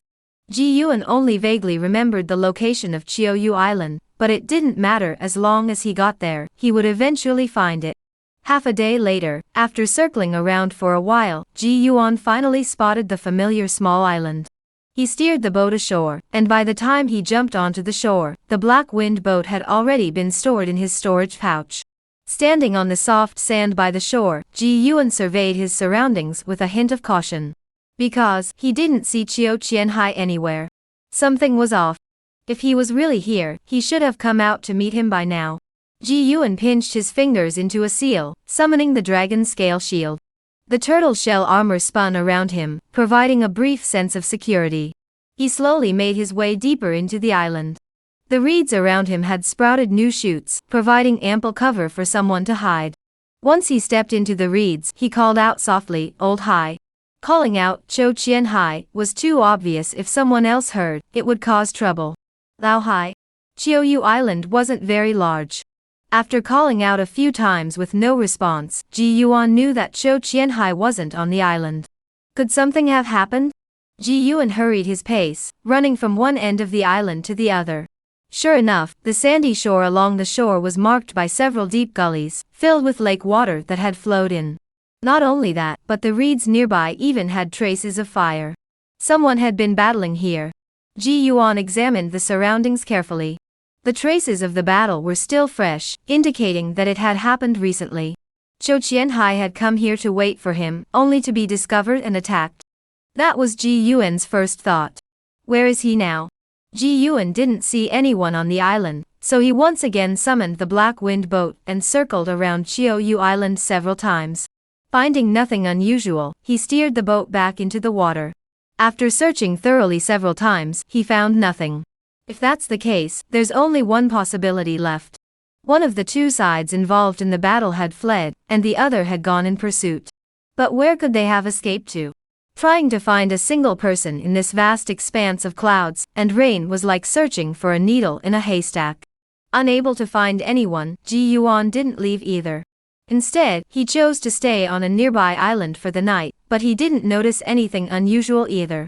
Cho Chien Hai did not return, and no one else came to this autumn rain island.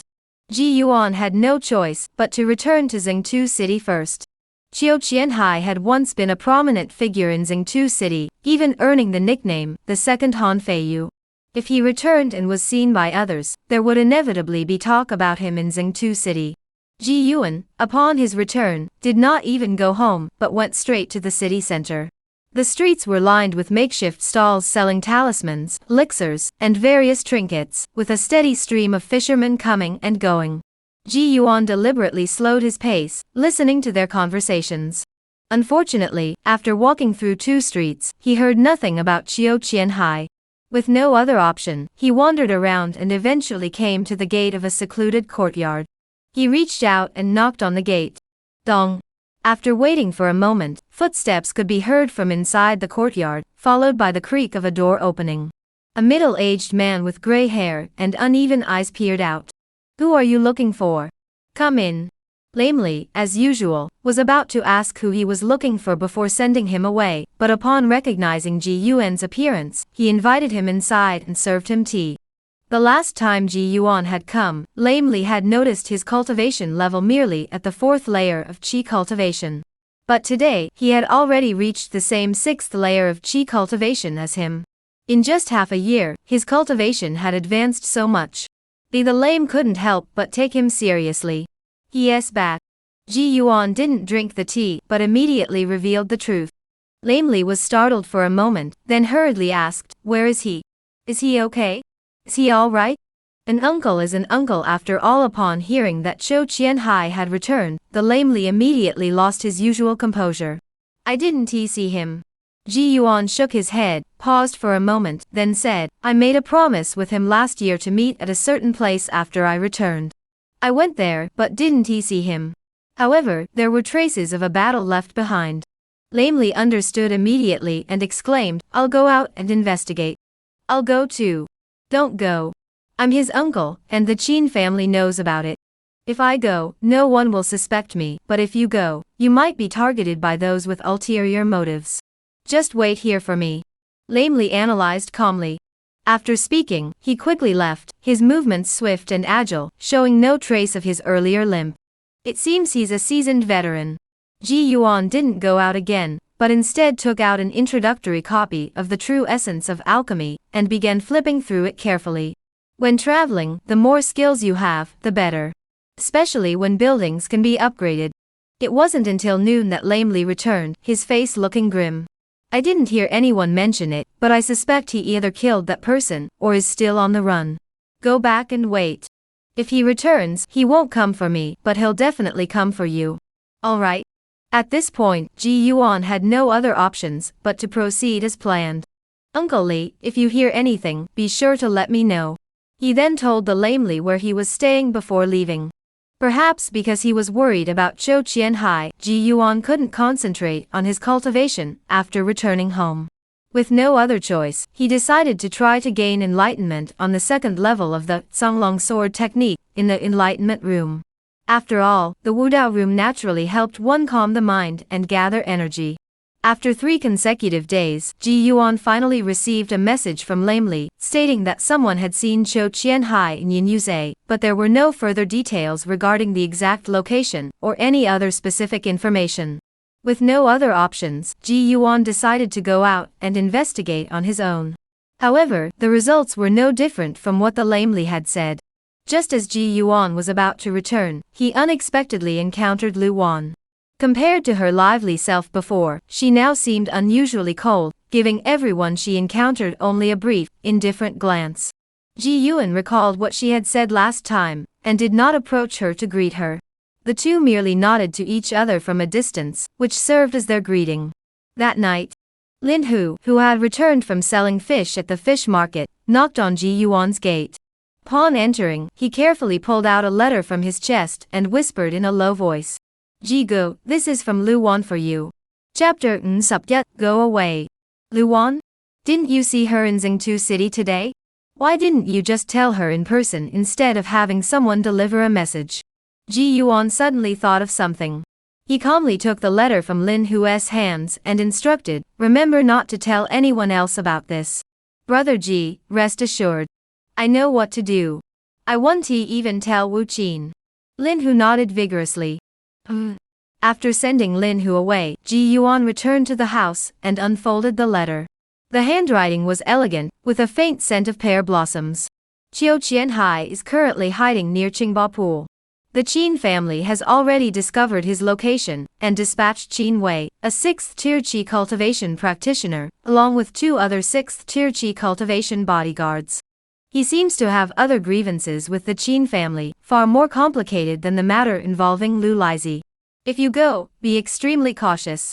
As expected, Lu Wan's knowledge of Zhou Qianhai's whereabouts did not surprise Ji Yuan, as she was now a member of the Qin family, and given her talent for drawing talismans, the Qin family would certainly not treat her poorly. What surprised Ji Yuan was why she had chosen to share this information with him. Ji Yuan recalled that when Zhou Qianhai had just fled to Yinyuze, he had met Lu Wan in Xingtu City, and she had explicitly warned him to stay away from Zhou Qianhai.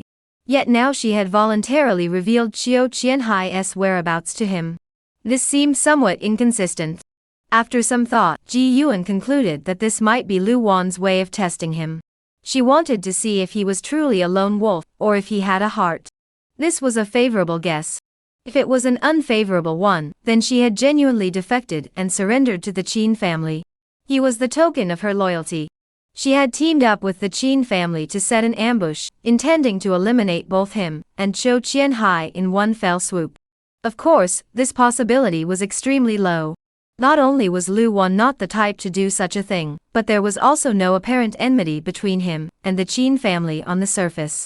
As for Lu Lotzi's death, even if the Qin family finds out now, they should be able to discern the situation and weigh the pros and cons. Or could it be that she intentionally provoked a conflict between me and the Qin family to weaken their strength? Or perhaps it's not that complicated at all, she simply knows that I have a good relationship with Zhou Qianhai, so she shared this information with me. There are many possibilities, but the good news is that I finally know where Zhou Qianhai is. Should I go to Qingba Pool to find Zhou Qianhai? Going is definitely necessary.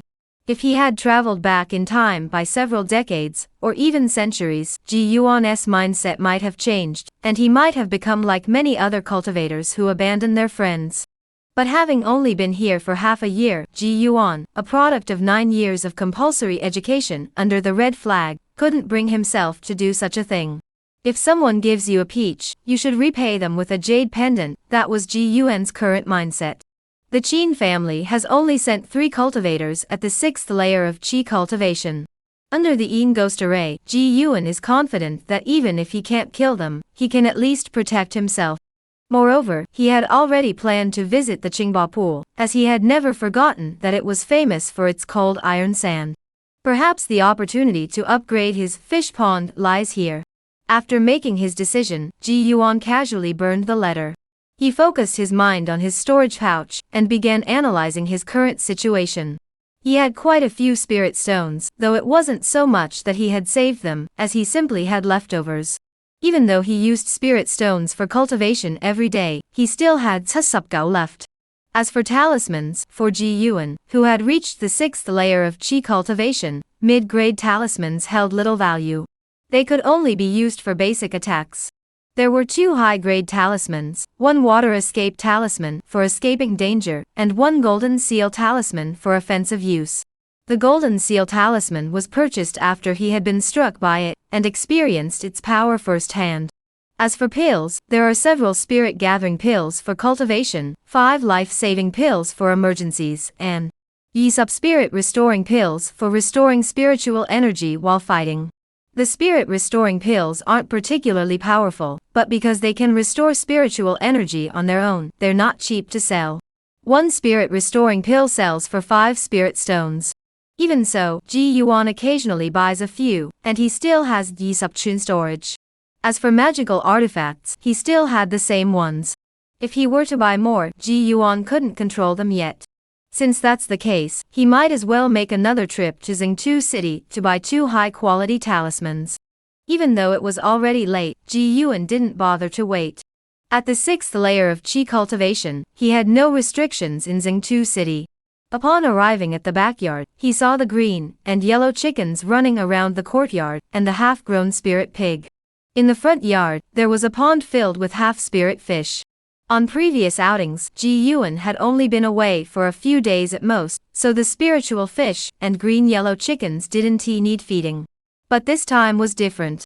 Regardless of whether he could save Cho Qianhai, the delay would definitely be lengthy, at least 10 days. Without someone to feed them, they wouldn't survive. After some consideration, Ji Yuan decided to dispose of these creatures first. The green and yellow chickens had been laying eggs for so long it was time to replace them. The semi-spiritual fish were easier to handle, he could simply buy new ones upon his return. Moreover, Ji Yuan had some ideas in mind, such as a chicken coop. Could he raise a few more genuine spiritual birds to lay eggs? Rather than these half-breed green-yellow chickens. The spiritual energy provided by the spirit eggs was no longer sufficient for his cultivation needs. He acted swiftly. Under the white water flying sword, the half-spiritual fish and green-yellow chickens were all reduced to corpses. Even the spiritual piglet he had raised for only a few days was chopped to pieces by Ji Yuan with a single sword strike. With him away, no one would tend to them. It seems he really needs to find a method to create puppets soon, but he heard that the art of puppetry was somehow connected to the art of weapon forging. Damn it, I can't be in 2 places at once. Later that night, Ji Yuan rushed to Xingtu City.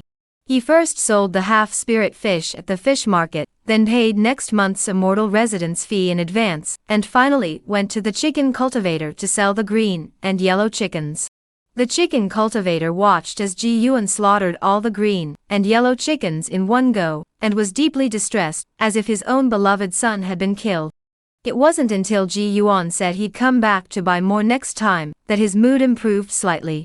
After handling these matters, Ji Yuan went to the 100 Treasures Pavilion to purchase a high-grade demon-suppressing talisman, and a high-grade iron wall talisman. With 4 high-quality talismans in hand, even if he encountered a late Qi cultivation stage practitioner, Ji Yuan was confident he could hold his own in battle. In total, he spent Nsapa spirit stones, with some remaining for the Yin ghost array, and to restore his own spiritual energy. After leaving Xingtu City, Ji Yuan didn't return home, but followed the waterway map straight toward Qingba Pool.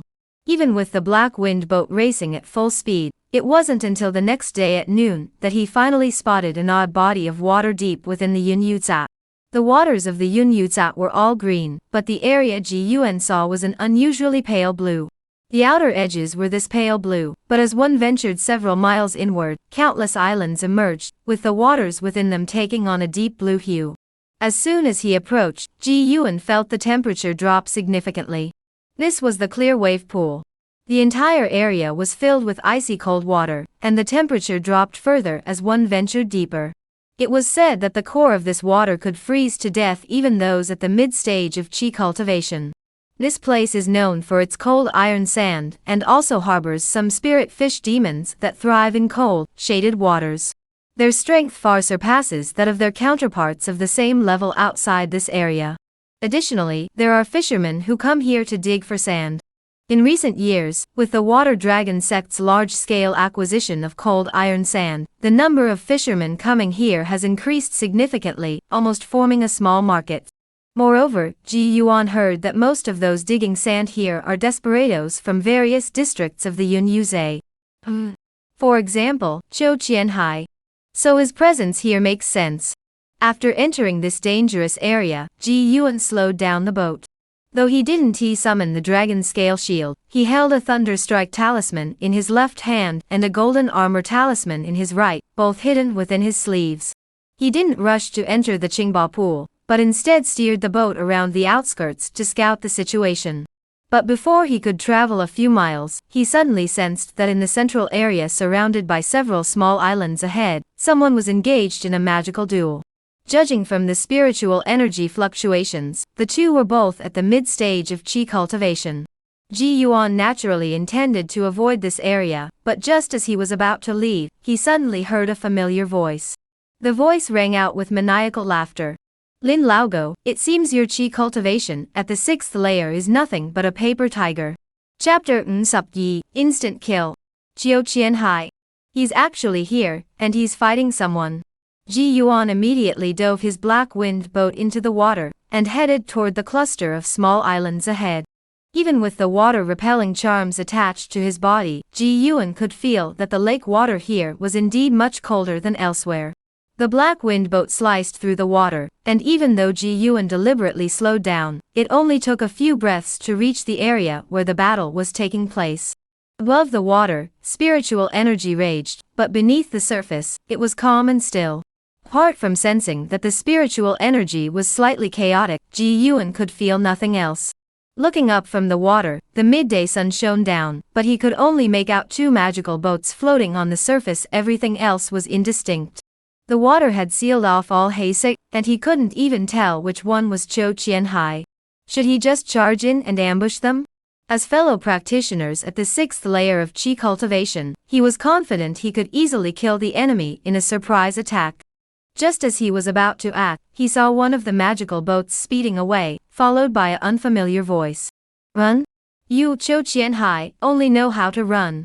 Haha, Lin Laogo, you're trying to kill me, so of course I'm running. Zhou Qianhai's voice sounded carefree, but it carried a hint of weakness. He couldn't hide he was injured. As the remaining magical ship above him was about to give chase, Ji Yuan finally acted. He channeled all his power into the black-winged boat, his figure darting forward like a black arrow. In an instant, he broke through the water's surface.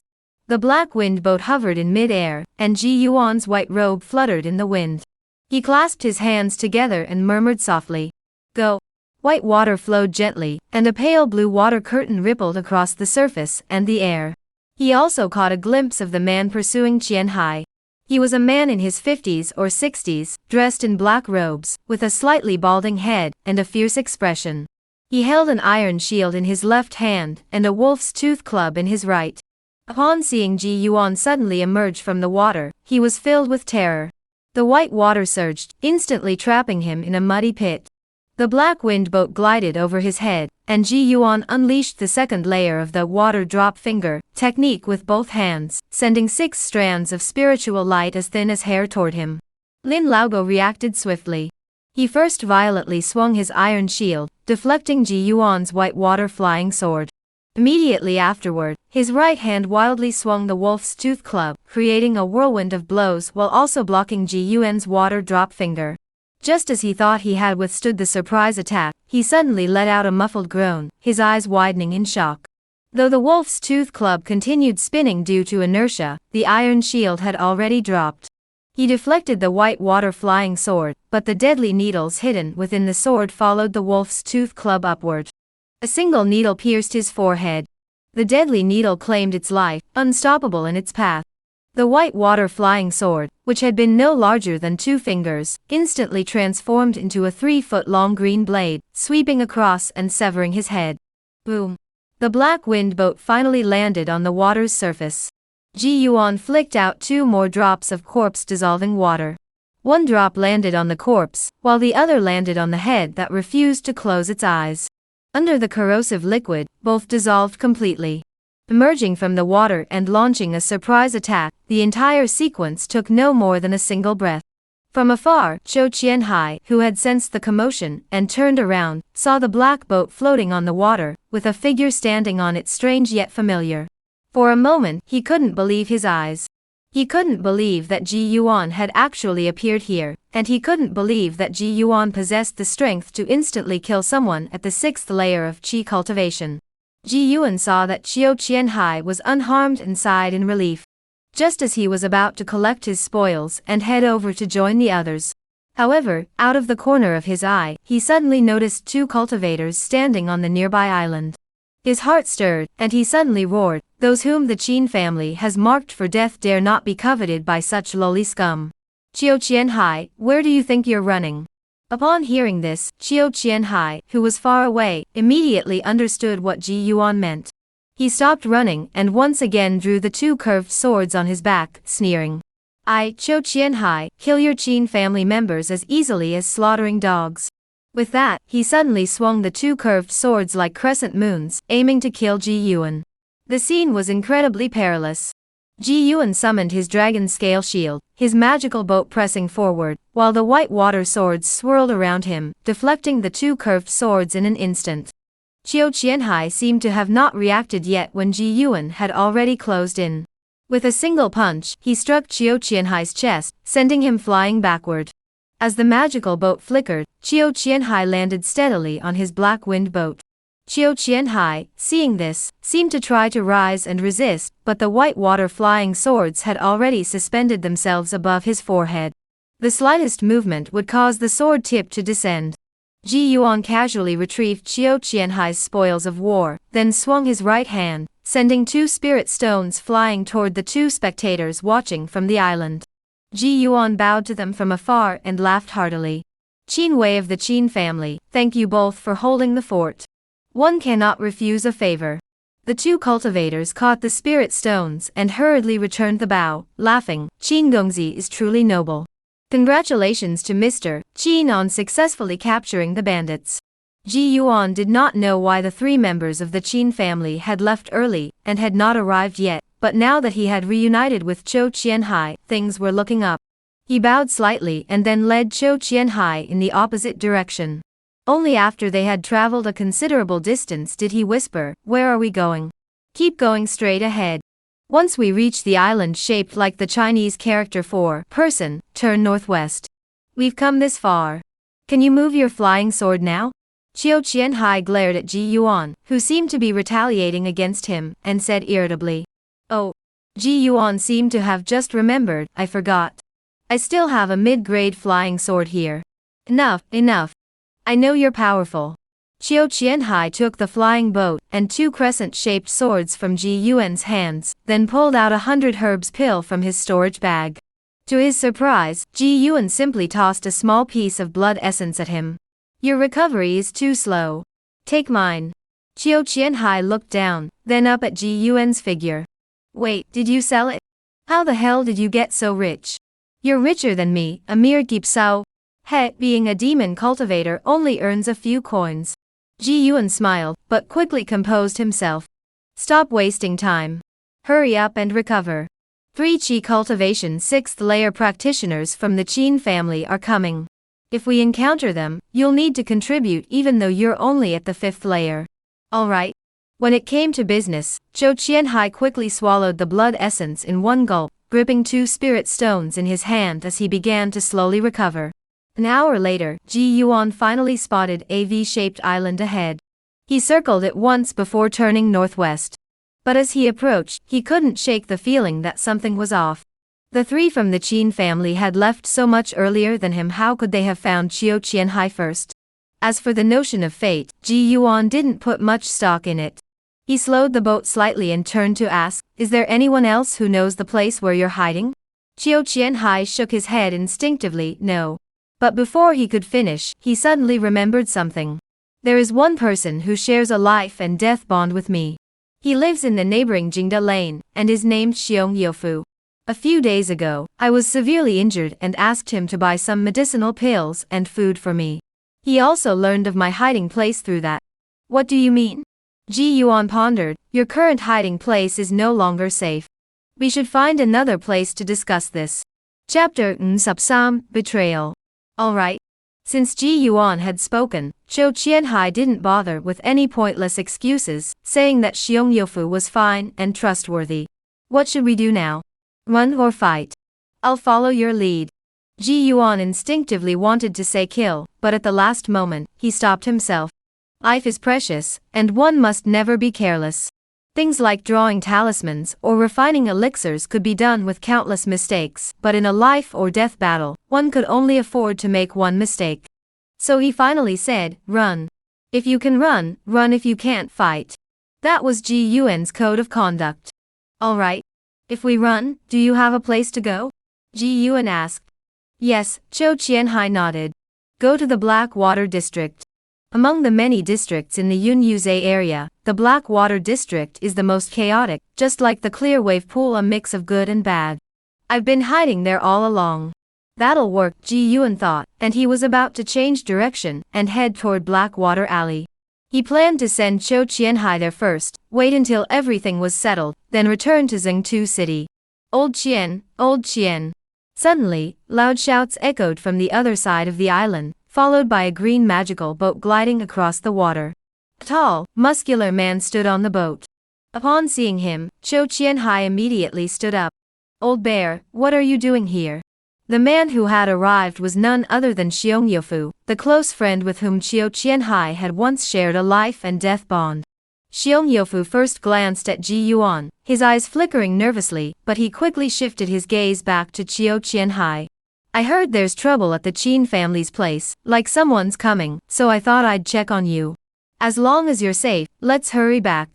Don't linger around here," Xiong Youfu urged. If it weren't for Ji Yuan's earlier warning and suspicion, Qiu Qianhai wouldn't have thought much of it at that moment. But unfortunately, he had overthought it. Looking at Xiong Youfu before him, he said solemnly, "I won't be going back there." "You're not going back? Where are you going? Is there any place safer than that around here?" As soon as Qiu Qianhai said he wouldn't go back, Xiong Youfu immediately grew anxious. Qiu Qianhai remained silent, while Ji Yuan's mind was already focused on the flying sword in his storage pouch. This man was only at the 5th level of qi cultivation. It wouldn't take much effort to deal with him, but he couldn't afford to be careless. "Wait, where are you going?" Xiong Youfu seemed genuinely concerned for Qiu Qianhai's safety. Old Qiu Qianhai's voice was low, and his expression was bitter. "Are you going to stab me too?" "No, what do you mean by that?" Xiong Youfu's eyes darted around nervously. "At the Blackwater Ferry crossing, it was truly me who saved your life, wasn't it? Yet now you're betraying me." Qiu Qianhai shook his head as he spoke. "Old Qian, he." Xiong Youfu's lips trembled, but he clenched his teeth and said coldly, "I was bewitched. It's all because the Qin family gave me too much." No sooner had he finished speaking than Qiu Qianhai had already thrown 2 curved knives.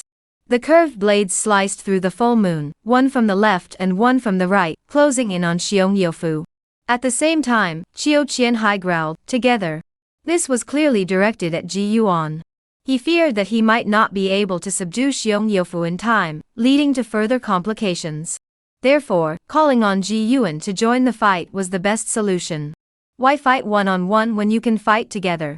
As soon as he moved, Ji Yuan also acted, the flying swords he had summoned earlier darting out instantly. At the same time, his right hand reached out and tapped the void several times. With each tap, a faint blue spiritual light shot out. The spiritual light beams shot directly toward Xiong Youfu's limbs and forehead. Ji Yuan's left hand, hidden in his sleeve, snapped his fingers, sending out 3 thread-like spiritual beams. This time, they were aimed at Xiong Youfu's chest. In an instant, nearly 10 attacks struck Xiong Youfu. Even with all his talismans and magical artifacts deployed, he couldn't withstand the overwhelming force of the coordinated attack. Jian's single flying sword alone was enough to send flying the mirror-like protective artifact that Xiong Yofu had been using. Zhou Qianhai's crescent moon blade sliced through, instantly severing his head. As his head flew through the air, Zhou Qianhai remained unfazed. You owed me a life, consider it repaid. Hurry up and collect the items. Before Ji Yuan could finish speaking, something burst out from Xiong Yofu's chest, shooting straight toward the sky. Trouble. Ji Yuan's flying sword followed closely behind, but it was still too late. Boom. A dazzling silver flower bloomed in the sky, and Ji Yuan's expression changed. Zhou Qianhai spoke quickly. This is a small gadget created by a weaponsmith from the Blackwater workshop. It's called Death Fireworks. Once the original owner dies, it will automatically rise into the air and explode.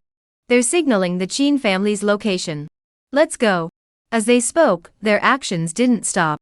Zhou Qianhai destroyed the body, while Ji Yuan gathered the valuables. In the blink of an eye, the black wind boat entered the water, and the two vanished from the spot. Even their haystack was concealed by the lake water, leaving no trace behind. After entering the water, Zhou Qianhai pointed in a direction, signaling Ji Yuan to head toward Blackwater Alley. However, Ji Yuan glanced over and shook his head, then turned the boat around and headed in another direction. The two of them circled around the lake bottom. No matter how they turned, Ji Yuan kept circling around the clear wave pool, never straying even slightly. It wasn't until half a day had passed that the effect of the water-repelling talisman wore off, and the two emerged from the water, finding an uninhabited island to hide on. Not going to the Blackwater district? Zhou Qianhai hurriedly asked after emerging from the water. No. After killing someone, our first instinct is to go to the Blackwater district. The people from the Qin family would likely think the same. So let's do the opposite, hide here in the clear wave pool. They probably wouldn't expect us to be so bold. Ji Yuan spoke as he retrieved his usual disguises from his storage pouch. Zhou Qianhai nodded slowly. But what if they do think we're hiding here in the clear wave pool? Ji Yuan took out some Dan Lo Fui Dong Le Gray and spread it evenly over his face. Since we'll be discovered either way, is there a difference between being discovered at the clear wave pool or at the Blackwater Alley? You'll fight to the death. That's true. Zhou Qianhai nodded. When it comes to fighting to the death, I'm the best at it. Immediately, the two began their disguise. Disguise was quite effective for those at the Qi cultivation stage, without spiritual perception, but it was completely useless against Foundation establishment cultivators with spiritual perception. Why did you think of coming to Qingba Pool? Ji Yuan asked. Mining, you know about cold iron sand, right? It's incredibly expensive. Mining here is much more profitable than fishing, but this place is dangerous, so most people don't dare to come here. Zhou Qianhai stuck coarse black beard hairs to his chin and temples. It was more or less what Ji Yuan had expected. He nodded and asked, so you came back to Xingtu City to find me? Is there something you need? And you even got caught by others. Zhou Qianhai paused briefly in his movements, but quickly covered it up. Nothing, I just haven't been back in a long time, and wanted to come see you. Ji Yuan saw through it, but didn't press further, instead changing the subject. Lamely asked me to tell you that he agreed. Now you're telling me this nonsense? It's too late. Zhou Qianhai sneered, seemingly unfazed by his response. Is he your uncle? Yes, my eldest uncle. Zhou Qianhai finished speaking, sighed deeply, and stood up. In the blink of an eye, he had transformed from a young man into a burly, rugged man with his collar open, a face covered in scars, and even a different set of clothes. My parents and my second uncle's family were all killed by the Qin family. I wanted to find him to avenge them, but he's a coward and didn't have the guts to agree, so I did it myself. Zhou Qianhai brushed the dust off his body, unconcerned. How did you take revenge on the Qin family? Ji Yuan asked again. Mentioning this, Zhou Qianhai grinned. The Qin family has a third young master who has a thing for men.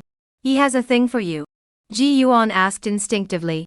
Don't let his current appearance fool you, though he now looked like a burly, bearded man. His original features, while still not as striking as Ji Yuan's, were still considered handsome among the fishermen. No, I went to him on my own. Chapter Nsupse, Dividing the Loot. Ji Yuan looked at Chou Qianhai beside him with a look of fear. You're not going to stop until you shock me. Upon seeing Ji Yuan's reaction, Chou Qianhai knew he had misinterpreted his intentions. What are you thinking? It's just a trick to deceive him. With that, Chou Qianhai sneered. I'll cut off his lineage with one stroke, leaving the Qin family without an heir. Upon hearing this, Ji Yuan nodded in understanding. No wonder the Qin family was so relentless in their pursuit of Chou Qianhai. Compared to the Qin family's direct lineage, killing a mere Lu Lizhi was nothing. Having learned the truth, Ji Yuan no longer asked any further questions. The two then divided the loot. They had killed 2 people, both of whom were bandits, yet the loot was far less than Ji Yuan had imagined. We're all just drifters in this Qingba pool, enduring hardships and occasional battles. If we come across something valuable, we naturally make use of it. This was Chou Qianhai's explanation. As for why the old boatman they had killed earlier was so wealthy, it was because he had been a bandit near the shore, with few enemies, so he had managed to accumulate a lot of wealth. The Ghost Island Lord was even more formidable with his Yin Ghost Array. He wouldn't even bother with late Qi cultivation stage cultivators. In the end, they split the loot evenly, and Ji Yuan only received a mere Supgao spirit stones. As for the magical artifacts, he took the mirror that had belonged to Xiong Youfu. This item resembled a heart-protecting mirror, but was surprisingly durable and powerful. It can be used as a protective artifact, or have spiritual energy channeled into it to unleash a powerful beam of light from its surface, though it consumes a significant amount of energy. As for the rest, it was the cold iron sand that was the purpose of Ji Yuan's journey. As a specialty of Qingba Pool, both of them had some in their storage bags, but not much. Combined, they amounted to no more than half a pound. Ji Yuan urgently needed this item, so he informed Chou Qianhai and took it all. Not only that, but Chou Qianhai also had 3 taels of cold iron sand, which he also handed over to Ji Yuan. He didn't ask Ji Yuan what he needed it for. As long as Ji Yuan wanted it, he gave it to him. However, Ji Yuan didn't let him lose out. He gave Chou Qianhai the medium-grade fishing boat left by Lin Laogo, along with a cold iron dagger, a rare offensive magical artifact, as compensation. As a result, Ji Yuan now possessed a total of 1 pound and 8 ounces of cold iron sand. After taking everything, Ji Yuan followed Chou Qianhai into the true Qingba Pool. The islands here were far more densely packed than those outside, varying in size and scattered like stars in the sky. The largest island had even been developed with several buildings, and people could be seen walking around on it. Ji Yuan squinted and saw that there were cultivators setting up stalls there. Chou Qianhai, who was slightly more familiar with the area, explained. That island is the largest in the Clear Wave Pool, known as Clear Wave Island. It has a small marketplace where people sell elixirs, talismans, and the like, but the prices are 100% higher than those at the marketplace on the shore. The Water Dragon sect has also set up a shop here specifically for purchasing cold iron sand, and the price here is the same as in the marketplace. No wonder there were so few cultivators selling cold iron sand in Zhengtu City. They've already been intercepted here once. Ji Yuan asked, where should we stay? Let's find an uninhabited island. After changing their appearances, the two of them piloted their magical boats. Ji Yuan remained on the Black Wind boat, while Chou Qianhai switched to the mid-grade fishing boat previously used by Lin Laogo. They moved slowly, stopping occasionally, their eyes constantly scanning the small islands on either side. After half a day, the two finally found a small island in the southeast corner of the Clear Wave Pool. The island wasn't large, and Ji Yuan estimated it to be around 100 square meters. Aside from some fine sand along the shore, the entire island was covered in grayish-brown stones. Even the two houses were built of stones, with random slabs piled together. They couldn't even block the wind, as the uneven stones left gaps that let the wind blow through, barely managing to keep the rain out. Fortunately, everyone was a vagabond of the Jianghu, so they didn't mind such minor details. The two stone houses were just enough for one person each.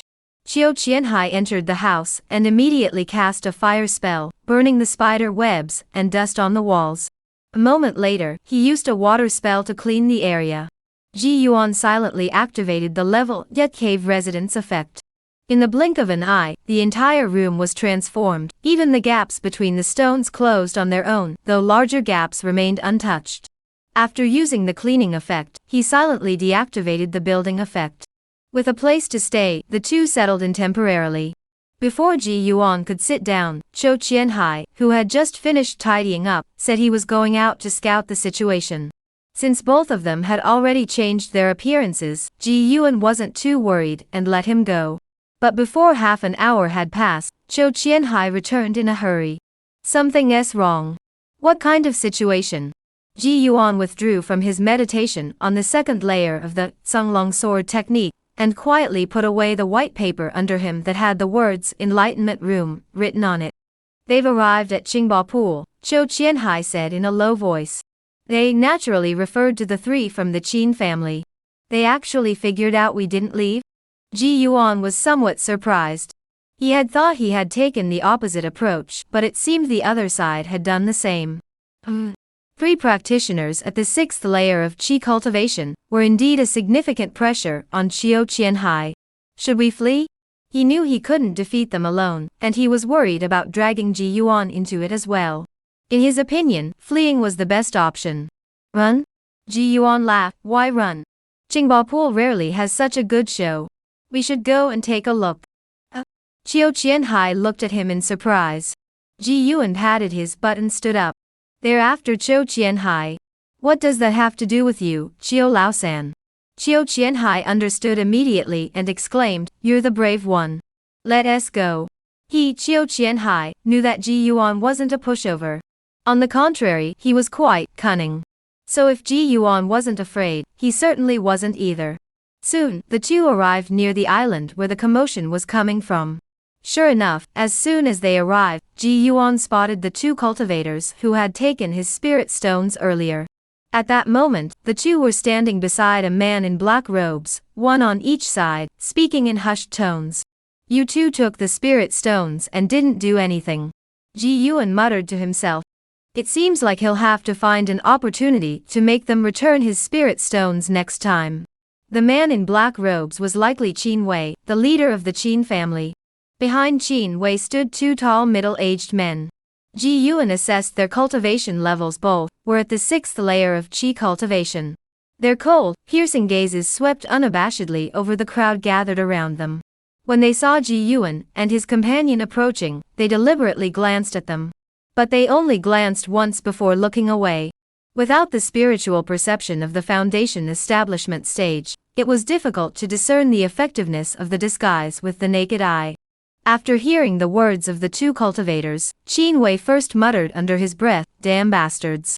Then he spoke aloud. As I said before, if anyone has any information about those two rogues, just inform the Qin family, and I will reward you with Yi Sup spirit stones. If you bring me Qianhai's head, I'll reward you with Lok Sup spirit stones. For capturing them alive, get Bach spirit stones. After Qin Wei, the young master of the Qin family, made his announcement, the surrounding cultivators cheered in unison. Not to mention resolving the matter with Cho Qianhai, simply providing information would yield Yi Sup spirit stones. This reward was indeed generous. No wonder it's the Qin family, they're so wealthy and powerful. Ji Yuan couldn't help but sigh. Yes, they're giving way too much. Cho Qianhai clearly thought of Xiong Yofu, who had betrayed him. The three members of the Qin family then activated their magical ships, following the guidance of the two cultivators, and headed toward the watery area where Ji Yuan had previously instantly killed Lin Laogo. Other onlookers followed suit. Let us go take a look too. Ji Yuan, the murderer, also prepared to return to the crime scene to take a look. Chapter Sup Cho Qianhai's Precious Treasure. Half an hour later, Ji Yuan and Cho Qianhai returned to the same stretch of water. Under the guidance of the two cultivators, the three members of the Qin family looked around cautiously before following the direction Ji Yuan had left earlier. Ji Yuan and Cho Qianhai, along with the other cultivators, closely followed behind. A large group of people searched the mountains and seas as they moved forward. Their intentions were simple, find Cho Qianhai, and once they did, regardless of anything else, with their numerous spells and techniques, if they managed to claim his head, that would be far more profitable than mining here. Unfortunately, after wandering around all night, they saw no sign of anyone. It wasn't until the next morning that the sky began to brighten. The three from the Qin family had no choice but to return to Zhengta City for the time being. After they left, Ji Yuan and Cho Qianhai settled down. The two rested for a day, and Ji Yuan listened as Cho Qianhai detailed the situation of the Qingba pool and the cold iron sand. It was said that deep beneath the Qingba pool lay a cold iron sand vein. Every so often, the earth dragons would stir beneath the water. Once the earth dragon stirred, numerous cold caves would appear on the lake bed, leading directly to the vein. These caves emit intense cold air, and even those at the mid-stage of qi cultivation would die instantly upon contact. Therefore, whenever the earth dragon turns, cultivators in the water must escape as quickly as possible. Each time the earth dragon stirs, it brings some cold iron sand from the vein to the surface. The miners in Qingba Pool primarily extract this cold iron sand that is brought to the surface. As for why it's called most, that's because after the earth dragons flip, a small portion of the cold caves collapse and become blocked. Once blocked, these cold caves become dead ends. Not only is there no cold air rushing out from the mineral veins, but there is also a large amount of cold iron sand inside. Therefore, encountering such a dead tunnel is essentially striking it rich, especially during periods when cold iron sand prices are skyrocketing. As for digging further down along the dead tunnel to find the cold iron or vein, without the strength of a foundation establishment cultivator, even if you manage to reach the vein, it's a suicide mission. The bottom of the Qingba pool is mostly sandy, and the pale blue cold iron sand is mixed in with the lake sand. Miners must rely on iron rakes and sand nets to extract it. Fortunately, Xiong Yofu and Lin Laogo both have these tools in their storage bags. That evening, in Jingtu City, the Qin family estate. Qin Wei, who had returned from Qingba Pool, met his father, Qin Long. After he had recounted everything that had happened during his trip, Qin Long spoke. Qiu Qianhai is either still hiding in Qingba Pool, or has returned to Heishui Fang.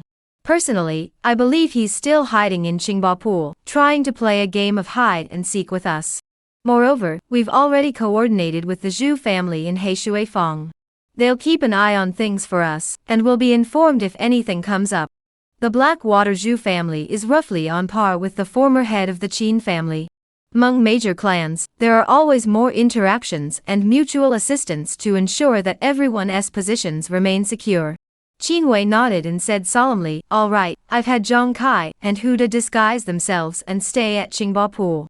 I've also spent spirit stones to bribe quite a few people. As soon as they hear anything about Cho Qianhai, they'll notify us." Qin Long bowed slightly. "Since your grandfather entrusted your third brother's matter to us, we must handle it properly. Father, rest assured. My third brother's revenge must be paid for with blood." Though he spoke thus, Qin Long still felt that there must be another reason why the old patriarch was pursuing Cho Qianhai so relentlessly. Qin Long had asked once. The old man didn't say anything, so he dared not ask again. The next day arrived. Ji Yuan and Cho Qianhai woke up early and went to the shore. Today, the two of them were going to dive into the water. This was also the first time Ji Yuan had gone into the water to make a living since he had crossed over 6 months ago. Catching spirit fish could be done by others, but finding cold iron sand required his own efforts. Ji Yuan piloted the Black Wind boat, while Qiu Qianhai piloted the mid-grade magical boat he had obtained from Lin Laogo. After diving deep into the water, the two split up. Once they reached the bottom, Ji Yuan retracted his magical boat. He crouched on the sandy lake bottom, sensing the icy coldness around him while straining his eyes to find that faint blue hue in the murky water. The cold iron sand floating on the surface had undoubtedly already been picked clean. Therefore, to make any progress, he had to resort to a second method. Ji Yuan took out an iron rake and a sand net, first using his spiritual energy to manipulate the iron rake, vigorously raking the sandy bottom several times. Once he felt it was sufficient, he then manipulated the sand net to filter the excavated lake sand. He repeated this process over and over, inch by inch. Half an hour passed in the blink of an eye. Ji Yuan mechanically finished filtering all the lake sand. Just as he was about to leave, the corner of his eye suddenly caught a glimpse of a faint blue glow mixed in. "This is gold." He hurriedly filtered the sand in that area carefully, and finally, holding half an ounce of cold iron sand in his hand, he exhaled deeply. At least there was a harvest, even if it was rather meager. However, after obtaining this half ounce of cold iron sand, Ji Yuan seemed to have lost all connection with this substance. For the rest of the day, he didn't even catch a glimpse of the cold iron sand, and by evening, when he emerged from the water, he had only managed to obtain that half ounce. Phew! Zhou Qianhai followed him out of the water. How much did you get? Half a tael. What about you? I got a bit more than you over a liang. Zhou Qianhai had been around here for a while, so he had more experience than Ji Yuan, which is why he managed to dig up more. No problem, it's normal for newcomers. When I first arrived, I didn't even see a trace of cold iron sand. You're both inexperienced and don't know the fixed locations where cold iron sand appears. It's perfectly normal. That's just how it is. However, the next day when he went back into the water, he only managed to get this much, and Ji Yuan started to lose interest. His previously dormant thoughts began to stir again. Upgrading the fish pond requires pounds of cold iron sand, and we're still short by over some pounds. At this rate, we'll be digging until the cows come home. It might be better to spend more spirit stones and buy some from others. This is the Clear Wave Pool, a place abundant in cold iron sand. Buying some here shouldn't be a problem, right? Or perhaps he should be bold and kill a few villains, taking their cold iron sand by force. Everyone in the world can be a bandit, so I, Ji Yuan, can certainly be one too. The risk of this plan lies in the battle of spells, but the benefits are unlikely to be detected by the Water Dragon Sept. After much consideration, Ji Yuan decided to buy some from others first and see how things go. On the third day, Zhou Qianhai called him to go mining together, so Ji Yuan decided to give it another try. This time, he got a bit more, but it was only about an ounce or so. The yield was too low, so Ji Yuan gave up. On the fourth day, he didn't go back into the water. Instead, he lingered around the Clear Wave Pool, approaching lone cultivators to ask a few questions. He then asked if they had any cold iron sand for sale, offering the same price as the Water Dragon Sept. Facing such a powerful entity, he dared not engage in a price war. However, buying it wasn't that easy either. First, everyone was mining very little of it, and second, he didn't dare to buy it openly. So by the end of the day, he had only managed to collect half a pound of cold iron sand. Even so, he was satisfied. Collecting half a pound a day, it wouldn't take 10 days for him to upgrade his fish pond. By then, if the Qin family didn't come back, he could return to Xingtu City to continue his cultivation in peace. In the evening, Ji Yuan returned to his residence shortly after, only to see Zhou Qianhai piloting his magical boat leap out of the water. Even as he was still mid-air, he had already retracted his magical boat and landed heavily, wincing in pain. As soon as he landed, he rushed into Ji Yuan's house.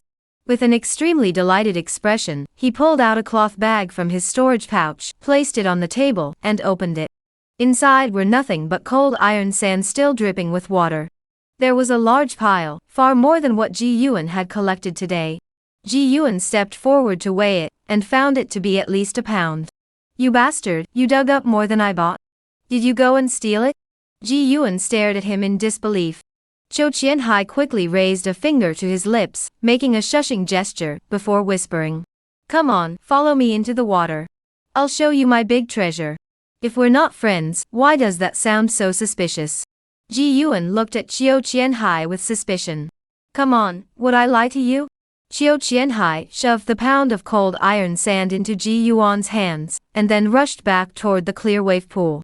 Chapter Suplok, Fish Pond Level Yi. Watching Zhou Qianhai's excited figure, Ji Yuan guessed that he must have something truly valuable. Otherwise, how could he have obtained over a pound of cold iron sand in a single day? Forget about digging. Even if Ji Yuan were to spend his own spirit stones to buy it, he wouldn't be able to get that much. So what exactly did he have that was so valuable? Ji Yuan glanced back at the stone house to ensure everything was in order before following to the shore. He first applied a water-repelling talisman to his body, then summoned the Black Wind boat to descend, following Zhou Qianhai into the Clear Wave Pool. Zhou Qianhai was already waiting at the bottom of the water. Ji Yuan steered the boat to his side. Though both were wearing water-repelling talismans, these low-grade talismans only allowed them to breathe freely underwater with difficulty. Communication still required hand signals. Or perhaps they should switch to mid-grade water-repelling talismans. Ji Yuan retracted his magical boat, and Qiu Qianhai pointed to the small patch of sand in front of him. Ji Yuan looked at him in confusion, but he nodded firmly and handed him an iron rake and a sand net. The meaning was clear, there was cold iron sand here, and he wanted Ji Yuan to dig it up. Although Ji Yuan was a bit hesitant to believe it, he still took the tools and began digging in the sand. But before he could dig a few times, he saw a faint blue glow. Damn it, it's real? He quickly turned to look at Qiu Qianhai beside him, only to find the latter staring at him with a smirk. Even without saying a word, Ji Yuan knew exactly what he was thinking. He was probably thinking, how about that? Am I, Qiu Qianhai, impressive? Impressive, truly impressive. After digging up about a handful of cold iron sand, Qiu Qianhai walked away, looking around as if searching for more cold iron sand. Having experienced what had just happened, Ji Yuan immediately followed behind him, wanting to see how he would find it. But before they had gone far, Qiu Qianhai suddenly crouched down, and used his object manipulation technique to move a stone aside. This time, there was no need to dig. As soon as the stone was moved, Ji Yuan saw a faint blue glow. No need to say it dig. While Ji Yuan dug, Qiu Qianhai had already moved on to search for another location with cold iron sand. By the time Ji Yuan finished digging and stood up, Qiu Qianhai had already started digging himself, vigorously working away at a small sand dune. Ji Yuan hurried over to help. The amount of cold iron sand uncovered at this spot was even greater. There was more than 3 taels. By the time they finished digging this spot, it was already very dark. The water below was so dark that one couldn't see their hand in front of their face. If it weren't for the faint blue glow emitted by the cold iron sand itself, they wouldn't even be able to see what they were digging. The two were forced to row back to shore. After emerging from the water, Ji Yuan looked at the half-pound of cold iron sand he had just dug out of his storage bag. He found it hard to believe. How long had they been down there? It hadn't even been half an hour, had it? Half an hour, half a pound of cold iron sand? Not to mention that it was useful to him, but if he were to sell it, the price had already risen at the water dragon sect. A pound of cold iron sand could now fetch ye sub-spirit stones. So half an hour is sub-spirit stones. 20 spirit stones per hour. This isn't mining, it's like picking up money, isn't it? After the two entered the house, Ji Yuan examined Qiu Qianhai from head to toe and asked, did you open it? He had originally intended to ask, have you started to? But in the end, he abandoned the word to. What are you talking about? Qiu Qianhai clearly didn't understand the meaning behind Ji Yuan's words. I'm asking how you managed to pinpoint the exact location of this cold iron sand. Ji Yuan had observed carefully earlier Qiu Qianhai had not made a single mistake. Wherever he said it was indeed there, as if he had X-ray vision, able to see clearly what was beneath the sand.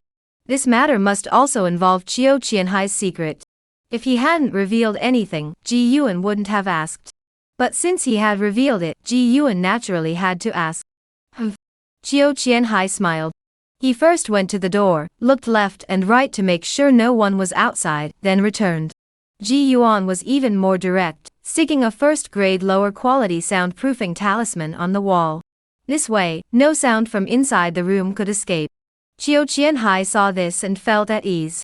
He walked up to Ji Yuan, carefully pulled something out from his chest, held it in his hand, and unfolded it. Here, take a look. Ji Yuan looked down and saw lying in Qiu Qianhai's palm was a finger bone. It was a small section of a human finger bone, white and shiny, as if it had been held in someone's hand for a long time.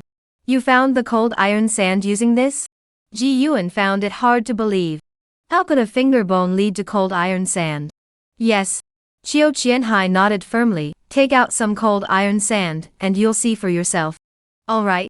Ji Yuan actually took out a small bag of cold iron sand, and placed it on the stone table, spreading it out. Just as he did so, the white finger bone suddenly emitted a brilliant aqua-blue glow. Qiu Qianhai brought it closer to the cold iron sand, and the glow grew even brighter. When he moved it farther away, the glow dimmed slightly. How about it? Qiu Qianhai looked up and asked with a smile. Seeing that Ji Yuan still looked utterly disbelieving, he tossed the finger bone over to him. Ji Yuan caught it and tried it himself on the cold iron sand, finding it to be true. He could no longer deny it. This finger bone is truly a precious treasure. He returned it to Chiu Qianhai. The latter casually caught it and stored it in his storage pouch. Ji Yuan also put away the cold iron sand. How about it? How much more cold iron sand do you need? Chiu Qianhai asked. Ji Yuan sensed the storage pouch and estimated it was nearly 3.5 pounds. Still about 2 pounds short. To be safe, Ji Yuan asked for a bit more. What is so hard about that? Chiu Qianhai waved his hand dismissively. Get some rest early tonight, prop up your pillow, and 2 pounds of cold iron sand. I'll handle it for you tomorrow. With this treasure, it's like finding a treasure trove every day. Chiu Qianhai said this and left. Ji Yuan also snapped out of his brief excitement, and surprised those with opportunities weren't just him. For instance, Dong Qian, who had already joined the Water Dragon sect, and the current Chiu Qianhai, each had their own opportunities. And in the small cloud rain marsh, those with opportunities were as numerous as fish crossing the river. Let alone the entire Kangluo continent. I wonder where Chiu Qianhai got that finger bone from. Did he only obtain that single bone, or did he manage to get the entire skeleton? Judging from the situation earlier, this skeleton is likely the remains of a great sage. If that's the case, did Chiu Qianhai obtain the inheritance of this great being? Or perhaps he had already obtained the finger bone long ago, but chose not to reveal it earlier. Was he just now discovering the finger bone, or had he found it long ago but only recently realized its significance? Ji Yuan had many questions in his mind, but since Chiu Qianhai didn't mention it, he didn't dare to ask. The fact that someone had shared the secret of this finger bone with him was already a sign of great trust. However, having such an opportunity was always a good thing. With Chiu Qianhai's finger bone in his possession, upgrading the fish pond would no longer be a concern. Ji Yuan meditated all night, and by the next morning, the two had already left the ship. The cold iron sand near this island had already been mostly dug up, so the two deliberately moved to a more distant location, continuing with the same routine as the previous day. Chiu Qianhai searched while Ji Yuan dug, maximizing their efficiency. By the end of the day, they hadn't even reached 2 pounds when they returned home and weighed it. They had dug up a full 3 pounds. If converted to spirit stones, that would be a full 60 pieces. I only need 2 pounds. Ji Yuan returned the remaining pound to Chiu Qianhai. All the cold iron sand they had dug over the past few days had been given to Ji Yuan. Chiu Qianhai had essentially been working for free, without receiving a single penny or uttering a single complaint. Is that really enough? Chiu Qianhai weighed the remaining pound of cold iron sand. If it's not enough, just tell me. It's enough, it's enough. Alright, then. Whatever we dig tomorrow, we'll split it evenly as usual. Chiu Qianhai said excitedly. Ji Yuan had originally planned to return once he had enough cold iron sand to upgrade the fish pond, but seeing Chiu Qianhai's eager expression. Well, what the heck? He'd stay a few more days. If the Qin family really comes again, Chiu Qianhai will have someone to rely on. Alright, as long as you don't feel shortchanged. Ji Yuan smiled. Staying here to mine cold iron sand would truly be leeching off Chiu Qianhai's good fortune. What do you mean by that? You've saved my life twice already, and this time you even came all the way from Xingtu City to save me. Without you, the grass on my grave would be waist high by now, let alone digging mines here. Chiu Qianhai seemed a bit angry, then stood up angrily and left. Ji Yuan watched his back without chasing after him. He looked at the fish pond on the panel and saw completed next to it. Without hesitation, he chose to upgrade. The panel refreshed. Fish pond was upgraded to level Yi, and the effects and upgrade conditions for level Sam fish pond appeared. Chapter Nsubtut, Second Spirit Effect Koi transforms into a dragon. Please continue reading. Fish pond level Sam. Spiritual effect yet, produces Sam drops of ice soul dew daily increases the probability of spiritual fish advancing, and has a certain chance to produce ice attribute mutations growth speed ga 40%. Spiritual effect Yi Koi dragon transformation. Koi type spiritual fish have an extremely low chance of mutating into a young ice dragon, a third tier demon beast. Upgrade requirements. Cultivation level reaches foundation establishment initial stage. Sam sub mid-grade spirit stones. Sam pieces of Xian ice crystal, and yet jar of second tier ice attribute demon beast essence blood. 2 spiritual effects? Ji Yuan stared at the text that popped up on the panel, his eyes widening instinctively. It wasn't that there were purely 2 spiritual effects after all. Spiritual effect yet already contained several effects, but the panel listing a second spiritual effect separately was a first. Currently, the only level Sam building effects he knew of were chicken coop and pigsty. But neither of those had a second spiritual effect listed separately on the panel. This fish pond was the first time. Koi transforming into a dragon. Carp, a type of spiritual fish, has an extremely low chance of mutating into a young ice dragon. Although it's an extremely low chance, it's still a probability, isn't it? Moreover, the ice dragon is a third-tier demon beast. A third-tier demon beast means that once it grows up, it will at least have the strength of a golden core cultivator. Additionally, after the spiritual fish mutates, it transforms into a young ice dragon. Why is it a young form? According to Ji Yuan's understanding, cultivators can only contract a demon beast during its juvenile stage, as its soul is weak at that time. Once it grows up, unless the cultivator's divine soul is several times stronger than the demon beast, there's no way to contract it again. Yet if one's divine soul is already several times stronger than the demon beast, it means their strength far surpasses that of the demon beast. Why bother contracting such a demon beast? So this fish pond is also part of my journey to become a beast-taming cultivator? Why only part of it? Because the effect of the level Sam chicken coop can also allow Ji Yuan to become a beast-taming cultivator. Now, with the addition of this fish pond, he will eventually become a water and land dual beast tamer. Oh no, a third-tier demon beast like the ice dragon can definitely fly, so he could directly become a master of beasts on land, sea, and air. Ji Yuan first indulged in some pleasant fantasies, before turning his attention to the first spiritual effect. 3 drops of ice soul dew per day. Ji Yuan didn't know what it was, but it must be a divine material usable only by those at the foundation establishment stage. Next was the increased probability of spirit fish advancing. Finally, it wasn't just half spirit fish advancing to spirit fish, but spirit fish advancing among themselves. I wonder if a first-tier spirit fish can advance to a second-tier spirit fish? The panel didn't have a separate mark, so he assumed it was possible. Besides carp-type spirit fish having a chance to mutate into ice dragons, other spirit fish also have a chance to develop ice attribute mutations. Once they mutate into ice attributes, not only does their strength increase, but the value of the materials they produce should also rise significantly. In other words, they can be sold for a good price. The growth rate has increased by another 10%, bringing the total to 10%.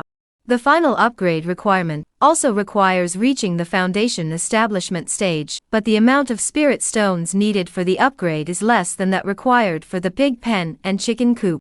It seems that once I successfully reach the foundation establishment stage, the first building to be upgraded to level Sam will be this fish pond. Looking at it this way, it seems like the system has a particular fondness for the fish pond building. Why is that?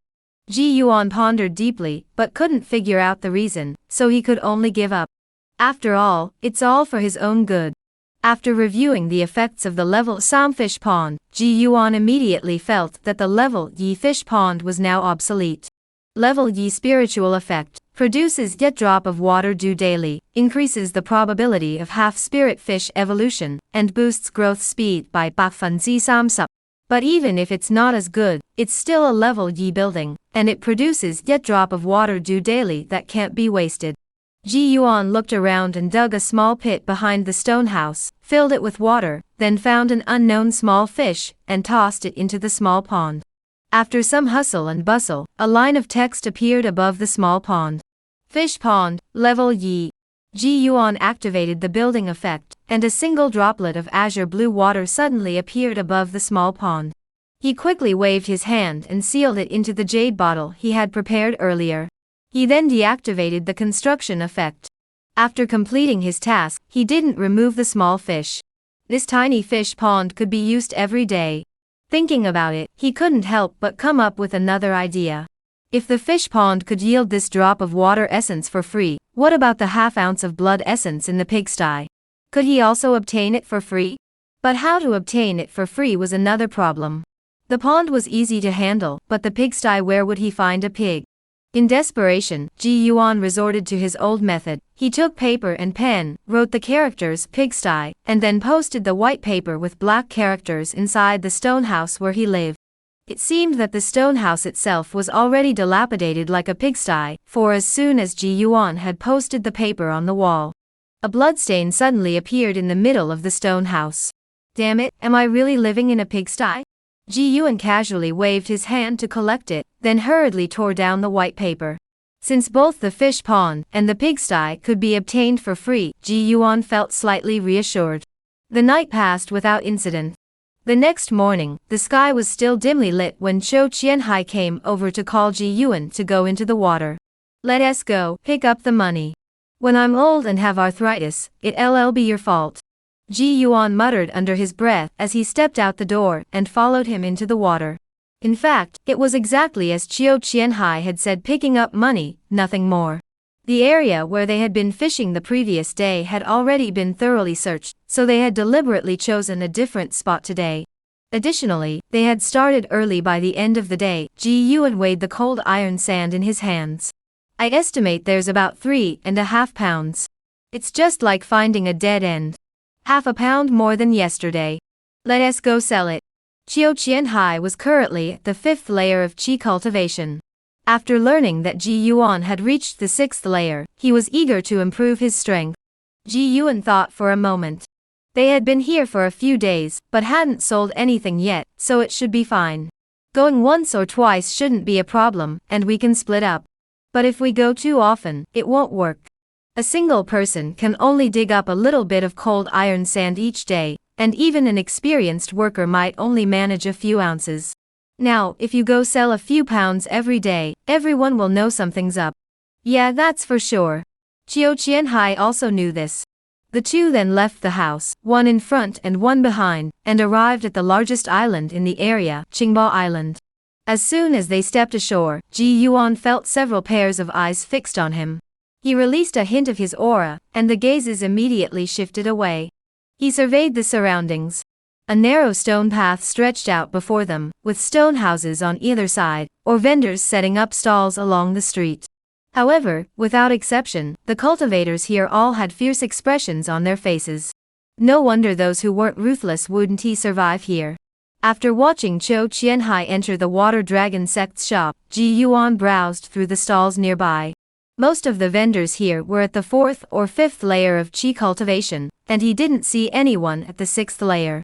As for those at the late qi cultivation stage, Ji Yuan only detected a faint trace of energy in one of the stone houses. Therefore, even if the most ruthless cultivators on the street saw Ji Yuan, who was at the 6th layer of qi cultivation, they would all greet him with a cheerful smile and ask, "What can I help you with, fellow cultivator?" Before long, Cho Qianhai emerged. 2 cultivators, one tall and one short, immediately followed him out of the shop. Chiu Qianhai seemed not to notice them, and left in a boat after stepping outside. Ji Yuan waited a moment longer, at the original spot, but did not see the 2 cultivators follow. It was truly a pity. Chapter Nsapa, The Deadly Cave. Please continue reading. With this finger bone, life would be much simpler for Ji Yuan and Cho Qianhai from now on. During the day, they went out in a boat to collect spirit stones, and at night, they returned to cultivate using the spirit stones. Additionally, Ji Yuan opened a small door between the 2 houses, quietly sharing the effects of his cave residence with Chiu Qianhai.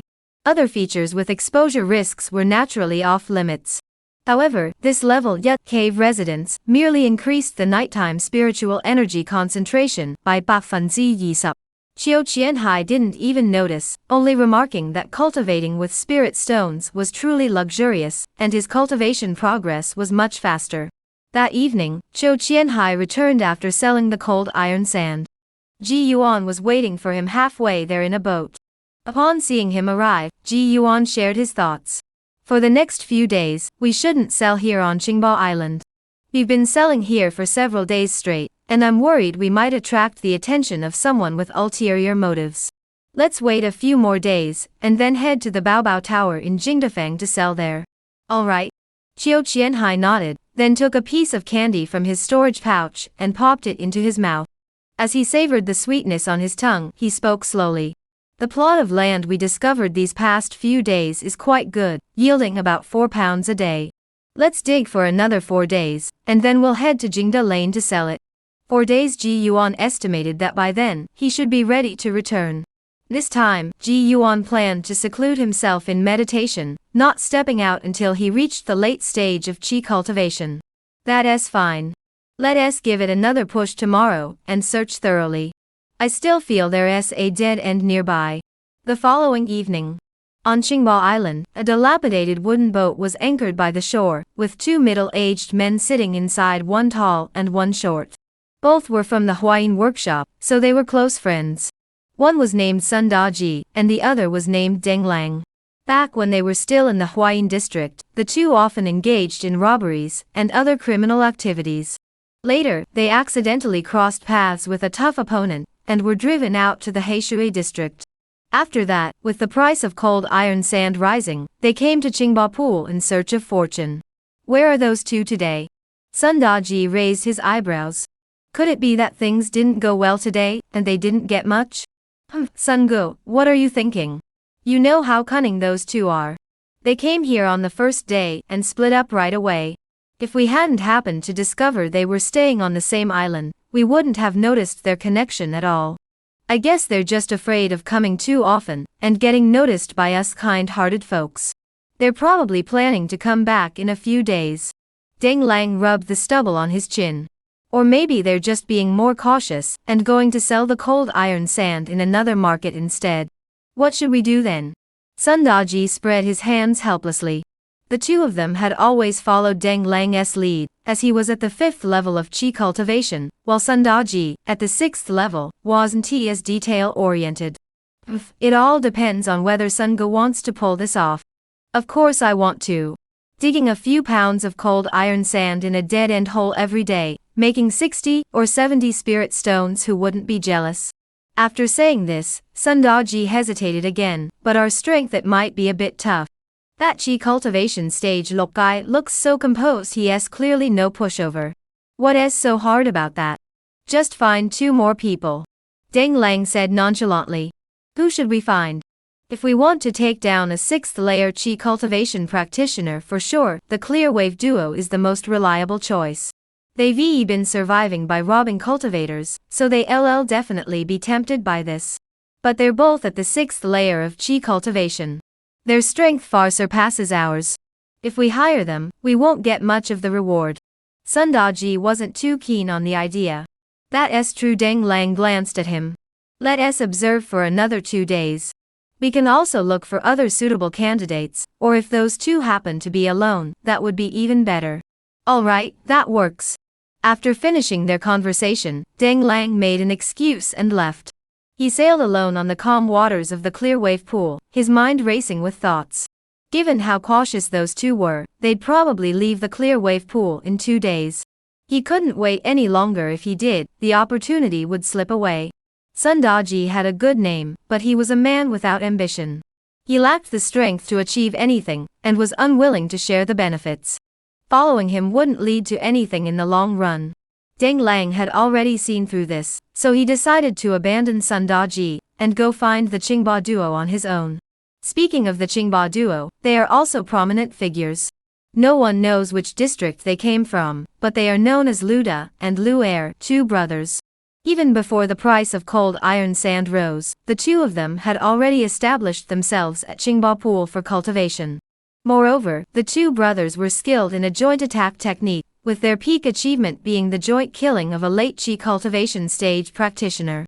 Therefore, within the confines of the Qingba Pool, even ordinary late qi cultivation stage practitioners would give them face. They did not reside on Qingba Island, but lived on a nearby island called Hanqi Island. When Deng Lang arrived, he happened to encounter the 2 of them returning from elsewhere aboard their magical boat. 2 old friends, 2 old friends. Deng Lang smiled and called out from a distance, signaling that he meant no harm. The Lu brothers, who bore a slight resemblance to each other, slowed their boat. Deng Lang? What brings you here? Of course I'm here to make a fortune with you 2 brothers. Deng Lang stepped forward, bowed, and added, a big fortune, that is. Oh. Who have you set your sights on? What kind of fortune could someone like Deng Lang possibly find by targeting them? It must be money from the dead. Otherwise, could it be mining for riches? Let's talk about it once we're on the island. Deng Lang was afraid of being seen here. Luda and Lu Er exchanged glances. All right, let us go. After a while.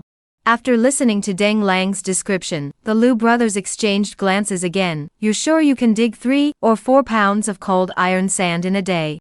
I'm certain. Deng Lang said confidently. I've been observing the two of them for several days. I'm absolutely certain. I suspect they've probably found a dead end. That's not impossible. Luda finished speaking, tapping his fingers lightly on his knee. But we brothers haven't been bandits for years. Let's think about it for a day. Come back at this time tomorrow, and we'll give you an answer. How about that? This all right then? Deng Lang didn't have the nerve to refuse, and since the other party had spoken so plainly, he could only stand up and take his leave. As for what Luda had said, he wouldn't believe it for a second. Not been bandits for many years? Probably just a few days, right? He figured they probably had other matters to attend to, preventing them from making a decision. Otherwise, given their personalities, they would have agreed long ago. Just as he left the cold pool island, a sudden thought flashed through Deng Lang's mind. Those two bastards must be planning to abandon me and pull this off on their own. Deng Lang suddenly turned around and looked at the island, which resembled a giant beast. Damn it, I should never have revealed their location.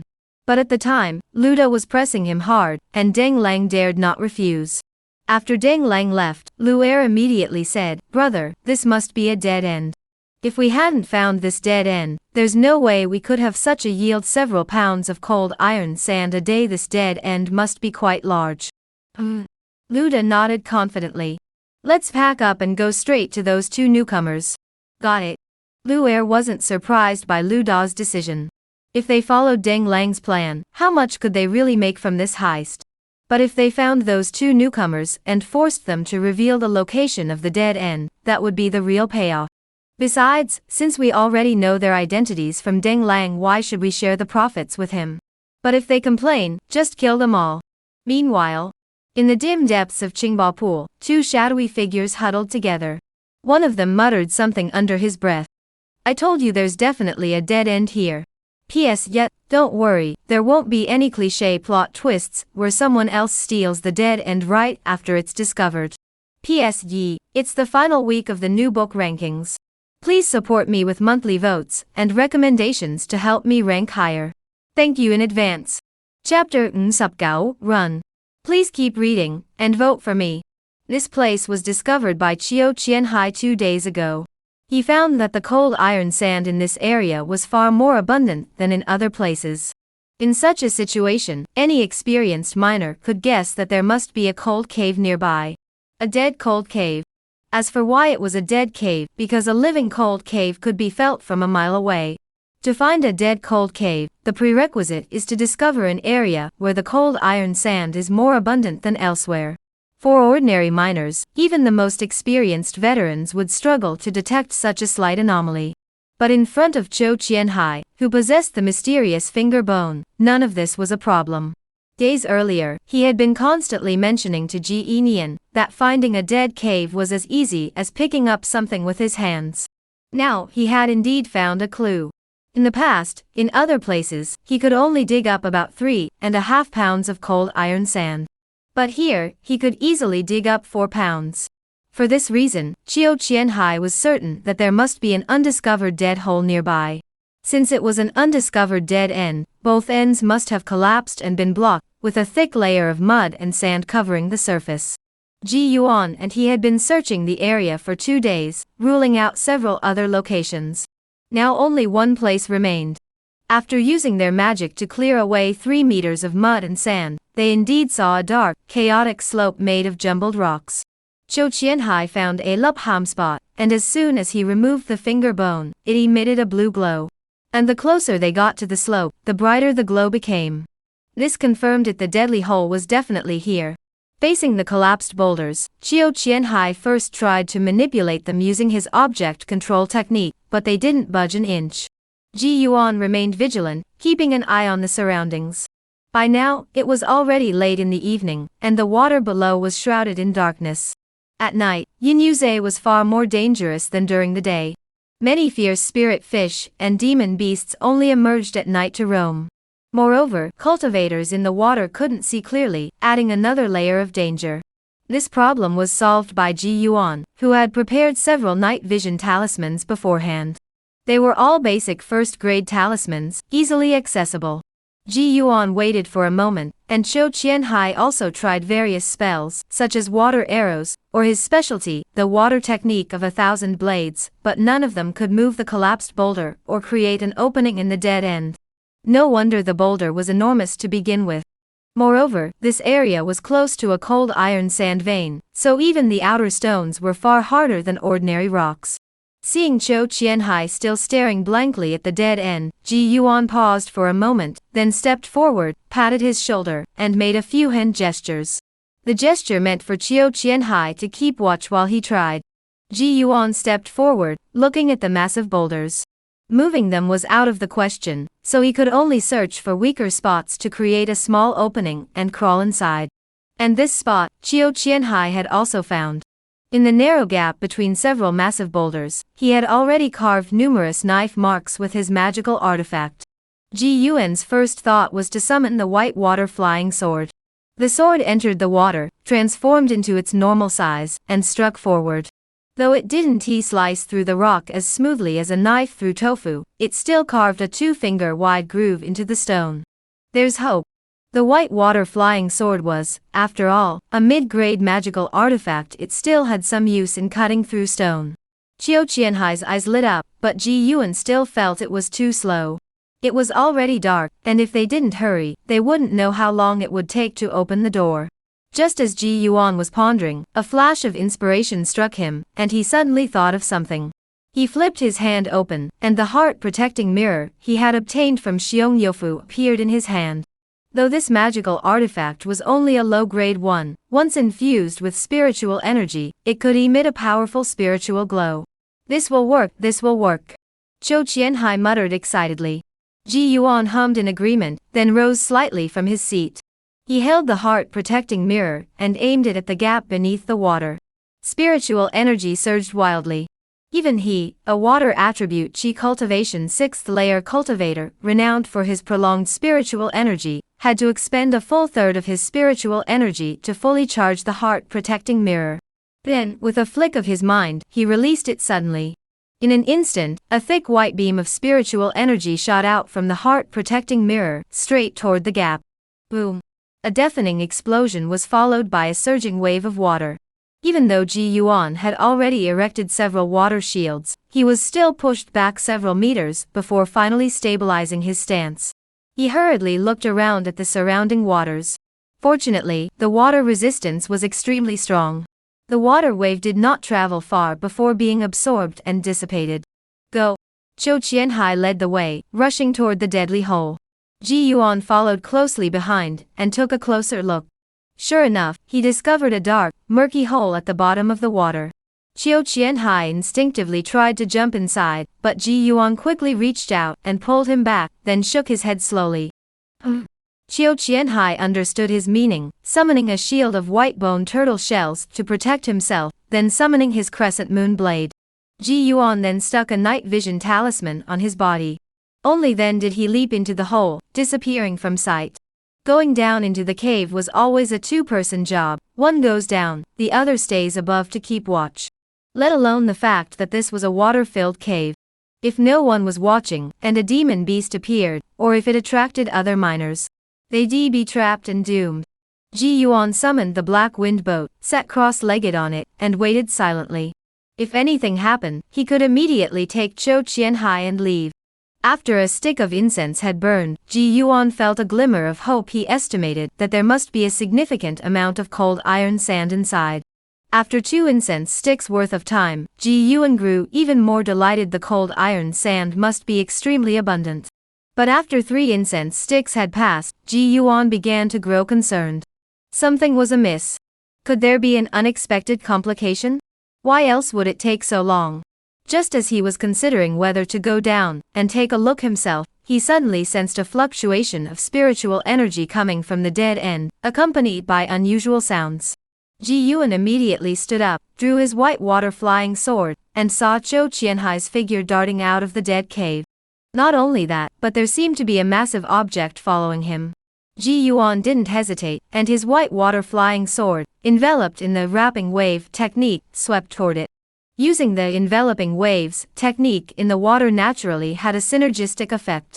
Therefore, the creature's speed slowed the moment it emerged from the cave entrance, allowing Ji Yuan to clearly see its true form. It was a massive crab the size of a millstone, entirely blackish-gray in color, with thick layers of stone armor covering its claws and shell. Its two eyes were a blood-red color. It looked as though it was ready to devour anyone in its path. Damn it, even if this isn't a late-stage demon beast, it's close enough. Ji Yuan raised his hand and fired nearly 10 water droplets at it.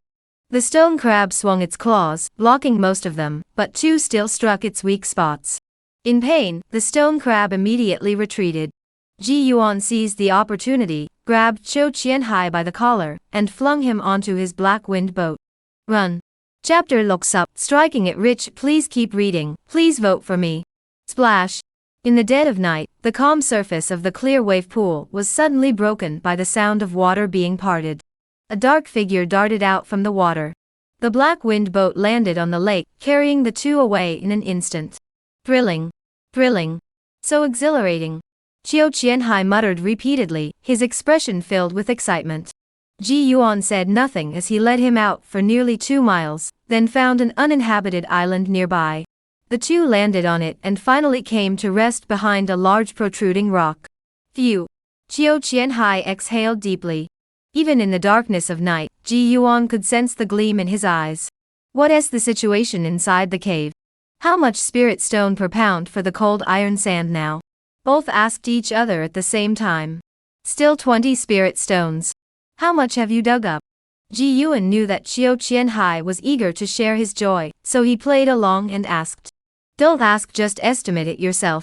Zhou Qianhai felt that words couldn't describe his joy at that moment, so he directly pulled out a large sack that was almost overflowing. So much? Even with all his preparation, Ji Yuan couldn't help but stare in disbelief at the sight before him. He took it with one hand and gave it a quick weigh. It must have been at least 10 pounds. You have no idea. That cursed cave is filled with cold iron sand. There's no need to dig, just grab a bag and stuff it in as hard as you can. Zhou Qianhai began to explain slowly. When I first went in, I didn't even look around, I just started filling the bag. I kept filling it up for about 10 feet, but something felt off. The deeper I went, the more cold iron sand there was. I thought, since that's the case, I might as well go deeper and fill it up there, so I can get more. But I never expected that after walking about 2 or 3 zhang forward, I suddenly noticed a boulder blocking the path. I didn't think much of it, and was about to step over it when the stone suddenly moved, scaring me so badly that I ran out as fast as I could. Luckily, the demon beast seemed to have just woken up and froze for a moment, otherwise, I would have been done for today. After the initial excitement, recalling this experience, Zhou Qianhai couldn't help but feel a chill run down his spine. Ji Yuan handed back the bag of cold iron sand. Zhou Qianhai split it in half and returned one portion. I just took a closer look. That was a mid-stage first-tier stone crab. It must have consumed too much cold iron sand, showing signs of breaking through to the next stage. You managed to return, you really were lucky. Zhou Qianhai chuckled, but sighed shortly after. With that thing around, unless you're at the late chi cultivation stage, going in there is a death sentence. What a pity for that dead cave, there's so much cold iron sand inside. We've dug up so much already, let us be content with that. That's true. Ji Yuan paused for a moment, before continuing, after selling all the cold iron sand at Jingda Lane tomorrow, I'll prepare to return to Zhengtu City. Zhou Qianhai heard this and couldn't smile anymore. You too. With these spirit stones, you have enough to cultivate to the 6th layer of chi cultivation. Don't be greedy. Wait until you break through to the 6th layer before coming back to mix things up. If you wait until you break through to the late stage of chi cultivation, then the Qin family won't have to worry too much. That's true. Zhou Qianhai nodded. As for Heishui Alley, I think you should avoid returning there for now. The Qin family must have made arrangements there. Find any marketplace or uninhabited island to break through first. Ji Yuan continued to make arrangements. Alright, I'll follow your advice. Qiu Qianhai complied readily. Alright, let's head back then. Ji Yuan stood up, patting his buttocks. Over the past few days, he had already saved nearly 6 pounds of cold iron sand, and with today's find in the dead end, he had obtained another 5 pounds, totaling 11 pounds of cold iron sand. That was enough to exchange for over 200 spirit stones. That was enough to exchange for 2 mid-grade spirit stones. With this, breaking through to the late stage of qi cultivation should be no problem. Harvests always bring joy. The two of them boarded the boat, roughly determined their direction, and set off toward the small island where they lived. Half an hour later, Ji Yuan finally spotted the small hut where he lived. It was already past midnight, so he planned to take a short nap before leaving. But suddenly, he noticed that someone had emerged from the stone house next door, belonging to his rival Qianhai. Trouble. He instinctively stopped the black wind boat. Qiu Qianhai beside him also sensed something was wrong and stopped the boat.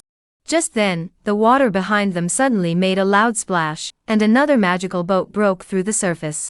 One in front and one behind, they surrounded the two men. Ji Yuan narrowed his eyes and looked at the person standing on the shore, then turned to glance at the person behind him. The two bore a striking resemblance, likely brothers.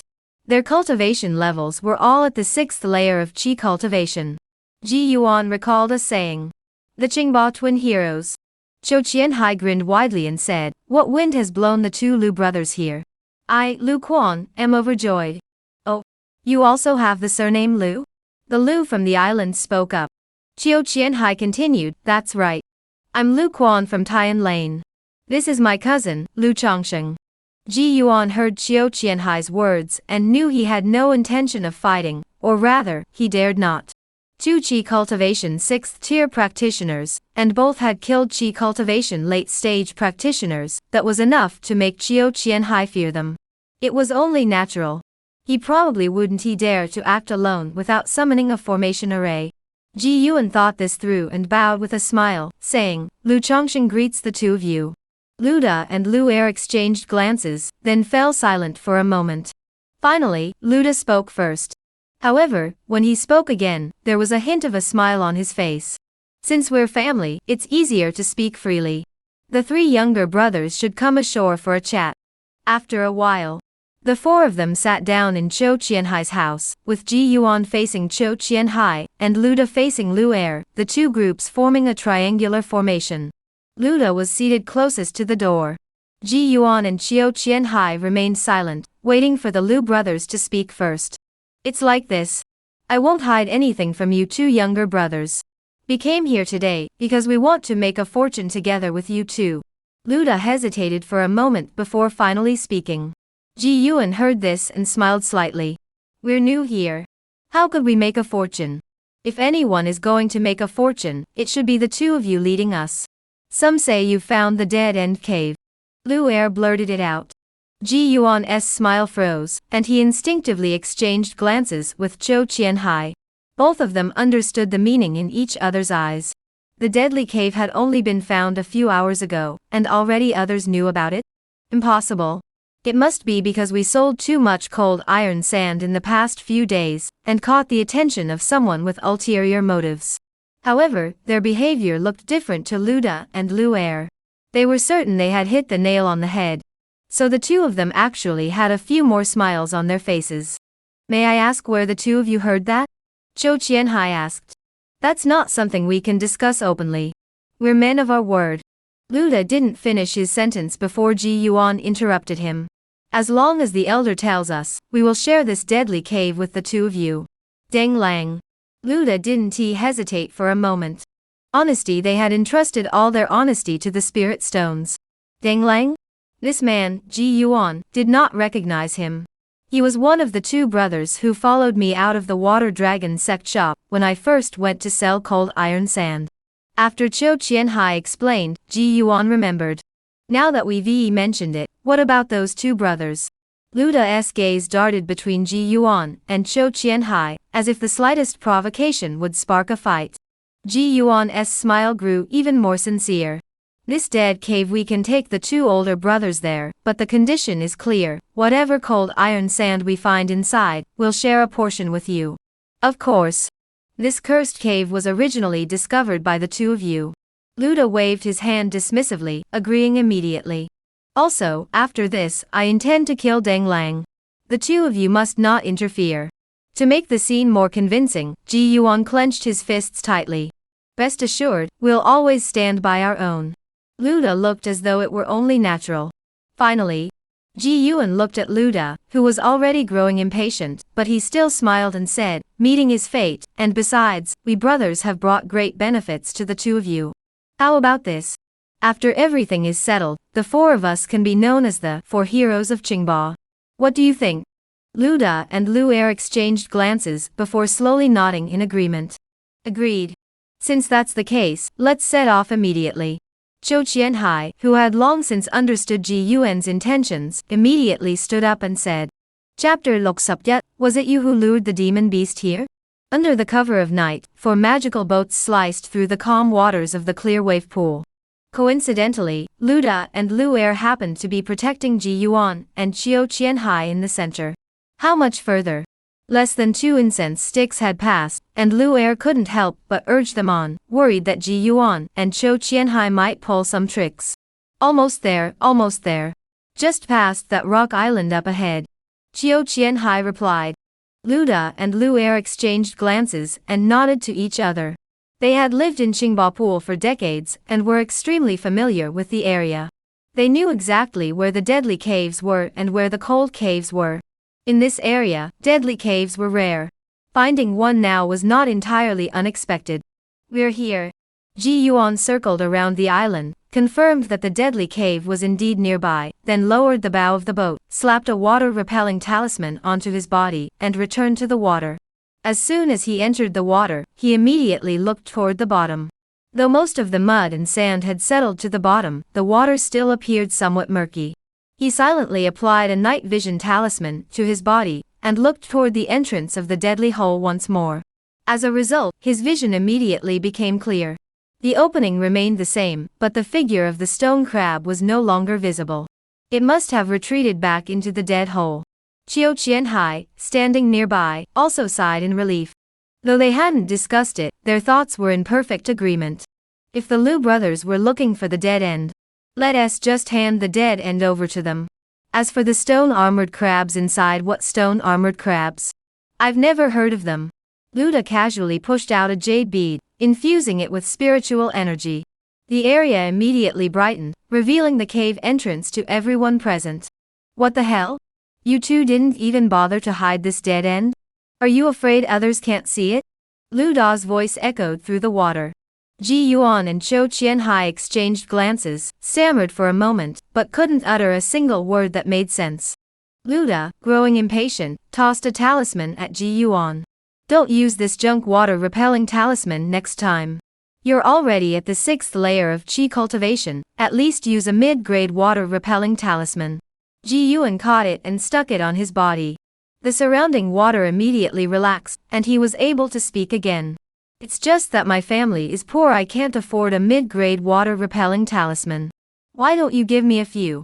Both the mid-grade and low-grade water-repelling talismans serve the same purpose, to repel water. The only difference is that the mid-grade talisman allows one to speak freely underwater. However, the price is nearly double that of the lower-grade one. Ji Yuan, being frugal and thrifty, naturally chose the lower-grade water-repelling talisman. Once we finish digging this dead end, I'll give you a few. The dead hole was right in front of him, and Luda's tone and attitude both changed. Ji Yuan didn't care. We used to fill it back in every day after digging, but later we noticed no one comes around here, and since we're out early and back late, we just stopped bothering. No one else noticed it. You must have good luck to find this dead hole. Lu Er also spoke up. The four of them quickly gathered around the entrance of the hole. Being so close, Ji Yuan couldn't help but worry that the stone-armored crab might suddenly dart out, so he kept both hands hidden in his sleeves, each clutching a golden armor talisman. Luda summoned the jade bead with his mind, and threw it into the dead end. A faint glow of cold iron sand shone out from within. His breathing grew gupcho, and he turned to ask, "You two, one of you come with us into the cave." "Me." Cho Qianhai muttered and stepped forward immediately. In his view, although Ji Yuan's cultivation was higher than his, and his strength was greater, today's events had all been caused by him. Moreover, there was the extremely powerful stone crab inside the deathly hole, making it extremely dangerous. Therefore, it was his duty to go. Luda glanced at him, but eventually turned his gaze toward Ji Yuan. "Then we'll trouble you, Chang Sheng, to accompany us on this journey."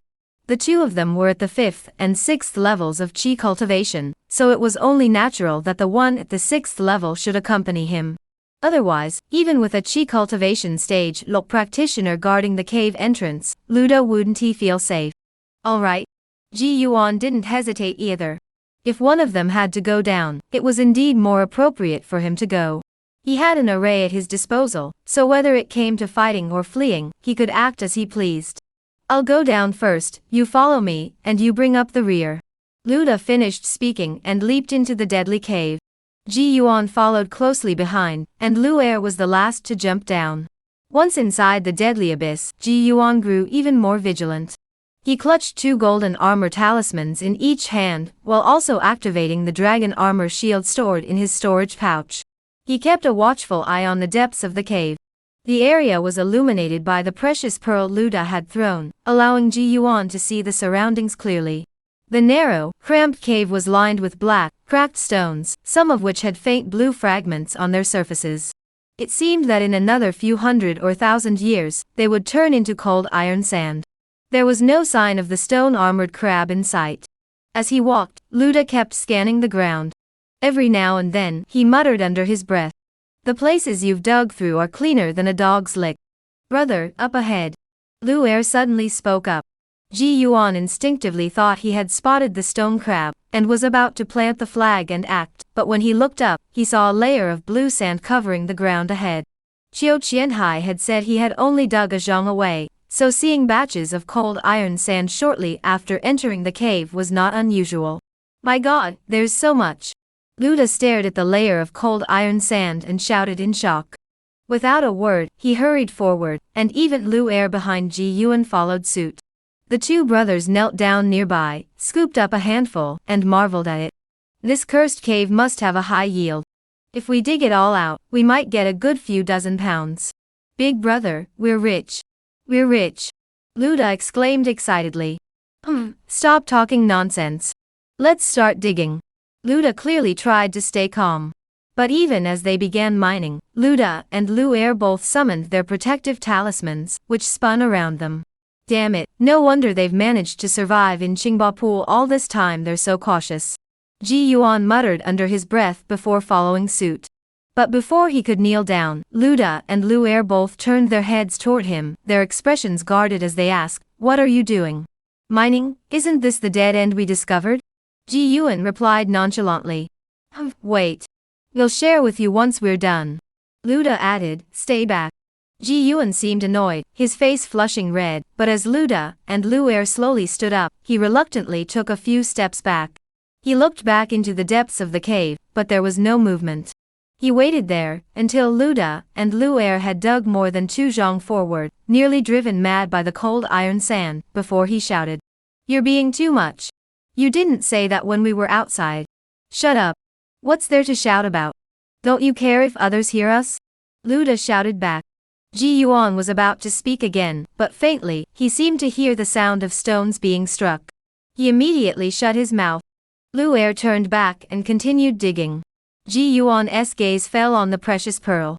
He silently flicked his finger, sending a thread-like beam of spiritual light flying toward it. Crack! The once bright cave suddenly plunged into darkness. Ji Yuan summoned the Yin Ghost flag, thrust it into the ground, and a surge of black mist engulfed the Qingba twin heroes, as well as the stone-armored crab that had just burst out. Chapter Loksap Yi, the Yin Ghost array shows its power. What the hell is that thing? Lu Er had barely finished speaking when his body was struck by a massive force, sending him flying backward. Luda quickly summoned a shield to protect himself, and with the support of his water-blue magical arts, he managed to barely block the stone crab's charge. He managed to get a clear look at the situation. Damn it, how could this thing exist? Luda roared angrily, his shield unmoving, but his body retreated straight backward. Second brother. Second brother. After retreating for some time without seeing his brother's figure, Luda began to panic. Brother, I'm here, I'm here. Lu Er responded, but remained out of sight. Luda summoned a water-splitting dagger, which hovered around him, and also applied a night vision charm to his body. However, everything before his eyes remained pitch black, and he could see nothing. Something's wrong, Lu Chongsheng? Lu Chongsheng, where the hell are you? Luda realized something was wrong and shouted urgently. Ji Yuan said nothing, merely manipulating the Yin ghost array to make the stone crab collide with Lu Er. A muffled groan echoed. Lu Er used his shield to block the stone crab's claws, but against this demon beast of nearly late first-tier cultivation, he was struggling to hold on. Ji Yuan moved his mind and released the two Yin ghosts from the Yin ghost flag, both at the 5th layer of Qi cultivation. The two ghostly heads moved through the black mist like fish in water, immediately charging toward Lu Er. However, their target was not Lu Er himself, but the magical shield in his hands. Just like the white water flying sword that had bitten into Ji Yuan earlier, the two ghosts charged forward, aided by the stone-armored crab's struggle. They snatched the mid-grade magical artifact from Lu Er's hands with little resistance. Lu Er's heart raced, but he was a ruthless fighter forged in the crucible of life and death. He planted his feet, clasped his hands in a seal, and the lake water in front of him swirled into a vortex, directly pulling the stone crab's figure to a halt. Just as he thought he was about to escape, he darted backward but collided directly with the cave wall. The impact from the giant rock caused him to grunt in pain, followed by a sweet taste in his throat. Something was wrong. I clearly saw the exit behind me. Just as he was puzzled, he suddenly realized that the lake water was surging into his nostrils. Water-repelling talisman. Where's my water-repelling talisman? Lu Er quickly pulled out another water-repelling talisman from his storage pouch, but before he could attach it, he saw a flash of red light in the darkness. It seemed like a fleeting illusion. He quickly took out a high-quality protective talisman, but before he could use it, the red light had already vanished into his forehead. Along with it came a massive surge of lake water flooding into his lungs.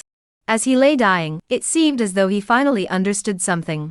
He tried to shout out the name, Lu Chongsheng, but as soon as he opened his mouth, the lake water gushed in, and he could only manage a muffled groan. There was no sound thereafter. The stone crab then charged forward, its massive stone claws extending, and with a loud crack, it sliced him cleanly in two. It happened in the blink of an eye. Lu Er and the stone crab clashed, and at the same time, Ji Yuan's sneak attack succeeded. The entire sequence unfolded in the blink of an eye. Luda, who was still darting around in the tunnel, completely unaware that he had already been trapped within the magical array, finally realized what was happening upon hearing Lu Er's muffled groan as he died. He summoned his shield once more, stood his ground, and shouted in disbelief. Second brother? There was no response. He fell silent as well. Lu Chongsheng, is that you? At this point, if he still didn't realize that someone was pulling strings behind the scenes, he might as well have lived in vain. What he couldn't figure out was how Lu Chongsheng, who was only at the 6th level of Qi cultivation, had managed to maneuver between the stone crab and his two brothers without giving himself away. Lu Chongsheng did not answer him. The only response came from the stone crab carrying Lu Er's upper body. Upon seeing his younger brother's corpse, Lu Da, who had remained relatively calm, lost all restraint. He reached into his storage pouch and pulled out a high-grade offensive talisman, crushing it in his hand. In an instant, a purple lightning-forged sword materialized before him. He roared, "Go!"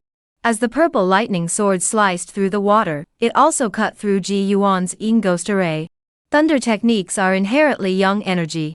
While a high-grade talisman couldn't destroy the Yin Ghost Array, it could at least break it open slightly. Unfortunately, the dead end was already pitch black, and even if the array was slightly broken, Luda had no idea. The purple thunder sword swept out, and the stone-armored crab sensed the danger. It raised its claws, dragging Lu Er's corpse along with it. SSSHH. The sword pierced through Lu Er's chest, severing one of the stone crab's claws. As it approached, it flipped over, using its hard carapace to block the sword. However, even so, its carapace was still split open by the thunder technique sword. Roar! The stone crab, in pain, opened its mouth and let out a furious roar, lunging forward. Already extremely close, and with Luda also blinded by anger, he couldn't dodge in time. He could only use his protective shield to block the stone crab's bites and its massive claws. Taking advantage of a brief opening, he managed to open his mouth and unleash a spell, striking the stone crab's relatively weaker abdomen. The stone-armored crab winced in pain once more. Just as Luda thought he might have a chance to escape temporarily, he never expected that this strike had only served to unleash the stone crab's ferocity. The creature raised its claws and slammed them down with all its might. Bang! With just that one blow, Luda, who was pinned beneath the stone surface, was struck so hard that he spat out blood. "Let's go." Luda faintly heard a soft voice by his ear. He was about to speak when he suddenly felt lake water flooding into his nostrils. A flash of red light and a white glow followed. "This is a magical artifact. Lu Changsheng, you?" Lu shouted, but his voice trailed off before he could finish. Watching the stone-armored crab begin to devour Luda's body, Ji Yuan, hiding in the shadows, also sighed in relief. I didn't expect the Een Ghost Array's corrosion talismans to be so slow. However, the corrosion of Lu Air's water-repelling talisman was slightly faster, while Luda's was very slow. It must be because he replaced his water-repelling talisman when he entered this deadly cave. Damn it, what a dog. Ji Yuan's thoughts flashed through his mind as he looked at the severely injured stone crab. It was time for him to act. He summoned the white water flying sword once more and pointed his finger forward. The sword darted forward, instantly piercing the wound on the stone crab's back. The stone crab, which had been feasting on the corpse, never expected someone to be behind it. Its body convulsed in pain, and it instinctively raised its body, causing its stone armor to tremble violently, shaking the entire mine shaft. Ji Yuan seized the opportunity, and once again threw the fatal needle. A red light pierced through the water, directly entering the gap in the stone crab's abdomen. Under the dual assault, the stone crab did not die immediately, but instead went berserk, violently colliding with the walls of the dead-end cave, as if trying to shake off the two magical weapons. But the more it struggled, the harder Ji Yuan exerted himself. "This thing, if I don't finish it off now, I'll never get another chance." The two remained locked in a standoff for over a dozen breaths, before the stone-armored crab finally grew still, no longer moving. Ji Yuan sighed in relief but remained cautious. Only after using his flying sword to sever the stone crab's remaining claws and 8 legs did he approach to collect its remains. A corpse nearing the late first stage is a valuable item. It could fetch a lot of spirit stones. However, the corpse was indeed quite large, and Ji Yuan had no choice but to use the storage bag from the former Ghost Island master, dividing it into 2 parts to store everything properly. He then retrieved the storage bags of Luda and Lu Air. Just as he was about to dismantle the array and call Cho Qianhai in to continue mining, the ground shook. The entire dead cave began to shake violently. This is Earth Dragon turning over. Chapter Loksapsam, escaping a great disaster. Damn it. Ji Yuan glared with wide eyes, almost using all his strength, and suddenly darted toward the exit. In the blink of an eye, he who had been trapped in the deadly pit moments ago had already emerged from the cave entrance. Cho Qianhai stood on the magical boat, looking anxiously inside. Upon seeing Ji Yuan emerge, Cho Qianhai, who had been waiting for him for a long time, grabbed his arm and flung him onto the magical boat. Instantly, the entire magical boat shot forward like an arrow, heading straight for the water's surface. But even so, it couldn't outpace the Earth Dragon's flip. Before the two could break the surface, the magical boat was already overturned by a massive wave. Fortunately, they were no longer far from the water's surface. Ji Yuan quickly slapped 3 water-repelling talismans onto his body, and hurriedly summoned the Black Wind boat, stabilizing his own form, while Cho Qianhai also regained his balance. Go! At that moment, after surviving the first wave, the two finally broke through the water's surface. Splash! Upon surfacing, Ji Yuan hurriedly looked around. The clear wave pool now resembled a water jar half filled with water, being violently shaken by a giant. Towering waves surged everywhere, and the small islands made of stacked stones swayed violently, with stones rolling wildly. "Let us go to Qingbao Island." Every time the earth dragon turns over, Qingbo Island is the pillar that stabilizes the sea. Qiu Qianhai's intermittent voice was carried by the wind mingled with the sound of the waves. All right. Ji Yuan changed direction and pushed the black wind boat forward with all his strength, weaving through the waves. Damn it, I never tried surfing in my previous life, but here I am doing it in an earthquake. This is ing suicide. Fortunately, Ji Yuan's boating skills were still decent, and the black wind boat was of decent quality. With full force, it could briefly glide through the wind. After a while, when Ji Yuan and Qiu Qianhai arrived at Qingbo Island, they discovered that more cultivators were still arriving in a steady stream. Earlier, the ground had been shaking violently outside, but once they landed on Qingbo Island, the tremors had subsided significantly. Ji Yuan, having put away his magical boat, finally breathed a sigh of relief and sat down on a rock with Qiu Qianhai.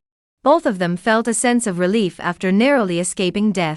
As Ji Yuan reflected on the events, he thought to himself, damn it, could it be that the stone-armored crab, in its final moments, collided with the ground with such force that it triggered the earthquake?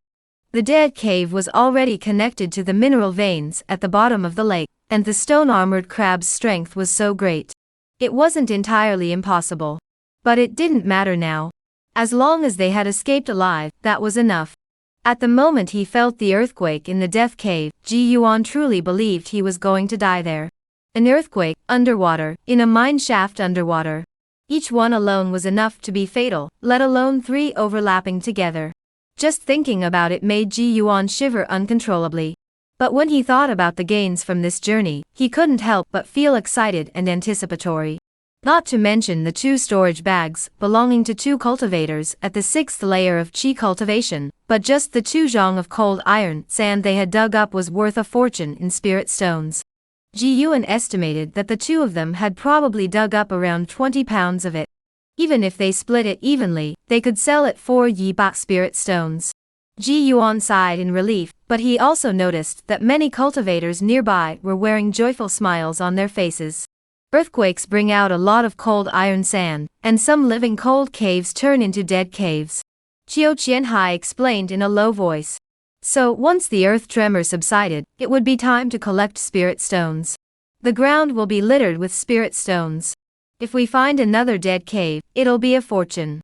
Ji Yuan was thinking about discussing with Qiu Qianhai whether to dig up this batch of cold iron sand and leave, or wait for the earthquake to subside before leaving directly. As he turned around and looked at Qiu Qianhai, he froze instantly. Qiu Qianhai looked at him in confusion. Ji Yuan said nothing, merely touching his own face. Qiu Qianhai immediately understood, reaching up to touch his own face. His beard, which had been carefully grown, was nowhere to be seen, and much of his other disguises had been washed away by the earlier waves, revealing his true appearance. Ji Yuan was no different. He clearly hasn't mastered any disguise techniques. Relying solely on this minimal cover-up is simply insufficient. Once this is over, I'll head to the 100 Treasures Pavilion to see if there are any suitable disguise techniques. As Ji Yuan pondered this, he quietly surveyed the cultivators on the island. He was worried that someone might have seen him, and Qiu Qianhai, especially Qiu Qianhai. The Qin family must have left quite a few backup plans here in the Qingbo pool. Ji Yuan gave a subtle nod with his eyes and turned to head toward a less crowded area. Once we stop, we'll leave. Ji Yuan said only those words. All right. Qiu Qianhai nodded in agreement. After waiting for about an hour, the once turbulent clear wave pool gradually calmed down. Another half incense stick's worth of time passed. As a cultivator jumped into the water in a boat, the other cultivators, who had been unable to contain their excitement, followed suit, launching their boats into the water. Let's go too. Ji Yuan and Qiu Qianhai steered their boat into the crowd, then, after traveling a short distance, lowered their boat and both jumped into the water. Just as they departed, 2 cultivators on the island exchanged glances, and then followed them from a distance. Ji Yuan held 2 spirit stones in his hand, continuously circulating his cultivation techniques to absorb the spiritual energy within, thereby replenishing the energy expended in the previous battle. However, he hadn't actually lost much, as the few times he had intervened, he had used the life-stealing needles to take lives. The Yin ghost array was also controlled using spirit stones, and did not consume his spiritual energy. After entering the water and traveling about a mile, the two emerged again, quickly determined their direction, and headed straight west. According to the original plan, they would first go to the nearby Jingda district to sell the cold iron sand, then make other arrangements. An hour later, the water had already changed from deep blue to light blue, and finally returned to its current green color. The lingering chill around them had also vanished. This meant they had finally left the Qingba pool. However, Ji Yuan felt no relief. Soon after leaving Qingba Island, he had already sensed a faint, lingering gaze fixed on him. Even now that they had left the Qingba pool, that feeling had not dissipated. He turned and exchanged a glance with Zhou Qianhai. The latter nodded slightly, indicating that he could feel it too. If that was the case, it was likely that he had exposed his identity while on Qingba Island, and now someone was pursuing him. Ji Yuan looked around, then finally settled on an island roughly a few miles in diameter. The island wasn't very high, with the highest point only about 5 or 6 meters above the lake surface. The shores were all mudflats, with only a few lush willow trees growing in the center of the island. If this matter wasn't resolved, the longer it dragged on, the more troublesome it would become once the Qin family sent reinforcements. Therefore, after stepping onto this uninhabited island, Ji Yuan turned to look back at the path he had come from and spoke in a solemn tone. "Fellow Daoist, you've been following me all this way. It's time to show yourself." As he spoke, Ji Yuan infused his spiritual energy, instantly refining the 2 storage bags belonging to the Liu brothers. With a major battle looming, he naturally needed to see if those 2 elders had left any trump cards behind. Having occupied Qingba Pool for so long, and dying in such a pitiful manner, they must have left behind quite a few valuable items. As his mind sank in, his vision suddenly brightened. At the same time, 2 magical boats rose from the lake, one on the left and one on the right, surrounding the island. They also surrounded Ji Yuan and Zhou Qianhai. Chapter Loksupse, Good Fortune Arrives. After examining the items in his storage pouch, Ji Yuan felt much more at ease. He turned to look at the 2 figures emerging from either side, and as he had expected, they were the 2 tall men he had seen earlier by Qin Wei's side. "Fellow Daoist, this is a matter of enmity between the Qin family and Zhou Qianhai. I advise you not to get involved." Huda looked at Ji Yuan, who stood with his hands behind his back, and spoke in a solemn tone. Ji Yuan casually dispersed the spiritual stone powder in his hand, sensing that his Dantian Qi had already returned to its peak, and sneered, "If you want to kill, kill. If not, get out of here. Why all the nonsense? Since you insist on going down this path, I'll send you on your way." With that, the 2 simultaneously stomped heavily on the edge of the magical ship, leaping into the air and charging toward the island. Ji Yuan and Zhou Qianhai, one on each side, each made their move. "Go!" Ji Yuan summoned the white water flying sword, which shot through the air with a flash of white light. Huda, who had just landed, saw that Ji Yuan had already acted and remained unfazed. A flash of green light flickered around his wrist, and in an instant, a green light barrier enveloped his body. The white water flying sword charged forward, but was blocked by the light barrier. A protective artifact, and a mid-grade one at that. Ji Yuan's eyes lit up. As he curled his right fingers to release several streaks of spiritual light, he also recalled the flying sword. Just as Huda thought Ji Yuan was about to retreat temporarily, he hurriedly looked up and saw that the sky above his head was filled with rolling purple lightning bolts. Not one, but a swarm. In Ji Yuan's hands, 5 mid-grade thunderstrike talismans slowly burned and turned to ash. Of these 5, he had contributed 2 himself, while the remaining 3 had been retrieved from Lu Da's storage pouch. "Damn it!" Huda cursed, then hurriedly slapped a high-grade protective talisman onto his body. Under such thunder techniques, mid-grade protective talismans were nothing but a joke. If he didn't want to die, he needed high-grade talismans. The 2 of them clashed instantly, while on the other side of the island, Zhou Qianhai and Zhang Kai had already begun their battle. However, compared to them, Zhou Qianhai was in a much tougher spot. He was only at the 5th layer of Qi cultivation, and his magical artifacts and talismans were no match for Zhang Kai, who came from the Qin family. In no time, he was forced into a retreat. Even a 6th-tier Qi cultivation practitioner could push him to such a desperate state, and earlier, the Qin family had even deployed 3 6th-tier practitioners at once. Without Ji Yuan's intervention, he would have been doomed. Now it was the same. Ji Yuan had just gained the upper hand with a flurry of talismans at the start, only to see Qiu Qianhai fall into a perilous situation. Given the situation, there was no time to hesitate. Ji Yuan quickly stepped forward, positioning himself between Zhang Kai and Hu Da. Just as Qiu Qianhai thought he was about to face 2 opponents alone, Ji Yuan flipped his right hand, and a small black flag suddenly appeared in his hand. The flag grew in the wind and instantly reached its normal size. Ji Yuan flipped his hand and planted the flag into the ground. The Yin Ghost Array, activate. Black mist surged up from the ground, enveloping all 4 of them, before spreading to cover the central part of the island. Qiu Qianhai initially sensed the intense Yin energy and panicked. But upon realizing it was Ji Yuan who had released it, he calmed down. In a moment, I will make you appear behind the enemy. As soon as you see a glimpse of vision, strike without hesitation. Ji Yuan's voice echoed in his ears. Qiu Qianhai said nothing, merely nodding.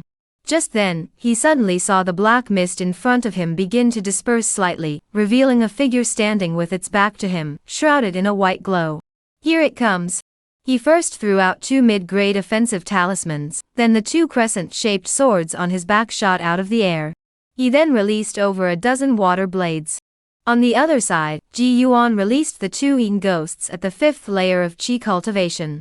The latter roared as they charged forward, wrapping themselves around Hu Da.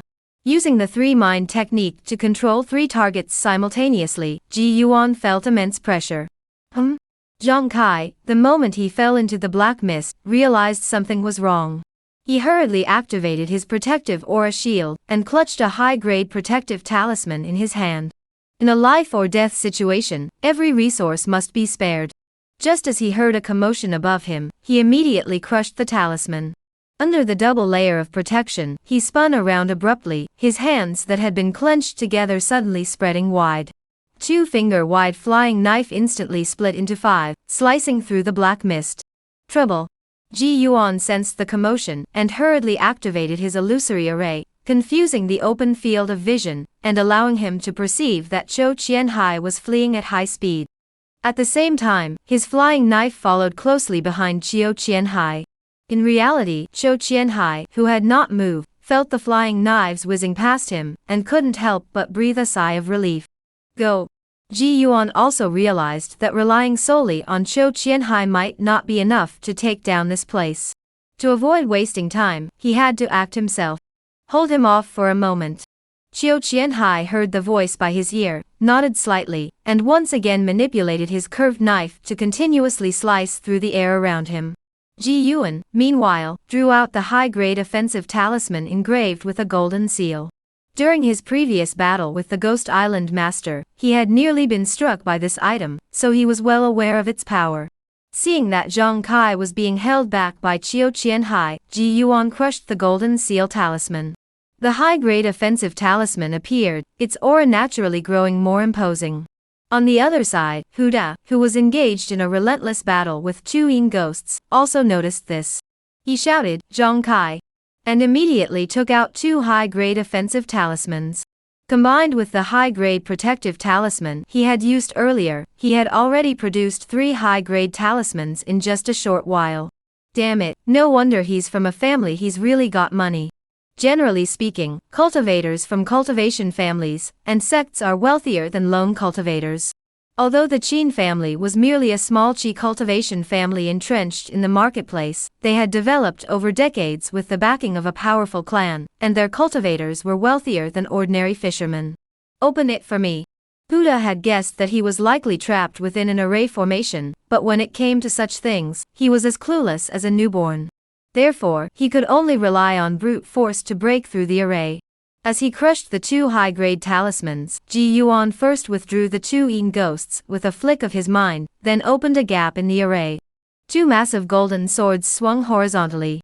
Hu Da's eyes lit up. It was bright, but this brightness wasn't something he had created. It was because Ji Yuan had deliberately opened the array. The swords missed their target, but even so, they still sliced through the air, leaving a massive sword beam in their wake. Damn it. In this way, the two high-quality offensive talismans were essentially wasted, but not entirely. At least they forced this fellow to open the array. Huda took a step forward, and a flash of green light flickered beneath his boots. In an instant, he had left the array. But just as he left, a horrifying scream echoed from within the formation. Zhou Qianhai watched as the two Yin ghosts appeared out of thin air and tore off Zhang Kai's head, and he was so frightened that he dared not approach. Ji Yuan watched as Zhang Kai was completely killed by the Yin ghosts, then recalled the Yin ghosts and dismantled the Yin ghost formation. The black mist on the island slowly dispersed, and Ji Yuan's figure gradually became visible. He brought his index and middle fingers together in a sword-like gesture, then swung them forward expressionlessly. Go! The flying swords sliced through the air like flowing water, charging forward to attack. Huda once again released his mystical light shield, but this time Ji Yuan did not rush to recall the flying swords. Instead, he exerted all his strength to drive them forward.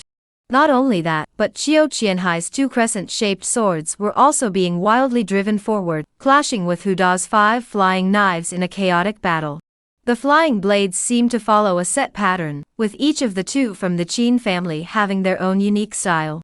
The air was filled with the clanging sounds of metal colliding, occasionally sparks flying. Just as Huda was thinking of breaking through Ji Yuan's flying swords first, he suddenly noticed a flash of red light within the white flying sword. He quickly slapped 2 protective talismans onto his body. But this time, the talismans were of the middle grade. For him, there weren't many high-grade talismans left, and once used, they were gone. The life-stealing needle struck again, but it was blocked by 2 more talismans. As he watched the flying needle come within inches of him, Huda broke out in a cold sweat. If he had noticed even a moment later, he might have died here. Huda suddenly spat out a mouthful of blood, unable to believe what he saw. There, where he had been standing, earth-colored magical sword had emerged from the sand.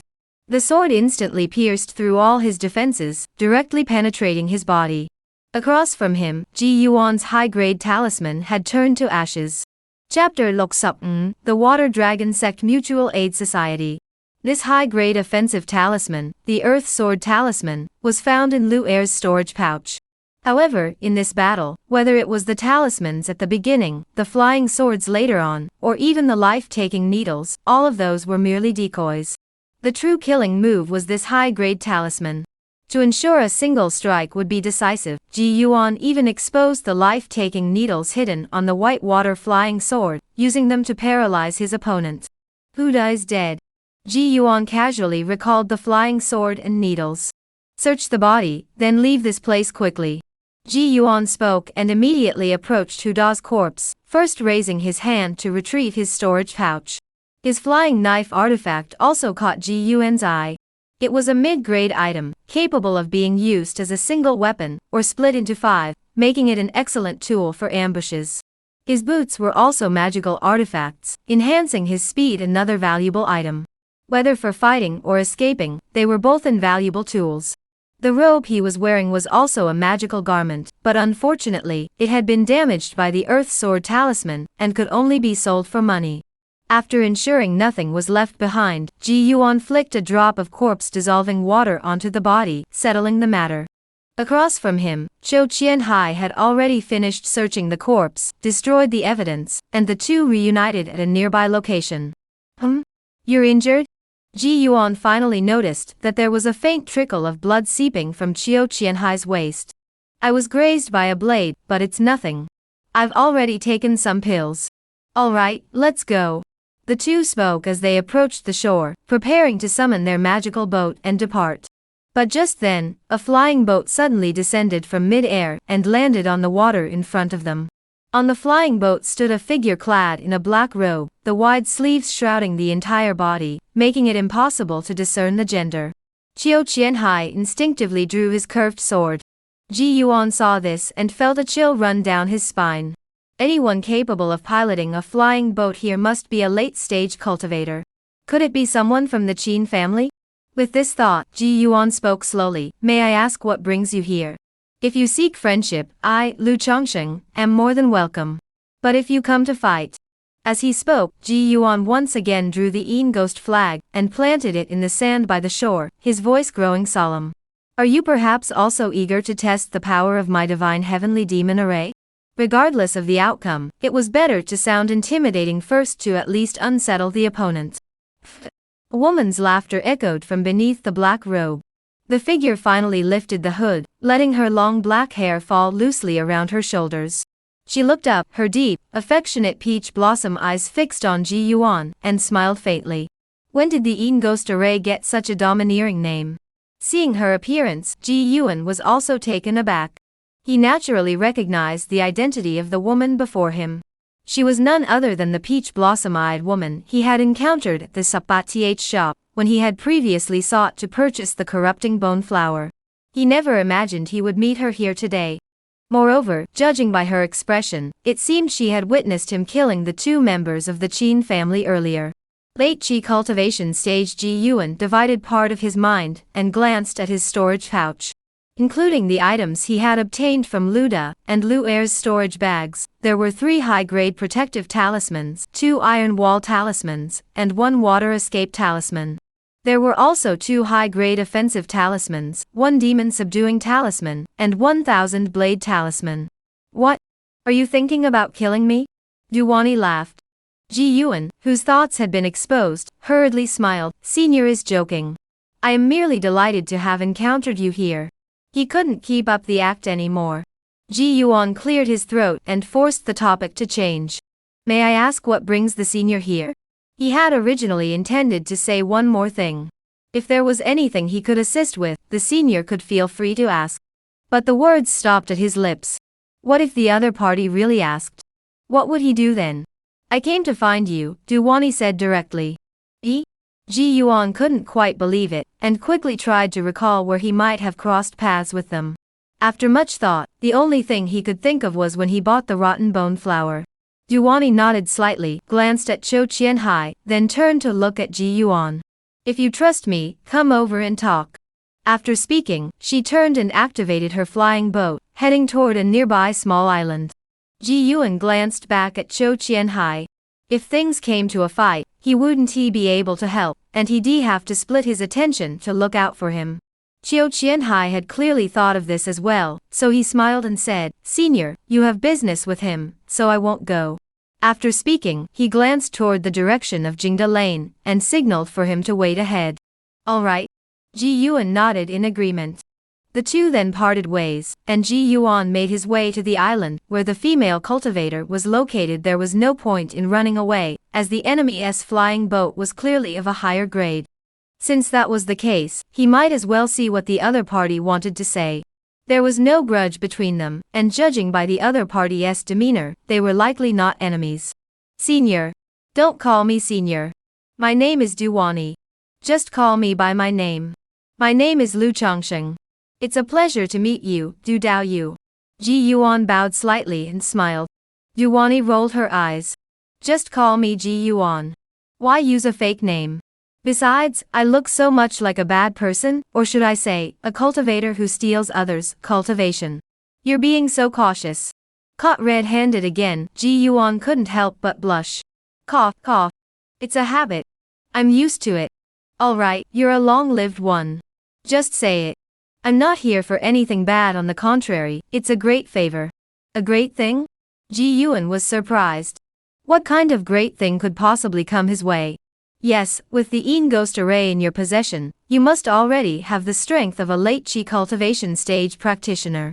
And from what I can see, you won't take long to break through to the late Qi cultivation stage either. So there's no harm in letting you join us early. Duwani spoke while giving Ji Yuan a once-over. Join what? Ji Yuan asked, not understanding. Have you ever heard of the Water Dragon Sect Mutual Aid Society? The Water Dragon Sect Mutual Aid Society. Ji Yuan shook his head. No. Sit down, let us talk. Duwani spoke while taking out 2 chairs from her storage bag. Ji Yuan could only thank her and sit down. Duwani paused for a moment, as if organizing her thoughts, before continuing, given your natural talent, joining the Water Dragon Sect is practically a sure thing. But to be honest, even if we join, we'll just be the most ordinary disciples. To meet the requirements of cultivation, we have to take on various menial tasks for the sect, such as working at the 100 Treasures Pavilion in our hometown of Zhengtu City. Ji Yuan was well aware of this. He could only say that for others, joining the Water Dragon sect was undoubtedly a good thing. But for someone like him, who had a construction panel, it was a mixed bag at the moment. But if he waited until he reached the peak of chi cultivation, and needed to lay the foundation for foundation establishment before joining, then it would all be advantageous. The disciples of the Water Dragon sect may appear united on the surface, but in reality, they are divided into 3 tiers. The best are the celestial spirit root cultivators, who are immediately taken as disciples by elders at the golden core stage upon joining. Next come those from cultivating families with dual or triple spiritual roots. They have excellent talent and, backed by their family's influence, thrive within the Water Dragon sect. Lastly, there are those with ordinary backgrounds who possess dual or triple spiritual roots. Though they lack connections, their talent gives them hope of establishing a foundation, so they are also sought after by various factions. At this point, Duwani couldn't help but sigh deeply. The hardest part is for us those with no background and poor spiritual root qualities, who joined the Water Dragon sect solely based on our late chi cultivation stage strength. In their eyes, we have no hope of reaching the foundation establishment stage, and with our lowly origins, we are the perfect servants. A little favor is all it takes to make us run errands for them. Ji Yuan looked up, clenched his fists tightly, and said solemnly, "But we must never be like that, nor should we be." "Yes." Duwani nodded vigorously. "That's where the Water Dragon Sect Mutual Aid Society comes into play. Please elaborate. We would be grateful for your insights, Du Dao Yu." Ji Yuan listened, finding it all quite plausible. As for whether it would actually benefit him, that would require further investigation. Chapter Lok Sup Lok, the Yun Yuze Alliance. Duwani pondered. Originally, this organization emerged within the Water Dragon sect. The reason was that some of our elders from the numerous markets of the Cloud Rain, Tsa, had an unpleasant experience within the Water Dragon sect. Later, some of the elders who were close to each other voluntarily came together to help one another, exchanging various resources and information, which eventually allowed them to establish themselves. Over time, this organization gradually spread to the markets of our Yunyuze. Even those of us who hadn't yet joined the Water Dragon sect would unite in advance. Ji Yuan listened intently, and after finishing, he asked, "Does this mutual aid society have any rules or agreements?" If the rules were too strict, he would have to think it over carefully.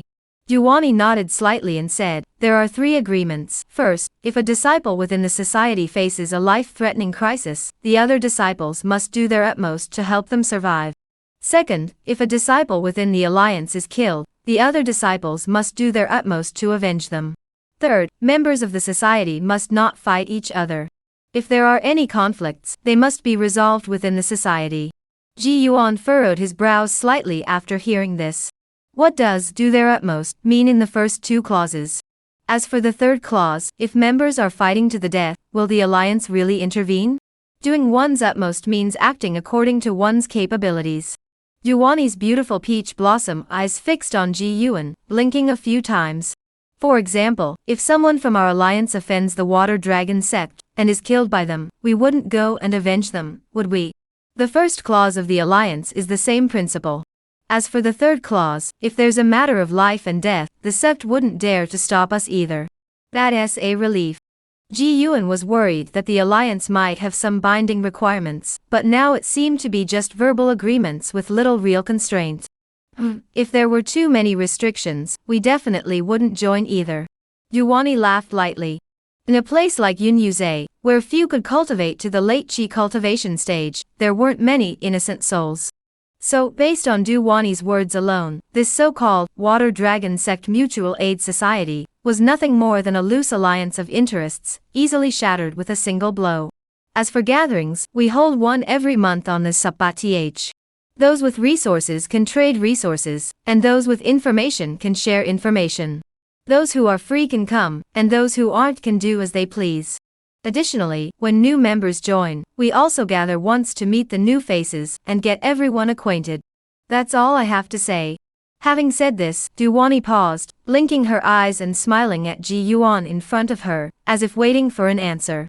Ji Yuan pondered for a moment before asking, are all the late-stage qi cultivation practitioners from Yunyuze part of the Mutual Aid Society?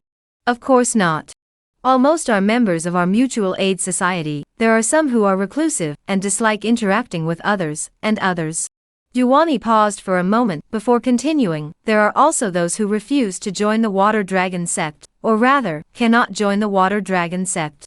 They have formed their own, Yunyuze alliance, similar to us. The old blind man from the Qin family whom you offended, that Qi cultivation 10th layer practitioner, is the leader of the Yunyuze alliance. There's more to this? Ji Yuan asked with a hint of surprise. Duwani's eyes flashed with disdain. They're just following the trend. How can they compare to our Water Dragon sect Mutual Aid Society? Even the son of that blind old man Qin is a member of our Water Dragon sect Mutual Aid Society. That's natural. No matter what the Yunyuze alliance claims, they're just a group of vagabonds in the Yunyuze region. But the Water Dragon sect Mutual Aid Society is different, especially those who have already joined the Water Dragon sect. Ji Yuan nodded slightly. Did you see everything, Du Daoyu? I saw it. Duwani smiled. Brother Ji, there's no need to worry. The Qin family is nothing. As long as you join our Mutual Aid Society, with the backing of the elders of the Water Dragon sect, even if old blind Qin himself comes, he wouldn't dare to trouble you. This was indeed true. The first clause of the Mutual Aid Society's covenant states that when a disciple faces a life-threatening crisis, the other disciples must come to their aid. If it involves a major enemy, the Mutual Aid Society might not be able to do much. But clearly, the Qin family isn't a major enemy for the Mutual Aid Society. Since that's the case, the organization is loose, and there's no need to take any strange pills or make grand oaths. Ji Yuan stood up and smiled slightly. Then we'll have to trouble Du Daoyu more in the future. We're all on the same side, what's there to trouble about? Duwani saw that Ji Yuan had agreed to join, and the smile on her face grew more sincere. She stood up as well, reached into her storage pouch, and handed over a jade token. This is the token of our Mutual Aid Society. It's also a small gift crafted by an elder of our sect. Inside is a protective restriction. Once activated, it functions as a first-grade superior quality protective talisman, but it can only be used once. Oh, Ji Yuan hadn't expected such a benefit after joining. He took it with both hands. The elders are truly considerate. As Duwani was about to speak again, Ji Yuan interjected, I'll be breaking through to the late stage soon. Could we postpone the meeting for a few days until after I've broken through? That's certainly possible. Once you're ready, contact the Mutual Aid Society disciples in your city, or come to House No. Sam Chuntai and Ali to find me. Alright. After Ji Yuan agreed, Duwani took her leave. Watching her figure soar into the sky on her flying boat, Ji Yuan couldn't help but feel a touch of envy. But it wouldn't be long now. With the gains from this trip, breaking through to the late stage of qi cultivation wouldn't be a problem, and buying a flying boat wouldn't be either. Moreover, after their initial communication, Ji Yuan got a sense of it.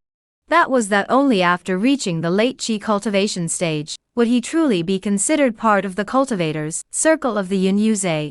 As for before, he was truly just a fisherman. Like a fisherman born to fish. With this thought, Ji Yuan exhaled deeply. Huff. Regardless, the issues at hand should be mostly resolved. Next, he would organize the gains from this trip, divide the spoils with Zhou Qianhai, and then head to Jingda Lane to sell what needed to be sold and buy what needed to be bought. It was time to prepare for the breakthrough to the late stage of qi cultivation. Ji Yuan steered the boat toward Jingda Lane. Before even a cup of tea had been finished, he spotted Zhou Qianhai in a reed bed. No one followed us, right? No. Since that's the case, let's divide the spoils of this trip first. Just the storage bags that hadn't been counted yet numbered 3 on Ji Yuan's person, and all 3 were storage bags of the 6th layer of qi cultivation. Not to mention the over 20 pounds of cold iron sand, and the corpse of a stone-shell crab. Alright. Mentioning this, even the injured Zhou Qianhai perked up and took out his open storage bag. I've got quite a few good items too. He added, we'll split the 2 storage bags from the Qin family. The 2 from the Liu brothers, and the remaining cold iron sand are all yours. Chapter Loksaptsut, Murder and Arson Earn a Golden Sash.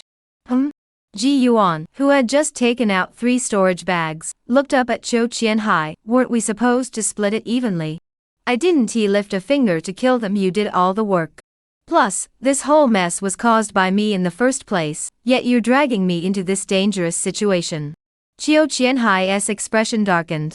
Let us just leave it at that. You can have all of that. I need to return my share of the loot. My conscience won't let me rest, and I can't even sleep at night. This. Ji Yuan saw that Cho Chien-hai's expression didn't seem fake, so he could only nod in agreement. Cho Chien-hai sighed in relief and smiled. Damn it, the Qin family really is loaded. They had so many good things on them. After saying that, he emptied everything from his storage bag. Ji Yuan naturally noticed this as well.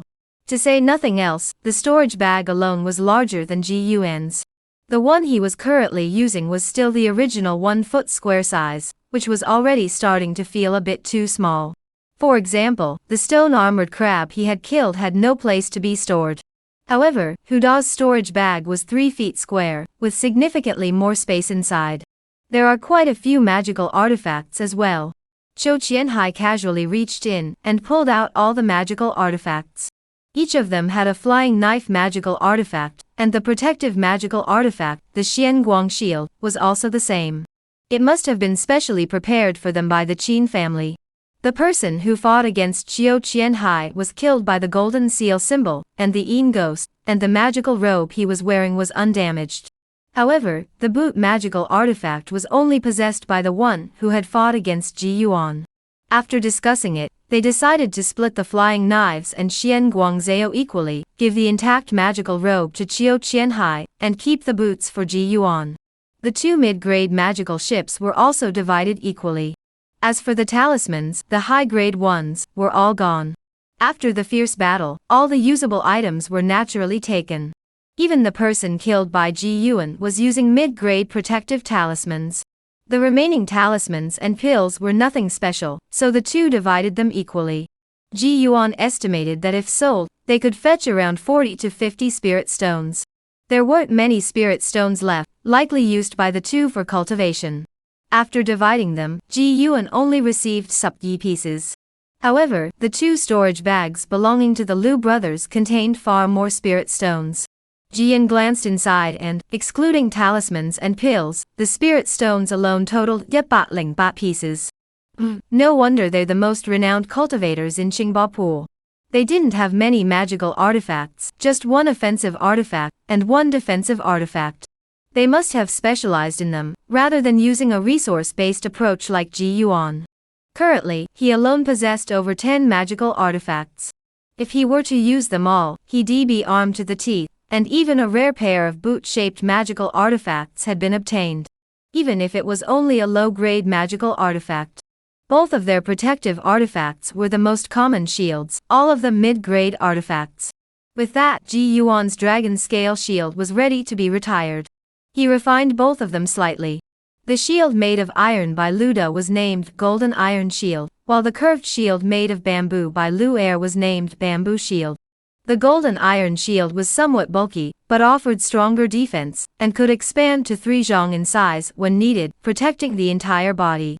The Vinewood Shield, on the other hand, is lighter and more agile, making it ideal for maneuverability. Ji Yuan currently had no shortage of spirit stones. After some thought, he decided to keep both shields and choose the appropriate one depending on the battlefield. As for the Liu brothers' magical artifacts, both of their artifacts were actually water-dividing spears. Ji Yuan took them out one by one and held them in his hands, feeling that something was off. These 2 water-splitting spears seemed to belong together. Cho Chien-hai stepped forward to take a closer look and muttered under his breath. I feel the same way. I'll try refining them. As soon as Ji Yuan finished speaking, spiritual energy surged into the artifacts. After a few breaths, a ding sound rang out, and the 2 water-splitting spears in his hands suddenly merged together. The handles fused together, gradually lengthening to form a long spear, with sharp blades at both ends. This is a high-grade magical artifact. Ji Yuan gripped it with one hand and swung it casually. The sharp edges emitted a water-blue glow, its cold brilliance piercing the air. Simultaneously, a stream of memories flooded his mind. He flipped through it briefly and was immediately enlightened. No wonder those two brothers could kill someone at the late chi cultivation stage. How so? This high-grade magical artifact is called the water-splitting dragon spear. It's engraved with a powerful spell that summons a water dragon when struck. They must have used this technique to kill the late chi cultivation stage cultivator. Additionally, it can be disassembled into two parts and used as two mid-grade magical artifacts. No wonder. Ji Yuan estimated that, with his current cultivation, at the mid-stage of chi cultivation, activating this high-grade magical artifact would require an enormous amount of energy. The Liu brothers had also separated it for this reason, using it as two mid-grade magical artifacts. However, it wasn't too bad. Once Ji Yuan broke through to the late chi cultivation stage, he would be able to freely control the water-splitting dragon spear. By then, whether it was close combat or long-range combat, he wouldn't be intimidated. After putting away his first high-grade magical artifact, Ji Yuan turned his attention to the remaining items in his storage pouch. There were two high-grade talismans left, both of which were protective talismans he had found in Liu Er's storage bag, named Water Dragon Shield. Their effects were roughly similar to those of Ji Yuan's artifact, the Xian Guangjia. This way, he wouldn't have to go out and buy iron wall charms.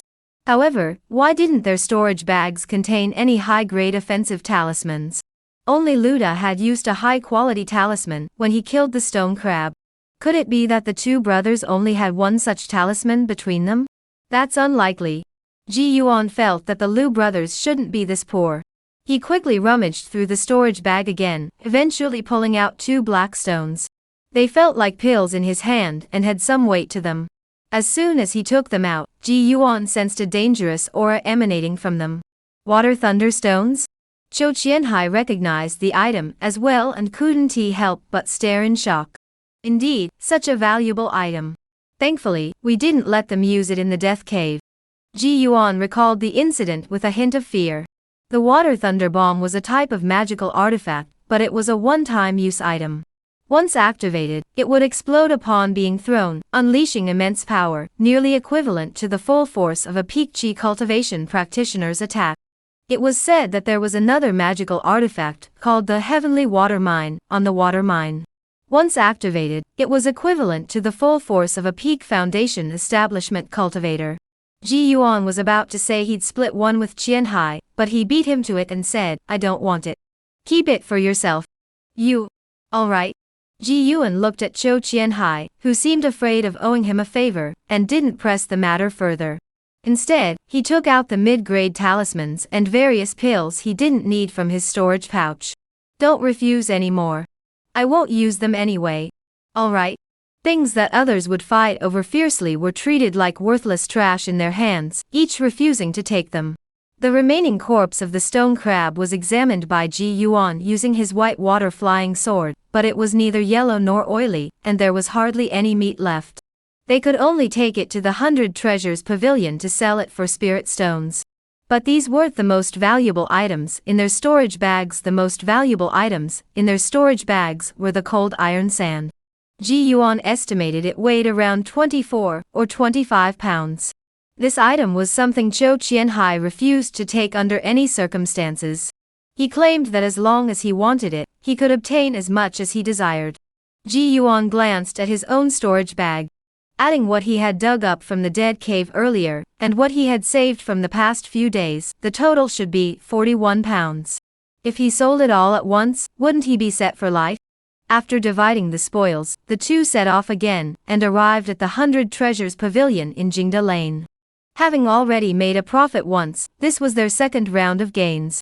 Chapter Loksapa, a huge amount of spirit stones.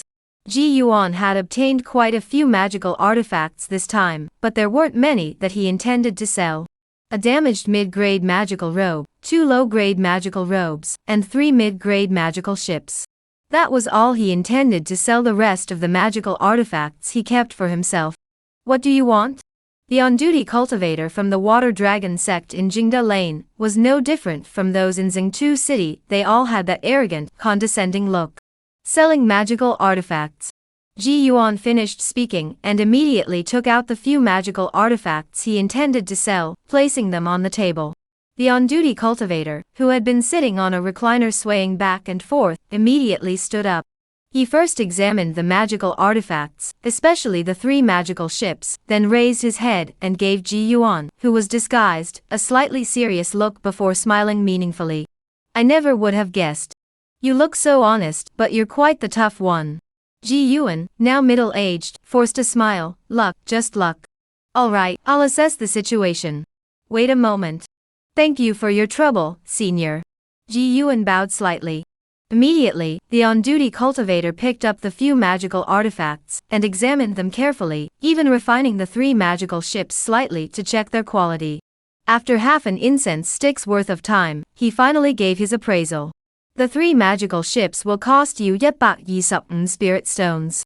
This mid-grade magical robe was of decent quality, but your sword strike was too fierce, damaging the internal restrictions. I can only give you 20 spirit stones for it. The remaining 2 low-grade magical robes are nothing special, one each for 20 spirit stones. In total, that comes to 189 spirit stones. How does that sound? Ji Yuan pondered for a moment and said, why don't you just round it up to 190 spirit stones? Spirit stones are precious, every grain counts. Having one more is better. Alright. Perhaps because the items Ji Yuan sold had high profit margins, the on-duty cultivator didn't hesitate and agreed immediately. After selling the magical artifacts, Ji Yuan went to the neighboring house to sell talismans and pills. These 2 items didn't fetch much, totaling only 60 spirit stones. On the other hand, the stone crab carcass that Ji Yuan had pinned his hopes on didn't fetch a high price either. The most valuable part of the stone crab, the complete shell, which was ideal for crafting magical artifacts, had been sliced open by Lu Da's final sword strike before he died. According to the on-duty cultivator, if the carapace had been intact, it might have fetched as much as 60 or 70 spirit stones. But now, at best, it only fetched 60 spirit stones. With this, plus the portion Ji Yuan already possessed, even without selling the cold iron sand, the number of spirit stones on Ji Yuan's person had already reached an astonishing 400. There was no way around it, he had already sold over nearly 300 spirit stones here, plus the over 100 from the Lu brothers, Search, and the dozens sold earlier at Qingba Pool for cold iron sand. Looking at the astonishing amount of spirit stones in his storage pouch, Ji Yuan pondered for a moment. The cold iron sand didn't seem urgent to sell either.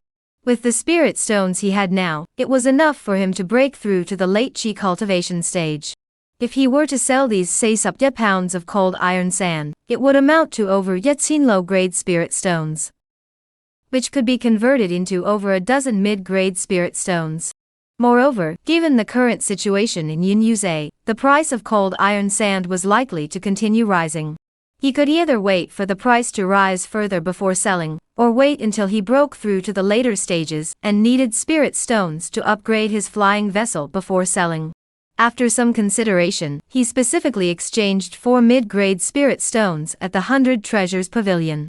Compared to low-grade spirit stones, the spiritual energy quality of these medium-grade spirit stones is significantly higher. While they are unnecessary for daily cultivation, using higher-quality spirit stones during breakthroughs can provide some assistance. However, it took Ji Yuan battling low-grade spirit stones to exchange for just 4 mid-grade spirit stones. In other words, 1 mid-grade spirit stone required battling low-grade spirit stones to exchange. Black. Damn it. But for the sake of breaking through, Ji Yuan had no other choice. After finishing this task, he withdrew from the 100 Treasures Pavilion. Zhou Qianhai had been waiting at the entrance all along. The 2 of them walked straight to the shore. Zhou Qianhai looked at the vast expanse of clouds and rain and asked softly, "Next, I plan to find an uninhabited island and break through to the 6th level of qi cultivation first. What about you? Are you planning to return directly to Xingtu City?" Ji Yuan stood with his hands behind his back, his blue robe fluttering in the offshore wind. Breaking through to the late stage of qi cultivation might take some time, and since the Cloud Rain Marsh isn't exactly peaceful, I might need someone to watch over me. Would you be willing? Zhou Qianhai, who had been feeling down, perked up instantly. What do you mean? Both of us need to break through, and it's not safe anywhere. Why don't we rent a courtyard in Jingda Lane first, watch each other's backs, and wait until we break through before doing anything else? This was also what Ji Yuan had come up with on the way to Jingda Lane, and it was the most reliable plan for now. After all, whether Qiu Qianhai goes to the deserted island to break through, or he returns to Xingtu City to break through, there are risks involved.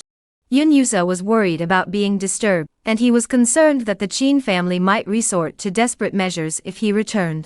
However, once he broke through to the late Qi cultivation stage, he would have nothing to fear. Even if that blind old man from the Qin family were to personally arrive, Ji Yuan wouldn't necessarily fear him. Alright. Qiu Qianhai clapped his hands lightly. That's a good idea. Let's go rent a courtyard first. Extracting money from the Water Dragon sect was extremely difficult, but giving money to the Water Dragon sect was incredibly convenient. In less than an hour, Ji Yuan and Qiu Qianhai had already rented a place to stay in Jingda Lane. The breakthrough was within reach. Qingba Pool. Are you sure Huda and the others followed them? Qin Wei looked at the cultivator leading the way and spoke in a low voice. Certain. We all saw those two senior members of the Qin family follow them into the water. After that, we have no idea where they went. The tall, slender man waved his hands in frustration. Qin Wei furrowed his brows. After receiving the message yesterday, he had rushed over from Xingtu City. Now, it had already been a whole night. There was still no word from Huda and the others. Qin Wei suspected they had likely met their end. Otherwise, with Huda's abilities, they wouldn't still be gone. At this thought, Qin Wei's brows furrowed even more deeply. He took out a portrait from his storage pouch. If Ji Yuan were here, he would recognize the person in the portrait immediately. It was him, as he had appeared just 2 days ago, when he first arrived on Qingba Island after the earthquake, looking rather disheveled. The artist who painted this portrait was highly skilled, capturing the subject's essence with remarkable precision. Do any of you recognize this person? Though he had already confirmed it once, Qin Wei still couldn't bring himself to give up. We don't recognize him. We've never seen him before. He must be one of the newcomers who followed Qiu Qianhai. The long-faced cultivator stated with certainty once more. If that's the case, then he must either be from Xingtu City, or the Blackwater Alley. Qin Wei put away the portrait and asked, where is Hanqi Island? Are you planning to find the Qingba twin heroes, Qin brother? Yes. Qin Wei nodded frankly. Qingba Pool was the territory of the Liu brothers, and since the Qin family had suffered a setback there, they might know something about the situation. Qin brother, you may not know this, but during the recent upheaval, no one saw the Qingba twin heroes. Some people even went to Hanqi Island to look for them but didn't find them. Some speculate that the Liu brothers either left Qingba Pool or died. Oh. Qin Wei's eyes widened. Left? Where could they have gone? Especially now that the price of cold iron sand is rising every day, it seems like a new power has arrived in Qingba Pool. Enough, go ahead. Qin Wei tossed a handful of spirit stones into the man's hand, then his flying boat sliced through the water and departed. With an outsider in Qingba Pool, there was no point in searching for these juniors anymore. Qin Wei headed straight for a secluded stone house on Qingba Island. Upon arriving, he no longer carried the arrogance of before, instead becoming humble, and even bowing respectfully. Qin Wei of the Qin family, paying respects to the senior. From the blind old man's family? That's correct. My father is Qin Long. Qin Wei bowed even more respectfully. This place was exactly where his father, Qin Long, had told him before they left, saying that there was a disciple of the Mutual Aid Society here. If they encountered any problems they couldn't solve, they could come here for help. Oh, what's the matter? The voice from inside the stone house remained cold and indifferent. Qin Wei hurriedly explained the matter of the clear wave pool, and also shared his suspicions. Are you implying that I killed the Liu brothers and your people from the Qin family? Yuani's figure suddenly appeared at the door, her cold gaze fixed on Qin Wei, accompanied by a surge of qi cultivation energy pressing down on him. Qin Wei was so frightened that his face turned pale, and he hurriedly bowed again. No, this junior merely wished to ask the senior if you recognize that person. Yuani recalled Ji Yuan's handsome appearance in her mind, but her lips curled into a mocking smile. Whether I know him or not, what business is it of yours? My affairs are none of your concern. Even your father, Qin Long, dares not speak to me in such a manner. Get out. Chapter Lok Sup Gao, post-release comments. 10 updates. Then yet man words a day. Chapter Sup, breakthrough, late chi cultivation stage. Seeking first subscription. This time, Ji Yuan didn't rent a lakeside cottage, but a house in the market area of Jingda Lane. Yun Yuza's house wasn't worth much, nor was the land it stood on, but safety was priceless. Therefore, the courtyard in the market district was naturally much more expensive. Even though Ji Yuan only rented it for a month, it cost him a full 5 spirit stones. After spending half a day settling in, the two sat in the main hall discussing matters. After pondering for a moment, Zhou Qianhai said, "You should break through first. Time is urgent. If anything unexpected happens, as long as you have the strength of the late Qi cultivation stage, we won't fear anyone. But if I break through first, even if I reach the 6th layer of Qi cultivation, it won't make a difference." That was indeed the case, so Ji Yuan didn't refuse any further. "Alright, then I'll trouble you." He finished speaking and immediately stood up, heading to the adjacent room. He then took out several pieces of paper from his storage pouch, each bearing the inscription. Chapter Tsup Yet, Zhou Qianhai's breakthrough has issues, please subscribe. Huff. Ji Yuan looked inward at his dantian, observing the spiritual energy condensing into a cloud, and exhaled deeply.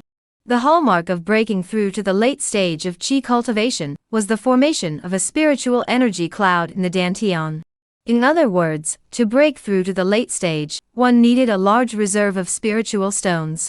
Otherwise, if the spirit stones cannot keep up during the breakthrough, forget about breaking through. For instance, Ji Yuan had prepared 4 mid-grade spirit stones. After absorbing the first 2, they were still insufficient to sustain his breakthrough. The 2 remaining mid-grade spirit stones in his hands contained only 1/3 of their original spiritual energy. To break through to the late stage of Qi cultivation, at least 330 spirit stones are required. No wonder there are so few practitioners at the late stage of Qi cultivation in Yun Yuza's realm. Condensing Dan clouds is the hallmark of the late Qi cultivation stage. To continue improving one's cultivation, one must condense more Dan clouds until they fill the Dan field, signifying that one has reached the peak of the Qi cultivation stage. After that, to build. Chapter Tsup Yi, returning to the marketplace, cultivating in peace, seeking first subscription.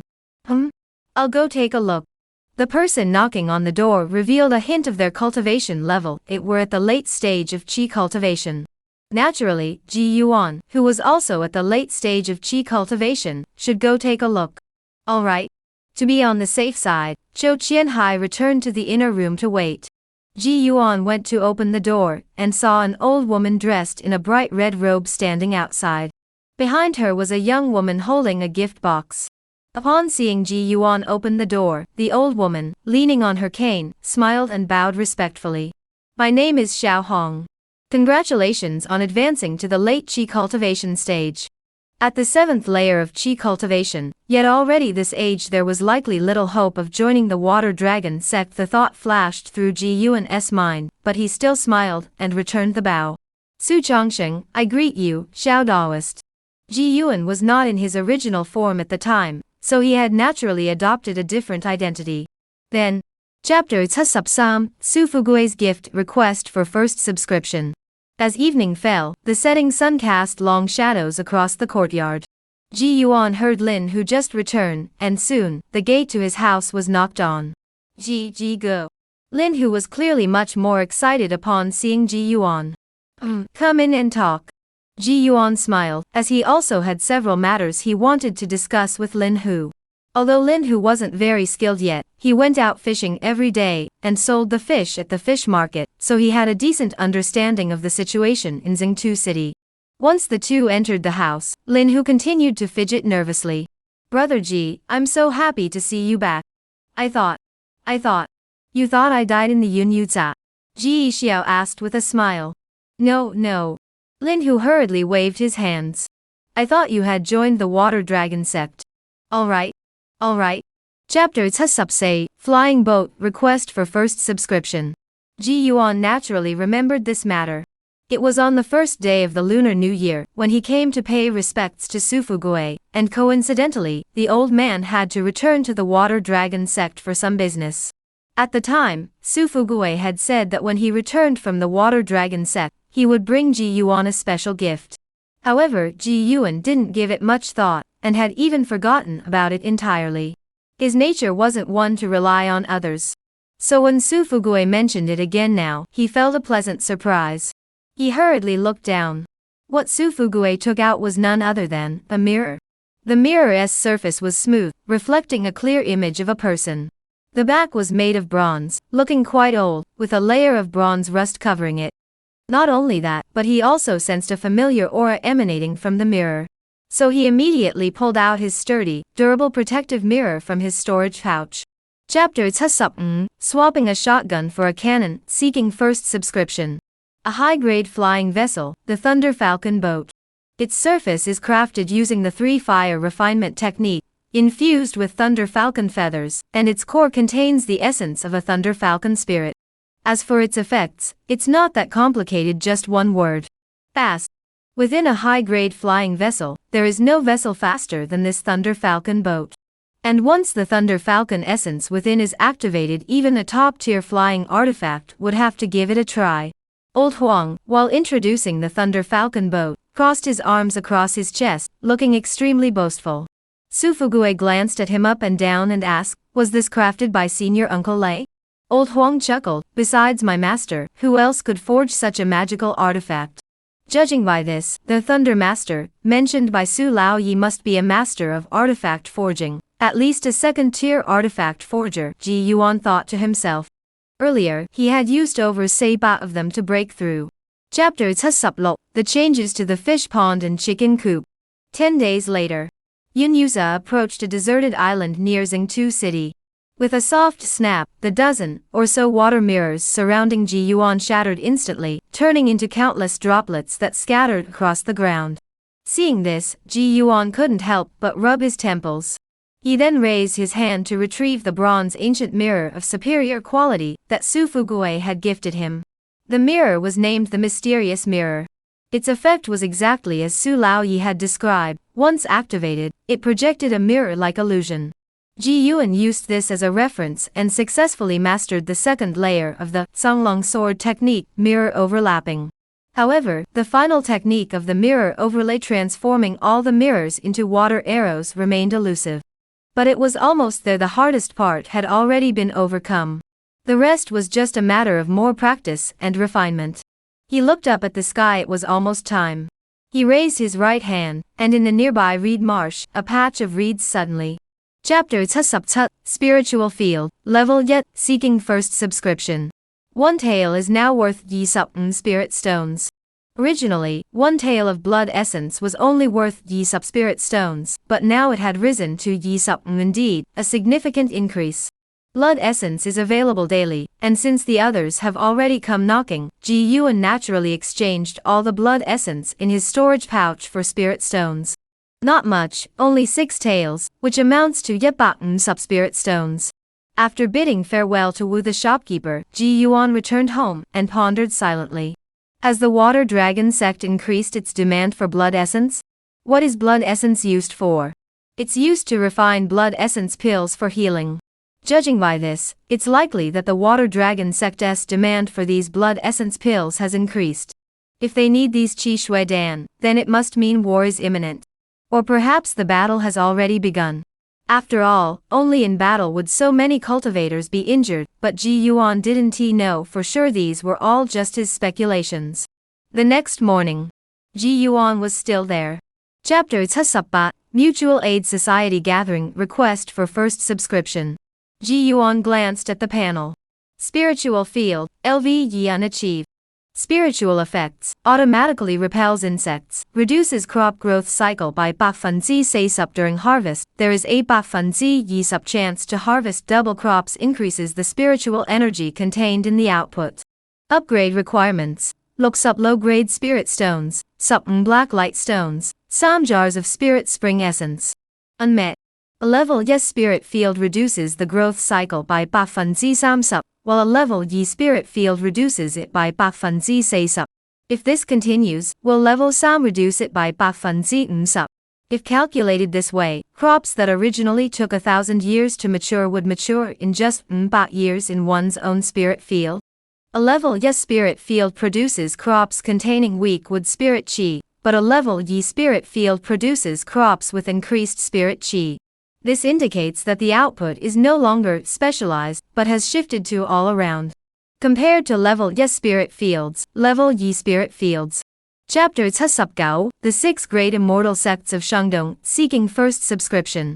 This was truly not Ji Yuan intentionally arriving late. He had set off early, but on his way to Zengta City in his flying boat, he happened to encounter a group of Water Dragon sect disciples returning to their sect. Out of respect for his fellow sect disciples, Ji Yuan naturally stopped to let them pass first. Little did he know that Su Laoyi was among them. Upon seeing Ji Yuan, he deliberately stopped and approached him, exchanging a few words. He even ignored the urging of his fellow disciples, and took the time to demonstrate a few techniques of the mirror stacking technique to Ji Yuan. Since the other party was so hospitable, Ji Yuan naturally couldn't just leave. He lingered there for quite some time, waiting until Su Laoyi had departed before hurrying to the shop at No. Supat. Upon arriving, he saw that everyone was already present, with all eyes on him. He bowed to the crowd inside the house under the pressure. I am Ji Yuan from Zengtu City. It is an honor to meet all of you fellow cultivators. Ji Yuan? Chapter Basup, The Four's Destiny. Please vote for this chapter.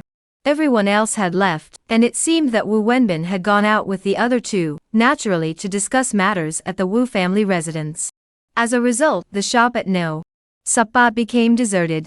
Yao Jingfeng and the 3 others had no intention of leaving, or perhaps they had never intended to leave in the first place. Once the outsiders had left, the smile on Yao Jingfeng's face grew much more sincere, no longer the forced smile he had worn earlier. The fourth one might not be clear yet, so let me introduce everyone again. We 4 are ranked by age. I'm the eldest at 38. The second is Duwani, 33. Luo Tian is the third at 31. And you're the fourth. Ji Yuan was only Supgao after the new year, not yet Yi Sup, so he smiled. I'm Yi Sup Sam this year. I've met the eldest brother, the second sister, and the third brother. After speaking, he bowed slightly to the 3 of them. Luo Tian forced a smile. Earlier, the eldest brother said he found me a 4th younger brother. Chapter Basupya, Cave Mansion, Level Yi, Xingxuan Yunzhang Array. When it came to this most important matter, Luo Tian immediately pressed further. Big brother, Dong Qian said she'd go into the sect to investigate the matter of cultivating a fake spiritual root. Any news? Yes, she sent word back 2 days ago. The reason I called you back this time was not only to meet your 4th younger brother, but also to discuss this matter. Yao Jingfeng nodded. Ji Yuan also realized that the real focus was yet to come and hurriedly asked, what exactly is it? Duwani explained, cultivating a heavenly spirit root is a natural process that happens on its own, no foundation pill is needed. However, earth spirit roots and true spirit roots require the use of foundation pills, which are precious treasures.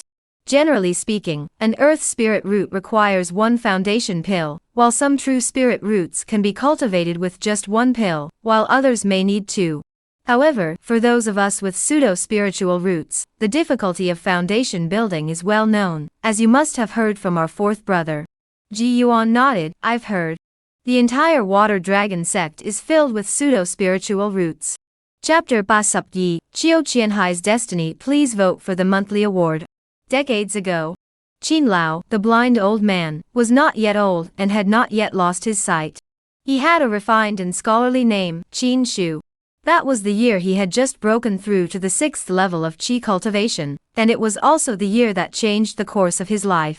He still remembers it clearly. It was a misty morning, and he had invited a close friend to go out on a boat as usual. That day, they had even ventured into the deep waters. Whether it was good luck or bad luck, the 2 men encountered a storm while out on the boat. In their panic, they swam wildly underwater and accidentally ended up in an underwater cave. It was there that they discovered a set of remains. The remains, glowing in the dim underwater depths, were undoubtedly a valuable find. Additionally, there was a jade tablet beside them. Before finding anything valuable, they were good friends, but once they came across something valuable, things changed. Oh.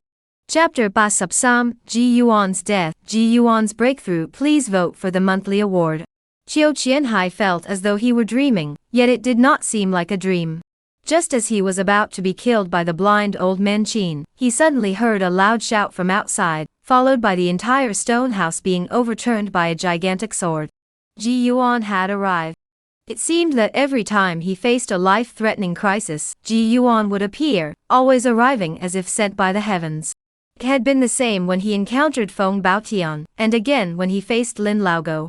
But this time, you shouldn't have come. Qiu Qianhai wanted to resist, but he was too weak to even stand up, and could only watch helplessly as Ji Yuan shielded him from behind. Holding his sword with one hand, he didn't even turn his head as he said, "Whether you come or not, I decide." Then Qiu Qianhai watched as he and Qin Laoxia fought fiercely. Flying boats soared through the air, swords swept horizontally, and the sounds of exploding talismans echoed through the sky. Chapter Basupse, Alchemy Room, Level Yet. Please vote for this month. When Linchen took a deep breath and finally nodded. There are some matters I wish to discuss with you, Ji Xiong. Let us go inside and talk. They were neighbors and got along well, so Ji Yuan couldn't very well refuse him entry. When Lin first deactivated the building's effects, and the two entered the house, Ji Yuan poured Wen Lin a cup of tea. Wen Lin hurriedly stood up to take it with both hands. After they sat down, Wen Lin finally said, "Brother Ji must also be preparing for the foundation establishment, right? Foundation building?" Ji Yuan shook his head with a smile, "Not even close. It's still a long way off. Why bring it up, Wen Xiong?" Wen Lin fell silent for a moment, seeming to hesitate. Ji Yuan wasn't in a hurry and waited for a moment before hearing him say, "To build a foundation with a fake spiritual root, one needs a foundation pill. You should know that, shouldn't you?" "I know. I've been trying to obtain the foundation building pills for quite some." Chapter Basupn, Foundation Pill Formula, Requesting Monthly Votes. Alchemy Room Level Yi. Effects, Success Rate for First Tier Pills, ga 40%, Second Tier Pills, ga 20%, Third Tier Pills, ga 5%, Automatically Learns, Foundation Pill. Upgrade Requirements, Yisup Mid-Grade Spirit Stones, Sam Fog Hiding Ling Plants, Nxian Water Snake Grass Plants, Successfully Refine 1 Water Spirit Pill Not Yet Achieved. Looking at the text on the panel, Ji Yuan was startled for a moment. Then he exclaimed, "Huh." He automatically ignored the pill success rates at the beginning and subconsciously locked onto the words, Foundation Building Pill. Automatically Learned Foundation Pill. This reminded Ji Yuan of the Level Yi Talisman Room. He hurriedly summoned the interface to check the effects of the Level Yi Talisman Room. There was also a similar line of text above it. Automatically Master, Shape-Changing Symbol. The shape-changing symbol, as the name suggests, could alter one's appearance. This item was definitely Chapter Basuplo, First Tier Superior Symbolist. Please vote for the monthly. The next morning, Ji Yuan, having learned from his previous gathering, set off as soon as it was barely light. To his surprise, when he arrived at Shuangyan Island, he found that he was still the last one to arrive. Double Swallow Island was an uninhabited island to begin with, rarely visited by anyone. Additionally, Luo Tian and Yao Jingfeng had not concealed their auras. Not even fishermen or birds and fish dared to approach the area. Since Duwani had chosen this place for their meeting instead of the marketplace, it seemed that this matter was indeed quite important. "Big brother, second sister, third brother, why are you all here so early?" Ji Yuan landed, and the Thunder Falcon boat beneath his feet shrank and flew into his storage bag. "It's not even dawn yet." Yao Jingfeng smiled as he looked up and down at Ji Yuan. "Don't worry about why we're here so early. Fourth brother, why don't you explain first?" Chapter Basuptut, Luan writes again, requesting monthly votes. Wu Qin had just given birth, so Lin Hu naturally couldn't rush out to sea to fish. That's why they had time to go to Xingtu City at noon. Speaking of which, Ji Yuan had also learned the name of Lin Hu's daughter a couple of days earlier. Sure enough, it was named by Wen Lin, and her name was Lin Xiaorua. Luan's letter? Ji Yuan listened to Lin Hu finish speaking, and was also slightly surprised. Because the last time he received a letter from Luan was over a year ago, and it was precisely then that she informed him of Qiu Qianhai's location. Since then, Ji Yuan had not received any more letters from Luan. He hadn't encountered her in Xingtu City either. He never expected to receive her letter again today. His first thought was that the Qin family must have taken some action against Zhou Qianhai, otherwise he couldn't think of any other reason why Lu Wan would send him a message. Right. Lin Hu recalled the situation at the time. Chapter Basapa, for Depart, 3 Return. Please vote for the monthly award. Hey Menggu, do you think anyone else will come? These 5 dragon's head herbs have already attracted quite a crowd. Deep within the dense forest, by the banks of a small river, 2 middle-aged men dressed in black robes sat around a campfire. One of them held 2 spirit stones in his hands, cultivating his energy, while the other held a wooden stick, poking it into the flames. After absorbing the 2 spirit stones in his hands, Mengzhu exhaled a breath of stale air. There will definitely be more people coming. He glanced down at his boots and sneered, the female cultivator, who left the mother and child sent on me hasn't he shown up yet? Huang Sanshui nodded in agreement, that female cultivator isn't bad looking either. Remember to leave her alive, a good furnace isn't something to waste. Telling me is useless. You should tell big brother and second brother. Mengzhu couldn't help but smile as he spoke, thinking to himself that the method he had come up with was truly ingenious. The 4 of them joined forces. May update Ga Quick Chat. May marks the first full month since the book was released. Without further ado, we'll deliver at least 3 chapters totaling Yetman words daily. Extra updates will be counted separately. Voting for monthly tickets is up to you, but voting for others 1T result in extra updates. Vote for me, and I'll add extra updates on top of the daily Yetman word update. For every Yetzin monthly votes, I'll add an extra chapter, with no upper limit. Plus, from May Yet ST to TH, all monthly votes are doubled, so you only need Mbat votes to get an extra update. Let's go. Some readers have asked about donating for extra chapters, but I don't expect that. Your support through subscriptions is already the greatest support for Xiaomeng. If anyone is willing to support this book, the Alliance leader will add 3 extra chapters as a token of gratitude. In summary, this single chapter is all about one thing: more updates, more monthly tickets, and then more updates. Therefore, I humbly beg for your support. Xiaomeng bows in gratitude. Below are some casual remarks about this book and the author. Readers who are not interested can skip this part. Some readers who have followed me from my previous works may already know that I am an experienced author specializing in folk customs. Under this account, there is another folklore book with excellent performance. Another account also has a folklore book, which performed slightly better, with over ye million words completed and an average rating of 13. So my specialty is still folklore mystery. So why did I decide to write this wuxia novel? The dream of cultivating immortality. It's that simple. I believe that every Chinese person has some kind of immortality dream in their heart, though mine might be a bit more pronounced. Even when I'm walking alone outside, I often find myself daydreaming. Thinking about the protagonist wielding a sword that freezes 14 states, forcing all cultivators in the world to bow their heads. I imagine the protagonist breaking through to ascension, with immortals blocking the heavenly gates above, only for the protagonist to slay them with a single sword and send them back to the mortal realm.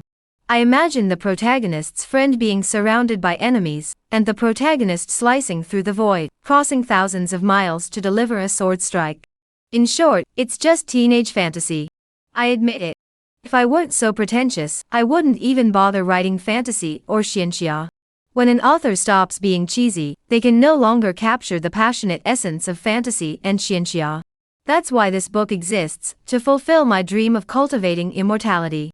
As for the performance, the initial sales of this book were actually quite poor. It's the worst book I've written in recent years. Several friends who write books with me urged me to abandon it, saying I should go back to writing about folk customs. Anything would be better than this. To be honest, that is indeed an option. But I didn't choose it. Because I love xianxia novels and want to write one, especially the mortal-centric style I mentioned in the preface. Ji Tianzuan rises from obscurity. This book is no different. Poor initial performance doesn't mean the final outcome will be bad either. I believe that among the millions of readers on Qidian, I will eventually find a few who resonate with me, a few fellow travelers on the same path. We are all here because we love xianxia and the mortal-focused style. I once came across an analogy that wasn't quite right, but it was somehow fitting. Online novelists are like bus drivers, always encountering all sorts of passengers along the way. Some get on for a few stops, while others ride all the way to the end. Readers are the same. Since you like it, you click in to take a look. All the driver can do is drive the bus well, and all I can do is write the book well. The rest is up to you. So, updating frequently is what I should do. As for monthly votes and recommendations, I can only rely on all of you. Now that I've talked about myself, let us talk about this book. The inspiration came from watching an anime on Bilibili. When the Void Heaven Hall appeared, a scene popped into my head. A group of Yuanling stage-old monsters were fighting fiercely over a precious treasure. But just then, the void was torn apart, and a majestic immortal palace emerged from the void, forcefully separating the old monsters. The protagonist then appeared before the cave, his figure towering over the world. He forcibly took the treasure.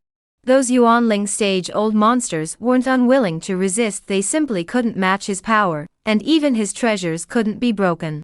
Seeing this, you must have understood. When the protagonist ascends to the Golden Core realm, and begins refining his life-bound magical artifact, naturally, he must refine it into a cave mansion, a celestial mansion capable of containing all manner of structures. At that time, all the structures will be within the artifact. Upgrading the buildings is equivalent to upgrading the treasure artifact. Directly invincible. I can hint a little more, some readers have already guessed it, haha, consider it a small Easter egg. Later on, Ji Yuan directly turns the entire Yunyuze into his own fishing pond. When the rules descend, the 1,000-mile-wide Yunyuze shines brightly, and countless demon beasts all break through. As for why this happens, I haven't written that part yet, so I'll leave it at that. This is the concept behind this book. I hope it will satisfy all the readers. There's not much else to say. I'll just keep updating. Just like Ji Tianzuan hasn't reached the Golden Core stage yet, and doesn't have a life-bound treasure, Ji Tianzuan is still on the path of rising from obscurity, and this book is no different.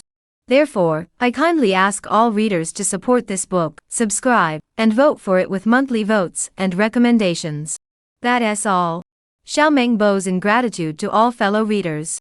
Chapter 89, Chicken Coop Ga Spiritual Field, 等语. 2 in 1. Even as he sat on the flying boat heading back, Ji Yuan's heart remained unsettled. The four of them had agreed to join the Water Dragon sect together, and become Foundation Establishment cultivators. How much time had passed since then? And now one was missing. Luo Tian was a man of few words, and didn't like to interact with others, but Ji Yuan could sense that he had a kind heart. He might not pay much attention to those unrelated to him, but he was exceptionally kind to his own people. Not to mention that he had given Ji Yuan a water thunderstone upon their first meeting. This item could be purchased at the 100 Treasures Pavilion.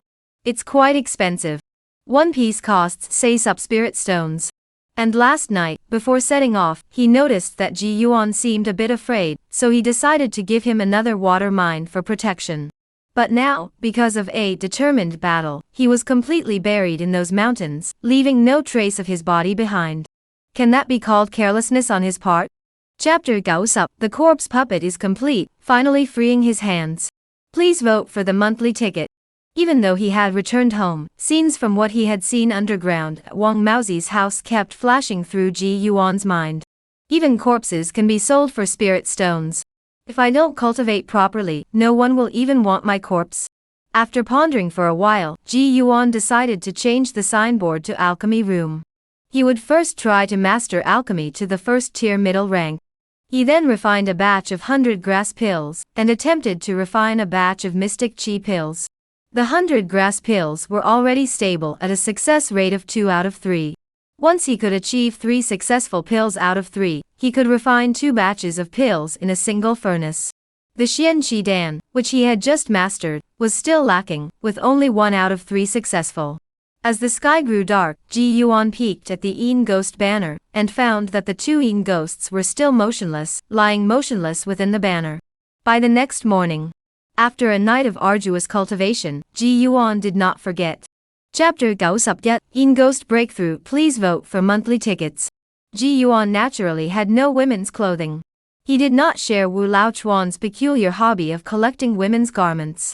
The black robe the female corpse had been wearing was simply too dirty, so in the end, Ji Yuan could only have her put on one of his own garments to cover her voluptuous figure. Once the female corpse left, Ji Yuan collapsed from exhaustion. He had been continuously channeling energy for 12 hours, or 24 hours. Even an iron-clad body couldn't endure that. Fortunately, all the effort was worth it. He didn't even need to speak, simply thinking it in his mind was enough for the corpse to obey completely. Calling her a corpse all the time felt odd, so she deserved a name. Ji Yuan didn't have any ideas, so he briefly pondered and recalled a name he had seen in a book earlier. Tu Yu. Since that's the case, let us call her Tu Yu. So Ji Yuan repeated the name in his mind to her. Chapter 92, Qianhai's letter requesting monthly votes.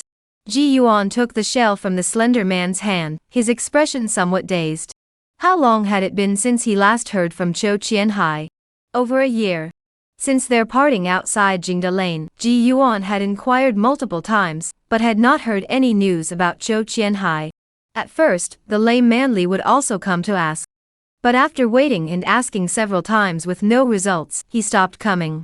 Moreover, the Qin family had become increasingly cautious lately, and rumors were already circulating in Xingtu City that the blind old man of the Qin family had passed away. Ji Yuan estimated that under such circumstances, the Qin family certainly had no spare resources to deal with Zhou Qianhai. Therefore, Ji Yuan didn't even bother to inquire further. He guessed that Zhou Qianhai had found a place to seclude himself and break through to the late stage of qi cultivation. Once he broke through, he would return to seek him out. Sure enough, he had finally returned. But upon further thought, if he had truly broken through to the late qi cultivation stage, he would be able to act openly and. Chapter 93, the early arrival of the Water Dragon sect selection, requesting monthly votes. Ji Yuan stood by the window, holding a letter in his hand, unable to speak for a long time. Zhou Qianhai was gone, and that was most likely the case. Just as he had said himself, Ji Yuan didn't know whether he was alive or dead, but his disappearance was certain. The Qin family? The Qin family was indeed the most likely candidate, especially when considering the blind old man Qin who had passed away. Could it be that the blind old man Qin had personally gone to kill Zhou Qianhai, and then died together with him? That's unlikely. If Zhou Qianhai had the strength to die alongside someone at the peak of qi cultivation, there would have been no need for Ji Yan to go save him in the first place. The old blind man from the Qin family is likely dead, but whether his death is related to Zhou Qianhai's disappearance, Ji Yuan does not know. However, without the blind old man of the Qin family, eliminating the Qin family would be straightforward. Currently, the Qin family only has Qin Long and He Laosan, both at the 8th layer of qi cultivation. Ji Yuan is completely confident he can take them down. But for safety's sake, it's best to wait until he reaches the 9th level of qi cultivation, or the peak of qi cultivation, before acting. Chapter 94, rules changed again, please vote for monthly tickets. When Ji Yuan saw the words left by Su Laoyi, the fog in his mind was instantly dispelled.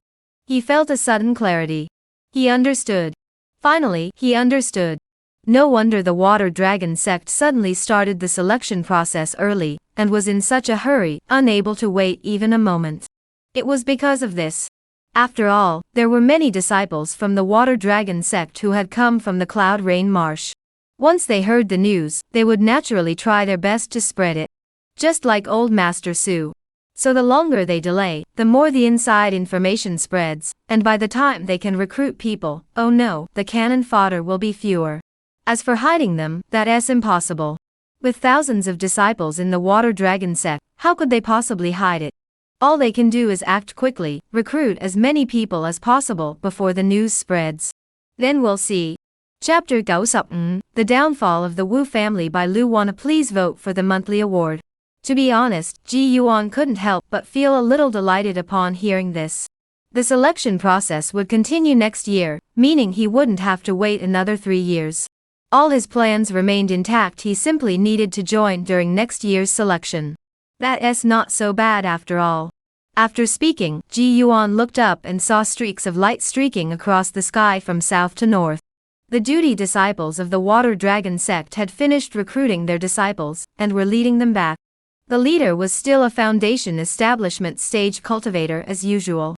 Their aura was overwhelming, and even the trails left by their flying boats were much thicker than those of Qi cultivation stage cultivators. Showing off, damn it. Ji Yuan looked up, unable to help but think to himself. Most of those people would likely be sent to the front lines. Who knew how many would return once the matter between the Water Dragon sect and the Joy Palace was resolved? Who from our town has joined the Water Dragon sect? Ji Yuan asked curiously. Chapter 96, Breakthrough, Qi Cultivation 9th Layer. Please vote for monthly tickets. As I taught you before, keep an eye on the house. If any spirit fish break through, kill them and put them in the storage bag. Remember not to go to the front yard. If anyone comes, hide in the usual place. The usual spot was naturally the bathroom. Hiding there, no one would pay attention. Moreover, normally, no one would dare to enter Ji Yuan's courtyard, which belonged to someone at the late stage of Qi cultivation. After giving his instructions to Tuyu, Ji Yuan noticed her staring blankly as she headed toward the backyard. He then casually tossed several talismans at the door, sticking them in place. Although the cave had already been enchanted with soundproofing, Ji Yuan took extra precautions to avoid being disturbed by other noises. These included spirit sealing talismans to block spiritual energy, and protective talismans to safeguard the house. All mid-grade talismans, not particularly valuable, but highly practical. The sky is vast, the earth is vast, breakthrough is the greatest. After handling these matters, Ji Yuan moved his thoughts, and retrieved nearly 500 low-grade spirit stones from his storage pouch, piling them around himself. Chapter 97, Risking One's Life? Not a chance. Please vote for the monthly. After emerging from seclusion, Ji Yuan inquired with Wen Lin and the others about any major events that had occurred recently in Yin Yuze. As expected, there were none. Since that was the case, it was time to make preparations and go check out the opportunity that Zhou Qianhai had mentioned. Regardless of whether he could obtain it or not, he would at least go and see if the inheritance was still there. However, this second-tier demon beast was equivalent to a cultivator at the foundation establishment stage. Ji Yuan rubbed his chin, pacing back and forth in the hall. Second-tier demon beasts are terrifying, but as long as they aren't flying demon beasts, they're not that scary. Only third-tier demon beasts possess the ability to fly through the air, and all of them can fly. As long as it's not a flying demon beast, it'll still be confined to the island, but I have a flying boat. So as long as I don't go down there myself, it should be fine. Not to mention that he had reached the 9th layer of Qi cultivation, plus various techniques, and the Yin Ghost array at his disposal. Even if he were to face a second-tier demon beast, he wouldn't be completely without a chance. Chapter 98, Second-tier body technique obtained. Please vote for the monthly ticket. Over the years, Ji Yuan had spent his spare time studying various classics. A cultivator named Balin Sanman once wrote a book titled Demon Beast Chronicles, which provided a detailed description of this large-mouthed clam-eating creature. The large-mouthed clam-eating creature, while not inherently violent, is actually quite mild-mannered among demon beasts. However, it has one distinctive trait: it is extremely greedy, and has an insatiable appetite. Moreover, once it has tasted something delicious, its appetite becomes extremely picky, refusing to eat anything but the best. Some cultivators often exploit its gluttonous nature, poisoning it, or luring it out of densely populated demon beast areas to kill it alone. Indeed, when Ji Yuan first confirmed that this deformed toad was a big-mouthed clam, he also considered poisoning it. Coincidentally, Ji Yuan had a highly potent poison in his storage pouch. It was the poison he had extracted from Tu Yu's hands. Chapter 99, Finally leaving the marketplace, requesting monthly votes. The ground and the upper parts of the stone walls were covered with moss, and the corners were filled with spider webs. It looked as though it had been abandoned for a long time.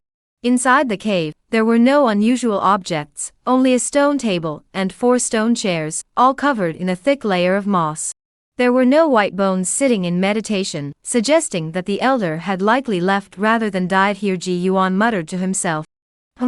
As the illuminating talismans were affixed to the deepest part of the cave wall, Ji Yuan finally noticed that there was another stone door covered in moss and lichen. Perhaps due to the moss growing too densely, Ji Yuan hadn't noticed it at first. Perhaps there was something valuable inside. At that thought, Ji Yuan turned to look at the giant toad. What if it blocks the door after I go in?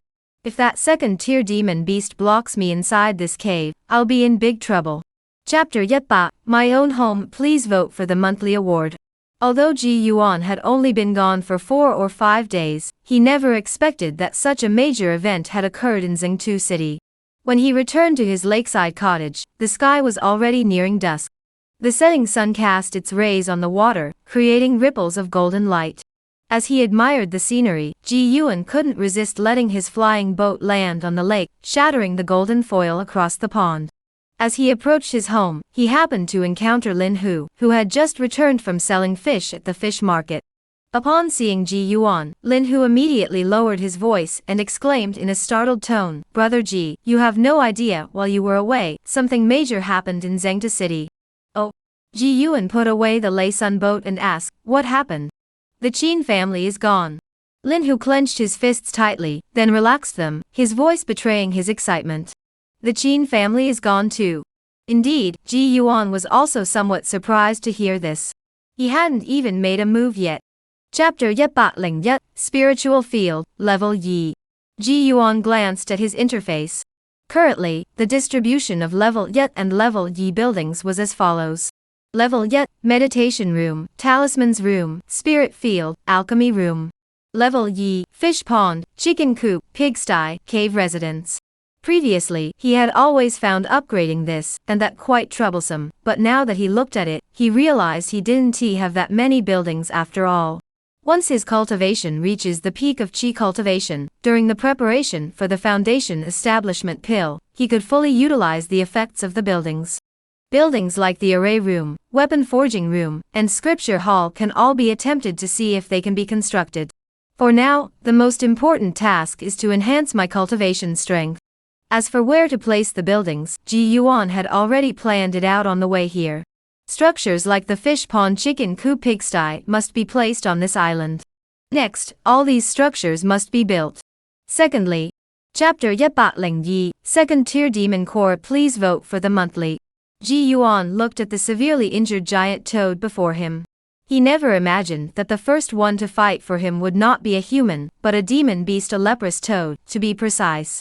Both were demon beasts, and both were second-tier demon beasts.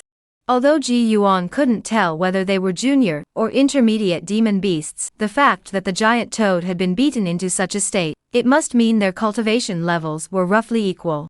Fighting to the death at the same cultivation level, just to get some good food for themselves. This was truly a life or death struggle.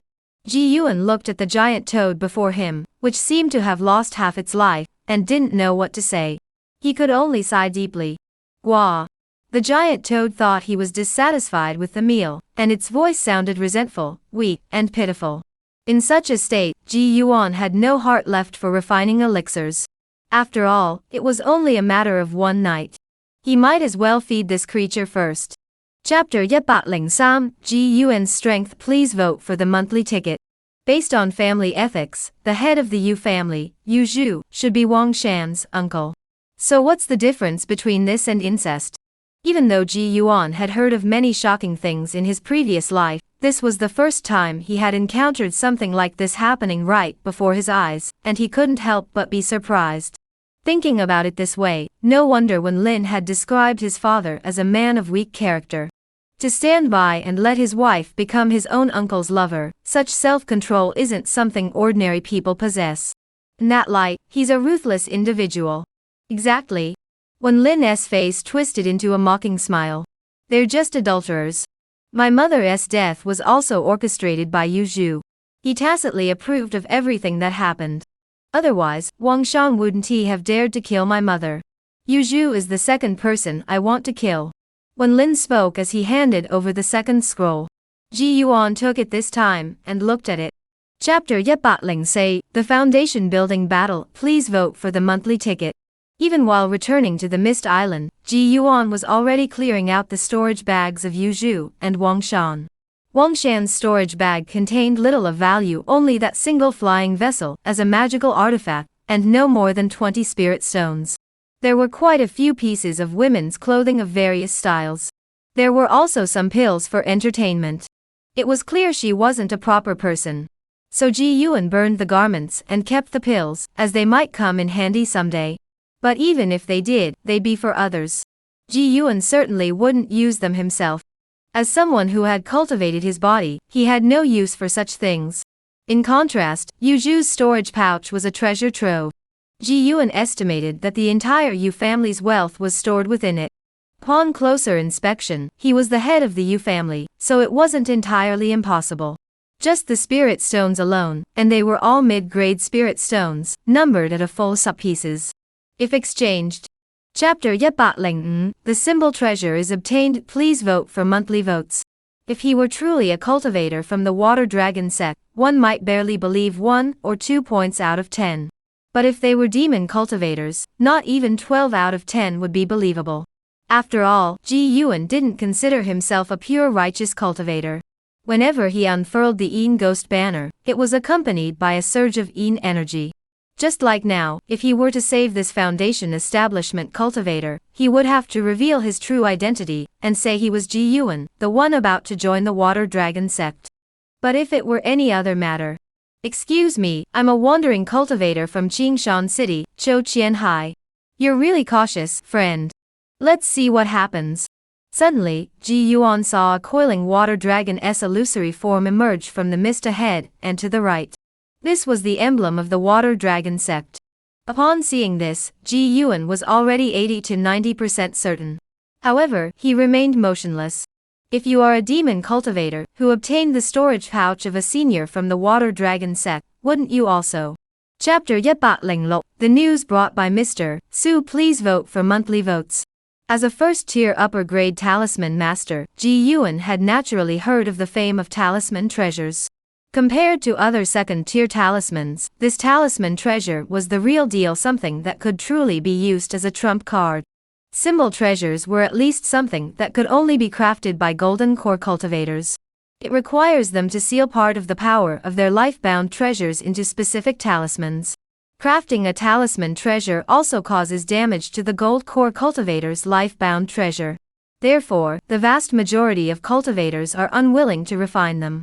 As a result, talisman treasures are scarce on the market. Even if cultivators do refine them, they are mostly given as gifts to their close relatives to provide them with an extra means of survival, rather than being sold.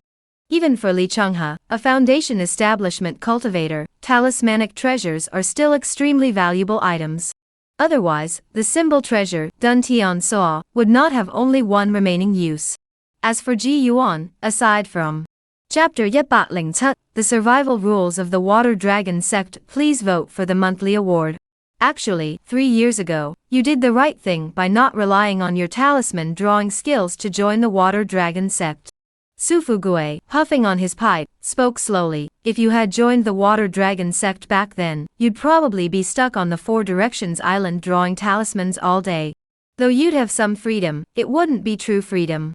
You'd only get 4 days off each month, and you'd need permission to go out at any other time. Every month, you'd be given task requirements. If you finished early, that's fine, but if not, you'd have to focus solely on drawing talismans. That's no different from being a laborer. Ji Yuan couldn't help but ask, so does the Water Dragon sect distribute spirit stones as monthly wages? Of course they do. Su Fugue stroked his beard and smiled. If there weren't even spirit stones, who would want to work there? Now, those who seek stability and dislike magical battles would stay on the Four Directions Island to cultivate in peace. Chapter Yepatling Ba, Water Dragon sect selection begins. Please vote for monthly tickets. Pills, talismans, and water lightning bolts are all off limits, but they're all stored in their storage bags. As for the array formations, it's unclear if they're allowed. But even if they are, Ji Yuan wouldn't dare to pull out the Yin Ghost banner. That thing, once unleashed, would unleash a torrent of Yin energy, making it suitable only for desperate battles, not for ordinary duels. It seems he'll just have to wait until he joins the Water Dragon sect, and see if he can find a way to buy a slightly more normal array. As for magical artifacts, he had plenty. He already had 6 high-grade magical artifacts, plus the bronze armor he obtained from the old ancestor of the Yu family earlier, making a total of 7 high-grade magical artifacts. With these, there should be no major issues. Ji Yuan sensed his dantian once more to ensure his spiritual energy reserves were at peak levels, then pushed open the door and left. What he didn't expect was that the 3 members of the Wen family and the 3 members of the Lin family had already been waiting outside his courtyard for some time. Chapter Yet Ling Gao, Wen Linger's spiritual route. Mountain Rain Island was one of the few large islands within the Cloud Rain Marsh, and the Water Dragon sect had always held its selection process here in previous years. Ji Yuan had been here before. The island is surrounded by mountains on all sides, but there is a depression in the center, forming a natural arena. When Ji Yuan arrived near Mountain Rain Island in his flying boat, he spotted 2 Foundation establishment cultivators sitting cross-legged in the sky, one to the east and one to the west. It is said that during the Water Dragon sect's selection process, there are always golden core cultivators stationed here in the Yunyuze, but alas, they are nowhere to be seen. Golden core immortals are beings as elusive as dragons, seen only in glimpses. As Ji Yuan approached, he also spotted Duwani, who had arrived earlier. Ji Yuan glanced around once more. There were indeed very few people. At present, only 12 people had come to Mountain Rain Island for the selection process, including himself and Dukong. Even if they added those who hadn't arrived yet, the total number would likely not exceed 30.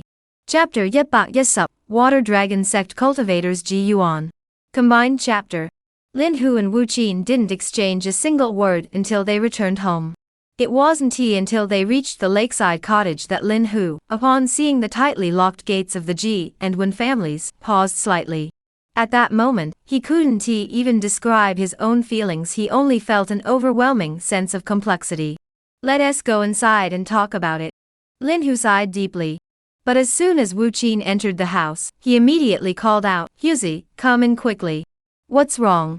Lin Hu naturally assumed something was wrong at home, such as a burglar breaking in, so he immediately clutched the 2 water arrow talismans he had on him.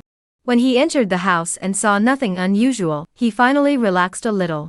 He was about to ask Wu Qin what was wrong, but before he could speak, Wu Qin had already turned around and handed him something. A storage bag? Where did this come from? Lin Hu exclaimed in shock. Chapter Yet Sup Yet, Ji Yuan, me go to the front lines? Impossible. Ji Yuan pointed at himself, slightly surprised. He had already joined the Water Dragon sect, what else could there be? They couldn't possibly send him to the front lines again. The thought flashed through Ji Yuan's mind, and he muttered to himself, this is bad. His mind instantly focused on the communication talisman in his storage pouch. If it came to that, he'd have to call Li Changhe to come to the rescue. No, perhaps there's no need. With this ascension order, it should be enough to prove my identity. Yun Shengping nodded slightly. Ji Yuan and Duwani exchanged glances, before finally stepping forward to approach Yun Shengping. Greetings, Senior Uncle Yun. In the Water Dragon sect, except for those with clear master-disciple relationships, disciples at the Qi cultivation stage address those at the Foundation establishment stage as a senior disciple. Yin Shengping, with his hands behind his back, looked at the 2 of them and smiled slightly. Today, the 7 of you. Chapter Yet Yi, the Ancestors' Treasure. Ji Yuan smiled but said nothing. The other 2 disciples who had joined the Water Dragon sect at the same time approached Feng Jie, occasionally exchanging words. Earlier, on the flying ship, Feng Jie had casually mentioned that he had connections within the Water Dragon sect. They seemed to want to join Ji Yuan's side as well, but hesitated. However, Feng Jie paid them little attention. Noticing their glances, he looked over and bowed slightly to Ji Yuan, smiling, Brother Ji, since we are fellow disciples, why not accompany me to the Dragon Cup Hall? I would be delighted. One doesn't strike a smiling face, so Ji Yuan smiled and returned the bow. Thus, the 5 of them descended in a group, eventually arriving at the entrance of the Dragon Cub Hall, at the highest point of Dragon Cub Island. As soon as they landed, Ji Yuan noticed that the spiritual energy here was much denser. Compared to Xingtu City, it was at least 2-fold stronger. Waiting. Chapter Yet Sup Sam, First Tier Superior Alchemist. The handwriting was completely different, as if written by several people. The top line boldly read, I am the first master of this cave dwelling, with the monastic name Qingpin. As I sit here in meditation, looking back on my life, I realize that I have indeed lived in poverty, and even after a lifetime, I have not been able to establish a foundation. This is my legacy, and my regret. The second line reads, "Damn it, Qingpin, your monastic name is no good. If you had named yourself, Wealthy Taoist, you might have already achieved the foundation establishment stage by now." The third line, written in a similar hand to the second, was likely penned by the same person, but the tone was vastly different. "I have exhausted all my savings to purchase another mid-grade foundation establishment pill from the Medicine King Valley. Whether I live or die, it all hinges on this final gamble. I wonder if this elder succeeded." Ji Yuan looked down again. This line was extremely brief. "I, Feng Ji Tao, have successfully built my foundation and opened my island today. I come here to leave this message." Chapter 114, The Pill Formula for Laying the Foundation Complete Version. Having successfully refined the elixir, Ji Yuan was in high spirits. He immediately emerged from the enlightenment chamber, and the sky had already brightened. After a night of non-stop work, Chu Yu had cleaned the entire house inside and out, even building the pigsty and chicken coop. Following Ji Yuan's instructions, she had built a small shelter in the corner of the backyard. Ji Yuan placed the 2 prepared plaques inside, and the panels refreshed. Blood essence immediately appeared inside the pig pen, while spiritual soil appeared inside the chicken pen. The rest of the work didn't require Ji Yuan's involvement. Chu Yu would handle it herself. Ji Yuan then went to the front hall, boiled a pot of tea for himself, and sipped it while quietly contemplating the next steps of his foundation building path. He wasn't in a hurry about the danfeng. Even if he couldn't collect them himself, he could obtain them from the panel later.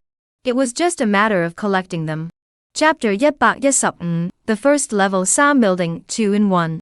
The child is a real child. Ji Yuan estimated he was about the same age as Wen Linger, a 7 or 8-year-old boy with rosy lips and white teeth, wearing a golden collar around his neck, looking utterly adorable. Yet, despite his appearance, Ji Yuan sensed the aura of a practitioner, at the peak of the qi cultivation stage emanating from him. "Newcomer?" The child's voice was clear and crisp, sounding like that of a young boy. Ji Yuan grew even more suspicious. Either he was a prodigious young genius, reaching the peak of qi cultivation, at just 7 or 8 years old, or his appearance didn't match his age. He naturally leaned toward the latter. If it were the former, a cultivator with such talent would have been taken in as a disciple by the elders of a sect long ago, and wouldn't be living on this Dragon's Nest Island. That's correct. I've met this fellow cultivator before.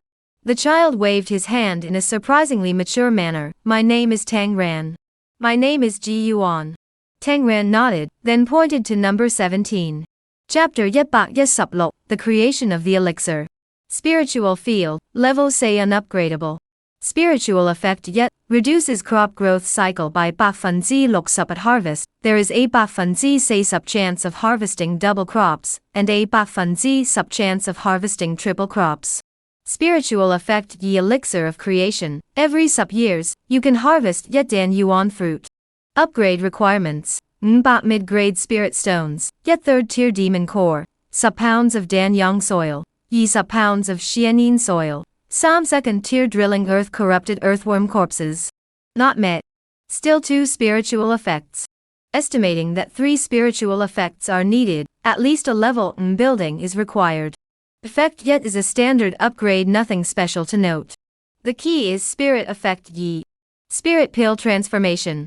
The harvest time has also increased, now it's once a year, and in the future it will become once every sub-years. Just from this alone, one can infer the value of the Dan Yuan fruit. Dan Yuan Dan Yuan. Chapter 117, Farewell to Luwan. The 9 Netherworlds? Ji Yuan, who was attending this high-level gathering for the first time, felt like a complete outsider, having never heard of or known anything about it. An ancient secret realm where the 1,000-year-old illusory spirit grass grows. Dong Qian, who had already obtained the formula for the foundation building pill, whispered to him. No wonder, as for the foundation building pill, Ji Yuan had also gained quite some understanding. A secret realm that produces 1,000-year-old illusory spirit grass was as vital as life itself for cultivators who had yet to establish their foundation. Upon hearing about such a secret realm, Ji Yuan's first thought was there's no way I'm going, and there's no need to go. Secret realms actually have another name, forbidden lands. The kind of forbidden lands where death lurks. Every time a secret realm opens, countless lives are lost. The vast majority of those who venture into secret realms are cannon fodder. They serve as stepping stones for the rise of stronger cultivators. In short, for Ji Yuan, the secret realm is a place. Chapter 118, Master Su's Master.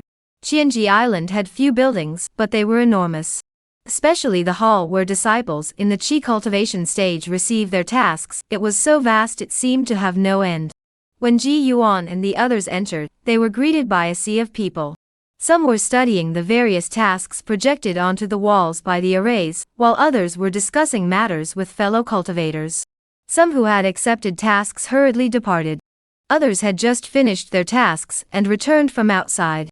However, among those returning, some looked joyful, while others wore expressions of sorrow. Truly a microcosm of human life. Ji Yuan had been here once before, but he had only glanced at the tasks on the walls before leaving, without paying much attention. Moreover, there were some intricacies he did not understand.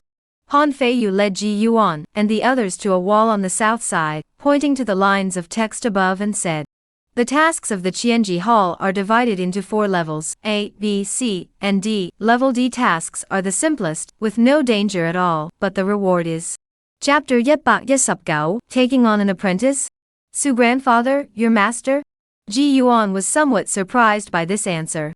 Su Fugui's master must be a foundation establishment cultivator, or perhaps even a golden core immortal. That seems a bit too bold.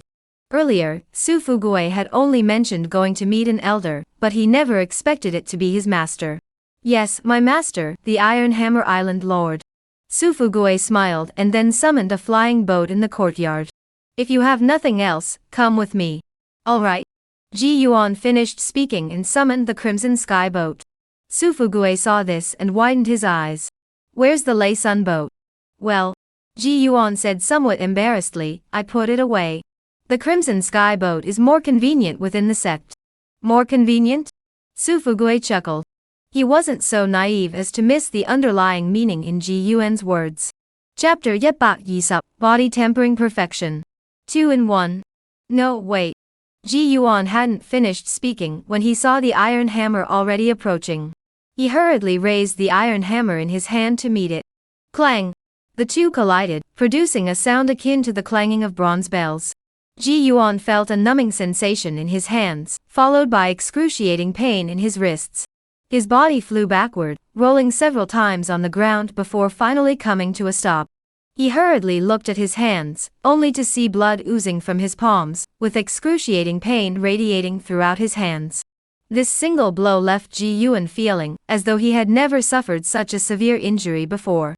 After delivering a single punch, the Iron Hammer Island Lord looked at Ji Yuan's pitiful state and lost all interest. "Damn it, it's rare to come across a body cultivating expert, yet you're so useless. Come over here and learn to forge iron properly. Once you've mastered body cultivation, we'll settle this with our physical strength." After getting to his feet, Ji Yuan could only bow awkwardly toward him. Chapter 121, Saving the Giant Toad. The murky waters by the shore churned, forming a whirlpool. Splash! With the sound of breaking water, a massive snake head emerged from the depths, and Ji Yuan finally got a clear look at the true form of the giant snake. Its entire body was covered in greenish-brown scales, with some parts on its back even covered in moss. Just the front half of its body, when raised, was over 10 meters long, and adding the part hidden beneath the water, it must have been 30 or 40 meters long. The giant toad had been bitten by it, and was severely injured, but the giant snake wasn't completely unscathed either. Its scales were scattered everywhere, and in many places, the exposed flesh was visible, dripping with blood. Especially its head, which had been struck so hard that its mouth couldn't close, and its entire skull seemed deformed from the pressure. Despite this, the giant snake continued to repeatedly extend and retract its snake tongue, which was as thick as the waist of an adult man. The giant toad was nearly bitten to death. Chapter 122, Kitchen, Wine Cellar, and Array Room combined. Ji Yuan's first priority for upgrading was the Array Room. Upon returning from the Water Dragon sect this time, if he hadn't run out of spirit stones, he would have brought back 1 or 2 sets of array formations. One set was for the mist array to hide Mist Island, and the other was a standard killing array for combat. As for the Een Ghost array on his person, while it was effective, once activated, it would inevitably claim the opponent's life. Otherwise, if mistaken for a demon cultivator on Water Dragon Sect's territory, Ji Yuan dared not take the risk. As for the kitchen, it was because of his time in Xingtu City earlier. He had already seen the effects of this building. However, the spiritual effects of the kitchen building did not enhance one's strength, it was only used to satisfy one's appetite. At that time, Ji Yuan felt he hadn't reached the point where he needed to spend spirit stones and energy on such things, so he put upgrading the kitchen on hold. Now however, Ji Yuan felt it was worth giving it a try. Chapter 123, The United Water Dragon Sect and Joy Palace. Due to his prolonged absence, Ji Yuan decided to return to the Dragon Hatchling Island first. He was worried that if he stayed away too long, the sect might assume he had passed away and assign his cave residence to other senior or junior sisters. If he returned then, just kidding. Official disciples had all had their life lamps lit in the ancestral hall. As long as the life lamp remained lit, the person was still alive. By the time Ji Yuan returned to Chulong Island from the Mist Island, it was already evening. Just as he was about to open the door, he heard the sound of a door opening from the house next door. And two people emerged simultaneously, one from the left and one from the right. They seemed like two children with a deep-seated conflict, Tang Ran and the old man Pai Fengji. Upon seeing Ji Yuan, who was about to enter the house, both of them were clearly surprised. Ji Xiong, you're still alive, cough cough, you're finally back. The child, caught off guard, nearly blurted out his true thoughts. Upon hearing this, Pai Fengji. Chapter 124, Pigsty, Level 3 Combined. He's dead. Ji Yuan had thought he had successfully built his foundation, but he never expected him to be dead. Yes. Duwani sighed softly, actually, his strength was quite formidable. Among the peak Qi cultivation practitioners in our Water Dragon sect, he was one of the top few. Has he killed anyone at the foundation establishment stage? No, he hadn't. Duwani rolled her eyes. Fourth brother, do you think foundation establishment is some commonplace thing anyone can kill? Our Water Dragon sect is already quite fortunate to have someone like Feng Yichen. As for the spirit control sect in the north, they haven't produced a single Qi cultivation cultivator capable of killing a foundation establishment cultivator to this day. But Lu Tsungka managed to escape from a foundation establishment cultivator, so he must have some real strength. That's true. Ji Yuan nodded slightly. For a Qi cultivation stage cultivator, escaping from a foundation establishment cultivator, no matter the means used, was a clear indication of their strength. And have you, my fourth brother, ever? Chapter 125, Physical Foundation Establishment. 2-in-1. Before Ji Yuan could summon the interface, he noticed a jade artifact slowly floating above the pigsty. The jade was about the size of 2 fingers, emitting a beautiful blue-green glow. Could this be the jade fat capable of repairing magical artifacts? Not only could it be used now while he was cultivating his qi, but even after he reached the foundation establishment stage, or even the core formation stage, this item could be used for the core artifact of a core formation cultivator. Therefore, this jade moistening fat is undoubtedly an exceptional item. If used as a gift to cultivate connections with golden core cultivators, presenting this jade essence as a gift wouldn't be considered meager. Ji Yuan waved his hand, and the jade fat landed in his palm. It felt icy cold to the touch. Moreover, while it resembled a precious jade, it felt soft to the touch and would deform slightly with even the slightest pressure, making it incredibly comfortable to hold. Why not give it a try? Ji Yuan thought for a moment, then moved his mind and took out the 100-fish shield from his storage pouch. This old companion. Chapter 126, The Giant Toad Breaks Through. The giant toad once again saw Ji Yuan's figure emerge from the mist, but before it could speak, it saw a massive black shadow being hurled toward it. It immediately opened its mouth, extended its tongue, and wrapped it around the shadow.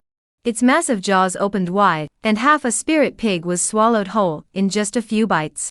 After devouring the spirit pig, the giant toad raised its head and saw another black shadow being thrown toward it. It ate again, waiting for Ji Yuan to approach. By the time Ji Yuan arrived, it had already devoured 3 spirit pigs in succession. One giant toad could devour a pig in 2 bites. At first, Ji Yuan was feeding them himself, but after a while, he didn't even bother to feed them anymore. This kind of menial task was best left to Tu Yu. He simply tossed a few storage bags to Tu Yu, instructing her clearly that once all the spiritual pigs on the ground were eaten, she should continue to retrieve more. Ji Yuan returned to his cave to refine pills and draw talismans. Chapter 127, Golden Core Elder. Under normal circumstances, the Qianji Hall was manned by 3 Foundation establishment cultivators. If one of them had an urgent matter and needed to leave, they simply needed to inform the other 2. Qinghe Island Master is currently in this situation. After retrieving the spiritual wine from Ji Yuan, he exchanged a few words with his 2 fellow disciples, and then departed the Qianji Island aboard his flying vessel. After departing from here, he flew eastward for half a day, nearly leaving the Water Dragon sect. Finally, he came to a halt before an island covered in blooming flowers. Qinghe of Qianji Island, requesting an audience with Master Wuyo. After waiting for a moment, a woman's intoxicated voice echoed from within the island. Bring him in. King He, the island master, hurriedly brought out the spiritual wine he had collected over the past few days. The spiritual wine spread out in the air, numbering dozens of jars. Vaguely, a shadowy figure swept past, and all the wine vanished simultaneously. Chapter 128, I'm really not a spy for the demon sect. The island where the enforcement hall is located is called Sword Island. The name originates from the island's shape, which does indeed resemble a sword. It is situated between the main island, Water Dragon Island, and the island where the ancestral hall is located. By the time Ji Yuan and Pai Fong arrived here, it was already deep into the night. Nevertheless, there were still dedicated enforcement hall disciples waiting there. This time, the visitor was not Fong Jie, but a young man he had never seen before. With his hawk-like nose, he gave off an intimidating aura. Are you Ji Yuan and Pai Fengji? The hawk-nosed man asked.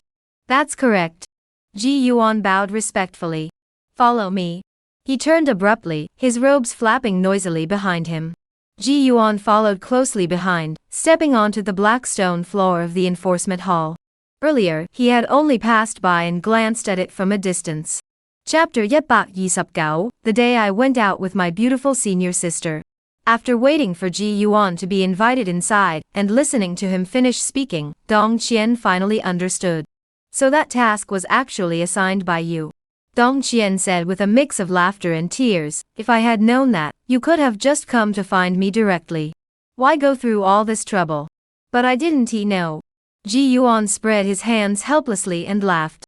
It's fine. Knowing now is better than never. Dong Qian stood up, poured some tea for Ji Yuan, and smiled slightly, speaking of which, both of us are from Zhengtu City. Yet, since you joined the Water Dragon sect, you haven't even come to visit me once. The gentle scolding from a mature woman truly made Ji Yuan feel a bit flustered. It's just that I didn't know where senior sister Dong's cave residence was before.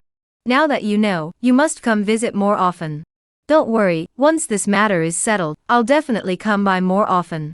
Ji Yuan hurriedly nodded, of course I will. Chapter 130, the first in Qi cultivation. Feng Yichen?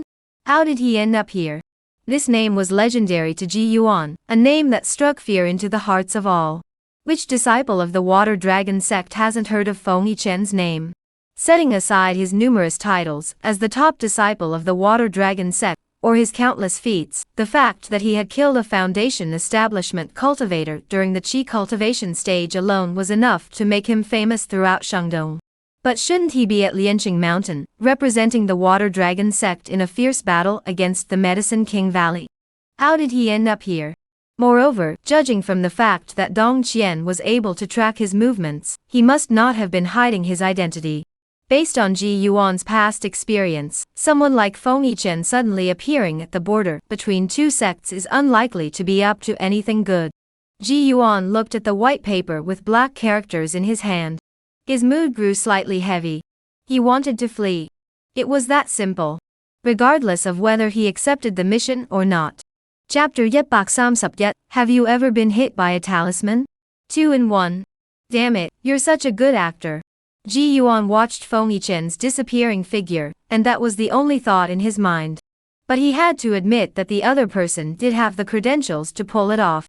If it were anyone else, after cultivating their chi to kill a foundation establishment cultivator, their tail would be sticking straight up to the sky.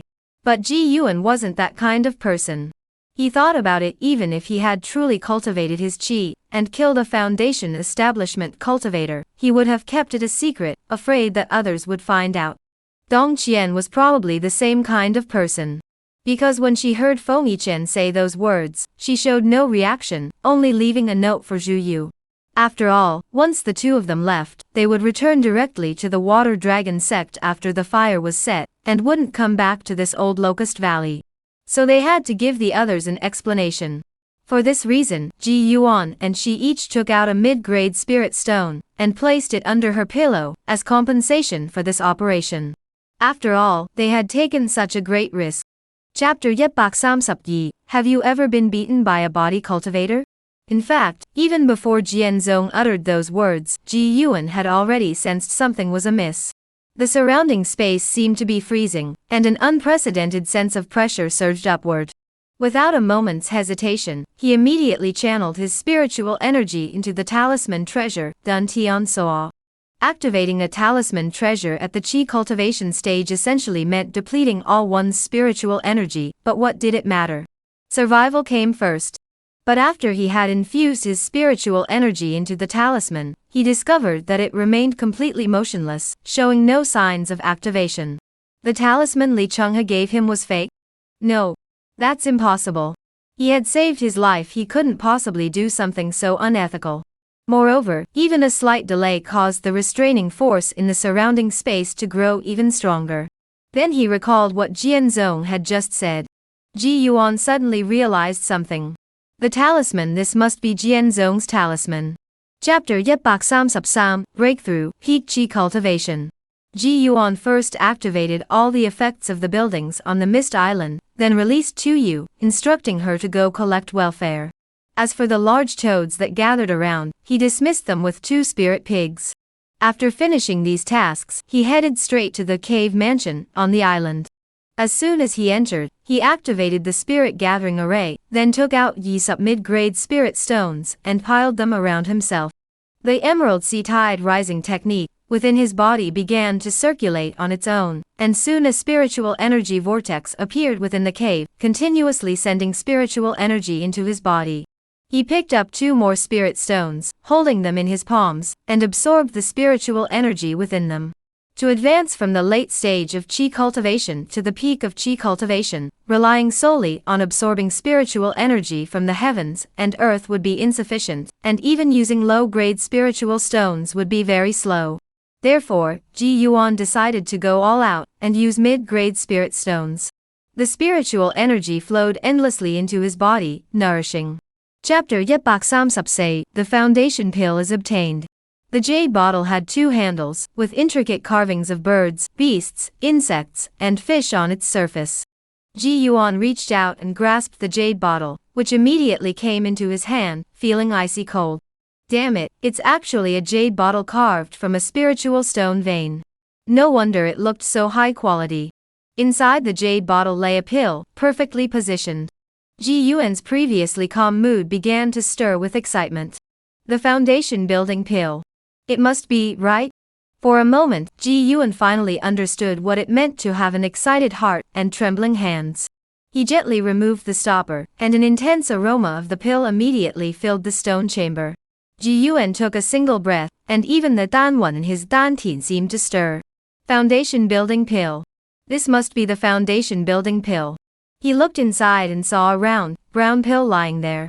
On the surface of the pill were 2 crimson gold patterns. Chapter Yep Bak Sam Sup the effects of the level Yi Enlightenment Room. Jian Zong thoughtfully prepared the drawing methods for the 2 second-tier talismans, Thousand Sword Talisman and Copper Wall Talisman, for Ji Yuan. As for the second-tier pill formulas, Ji Yuan had already purchased the formula for the Water Spirit Pill in advance on the island of 10,000 things. This was an essential requirement for upgrading the alchemy room to level Yi, and Ji Yuan needed it most urgently, so he had prepared it long ago. Among the numerous second-tier elixirs, the Water Spirit Pill was not particularly difficult to refine. Its effects were similar to those of the spirit-gathering pill, though the latter enhanced the cultivation speed of practitioners with all 5 attributes, while the water spirit pill only boosted the cultivation speed of water attribute practitioners. Ji Yuan's cultivation in both alchemy and talisman making had already reached the upper tier of the first rank, just a step away from the second rank. He had initially attempted to break through his Dantou realm within the Wudao room, but after half a month, he still fell short of that final breakthrough. It was the symbol art that broke through first. A successful.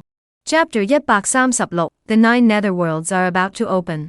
Feng Jitao looked at Ji Yuan's appearance, snorted, and didn't say a word, instead walking into the house on her own. Ji Yuan couldn't fathom the old man's temperament, so he hurriedly followed. Feng Jitao entered the house, seeming even more familiar with it than Ji Yuan. She would stare blankly at one spot for a moment, then gaze absently at another. Ji Yuan understood Feng Jitao wasn't looking at the house itself, but at the path she had taken to get here. She must have lived in this house for a very long time. After finishing their tour of the front yard, the two arrived at the wall in the backyard. Feng Jitao looked at the words she had written, then at the words others had written, and murmured softly, "That old man is dead too. Since this house was built, you are the 5th owner to live here." Feng Jitao finished speaking, turned to look at Ji Yuan, and smiled. "You should at least establish an island, shouldn't you?" Starting an island meant laying the foundation. Ji Yuan sighed wryly and said, "Junior brother." Chapter 137. Alchemy Room, Level Yi. The island where Ji Yuan and his companion were located was Chulong Island, and the nearest sect hall was naturally the Chulong Hall atop the mountain peak. By the time Ji Yuan and his companion arrived on their flying boat, the area was already swarming with disciples of the Water Dragon sect, layered 3 deep in every direction. Ji Yuan naturally shielded everyone in front of him. Because directly in front of the dragon's nest, there was a Foundation establishment cultivator riding a magical artifact in mid-air, and their voice could be heard everywhere, so there was no need to crowd too close. "Ji disciple, do disciple." A familiar voice suddenly rang out from behind. Ji Yuan turned around and smiled. "Senior Sister Dong." Duwani also greeted him. But Dong Qian's mind was entirely on Ji Yuan. "Junior brother, your injuries are all healed? You're okay, that's wonderful. I'm fully recovered. Then why didn't you come find me?" Dong Qian's voice carried a hint of resentment. Duwani's gaze shifted between the two of them. Chapter 138. Core Buildings of the Foundation Establishment Stage. Foundation Establishment Stage, and there are actually core buildings? Damn it, why didn't I have any during the Qi cultivation stage? Are you looking down on me, an old ancestor of the Qi cultivation stage? Ji Yuan muttered to himself, but he was still extremely delighted. Core buildings, that sounds like something fun. Meditation rooms, enhancing spiritual perception. There's actually a building that can enhance spiritual perception. Spiritual awareness, in Ji Yuan's view, was like a radar or a map detector. If your spiritual awareness was stronger than your enemies, you could detect them before they detected you. At that point, whether to fight or flee is entirely within your control. Moreover, if your spiritual awareness far surpasses your opponents, you can tear through their spiritual awareness defenses and directly invade their spiritual sea, exerting powerful suppression. Therefore, this meditation room that enhances spiritual awareness truly lives up to its reputation as a core structure for the Foundation Establishment Stage. And it must be activated in advance. This isn't just exploiting me once, it's Chapter 139. Second Tier Spirit Beast Bag. Qingye City is located east of the Water Dragon sect. If traveling by water, one can depart from Yunyuze, follow the boundless marsh of the Water Dragon sect to reach the Falling Star River, and then follow the river downstream to arrive directly. Since it is situated on the banks of the Falling Star River, it also serves as an important port along the river. It is said that occasionally, golden core cultivators from the Water Dragon sect station themselves here. Previously, a third-tier water beast from the Falling Star River came ashore, intending to destroy Qingye City, but was ultimately slain by that golden core cultivator wielding a sword. Overall, Qingye City is still considered safe. Very few cultivators dare to cause trouble here. Ji Yuan arrived with peace of mind. He landed his flying boat at the city gates, looked up at the 70 or 80-meter high city walls, and noticed that not only were the stones used for the walls carefully selected, but upon closer inspection, he could also see the array patterns on the walls. As an alchemist, talisman master, and array master, Ji Yuan could naturally discern some of the intricacies. As expected, Chapter Yetbak says up, the struggle for the golden core. The talisman treasure, Xian Zhongqi, is adept at killing, and can be used 3 more times. It was crafted by a mid-stage golden Dan cultivator, and its effects need no further explanation. No starting bid will be set.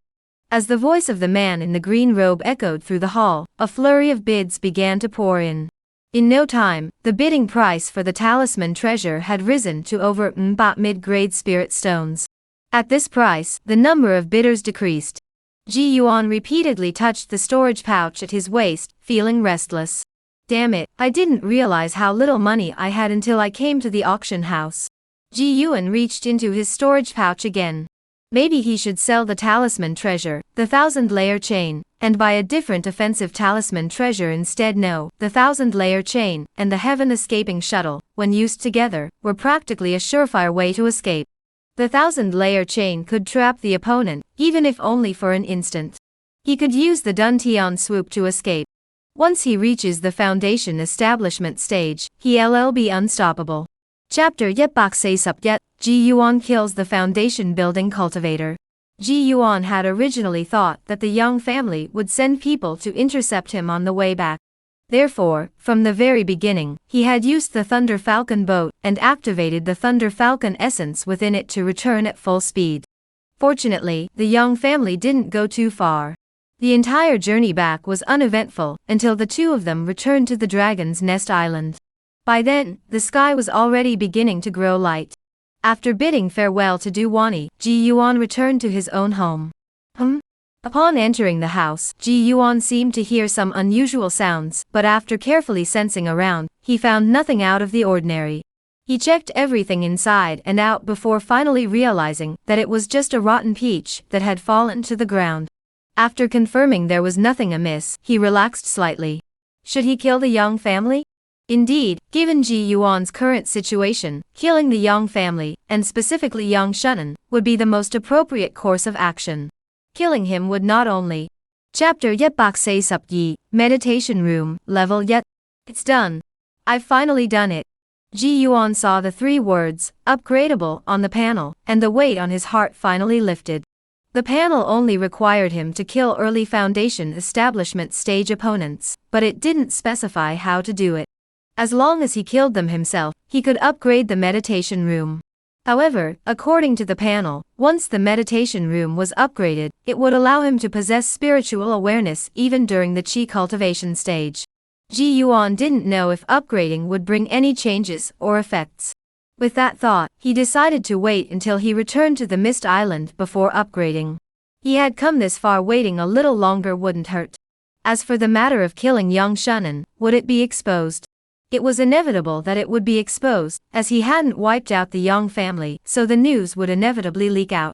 But what did it matter? Wasn't he using his original appearance? The only one who could see him was. Chapter Yetbak says up Sam, danger. The Golden Core Cultivator has come looking for me. Let us not talk about money. Discussing money is vulgar. The Iron Hammer Island Lord waved his hand. Then what should we discuss? Ji Yuan heard this and couldn't help but feel a glimmer of hope. Could it be that this foundation establishment stage elder wasn't asking for spirit stones, and was going to give them to him directly? Let us talk about fate. The Iron Hammer Island master smiled. Karma? Yes, a token of goodwill of Sambak spirit stones. The Iron Hammer Island master smiled broadly and said, the materials were all selected by me personally. Adding everything up, it comes to roughly yi baten sub mid-grade spirit stones. I won't charge you extra. Just give me some bot mid-grade spirit stones, and that will suffice. Ji Yuan. To be fair, the price wasn't exactly expensive. Compared to other mid-grade spiritual artifacts, a dan thing is already significantly more expensive. Mid-grade spiritual artifacts are generally priced around some bot spirit stones, let alone this dan ding. Sufugue, standing nearby, didn't try to negotiate further, as this price was indeed a bargain for the Iron Hammer Island Master. Chapter Yetbak Say Sup Say, Me and My Golden Dan Master? Please vote for monthly votes. The Qinghe Island Master was a bit dumbfounded. Are young people these days so lacking in martial virtue? He wasn't stupid. When Ji Yuan mentioned Li Changhe earlier, he had already figured it out. This kid must have guessed that he was going to meet the Golden Core Elder and wanted to escape. Why run? Because he was afraid. And then he recalled what Hua Yu had said earlier. Qinghe Island Master wouldn't be unaware that Ji Yuan must be hiding some fine wine and deliberately not bringing it out. Now that Hua Yeye has come looking for him, he's naturally afraid and wants to run away. But when the moment finally came for Hua Yeye to come looking for him, what was his reaction? He was almost on his knees. This young man is simply too unreasonable. As for Hua Yeye, her entire mind is now completely captivated by the wine. With just a single whiff, she had already tasted every single jar of wine.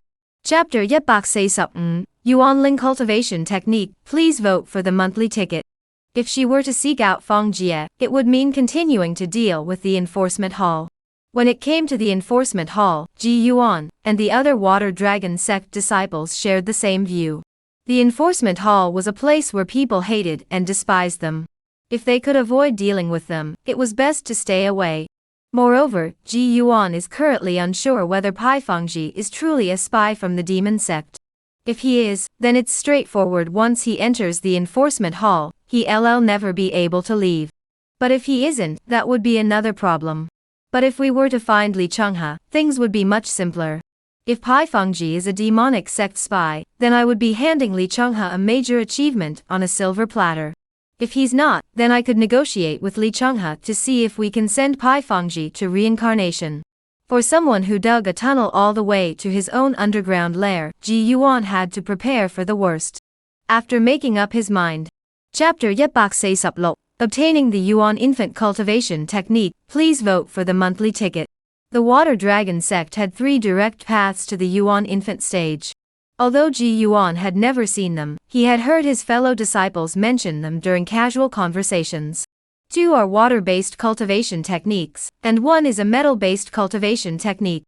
The 2 water-based cultivation techniques are called the Sutra of the Tide giving birth to all phenomena, and the 9 tribulations sword classic of the vast sea.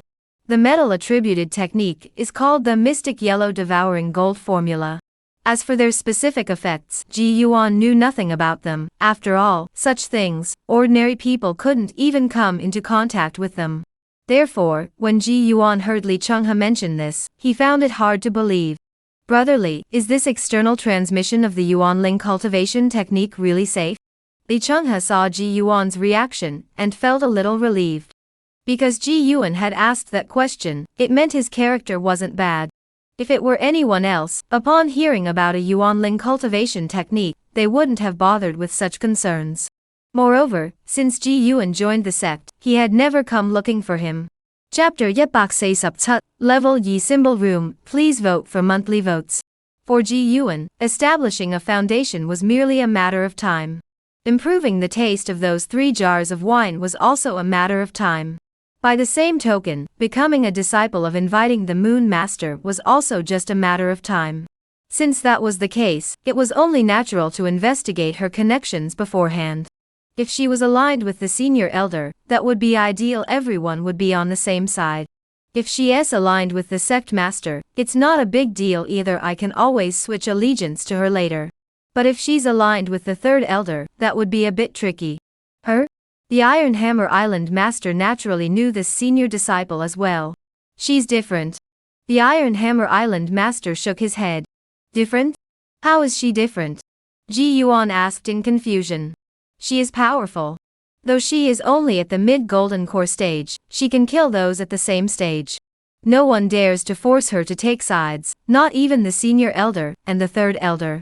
Chapter Yetbak Say Sup Ba. A swarm of symbolic treasures. Please vote for monthly tickets. Shape-changing symbol. As the name suggests, it changes one's physical appearance. Ji Yuan had previously inquired about this shape-changing symbol while at the Water Dragon sect, but the information he obtained was not entirely satisfactory. These shape-changing charms are indeed a type of second-tier talisman. However, its effects were rather lackluster. Why? Because the shape-changing symbol only alters how others perceive your appearance. In other words, once activated, it's like casting an illusion spell on your body, causing others to see your appearance change. The effect exists, but even fellow cultivators of the same rank can easily detect it. Especially in the eyes of Foundation establishment cultivators, a single sweep of their divine sense immediately reveals the anomaly. Therefore, its ability to conceal one's true identity is extremely weak. It can only be described as marginally better than nothing. But what about the shape-shifting talisman that Ji Yuan has obtained now? It's different, very different. Chapter Yepbak Se Supgao, choosing a date to lay the foundation, requesting monthly votes. Second sister? Ji Yuan looked at Du Wanyi, who had opened the door, and smiled slightly. I took on a task recently, and went to the north. I just returned and saw the letter you left. Come in quickly, come in quickly. Du Wanyi hurriedly invited him in. Seeing her expression, Ji Yuan knew there must not be anything serious, and the worry that had been weighing on his mind eased slightly. When he came over, he had even thought that perhaps something had gone wrong with the Yang family, and they had come looking for her. But now it seemed that wasn't the case. Why isn't second sister on duty? Ji Yuan asked casually after entering the house. No, I took leave from the water hall. I've been at home preparing for the 9 netherworlds matter. There are many cultivators like me, so the sect didn't bother. Du Wanyi poured Ji Yuan a cup of tea and sat down beside him. There must be a lot of news about the 9 netherworlds lately, right? Ji Yuan asked, though he wasn't. Chapter Yepbak Sup, today's foundation building. 3-in-1 super chapter. Water Dragon Sect, 4 Directions Island, Alchemy Chamber. This was not the first time Ji Yuan had set foot on the 4 Directions Island, but it was his first time entering the alchemy room here, especially this alchemy room connected to the earth's veins. As soon as he entered, he felt a wave of heat wash over him. The alchemy room wasn't very large, probably only around 30 or 40 square meters, but it was still larger than the alchemy room Ji Yuan had on the Mist Island. The walls were made of an unknown material, neither wood nor iron, and were shrouded in a protective array that not only blocked sound but also prevented others from detecting its presence. In the center of the alchemy room was a pile of flames that seemed to burn eternally. That was where the alchemy furnace was placed, connected to the earth's veins. To refine the foundation building pill, one must melt demon cores, and only the fire from the earth's veins can do so. Of course, the Danfall from the Dan formation realm could also work, but unfortunately, Ji Yuan was still a step away from reaching that realm. Chapter Yepbak Sup Yet, becoming a disciple of the Golden Dan, please vote for the monthly ticket. Alchemy Chamber. Ji Yuan did not stand up but remained seated, sensing his surroundings. He had not yet used his divine sense, yet he could still clearly sense that something was different from before. If one were to describe his current state as having keen senses, then during his previous chi cultivation, he was at best half blind and half deaf. Everything within his sight was clear and bright. If the enhancement of the 5 senses was so evident, what about his divine sense? Ji Yuan released his divine sense with a single thought, and in an instant, everything within the alchemy room flooded into his mind. And Ji Yuan felt no pressure at all. This sensation suggests that after reaching the foundation establishment stage, the strength of one's divine sense has increased, not only in terms of its coverage, but also in terms of its duration. Unfortunately, the alchemy room was shrouded in array restrictions, preventing Ji Yuan from gauging the true extent of his spiritual awareness. But that didn't matter. He would have plenty of time to test it once he was out. Chapter Yepbak Sup Yi, Overseas Wandering Cultivator, Ji Yuan. Please vote for this chapter. When Ji Yuan heard this voice, his previously slightly hunched back immediately straightened. He even felt a strong urge to cry tears of joy. There was no need to guess who had spoken those words, especially the 2 characters, disciple. Ji Yuan wished he could record them, listen to them repeatedly, and study them over and over again. It seemed that Master Yao Yu was indeed reliable. Even though he had only just succeeded in establishing his foundation, and she hadn't even seen the spiritual wine yet, she had already decided to take him as her disciple. Ji Yuan resolved to brew fine wine diligently in the future, offering his master a different tribute each day. Hearing this voice, it wasn't he just Ji Yuan who was taken aback and shocked. Even Xian Shuizhenren found it hard to believe. Until a green streak of light swept in from outside, landing behind Ji Yuan and transforming into the figure of a tall woman. Greetings, Uncle Master Wang Yu. Li Chenghe was the first to bow in greeting, followed by the disciples on duty, who. Chapter 113. The benefits of having a master. Please vote for the monthly award. Have you remembered? Hua Ye glanced at Ji Yuan and asked. Ji Yuan finally withdrew his divine sense from the jade slip and nodded firmly. The disciple has remembered. He had just taken a moment to savor it and found the breath concealment technique to be extremely profound. Not only could it perfectly conceal one's cultivation level, but it also consumed minimal energy. This meant that when he went out, he could easily pass as a peak chi condensation cultivator. Combined with his shape-changing symbol, he would be completely transformed. Even his aura would change. This made his actions much safer. If he ever encountered any danger, he could reveal his foundation establishment stage cultivation and catch the enemy off guard. The only downside was that after using the breath concealment technique, he couldn't unleash his full power. When one conceals their breath to the peak of chi cultivation, that is truly the cultivation level of the peak of chi cultivation. Once you use your foundation establishment stage strength, your cultivation level will naturally be exposed, but that doesn't matter. If it comes down to fighting. Chapter 114. Foundation Establishment and Island Opening. Please vote for the monthly award. Disciple greets the senior sect master. Ji Yuan bowed slightly toward Xian Shuizhenren inside the main hall of Shui Long sect. Oh, Ji Xian has arrived. Come in. Compared to before, Xian Shuizhenren's smile was much more sincere now. It seemed as though he had completely forgotten the previous incident. Well, that's for the best. Ji Yuan was also relieved by this. Otherwise, if Xian Shuizhenren kept harping on the previous matter, he wouldn't know how to handle the situation. Now that things were like this, getting along would be natural. But upon further reflection, Xian Shuizhenren was indeed worthy of being the sect master. With such a broad-mindedness, he was truly extraordinary. With these thoughts flashing through his mind, Ji Yuan stepped into the main hall of the Water Dragon sect. Sit down, my young nephew. Speak freely. Xian Shuizhenren took his seat at the main table first. Yes. Ji Yuan bowed slightly before taking a seat beside him. Chapter 115. Level Yi Array Room, Stardust Illusionary Killing Array. Please vote for monthly tickets. Ji Yuan looked at the mist-shrouded island filled with ghostly energy and immediately glared angrily. His ancestral home had been stolen. How could this be tolerated?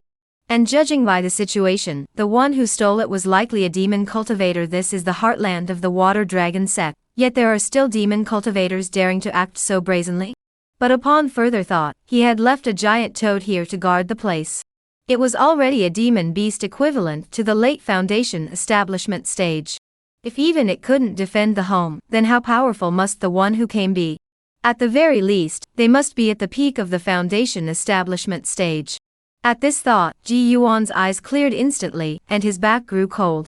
Anger? No, I should take advantage of the fact that the other party hasn't noticed yet and escape immediately. Otherwise, if they wait for the enemy to catch up, they might have to resort to using the talisman treasure, Heavenly Escape Shuttle, to escape. But where should he go? Naturally, he must return to the sect to seek reinforcements and deal with Li Chenghe. Chapter 116. Level 3 Cave Mansion, Yu Yi Cave Heaven. Please vote for the monthly ticket. After releasing the giant toad, Ji Yuan wanted to test the power of the Stardust Illusionary Killing Array on it. But he was worried that the array's power was too overwhelming and might injure the giant toad. After much deliberation, he decided against it. After not seeing it for over a year, he couldn't very well return and immediately to the large toad who had been living quite comfortably. After all, the giant toad hadn't had it too easy over the past year either. After hiding the Stardust Illusionary Killing Array, Mist Island returned to its former tranquility. Tu Yu was already diligently building houses, and Ji Yuan once again looked at the panel. Array room has been upgraded to level Yi, naturally unlocking the level Sam spiritual effects. Array room, level Sam unupgradable. Spiritual effect yet, first tier array comprehension ability, 加60%, Second tier array comprehension ability ga 40%. Third tier array comprehension ability ga 20%. Fourth tier array comprehension ability ga 5%. Chapter 157, The Portable Cave Mansion and Array Room. Ji Yuan took out the communication talisman that was faintly flickering, while also thinking to himself. Once he arrived at the island of all things, he would need to purchase some blank communication talismans. Now that he had successfully established his foundation, he could use his divine consciousness to imprint his own communication talismans. He could then distribute his communication talismans to Dong Qian, Du Wanyi, and Su Laoyi, ensuring they could contact him easily in case of emergencies. I wonder when those who went to the Nine Nether Abyss will return. Judging by the timeline, they should already be on their way back. Ji Yuan was still quite concerned about Du Wanyi. After all, while she had some strength at the peak of the qi cultivation stage, she wasn't among the strongest. As these thoughts flashed through his mind, Ji Yuan's divine sense swept over the communication talisman in his hand. Li Chenghe's voice echoed in his mind. Ji brother, how is the island selection going? When is the island opening ceremony? Don't forget. Chapter 158, The Last Disciple. Please vote for the monthly award. Mist and fog swirled, dust and debris sparkled like tiny stars, emitting a dazzling light. The second-tier defensive array, the Star Whirl Cloud Barrier Array, along with the second-tier killing array, the Stardust Illusionary Killing Array, have all been activated. They were released instantly, saving the time it would have taken to set up the formations in advance. Ji Yuan looked at the two ordinary-looking iron huts before him, and felt a sense of relief. If this technique worked, it would be like having two instant-cast second-tier array formations at his disposal. The effect, it could completely serve as his ultimate trump card. It was a trump card that could be used both offensively and defensively. To put it boldly, with these two arrays, Ji Yuan dared to challenge a cultivator at the mid-foundation establishment stage. There was no other reason except for those who were exceptionally skilled in array formations. Ordinary cultivators would find it difficult to break through his two arrays, let alone the fact that he could use the arrays to conceal himself and launch surprise attacks. Even if I were to encounter an opponent I couldn't defeat, I could still use these formations. May Battle Report, June continues. Please vote for me. No more words, let's get straight to the point. May had a total of 30 days, with no day having fewer than 1,000,000 words. Rounding up, May saw nearly 30,000 words published. June continues. At least 1,000,000 words per day, plenty to satisfy everyone. Old Dream is begging for monthly votes to support me. Chapter 159, Fish Pond, Level 3, The Dragon transforms into a chi. Please vote for me. What? As Ji Yuan returned to the Mist Island, he saw the giant toad tossing a dead spirit fish from behind as if presenting a treasure. The spirit fish's flesh had already been devoured, leaving only a skeleton and a demon core untouched, with even the scales gone. Ji Yuan even suspected that the giant toad had eaten the spirit fish, and then regurgitated it. But that didn't matter. The demon core alone was worth some mid-grade spirit stones. So Ji Yuan gave it an entire spirit pig to replenish its body. Now that he had returned, he could continue his cultivation in peace. Ji Yuan naturally needed to prepare to buy some small spirit pigs to bring back. After receiving the basic allowance from the giant toad, Ji Yuan found Chuyu, who was digging and farming on the island, and took the basic allowance she had been saving for him. Fish pond daily output of water dew. Chicken coop daily production of spiritual soil. Pigsty. Chapter 160, Those who went to the 9 netherworlds have returned. Please vote for the monthly ticket. Hua Ye followed the instructions of the spell, and began to perform it again. Ji Yuan felt a sense of clarity and understanding. He even felt that the knowledge was flowing into his mind unstoppably.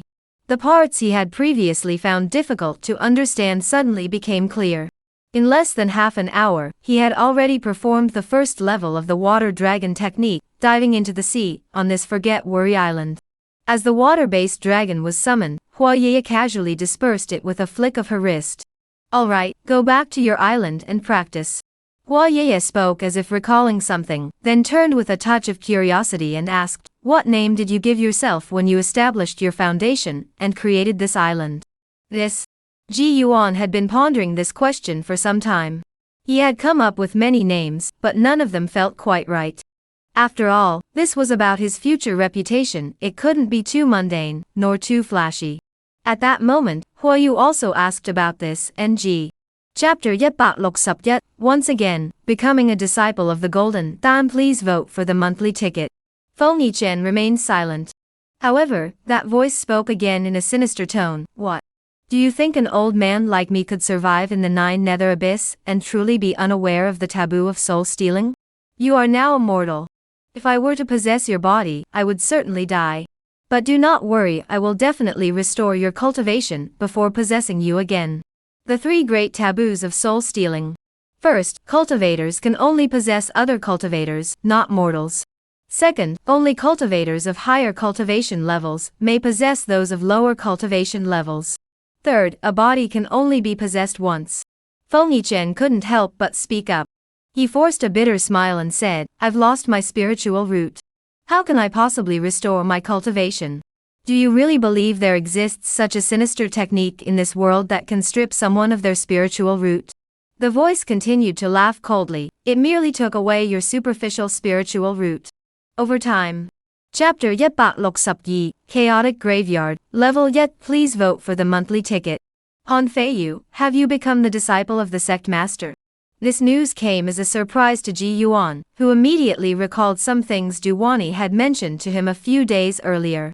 Duwani had mentioned that Han Feiyu and Feng Yichen, along with a few others, seemed to have taken on some other mission. Upon entering the 9 nether abyss, he had immediately headed straight for the Ghost Dragon Lake. Now that he had just returned from the 9 nether abyss, he had been taken as a disciple by Xian Shuizhenren. It must mean he completed that task. That's right. Li Chenghe spoke as he led Ji Yuan into the pavilion on the mountaintop. The mountain here was quite high, likely due to the Li family's island protecting array, causing the clouds to gather below the peaks. Occasionally, immortal cranes could be seen soaring through the clouds, and in the distance, colorful rainbows hung in the sky. Damn, no wonder it's the island of a founding member. Ji Yuan couldn't help but marvel in his heart. But in truth, the fact that the Li family had named this island Li Family Island alone was enough to say. Chapter 163, Graveyard, Level Yi. The dead return to the dead. Please vote for the monthly ticket. Among the cities surrounding Yinyuze, Hongyi City was the most chaotic. Ji Yuan had purchased the bodies of cultivators on several occasions, and the majority of them were obtained here in Hongye City. Therefore, this time, to acquire the body of a foundation establishment cultivator, he once again made his way to Hongye City. Ji Yuan arrived at a secluded alley and greeted the shopkeeper there with familiarity. The man, who had been busy counting money, heard the name and angrily looked up, ready to scold him. But upon recognizing the man's appearance, he quickly changed his expression into a smile. I was wondering why the magpies were chirping so early in the morning. It turns out it's you, my old enemy. No wonder. You guessed I was coming to bring you more money, didn't you? Changing his expression, altering his aura, and even reverting his cultivation back to the peak of the Qi cultivation stage, Ji Yuan took a seat in front of the man. This.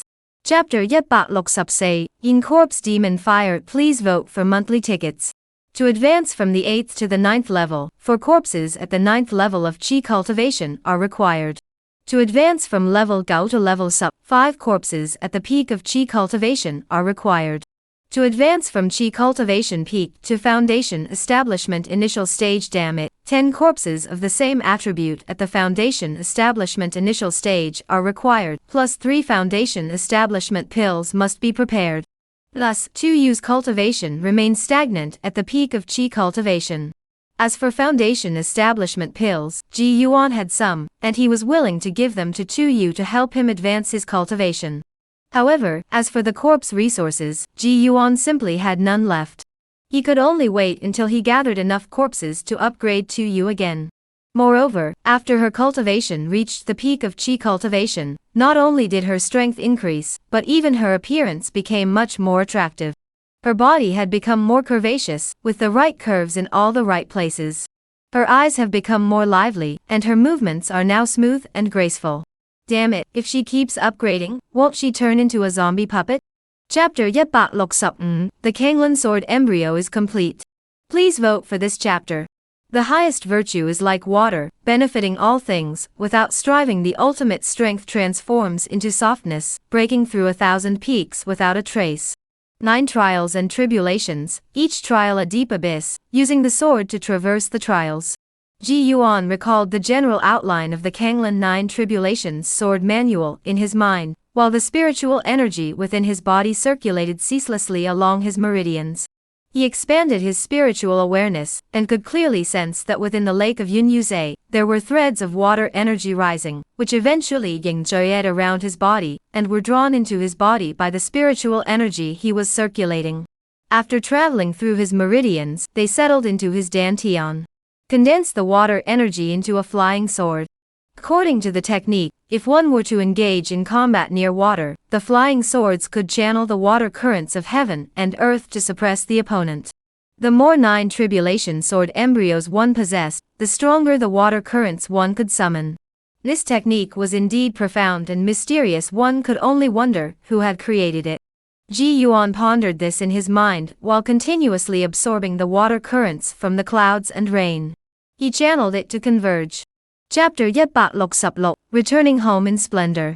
Please vote for me. Oh, back to Xingtu City? The moment the idea was mentioned, Ji Yuan couldn't help but feel a stir in his heart. Indeed, during his years with the Water Dragon sect, before he had even reached the foundation establishment stage, he had returned once or twice. However, those visits were merely to purchase some spiritual beasts in the marketplace before departing in haste. After establishing his foundation, he hadn't returned even once. That's right. Han Feiyu leaned back and smiled frankly. As the saying goes, wealth and honor without returning home are like wearing fine clothes at night. We're both fishermen from Xingtu City. Now that we've both successfully built our foundations, we're considered wealthy in Xingtu City. So naturally, we should go back and visit to clear our minds. Returning home to display one's divine power wasn't about showing off, it was just about going back to take a look.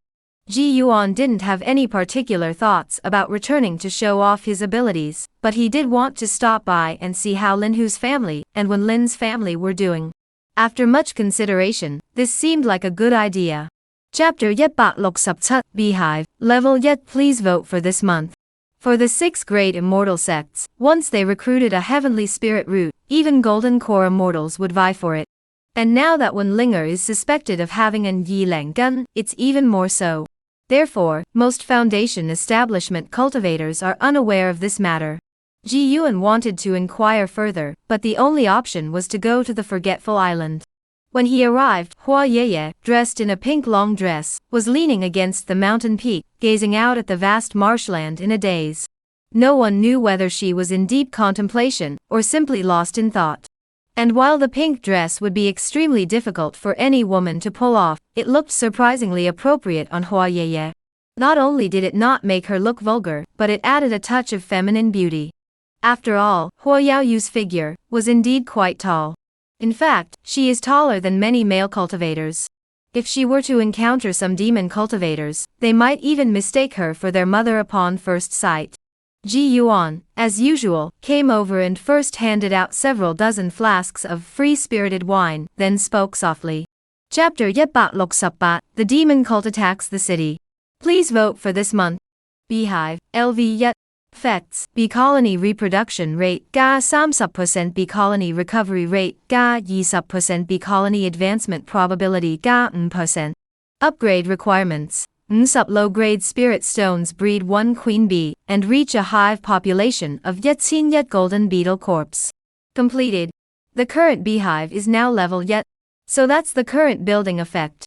After all, the upgrade conditions, no matter which one, aren't too difficult for Ji Yuan at this point. Even the golden beetle is merely a second-tier demon beast at the initial stage. Ji Yuan only needs to spend a little spirit stone to successfully obtain it. The next goal is naturally to upgrade this beehive to level Yi. Beehive, level Yi unupgradable. Spiritual effect Yet, bee swarm reproduction speed ga 0%, bee swarm recovery speed ga 30%, bee swarm evolution probability ga 10%. Chapter 169, Array Cultivation Ji Yuan. Please vote for this chapter. Huli had already figured it out the moment he saw Ji Yuan rushing toward him. This guy isn't as simple as he seems. He's probably an old fox. Surrounding 3 sides while leaving one open, Huli had indeed set up an array outside the western city wall. Under the attack of 3 people, most cultivators would think to escape through the open side first, avoiding the encirclement, and then make their next move. Once they escaped through the western city wall, Huli would immediately activate the array. At that point, they would be trapped within the formation, and easy to deal with. But to his surprise, the man before him, Ji Yuan, did the opposite. Not only did he not flee, but he charged straight toward him. What does this mean? It means he must have guessed that there was a trap on the western side. Such a cautious individual must possess formidable strength. Therefore, Huli fled immediately. He didn't confront Ji Yuan head-on. Originally guarding the east, he turned and ran without hesitation. Chapter Yet Bak Tsup, Hua Yeye, come back and see me. Please vote for me. Even if 4 Foundation Establishment mid-stage cultivators were fighting, let alone 4 Foundation Establishment early-stage cultivators, Ji Yuan wouldn't dare to intervene. Being able to shout from a distance was already the best he could do. But the effect of his shout seemed rather noticeable. Whether it was because the 3 demon cultivators saw him emerge unscathed from the encirclement, or because they truly feared a golden core cultivator was approaching. In any case, after Ji Yuan shouted, the 3 of them immediately withdrew from the battlefield, and looked astonished at the figure standing on the flying boat. After a moment's hesitation, Feng Xiuxiu made a decisive decision. Let's go. As soon as the words left his mouth, the 3 demon cultivators immediately darted toward the west, moving at an incredible speed. Ji Yuan didn't know if Lu Yuan could catch up, but regardless, he didn't pursue. As his body landed back on the city wall, he stumbled slightly and hurriedly grabbed the wall for support. Chapter Yet Bak Tsup Yet, The Origins of the Water Dragon Sect, please vote for monthly votes. Disciple greets the master. Ji Yuan arrived at the Forget Worry Island, and bowed respectfully to Hua Yeye. After this incident, he finally understood how much Hua Yu really cared about him. Like Lu Yuan, he was also a disciple of a Golden Core True Immortal. The events they had encountered were the same, and they had both simultaneously sent messages to their Golden Core masters. But what was the result? Hua Yaoyu had come in person. On the other hand, Yin Yuanjinren only sent a disciple at the Foundation Establishment stage. Of course, it might also be because Yin Yuanjinren was too busy to make the trip. After all, he was the senior elder of the Water Dragon Sect. Hua Yeye looked at Ji Yuan and gave him a once-over. Not bad. She praised him casually. Then she sat up from the soft chair but didn't stand up. I already know the details. It's not a big deal. Chapter Yet Bak Tsup Yi, Second Tier Array Master, please vote for monthly tickets. What kind of person is Yun Qianzai? He loves to show off in public. This single trait alone overshadows all his other personality traits. Therefore, if one were to give a gift, it must be something that allows others to show off their abilities in public. Ji Yuan pondered for a while, but couldn't think of anything that could help someone show off in public. Just as he was about to switch tactics and give something ordinary like spirit stones, a scene suddenly flashed through his mind. It was the first time Ji Yuan had seen Yun Qianzai. At the time, he had appeared out of thin air on a giant rock at the edge of a cliff, facing away from everyone and reciting a poem. The poem went, Tian Shu steps on the constellations to carve the stars, as a single thought seals the depths to calm the sea's tides. It sounded imposing, but something was missing. Ji Yanshi felt that if he were to recite it, he could come up with something even more majestic. So, giving him a few lines of entrance poetry, plus some more spirit stones, would be sufficient. Chapter Yet Bak Tsup Sam, Dong Qian's Foundation Building, requesting monthly votes. At the pinnacle of immortality, towering above the world, there was Tian Shu before Tian. Hua Yeye heard this and suddenly looked up. With a casual flick of her wrist, she grabbed Yun Qianzai, who was trying to escape, and tossed him to the ground as easily as catching a chicken. Who gave you the right to speak such words? Hua Yeye's voice grew solemn. Yun Qianzai quickly stood up, performed a magical gesture, and his slightly wrinkled robe smoothed out again. He shook his sleeves nonchalantly and said calmly, I, Yun Qianzai, have always acted according to my own principles. Why should I explain myself to others? Oh, very well. Hua Yeye seemed to have heard the funniest joke, and she sneered coldly. With a light stomp of her foot, a crack appeared in the middle of the mountain range, and coincidentally, the crack ran directly beneath Yunxian's feet. His body plummeted straight down through the crack. Even with all his skills at his disposal, he. Chapter Yep Bak Say, Dragon's Fortune Sword Embryo, please vote for the monthly award. Ji Yuan never expected that Dong Qian's first act upon emerging from seclusion was to come see him. And as soon as they met, she rushed forward and gave him a hug. Ji Yuan had intended to dodge her, but seeing his senior sister so overcome with joy that she was crying, he couldn't bring himself to avoid her. He knew that Dong Qian simply wanted someone to share her excitement and joy with, and had no other intentions. After the embrace, Dong Qian wiped the tears from the corners of her eyes and let go, her face flushing slightly. Ji disciple, thank you, Dong Qian said in a trembling voice. Senior sister, you're too kind. Ji Yuan sat down beside her and asked with a smile, how does it feel to have completed the foundation establishment? Dong Qian sat across from Ji Yuan. Having successfully completed her foundation establishment, her skin seemed tighter, and she no longer looked as gloomy as before.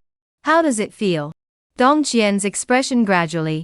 Chapter Yep Bak the struggle for the family head has always been like this. Please vote for the monthly ticket. Ji Yuan, hiding in the shadows, heard this and also wanted to shout, what? However, what surprised him was not what the Shui family said about there being a true dragon at the bottom of the Lihua River, but what the young man had said that he had dug up his own ancestral grave. To be fair, daring to dig up one's own ancestral grave, that's a ruthless person. With cultivation, the 6th layer of qi refining, he's probably underutilized. Given time, he might even be able to establish a foundation. With this thought, Ji Yuan began to scrutinize the two men. The Shui family members were obviously surnamed Shui. From their appearance alone, they weren't particularly remarkable, but their hairstyles were unlike those of the locals. Both men had their hair crossed from the temples, tied at the back of their heads, and some strands were erected on top, making their heads look slightly pointed.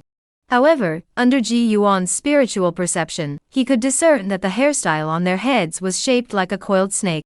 The young man chuckled and said, Second grandfather, there is a true dragon at the bottom of the Peach Blossom River. Our Shui family is filled with tales of dragon-taming clans. It's not us. Chapter Yep Bak Dragon Chi in Hand? Please vote for the monthly. This family seems to have some peculiar customs. Ji Yuan, who was secretly watching the scene, couldn't help but sigh upon hearing these words and witnessing the scene. However, compared to the Shui family digging up their ancestors' graves, he was more curious about where Shuizong's bracelet came from. Did he buy it? Or perhaps someone had given it to him? Regardless of the answer, Ji Yuan had already prepared himself to act at any moment, whether it meant killing or fleeing, he was ready for either option. Shui Kai, the one who dug up the ancestral graves is you. One of the elder clan members, his face slightly pale, shouted harshly. Shui Yen pulled back his outstretched right hand and shook his head. Another clan elder turned to look at the clan leader, Shuizong, who was still bathed in golden light. From what you're saying, the clan leader also dug up the ancestral grave. Shuizong shook his head. There's no need to say much more to you. Saying more is just wasting my breath. All you need to know is that the Shui family. Chapter Yep Bak Dragon emerges from the fish pond requesting monthly votes. On the way back to the Mist Island, Ji Yuan continued to review the events of their journey. The more he thought about it, the more he felt that the dragon chi he had obtained was not the same as the one Hua Yu had mentioned. Because this dragon chi was too weak, so weak that Ji Yuan couldn't even bring himself to believe that a cultivator, at the initial stage of foundation establishment, could obtain such genuine dragon chi. In comparison, he felt that the massive black shadow he had seen lurking at the bottom of the river when he left the Lihua River was more significant. Perhaps that was the true source of the dragon energy. Moreover, Ji Yuan clearly remembered the blood-red qi that had appeared on the surface of the entire Lihua River when he had yingzhuied the dragon qi into the sword embryo. The spectacle of blood qi rising across the entire river was far beyond what the tiny strand of dragon qi in his storage pouch could possibly summon. So, the dragon energy I obtained is either a small fragment of the great dragon energy, or perhaps an even smaller fragment. Ji Yuan could only speculate. But, Chapter Yep Bak Old friends are like leaves in the wind, please vote for the monthly ticket. After Ji Yuan retrieved the ice soul dew, there was no need for him to say anything. The ice dragon immediately poked its head out and swallowed the dew in one gulp. The dew entered its belly. The cold ice dragon's body trembled slightly, and cold air escaped from the gaps between its scales. Ji Yuan could even clearly feel that the cold air within the ice dragon had grown more concentrated. This thing is so effective on the cold ice dragon? Damn it, it works just as well on me. The ice soul dew had been absorbed sufficiently, but only a small portion of it could be incorporated into his spiritual energy to impart ice attribute effects. Therefore, Ji Yuan had never wasted a single drop of the 3 drops of ice soul dew he consumed daily. The cold dew used to feed the ice dragon now was all produced in the past few days. Anything produced earlier had already been refined by Ji Yuan himself. So not only does it have a huge appetite, but it's also competing with me for food. Ji Yuan looked at the cold ice dragon coiled around his arm, still using its head to. Chapter Yetbak Tsubgao, Gradual Decline, requesting monthly votes. Beishan City? Isn't Old Master Su in North Mountain City?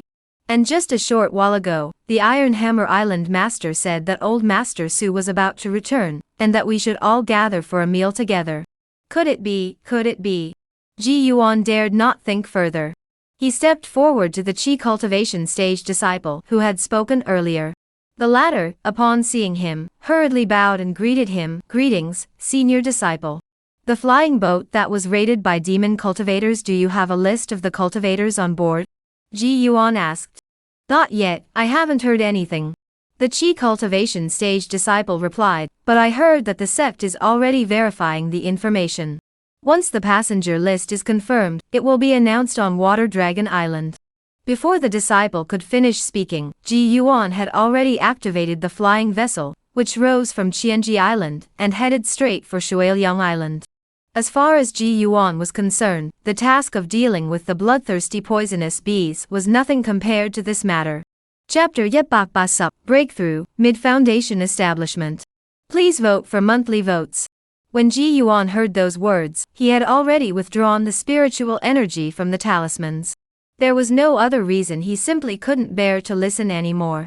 He, who had been standing in front of the house, suddenly leaned backward and collapsed onto the ground, staring blankly at the white clouds drifting eastward in the sky. After a long time, he couldn't help but punch the ground with his fist. "You old fool, how could you be so stupid? You promised you wouldn't go. Damn it, I should never given you that foundational cultivation pill. You didn't even cultivate properly, and now you're going to your death." Ji Yuan cursed angrily, but the more he cursed, the more a bitter taste filled his heart. He took a long time to compose himself after hearing the news of Su Fugui's death, but now, in the blink of an eye, he had received the news of the Iron Hammer Island Master's death. For Ji Yuan, this year had indeed been a difficult one. He took a deep breath and tried several times. Chapter Yetbak Basup Yet, Hua Ye's fellow travelers, requesting monthly votes. His voice was passionate and stirring, but before he could finish, it was as though someone had suddenly covered his mouth, leaving him unable to utter a single word. Ji Yuan hurriedly turned his head, and saw his long-lost second senior brother, feeling a mix of joy and relief. Second senior brother.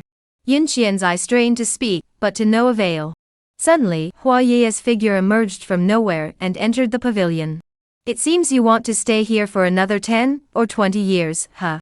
Why don't I just wait until the demonic forces invade and then let you out? I think that's a good idea." The voice of Feng Jitao arrived before he did. Yun Qianzai heard this and immediately calmed down, shaking his head. Hua Ye released him, and Yun Qianzai immediately shouted, "Master, you're just jealous of my talent. You're afraid I'll go out and steal your thunder. Talent?" Hua Ye's gaze swept over Ji Yuan. Chapter Yetbak Basup Yi, Duwani emerges from seclusion, requesting monthly votes. What does Brother Piao mean by that? Ji Yuan was puzzled, but he vaguely guessed the reason. Brother Ji should also know that the demonic path has been growing rampant lately. I'm aware of that. Therefore, the sect has been cracking down heavily on this area. Even those of us who merely skirt the edges are no longer tolerated. We've been repeatedly ordered to rectify our actions. This year has been better, but last year, I had to visit the enforcement hall several times. If it weren't for the fact that my body is truly clean, and I just enjoy farming, I might not have been able to see you again, Ji Xiong. Bai Piao sighed deeply. There's actually such a thing? Ji Yuan was surprised, yet it made sense. After all, even before he had established his foundation, his neighbors were already spies of the demonic path. Let alone a place like Manhwa Island, where good and evil mingle freely. The sect must have conducted a thorough investigation. If that's the case, as long as you're safe, that's all that matters. Chapter Yep Ba Ba Sup Sam, Preparation and Provocation. Please vote for monthly votes. Xian Shuizhenren had instructed Ji Yuan to wait a few more days before heading to Water Dragon Island. Based on the experience from the previous mission, once he arrived, they would depart immediately. Therefore, Ji Yuan must first settle matters on Mist Island in the coming days. Just as he was about to put away the communication talisman, another one in his storage pouch began to glow. He took it out to look. Lu Yuan. As he infused it with spiritual energy, Lu Yuan's voice rang out. Ji brother, has the mission arrived? Ji Yuan cautiously uttered 2 words, spirit vein? Lu Yuan replied quickly, same as before. Meet at Water Dragon Island. See you at Water Dragon Island.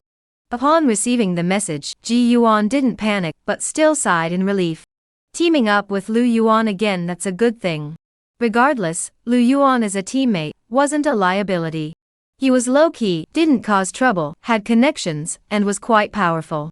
Chapter Yep Ba Ba Sup Say, Chance Encounter with an Old Acquaintance. Please vote for the monthly. Junior brother, this is a magical robe I've woven over the past few days. Take it with you at LL, at least provide some protection while you're out. On the way south with the Water Dragon sect, Ji Yuan looked at Duwani, who had followed them, and then at the green robe in her hands. Other protective magical artifacts could be crafted by alchemists. However, protective robes of this kind were different. Alchemists couldn't create them. Those who could weave magical robes belonged to another branch of the 100 arts of cultivation, known as spirit weavers. Duwani had only begun to study the art of spirit weaving after joining the sect. Ji Yuan naturally knew this.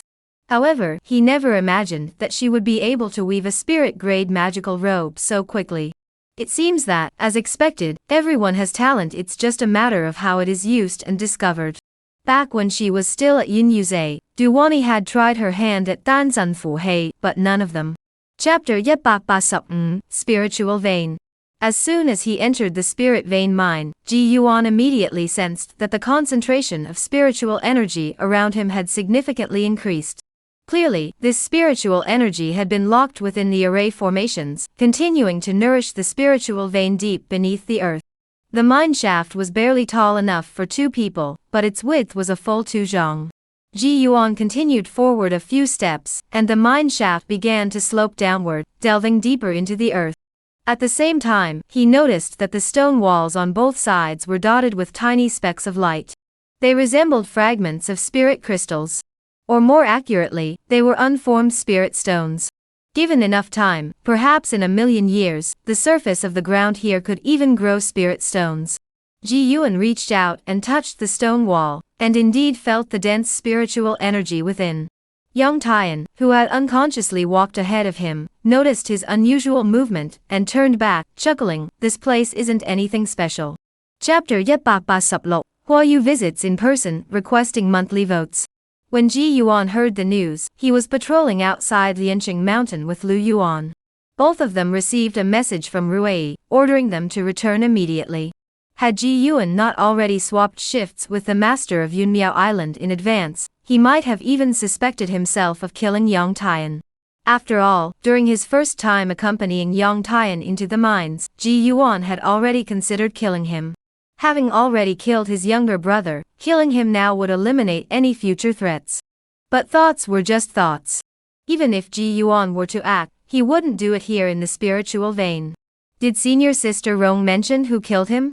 Or was it the spirit crystal beast? Ji Yuan asked Lu Yuan through telepathy. After all, Lu Yuan and Rong Yi were the legitimate senior and junior siblings. There were some things Rong Yi wouldn't tell Ji Yuan, but she would tell Lu Yuan. No, she just said it was a suspicious death. Ji Yuan. Chapter Yep Ba Ba Sup Tut, Beehive, Level Yi, please vote for this month. Beehive, Level Yi upgradable. Spiritual effect yet, bee colony reproduction speed ga say 0% bee colony recovery speed ga 30% bee colony advancement probability ga 10%. Spiritual effect ye no poison, no bee. When the bee swarm attacks, it inflicts the beeswax pulse corrosion, toxin, which corrodes the opponent's spiritual energy circulation, causing immense pain. Upgrade requirements. Yepat mid-grade spiritual stones bee queen cultivation reaches second stage bee swarm size reaches Yetman ye second stage mid-stage demon cores yet corpse of a bloodthirsty poison bee. Already met. Ji Yuan glanced at the panel and felt a sense of relief. It could indeed be upgraded. Even the corpse of the bloodthirsty poison bee, which was the hardest to obtain, Ji Yuan had acquired at great expense. The only things left were the queen bee's cultivation level, and the number of bees. Spirit stones were the last thing Ji Yuan needed, and he had plenty of second-tier demon dan as well. The sup he had received from Feng Ji Tao earlier were still unused. Chapter Yetbak Ba Sup Ba, Demon Cultivator Cho Chien Hai. Please vote for this chapter. What? You're going out? And you want me to go to Lianqing Mountain? This is such a good place, and you're not going? Forget Worry Island. When Ji Yuan came to bid farewell to Huayeye, he happened to encounter Feng Ji Tao there. He then explained everything that had happened. I don't want to go either, but there's no choice. Sigh. Ji Yuan shook his head and sighed. That's true. Otherwise, with your temperament, you'd probably hide away on Forget Worry Island for hundreds of years, never stepping outside, like a cowardly turtle. Feng Ji Tao crossed her arms across her chest, leaning against the abyss, and tilted her head slightly upward. What a pity. This time, we'll have to trouble senior sister. Ji Yuan didn't respond and changed the subject. It's no trouble at all. I should actually thank you for giving me such a great opportunity. Is there anything I can help with? If there is, don't hesitate to ask, little junior brother. Certain. Chapter Yetbak Ba Sup Gao, Overseas Wandering Cultivator Old Demon Ji. Please vote for this month. Indeed, when Deng Pinghai heard the man before him introduce himself, he was somewhat shocked. To travel abroad and dare not change one's name or surname. Moreover, judging by his demeanor, the name he had given was not a pseudonym, but his real name, but the most shocking part was that he dared to call himself a demon cultivator. Are early foundation establishment cultivators these days so fearless of death? Deng Pinghai, who considered himself a mid-stage foundation establishment demon cultivator, dared not be so arrogant. Especially here in the territory of the righteous path, where demon cultivators had to keep a low profile. Fellow cultivator, you have some guts. Deng Pinghai looked at the bearded man in front of him, and said seriously, I am Deng Pinghai, a wandering cultivator from the Great Love City. Ji Yuan sneered on the surface but calculated inwardly, what does this demon cultivator intend to do? If he attacks, can I kill him instantly? At the mid-foundation establishment stage, this is going to be tough. Well, it seems we have some karmic connection after all. Let us gather together. Chapter Yetbak Gao Sup, Corrupt Fireflies and Ian Hawthorne in hand, please vote for monthly tickets.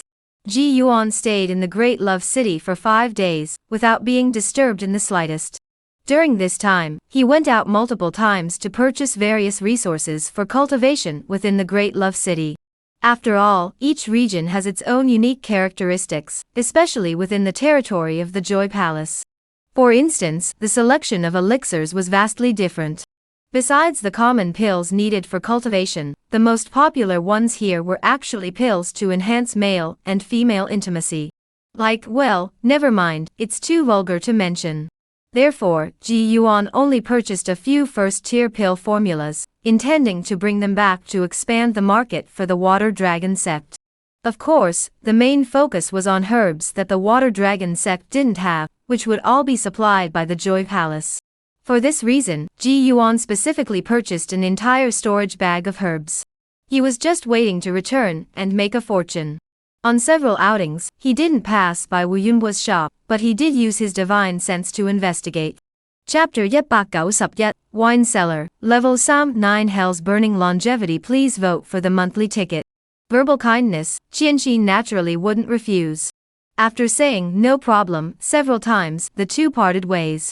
Ji Yuan did not return to the residence arranged for him by the Great Love sect, but instead returned to his original lodging within the city. Here, he could freely activate the star-spinning cloud barrier array, allowing him to stay with peace of mind. Upon returning, he immediately retrieved the few martial arts techniques given to him by the Great Love Sect. Apart from the one called Black Mist Dispersal, the other two were merely ordinary intermediate-level spells, far inferior to offensive and defensive techniques like the Water Dragon technique. Ji Yuan, adhering to the principle that one should never have too many skills, activated the effects of the Enlightenment Chamber and carefully studied them. The techniques weren't urgent. The teleportation technique wasn't something that could be mastered overnight, so after glancing through it, Ji Yuan set it aside for now. The immediate priority was the upcoming battle. Chapter 192, Second Tier Ice Dragon Thousand Heart Blood Demon, please vote for monthly tickets. Dang originally refers to a water pit or pond. When it comes to ghosts seeking a pond, it means that once ghosts enter, they find it difficult to find their way out. This is something Ji Yuan heard from an old gentleman in the Great Love City. The dangers of ghosts seeking a pond are threefold. The first is ghostly walls, the most common peril within the ghost-seeking pond. Once one enters, direction and distance become completely disoriented, and no matter how one moves, an exit cannot be found. This is also where the most chi cultivators have perished in ghost-seeking marsh. Foundation building cultivators are somewhat better off once they sense something amiss. They can use their divine sense to find traces within and break through the ghost wall to escape. The second is the erosion wind. These are chilling winds that blow unpredictably within the ghost-seeking gorge, carrying a bone-chilling coldness and low, mournful whispers. It can directly disperse the protective spiritual light of low-tier cultivators, freeze their limbs, and the fragments of resentment carried by the wind will assault their spiritual sea, triggering madness. This is something even those at the foundation establishment stage. Chapter 193, The Matter Settled, please vote for the monthly ticket. Since obtaining this ice dragon, Ji Yuan has never ceased to feed it. Most of the ice soul dew produced by the fish pond has gone into its stomach, prompting Ji Yuan to cut back on his own expenses. After years of cultivation, even the queen bee has advanced to the second stage. Yet the ice dragon remained motionless until now. Ji Yuan, who had previously let his divine sense roam freely, now allowed it to penetrate the spirit beast pouch. At first glance, he was utterly stunned. Compared to before, the ice dragon now appeared enormous. Ji Yuan recalled that when he first obtained it, it was so small it could be hung on his arm as a talisman. It was like a little snake. After consuming ice soul dew for some time, it had advanced to the late first stage demon beast realm, its size finally growing larger. It continued to grow as it consumed more. By the time Ji Yuan returned to the Mist Island last time, it had. Chapter 194, Re-encountering the Een Ghost Sect Cultivators, please vote for monthly tickets. What? Yijichio was so startled by the words that he lost his composure. Ji Yuan, standing at the back, even clearly saw her jump in surprise, almost running away. What nonsense are you spouting? The mourning hermit cursed. Qian Xinxue seemed unwilling to give up and continued, the battle has just ended, and she's already asking you for favors, and not just any favors, she's asking for favors for a newbie who just joined the sect. Isn't that turning your back on your own people? And she doesn't even give you any face. Such a petty person, what's the point of keeping her around? The mournful wanderer's forehead veins twitched, as if he were struggling to suppress something. I said, don't eat it. But I want to eat. Qian Xinshue's voice sounded slightly aggrieved. You worthless piece of trash. After such a fierce battle, I lost 8 of my men. Chapter 194, The Soul Technique is obtained, please vote for the monthly ticket. In a muddy swamp beneath a certain location in Ghost-Seeking Gorge, Yijichio, whose entire body was covered in mud, heard the voice and couldn't help but feel a chill run down his spine. Chou Qianhai, he has actually been caught by the blood demon? The thought flashed through his mind, and Yijichio immediately burst out of the swamp, moving like a wild wolf, swiftly darting away close to the ground.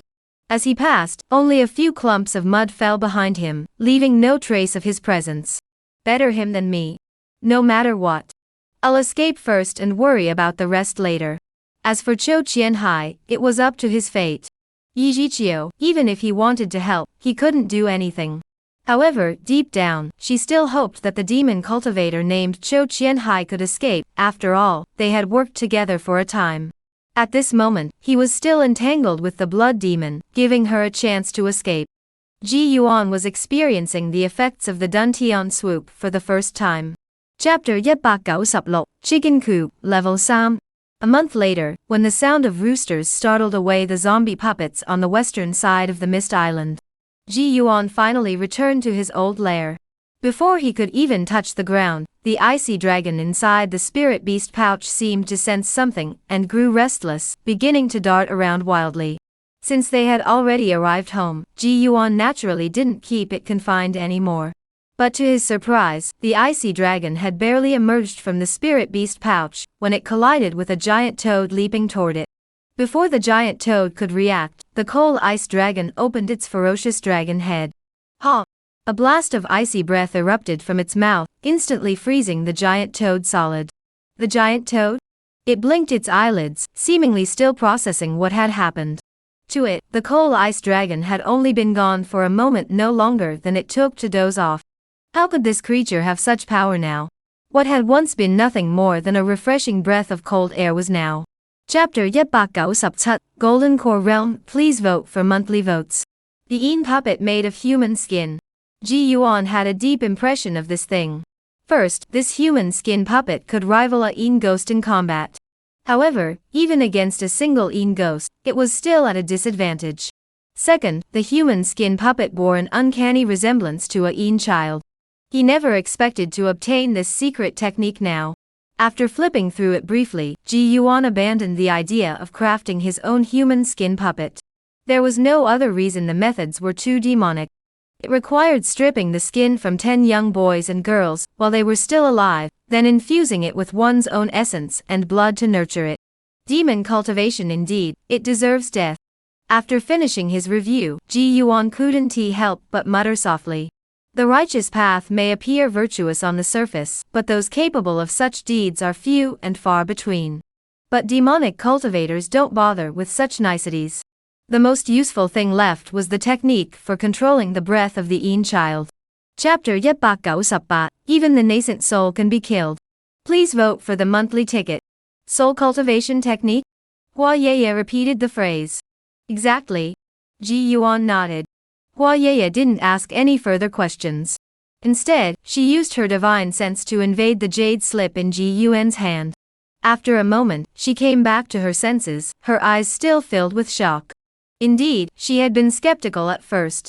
Even when she released her divine sense, she still thought that perhaps Ji Yuan had made a mistake, mistaking another technique for a soul cultivation method.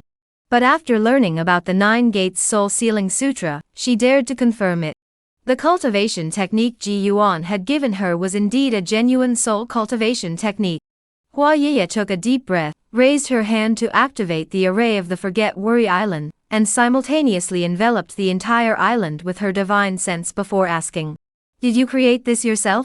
"No, it was an opportunity one obtained during my recent travels. Unfortunately, only the upper half is complete." Chapter 199, Spiritual Vein, Level Yet Upgradable. As soon as Ji Yuan released his divine sense, he saw the figure approaching from the end of the passageway. Ji Yun. She was holding her injured chest with one hand, stumbling toward Ji Yuan. Every few steps, she would cast a teleportation spell to speed up her pace. Ji Yuan's heart tightened, and the divine sense he had spread out immediately detected the pursuers behind her. It was Xian Weizi of the Medicine King Valley and Danxia of the Joy Palace. They were actually chasing after Ji Yun? Why were they chasing Ji Yun? Ji Yuan had no idea what had transpired, but for them to turn on their own kind and engage in such a brutal pursuit in a place like the Spirit Vein. I must not get involved. Run. I have to run. Just as Ji Yuan sat down, he stood up and activated his teleportation technique, Shadow Follows, but as he was leaving, he heard Ji Yun's weak voice echoing in his mind. They're devouring each other. Chapter Yi Ba, Don't Be Greedy, requesting monthly votes. When Ji Yuan saw those words, he didn't exaggerate by gasping in shock, but his heart did instinctively contract. After waiting for so long, after trying countless methods to activate the sealed spiritual vein, it had actually opened so effortlessly? Though the process had been arduous and tortuous, at least it had finally succeeded. Phew. Ji Yuan exhaled deeply, then summoned the interface. Spiritual vein, LV yet upgradable. Spiritual effect yet, within a 1-mile radius, the concentration of spiritual energy increases by 5% sup. Spiritual effect Yi, produces sub low-grade spiritual stones daily. Upgrade requirements, sub mid-grade spirit stones. Already met. Ji Yuan glanced at the panel. He felt even more delighted. Not only were the upgrade requirements simple, but a level yes spiritual vein already had 2 spiritual effects. With this, what more could one ask for? Chapter Yi Batling Yet, Sect Rewards. Please vote for the monthly ticket. Lianqing Mountain, the headquarters of the Water Dragon sect. Ji Yuan only informed Rui about this matter. As for Yunmiao Island Master and Zhuing Island Master, he still didn't trust them. Even though these 2 senior sisters were both exceptionally beautiful, what did that matter? Ji Yuan was not one to judge by appearances, nor was he someone whose decisions were swayed by superficial attractions. After all, if that were the case, he wouldn't have ruthlessly destroyed them back in the depths of the spiritual vein. Even someone as composed as Rongyi, after hearing Ji Yuan's account, reacted similarly to Lu Yuan earlier. She sat motionless for a while before finally transmitting her voice to ask, Ji Dixie, are you saying that Xuanwei Zi of the Medicine King Valley and Don Xia of the Joy Palace are devouring the spiritual vein and stealing spiritual stones? Though the words came from her own mouth, Rongyi still felt as though she were hearing a fairy tale. Exactly. Ji Yuan nodded in response. They are using this thing. Chapter Yi Batling Yi, another departed friend. Please vote for the monthly award. After everyone returned to the Water Dragon sect, they dispersed in all directions. Even Ji Yuan was no exception. At present, the Water Dragon sect's top priority was to convene an elders meeting immediately to report the matter, and then dispatch these Golden Core elders to various spiritual veins to investigate the situation. Therefore, the reward promised to Ji Yuan naturally had to be postponed. Fortunately, Ji Yuan was not in a hurry. After bidding farewell to the others, Ji Yuan first sent a message to Feng Jitao, but received no response. It seemed that Huayu had already taken her to break through. Since he had already arrived at the sect, Ji Yuan decided to return to Wuyo Island first. Before he could get back, he noticed a flying boat skimming across the lake surface and entering Fox Moon Island. Dong Qian has returned? Ji Yuan thought it had been a long time since they last met, and since he had nothing else to do, he took out Dong Qian's communication talisman and left a divine thought inside. He clearly saw Dong Qian at home. Chapter Yi Batling Sam, the first building with 3 spiritual effects. Please vote for the monthly ticket. It's done. Finally. All my hard work over the past 2 days wasn't in vain. Ji Yuan looked up at the line of text floating above his head and felt overjoyed. For him, activating the spirit vein wasn't just about receiving a daily allowance. The more important benefit was the enhancement it provided to the surrounding spiritual energy. Once the spirit vein reached level Yi, the spiritual energy density within a 2-mile radius would increase by 5%, and when combined with the cave mansion effect, the daytime spiritual energy density would increase by 5%, and the nighttime spiritual energy density by 5%. Additionally, Ji Yuan had set up a spirit gathering array. With all these effects combined, he dared not imagine how dense the spiritual energy inside his cave mansion could become. If that's the case, what are we waiting for? Ji Yuan summoned the interface to take a look. Spiritual vein, level Yi upgradable. Spiritual effect yet, within a 2-mile radius, spiritual energy density ga yet 100%. Chapter Yi Batling Say, a 100-legged insect, dead but not stiff. Please vote for the monthly ticket. Exactly, this is the merchant's courtyard. Li Chenghe leaned forward slightly. Are you saying that the ones devouring the spiritual veins are from this Shang court? How could such a power not have been eradicated and still exist? Ji Yuan fired off several questions in rapid succession. Don't rush. Let me, your elder brotherly, explain slowly. Li Chenghe tapped the table with his fingers. Ji Yuan tossed the teapot over. Pour it yourself. Li Chenghe rolled his eyes and reluctantly poured himself some tea while explaining. The Shang court has long been extinct, but the legacy they left behind has not. Some who inherited this legacy consider themselves the heirs of the Shang court, believing they are the true rulers of the Kangluo continent. Perhaps there is something peculiar about the Shang court's legacy, or maybe those who inherited it are all madmen. Either way, they are obsessed with a single idea. That's to revive the glory of their ancestors. They want to. Chapter 105, The Mystery of the Shang Court, The Divine Transformation Cultivators, please vote for the monthly ticket. Master, how did the Shang Court, which was once so powerful, come to its end? Could it have been destroyed by another faction? But no major factions have emerged in the back regions of the Kanglo continent since then. Ji Yuan had left Water Dragon Island with Duo Kaijinren, but Duo Kaijinren didn't seem in a hurry to leave, so he took the opportunity to ask. If it were earlier, Ji Yuan probably wouldn't have been interested in the Shang Court. After all, it had been extinct for so many years, and everything had been erased by the flow of time. But now it seemed that, within the river of time on the Kanglo continent, the Shang Court was like a stubborn rock, unbreakable. How did the Shang Court come to its end? Duo Kaijinren, who was controlling the teleportation light, slowed down slightly before finally coming to sit on Ji Yuan's floating boat. There are many different accounts of this matter. Even after nearly 10,000 years, no concrete conclusion has been reached. If you were to ask this question. Chapter 106, Lu Yuan severely injured strange master and servant, request monthly votes. To refine the sword embryo of the Kanglan flying sword, one must rely on water currents. The cloud sea is also heavenly water. The cloud sea beneath Tianzhu Peak is deep and vast enough to condense the sword embryo of a flying sword. The Li family named this sword embryo Yun-Kei sword. The optimal time to refine the Yun-Kei sword is during the full moon, when a whirlpool forms within the cloud sea beneath Tianzhu Peak.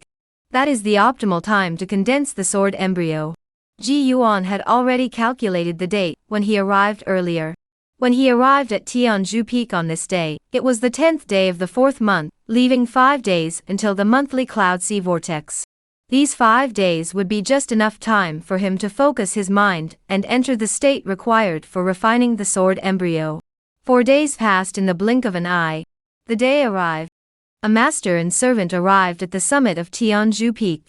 The master was a young man dressed in white robes, with a handsome and graceful demeanor. Chapter 107, Foundation Establishment Stage Zombie Puppet, requesting monthly votes. What? Senior brother Lu was seriously injured? When and how did he get injured? Ji Yuan, taken aback, blurted out several questions in quick succession. He didn't have many friends, and Lu Yuan was one of the few he considered close, so hearing that he was seriously injured naturally filled him with concern. I don't know the details either. I just received my master's message and returned from outside. Ruo finished speaking, paused briefly, but then whispered to Ji Yuan. It's said to be related to the matter at Lianqing Mountain. So, if you have no urgent matters, it's best not to go out for now. Related to Lianqing Mountain, could that mean I'm being made the scapegoat? Ji Yuan's heart stirred, and he hurriedly said, let us go. I'll go with senior sister to check on senior brother Lu first. Alright. Ruo glanced at Ji Yuan's flying boat. Ji Yuan felt awkward. Let's go. Chapter 108, He's actually a nascent soul cultivator? Please vote for me. Ji Yuan recalled the details. To advance from the peak of qi cultivation to the initial stage of foundation establishment, one requires 10 corpses of the same attribute at the initial stage of foundation establishment, as well as 3 foundation establishment pills. Foundation building pills were manageable, but 10 corpses of the same attribute were a challenge. Tu Yu practiced fire cultivation, and Ji Yuan estimated that among the foundation establishment stage corpses he had buried, there might only be 2 or 3 of the fire attribute, which was far from enough. Where could he find the most fire attribute cultivators? Naturally, the Medicine King Valley. The Medicine King Valley has many alchemists, so there are naturally many fire cultivation practitioners there.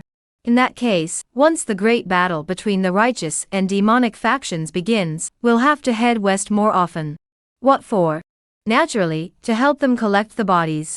In any case, participating in the battle is out of the question. You go dig some soil first and do some labor reform before we talk further. Ji Yuan waved his hand, and the zombie puppet, Yin Tongzi, rode the skull toward the mountain peak, leaving a trail of thick. Chapter 109, Alchemy Room Ga Array Room Ga Talismans Room Ga Weapon Forging Room Deng Yu. Those 2 nascent soul cultivators from Shengting, did they come from another continent? Did they also bring the teleportation array's inheritance with them? Ji Yuan couldn't help but ask. Yes, they were still at the late nascent soul stage when they arrived. They broke through to the Huanshan stage on the Kangluo continent. Even when it came to the secrets of Shangding, Hua Yu could answer effortlessly, as if reciting from memory. Ji Yuan grew even more curious about Hua Yu's past identity. However, this explained everything. No wonder the Shang court had such a thing as a teleportation array, and no wonder they were able to unify the world. It seems the sect is indeed quite generous. They actually spared the fixed teleportation order to save my life. You don't really think that since you saved the spiritual vein of the Shandong 6 immortal gates, the other 5 immortal gates won't do anything in return, do you? Master, are you saying this teleportation order was given by another sect? Yi. Chapter Yi Ba Yasup. Spiritual Energy Cannon. Please vote for the monthly ticket. Lu Yuan's message was extremely simple. He had found some clues about an assassination, and asked Ji Yuan if he was free to come and listen. As long as it didn't involve leaving the Water Dragon sect, Ji Yuan was available. Moreover, he was currently on the island of all things, not too far from Lu Yuan's island. Half a day later. Inside Lu Yuan's cave residence, the two sat facing each other. How are your injuries, Lu brother? My injuries are fine. Bring some wine. I haven't had any good wine in a while, and I'm dying for some. Lu Yuan spoke as he removed the wine-red gourd from his waist, placing it on the table, and gently tapping its body. Ji Yuan rolled his eyes. Are you here to talk business, or just to ask for wine? Though he said this, he also took out a jar of spirit wine enhanced with the wine cellar technique from his storage pouch, and placed it on the table. Lu Yuan took it, casually broke the seal, and took a sip. Chapter Yi Ba Yasup Yet. I, Feng Yichen, have finally returned. Please vote for me. The Iron Hammer Island Master was a second-tier upper-grade artifact forger himself, and at his peak, he could only craft upper-grade spiritual artifacts. Therefore, the content that Ji Yuan was currently reviewing was actually what he had left behind shortly before his death. At the time, it seemed as though he had already made up his mind to pass down this true essence of forging to someone else. He had even left marginal notes in tiny, neat handwriting alongside the recorded content. For example, there is a note next to Spiritual Energy Cannon. Spirit Energy Cannon, primarily used by cities along mountainous rivers and rivers to defend against beast hordes. This forging method was obtained by sheer luck. Once successfully forged, its power is immense, and even a foundation establishment cultivator could potentially kill a golden core cultivator. I was overjoyed, but upon studying this method in detail, I discovered that the cannon is extremely difficult to refine, and it requires the collaborative efforts of a weapon refiner and an array master to have any chance of success. This method is too difficult, so I will stop here.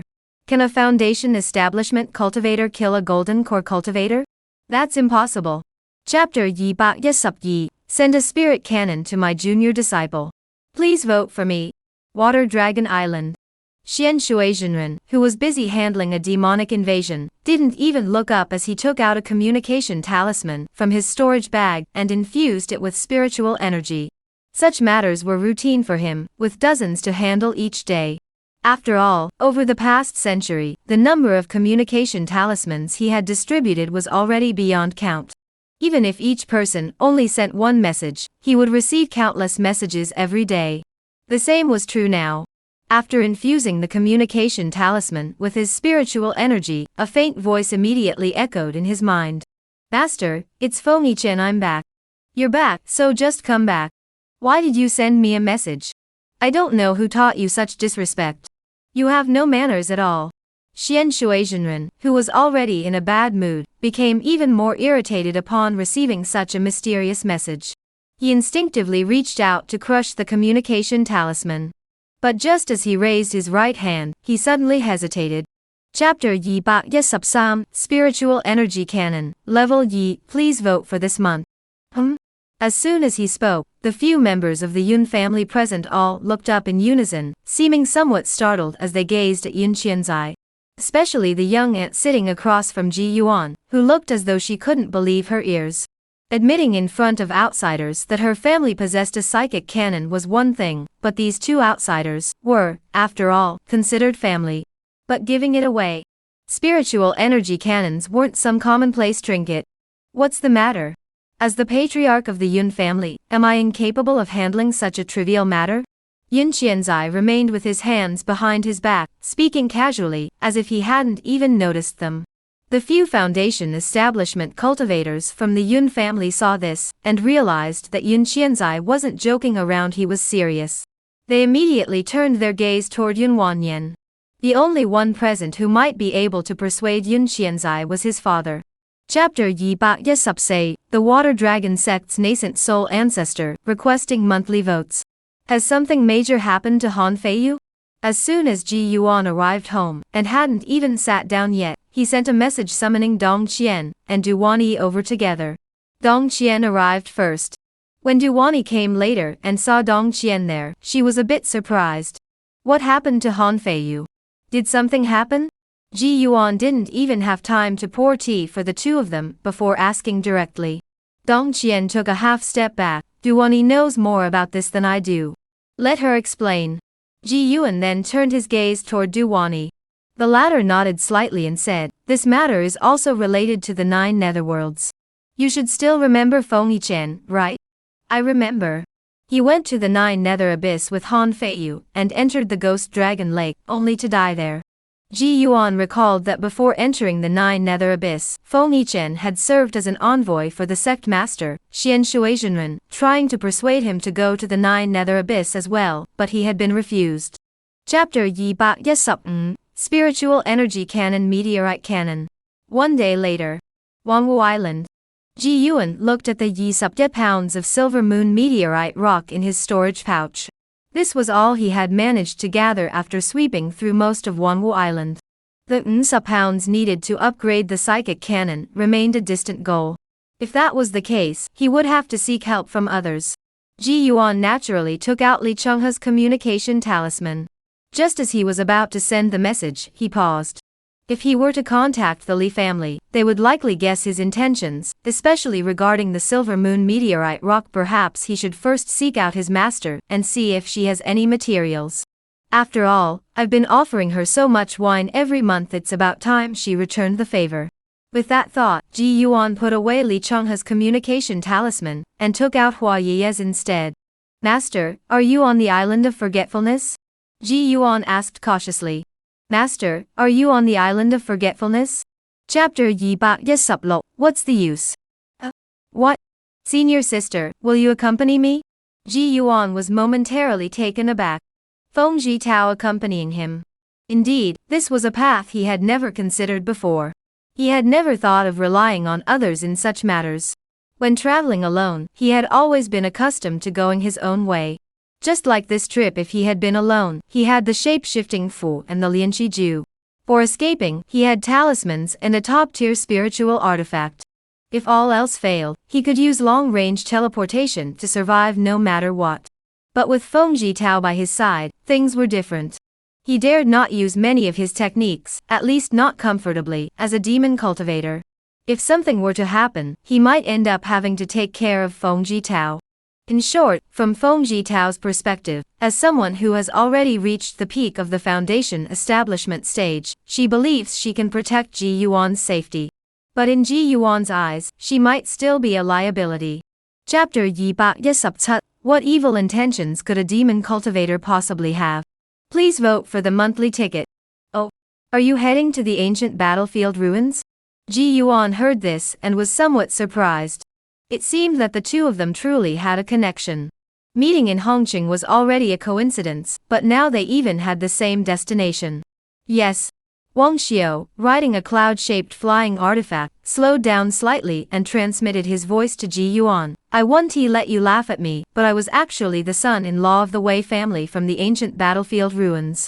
However, due to some trivial matters, I ended up coming south. Now that I've heard of my old father-in-law's passing, I simply must return to pay my respects. Wang Xiao spoke, and the smile faded from his eyes, replaced by a touch of melancholy. Wang brother, please take care of yourself. Although Ji Yuan spoke these words, he couldn't help but repeat the words Wei family in his mind. There should only be one Wei family in the ancient battlefield.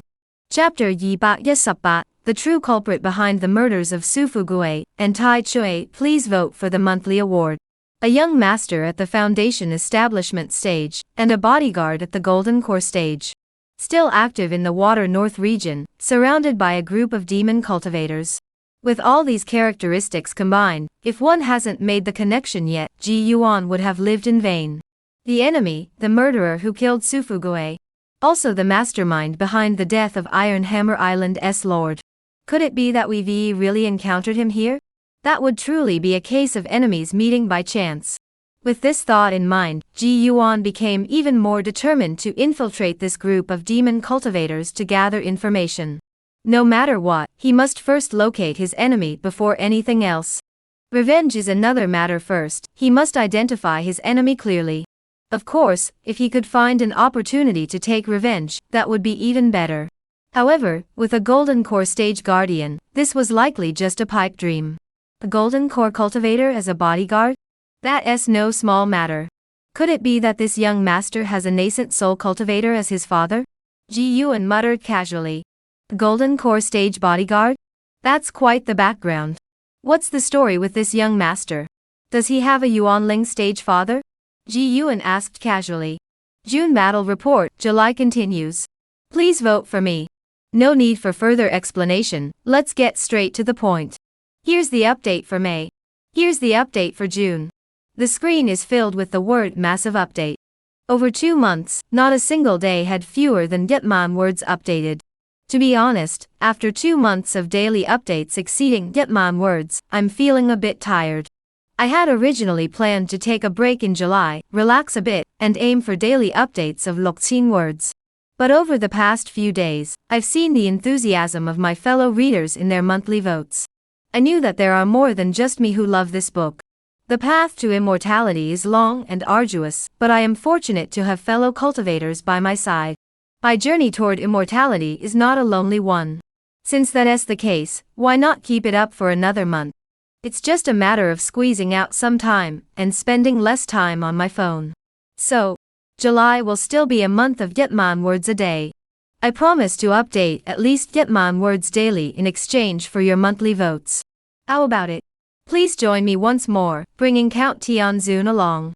Please vote for me. Recommendation votes are also welcome. With a heart full of gratitude, I bow to all of you fellow cultivators. Chapter Yi Bak Ya Sup Gao, No One is a Little Cutie. Please vote for the monthly ticket. Blood River? Huli furrowed his brows slightly, but his voice was immediately filled with flattery. Senior, you are truly erudite. I only heard about the Blood River from some locals after arriving at this ancient battlefield. But over the past few months, we've searched every corner of this ancient battlefield, and still haven't found the Blood River. You haven't found it? Ji Yuan also furrowed his brows. Before coming here, Li Changhe had already mentioned that the Blood River was hard to find, and that we needed locals to locate it, but he never imagined it would be this difficult. Does that mean we absolutely must find someone from the Wei family? But it wasn't entirely impossible. With the Celestial Silk Immortal and Jiang Hong here, they should be able to pinpoint the river's location. Right, since we're looking for people, we've searched the entire ancient battlefield. Not only have we not seen the Blood River, we haven't even caught a glimpse of a river. Huli said as he sat down across from Ji Yuan, but dared only to touch the chair with half his buttocks. Chapter Yi Bak Yi Sup, it's her. Please vote for the monthly ticket. Tian Can, do you think this place is really the tomb of the Fox clan's true lord from back then? Jiang Hong lay on the dragon throne, still rolling the 2 walnuts that emitted a brilliant glow in his hands, asking idly. Tian Kenjinren, who had been standing behind him, heard this and stepped forward, bowing slightly and saying, there is no doubt about it. The tomb on Qingyi Mountain is merely an illusion. Though the Fox clan's treasures are indeed there, attracting countless covetous eyes over the years, the true Lord's body is not there. He was actually buried here. This information comes from the White Bone Demon Lord. Tian Can, do you think I can obtain this opportunity? Jiang Hong asked again. Tian Can the Immortal continued, opportunities are predetermined by heaven. And you, young master, are the one destined by heaven. Jiang Hong was delighted, couldn't help sitting up, and looked at him with a smile. Tian Can, no wonder my mother chose to let. Chapter Yi Bak Yi Sup Yet, the son of the Yuanling? Please vote for monthly tickets. Ji Yuan remained expressionless, continuing to engage in a fierce battle with the Wei family cultivator. He activated the bone-melting claws on his hands, summoning countless ghostly claws, while also flinging out 2,000 sword charms, forcing the man before him to retreat steadily. But in reality, Ji Yuan's mind was in turmoil. Why? Because the female cultivator had just sent him a telepathic message. He had always been curious about her identity, but he never imagined that she was actually someone he knew. How familiar. Let's put it this way, they were so close that they had even hugged each other. Among all the female cultivators Ji Yuan knew, only Dong Qian was that close to him. Even Du Wani and Feng Zitao, Ji Yuan had never hugged them. But how did Dong Qian end up here? Though she had been here several months ago, no, now that I think about it, it should be half a year ago. She was indeed here half a year ago. Chapter Yi Ba Yi Sup Yi, nothing special. Please vote for the monthly ticket. As he spoke, the six-armed demon behind Jiang Hong suddenly lowered one arm, shielding his body while pinching Ji Yuan's frost-flying sword between his fingers. Not a single hair moved. Indeed, he has some skill. What kind of demonic technique is this? Ji Yuan grew even more cautious. Then another sword hilt of the Kanglan flying sword shot out, slicing through the air with a flash of spiritual light, before embedding itself into the six-armed demon's finger. SSSHH. A flash of blood-red light erupted, and the finger was shattered into pieces. The frost sword flew free from control. The sword embryo touched the target, and immediately retreated, leaving no trace behind. A single Lu Shuang flying sword could be destroyed, but if the sword embryo was damaged, the consequences for him would be severe. Ji Yuan tested the opponent with 2 consecutive moves, but failed to gauge their true strength, only knowing that Jiang Hong's demonic cultivation was extremely powerful. Once the battle began, Jiang Hong didn't waste any words. He clenched his fists. Chapter Yi Ba Yi Sup Sam, Ji Yuan kills the Golden Core. 2-in-1 request for monthly votes. Jiang Hong, will definitely kill you. When Huli heard Jiang Hong's shout, he had already made up his mind. If not now, then when? The fact that Jiang Hong, the son of a Yuanling cultivator, could utter such a hate-filled roar meant one thing. It meant that Jiang Hong had suffered a great loss. Qiu Qianhai was someone he had brought in himself, so no matter what happened to him, he was likely to meet a grim end once the matter was settled. Given Jiang Hong's vengeful nature, he wouldn't let me off the hook. Therefore run. He made up his mind and retreated back into his 36 dense smoke array. The Wei family female cultivator, who was engaged in battle with him, saw this and hesitated, dared not advance. Once inside the array, she knew no way to break it, and her fate would be in the hands of the heavens. Huli had anticipated that this person wouldn't dare to enter, so as soon as he returned to the array. Chapter Yi Ba Yi Sup Say, the joyful merit of the celestial fox. Please vote for the monthly award. Since he began his cultivation, Ji Yuan had encountered few unexpected events. But today, there were 2 such incidents. The first was that he never expected Dong Qian to bring a soft bed and bedding with her while traveling, as if she had come prepared. The second was that his first encounter with a woman was inside a grave. And it was in the grave of a Yuanling Zhenjuan. This was somewhat inappropriate. But it also carries a hint of an unusual feeling. In any case, it was odd. Ji Yuan could feel the strange surge of desire within him, too intense to ignore, but once the arrow is on the string, it must be released. Yet million words omitted. 3 days later. Ji Yuan looked at his senior sister in his arms, her face flushed red, her hair damp with sweat, clinging to her forehead, and the sweat on her body glistening in an unusual way. Dong Qian rubbed against him, her back. Chapter Yi Ba Yi Sup Meditation Room, Level Yi, please vote for this month. Dong Qian had clearly thought this through, so she didn't hesitate, and just blurted it out. I came here for 2 reasons, first, to investigate the tombs, and second, to find Lu Wei. Now that both objectives have been achieved, I naturally plan to return to the sect. What about you, junior brother? Ji Yuan put away the sword embryo in front of him, and didn't rush to answer. His primary cultivation technique was the Li family's sword cannon, which required cultivating 2 sword cores during the early stages of foundation establishment, 3 during the middle stages, and 4 during the late stages. He had only refined 4 sword cores so far. Under normal circumstances, he would need to refine 1 more before attempting to break through to the late stage. However, his current situation was somewhat unusual. He had obtained Dong Qian's, Heavenly Fox's joy technique, and had also engaged in a pleasant dual cultivation session with Dong Qian. His cultivation avoided the restrictions of the sword cannon, allowing him to gain further improvement, and he is now just one step away from the late stage of the foundation establishment stage. Chapter 226, Ji Yuan's first magic treasure. Please vote for the monthly award. Jiu Qianhai. Xuan Yangzi instinctively recalled the true forms of the Yuanling stage-old monsters from Shandong, but there was no one surnamed Zhou. Therefore, it was unlikely to be their offspring. Moreover, they weren't as young and beautiful as herself at their age, they'd be lucky to even conceive. Right. Jiang Hong nodded firmly. Just pick any name. It's probably a pseudonym. Which of the 6 immortals of Shandong did he use? Blood Lady continued to ask. This? Seeing that Jiang Hong was hesitating, Xuan Yangzi furrowed her brows. You can't even tell that? Seeing that Xuan Yangzi was about to revert to her previous expression, Jiang Hong hurriedly spoke up. I can tell.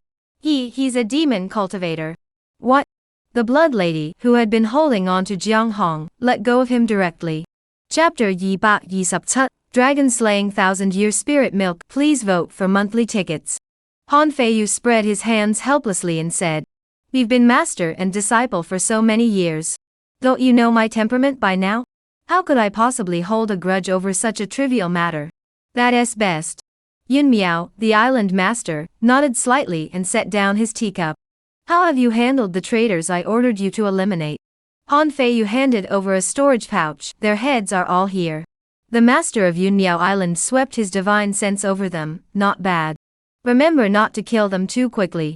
Otherwise, you'll complete your task too early, and your cheap master will have to take you back into the water dragon sect. Hearing this, Han Feiyu hesitated to speak. The master of Yun Miao Island gave him a glance. Release them? Yes.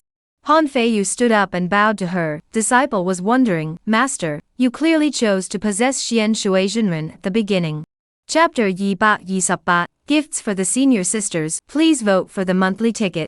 At the auction, 1 drop of 1000-year-old spiritual milk was priced at around Seibat mid-grade spiritual stones. 10 drops sold together would be 16 spiritual stones. This price was within Ji Yuan's means, and even if it were higher, it wouldn't matter. After all, Tian Kenjinren had given him 10 high-grade spirit stones, totaling 16 Seibat sub mid-grade spirit stones. The entire fortune of a golden core true immortal should be more than enough to purchase these sub-drops of 1000-year-old spiritual milk. Therefore, this item must be obtained at all costs. Ji Yuan continued scrolling down.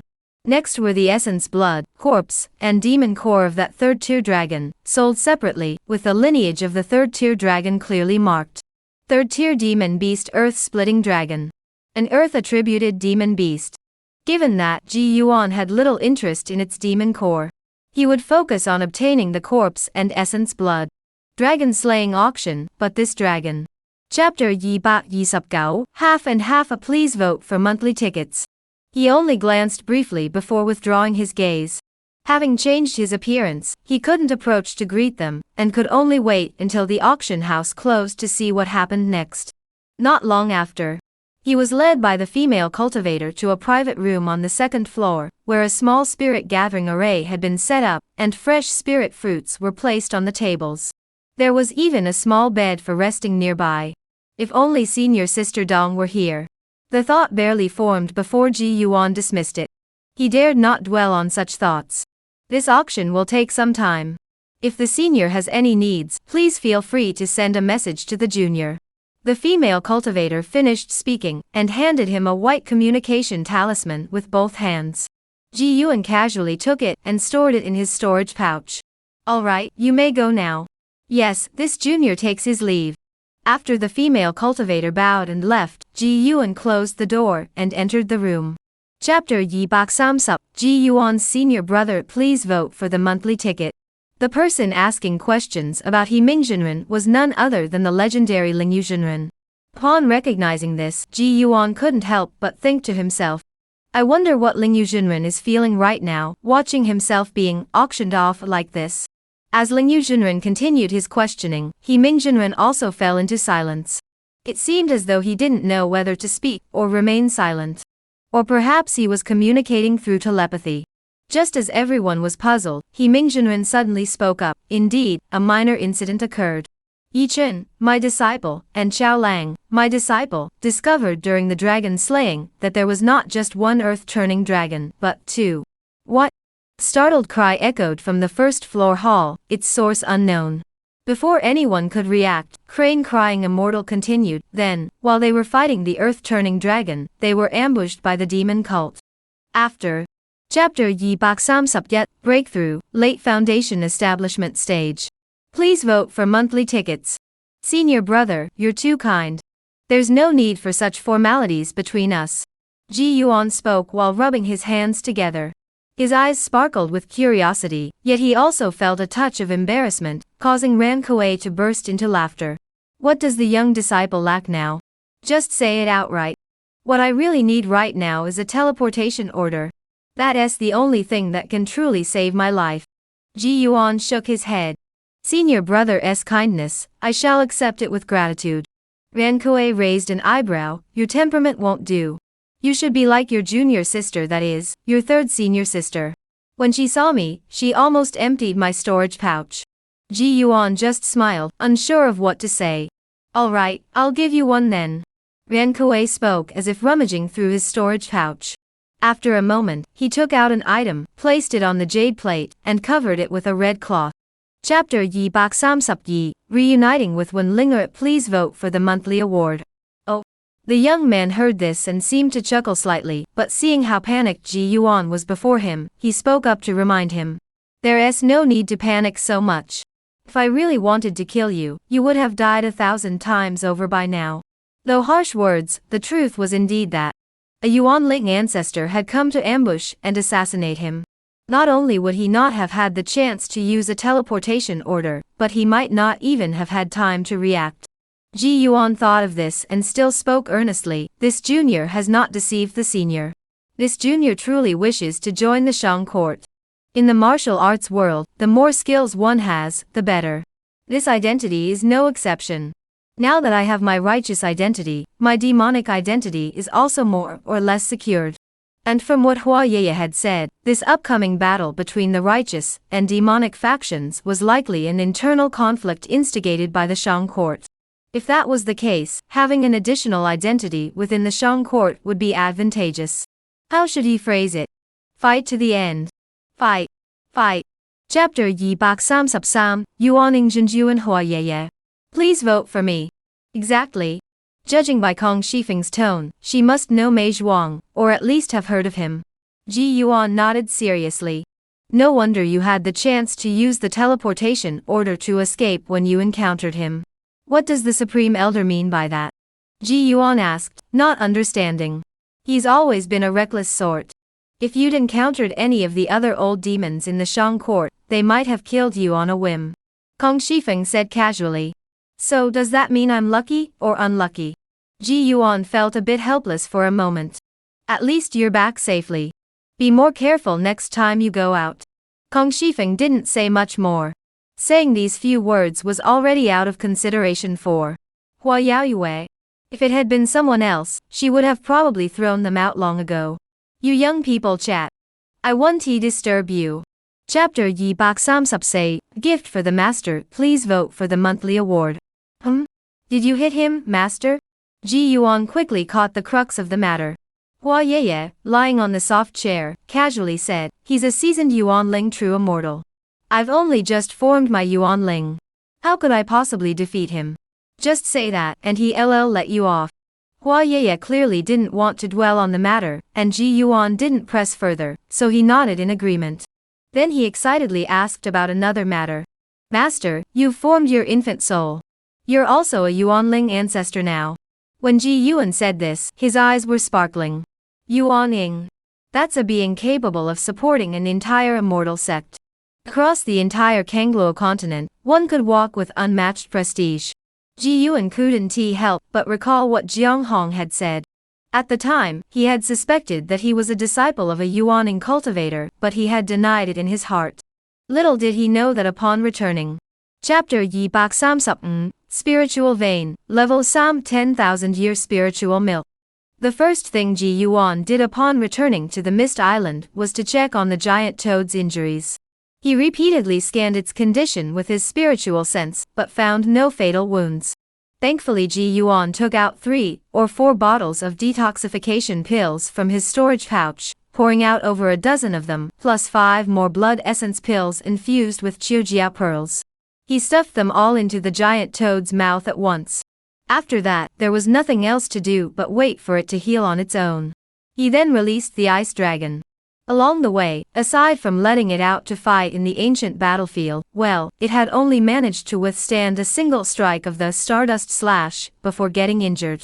The rest of the time, it had been confined to the spirit beast pouch, which had driven it nearly mad. So as soon as it was released, it was overjoyed, eager to play with the giant toad. But when it saw the injuries on the giant toad's body,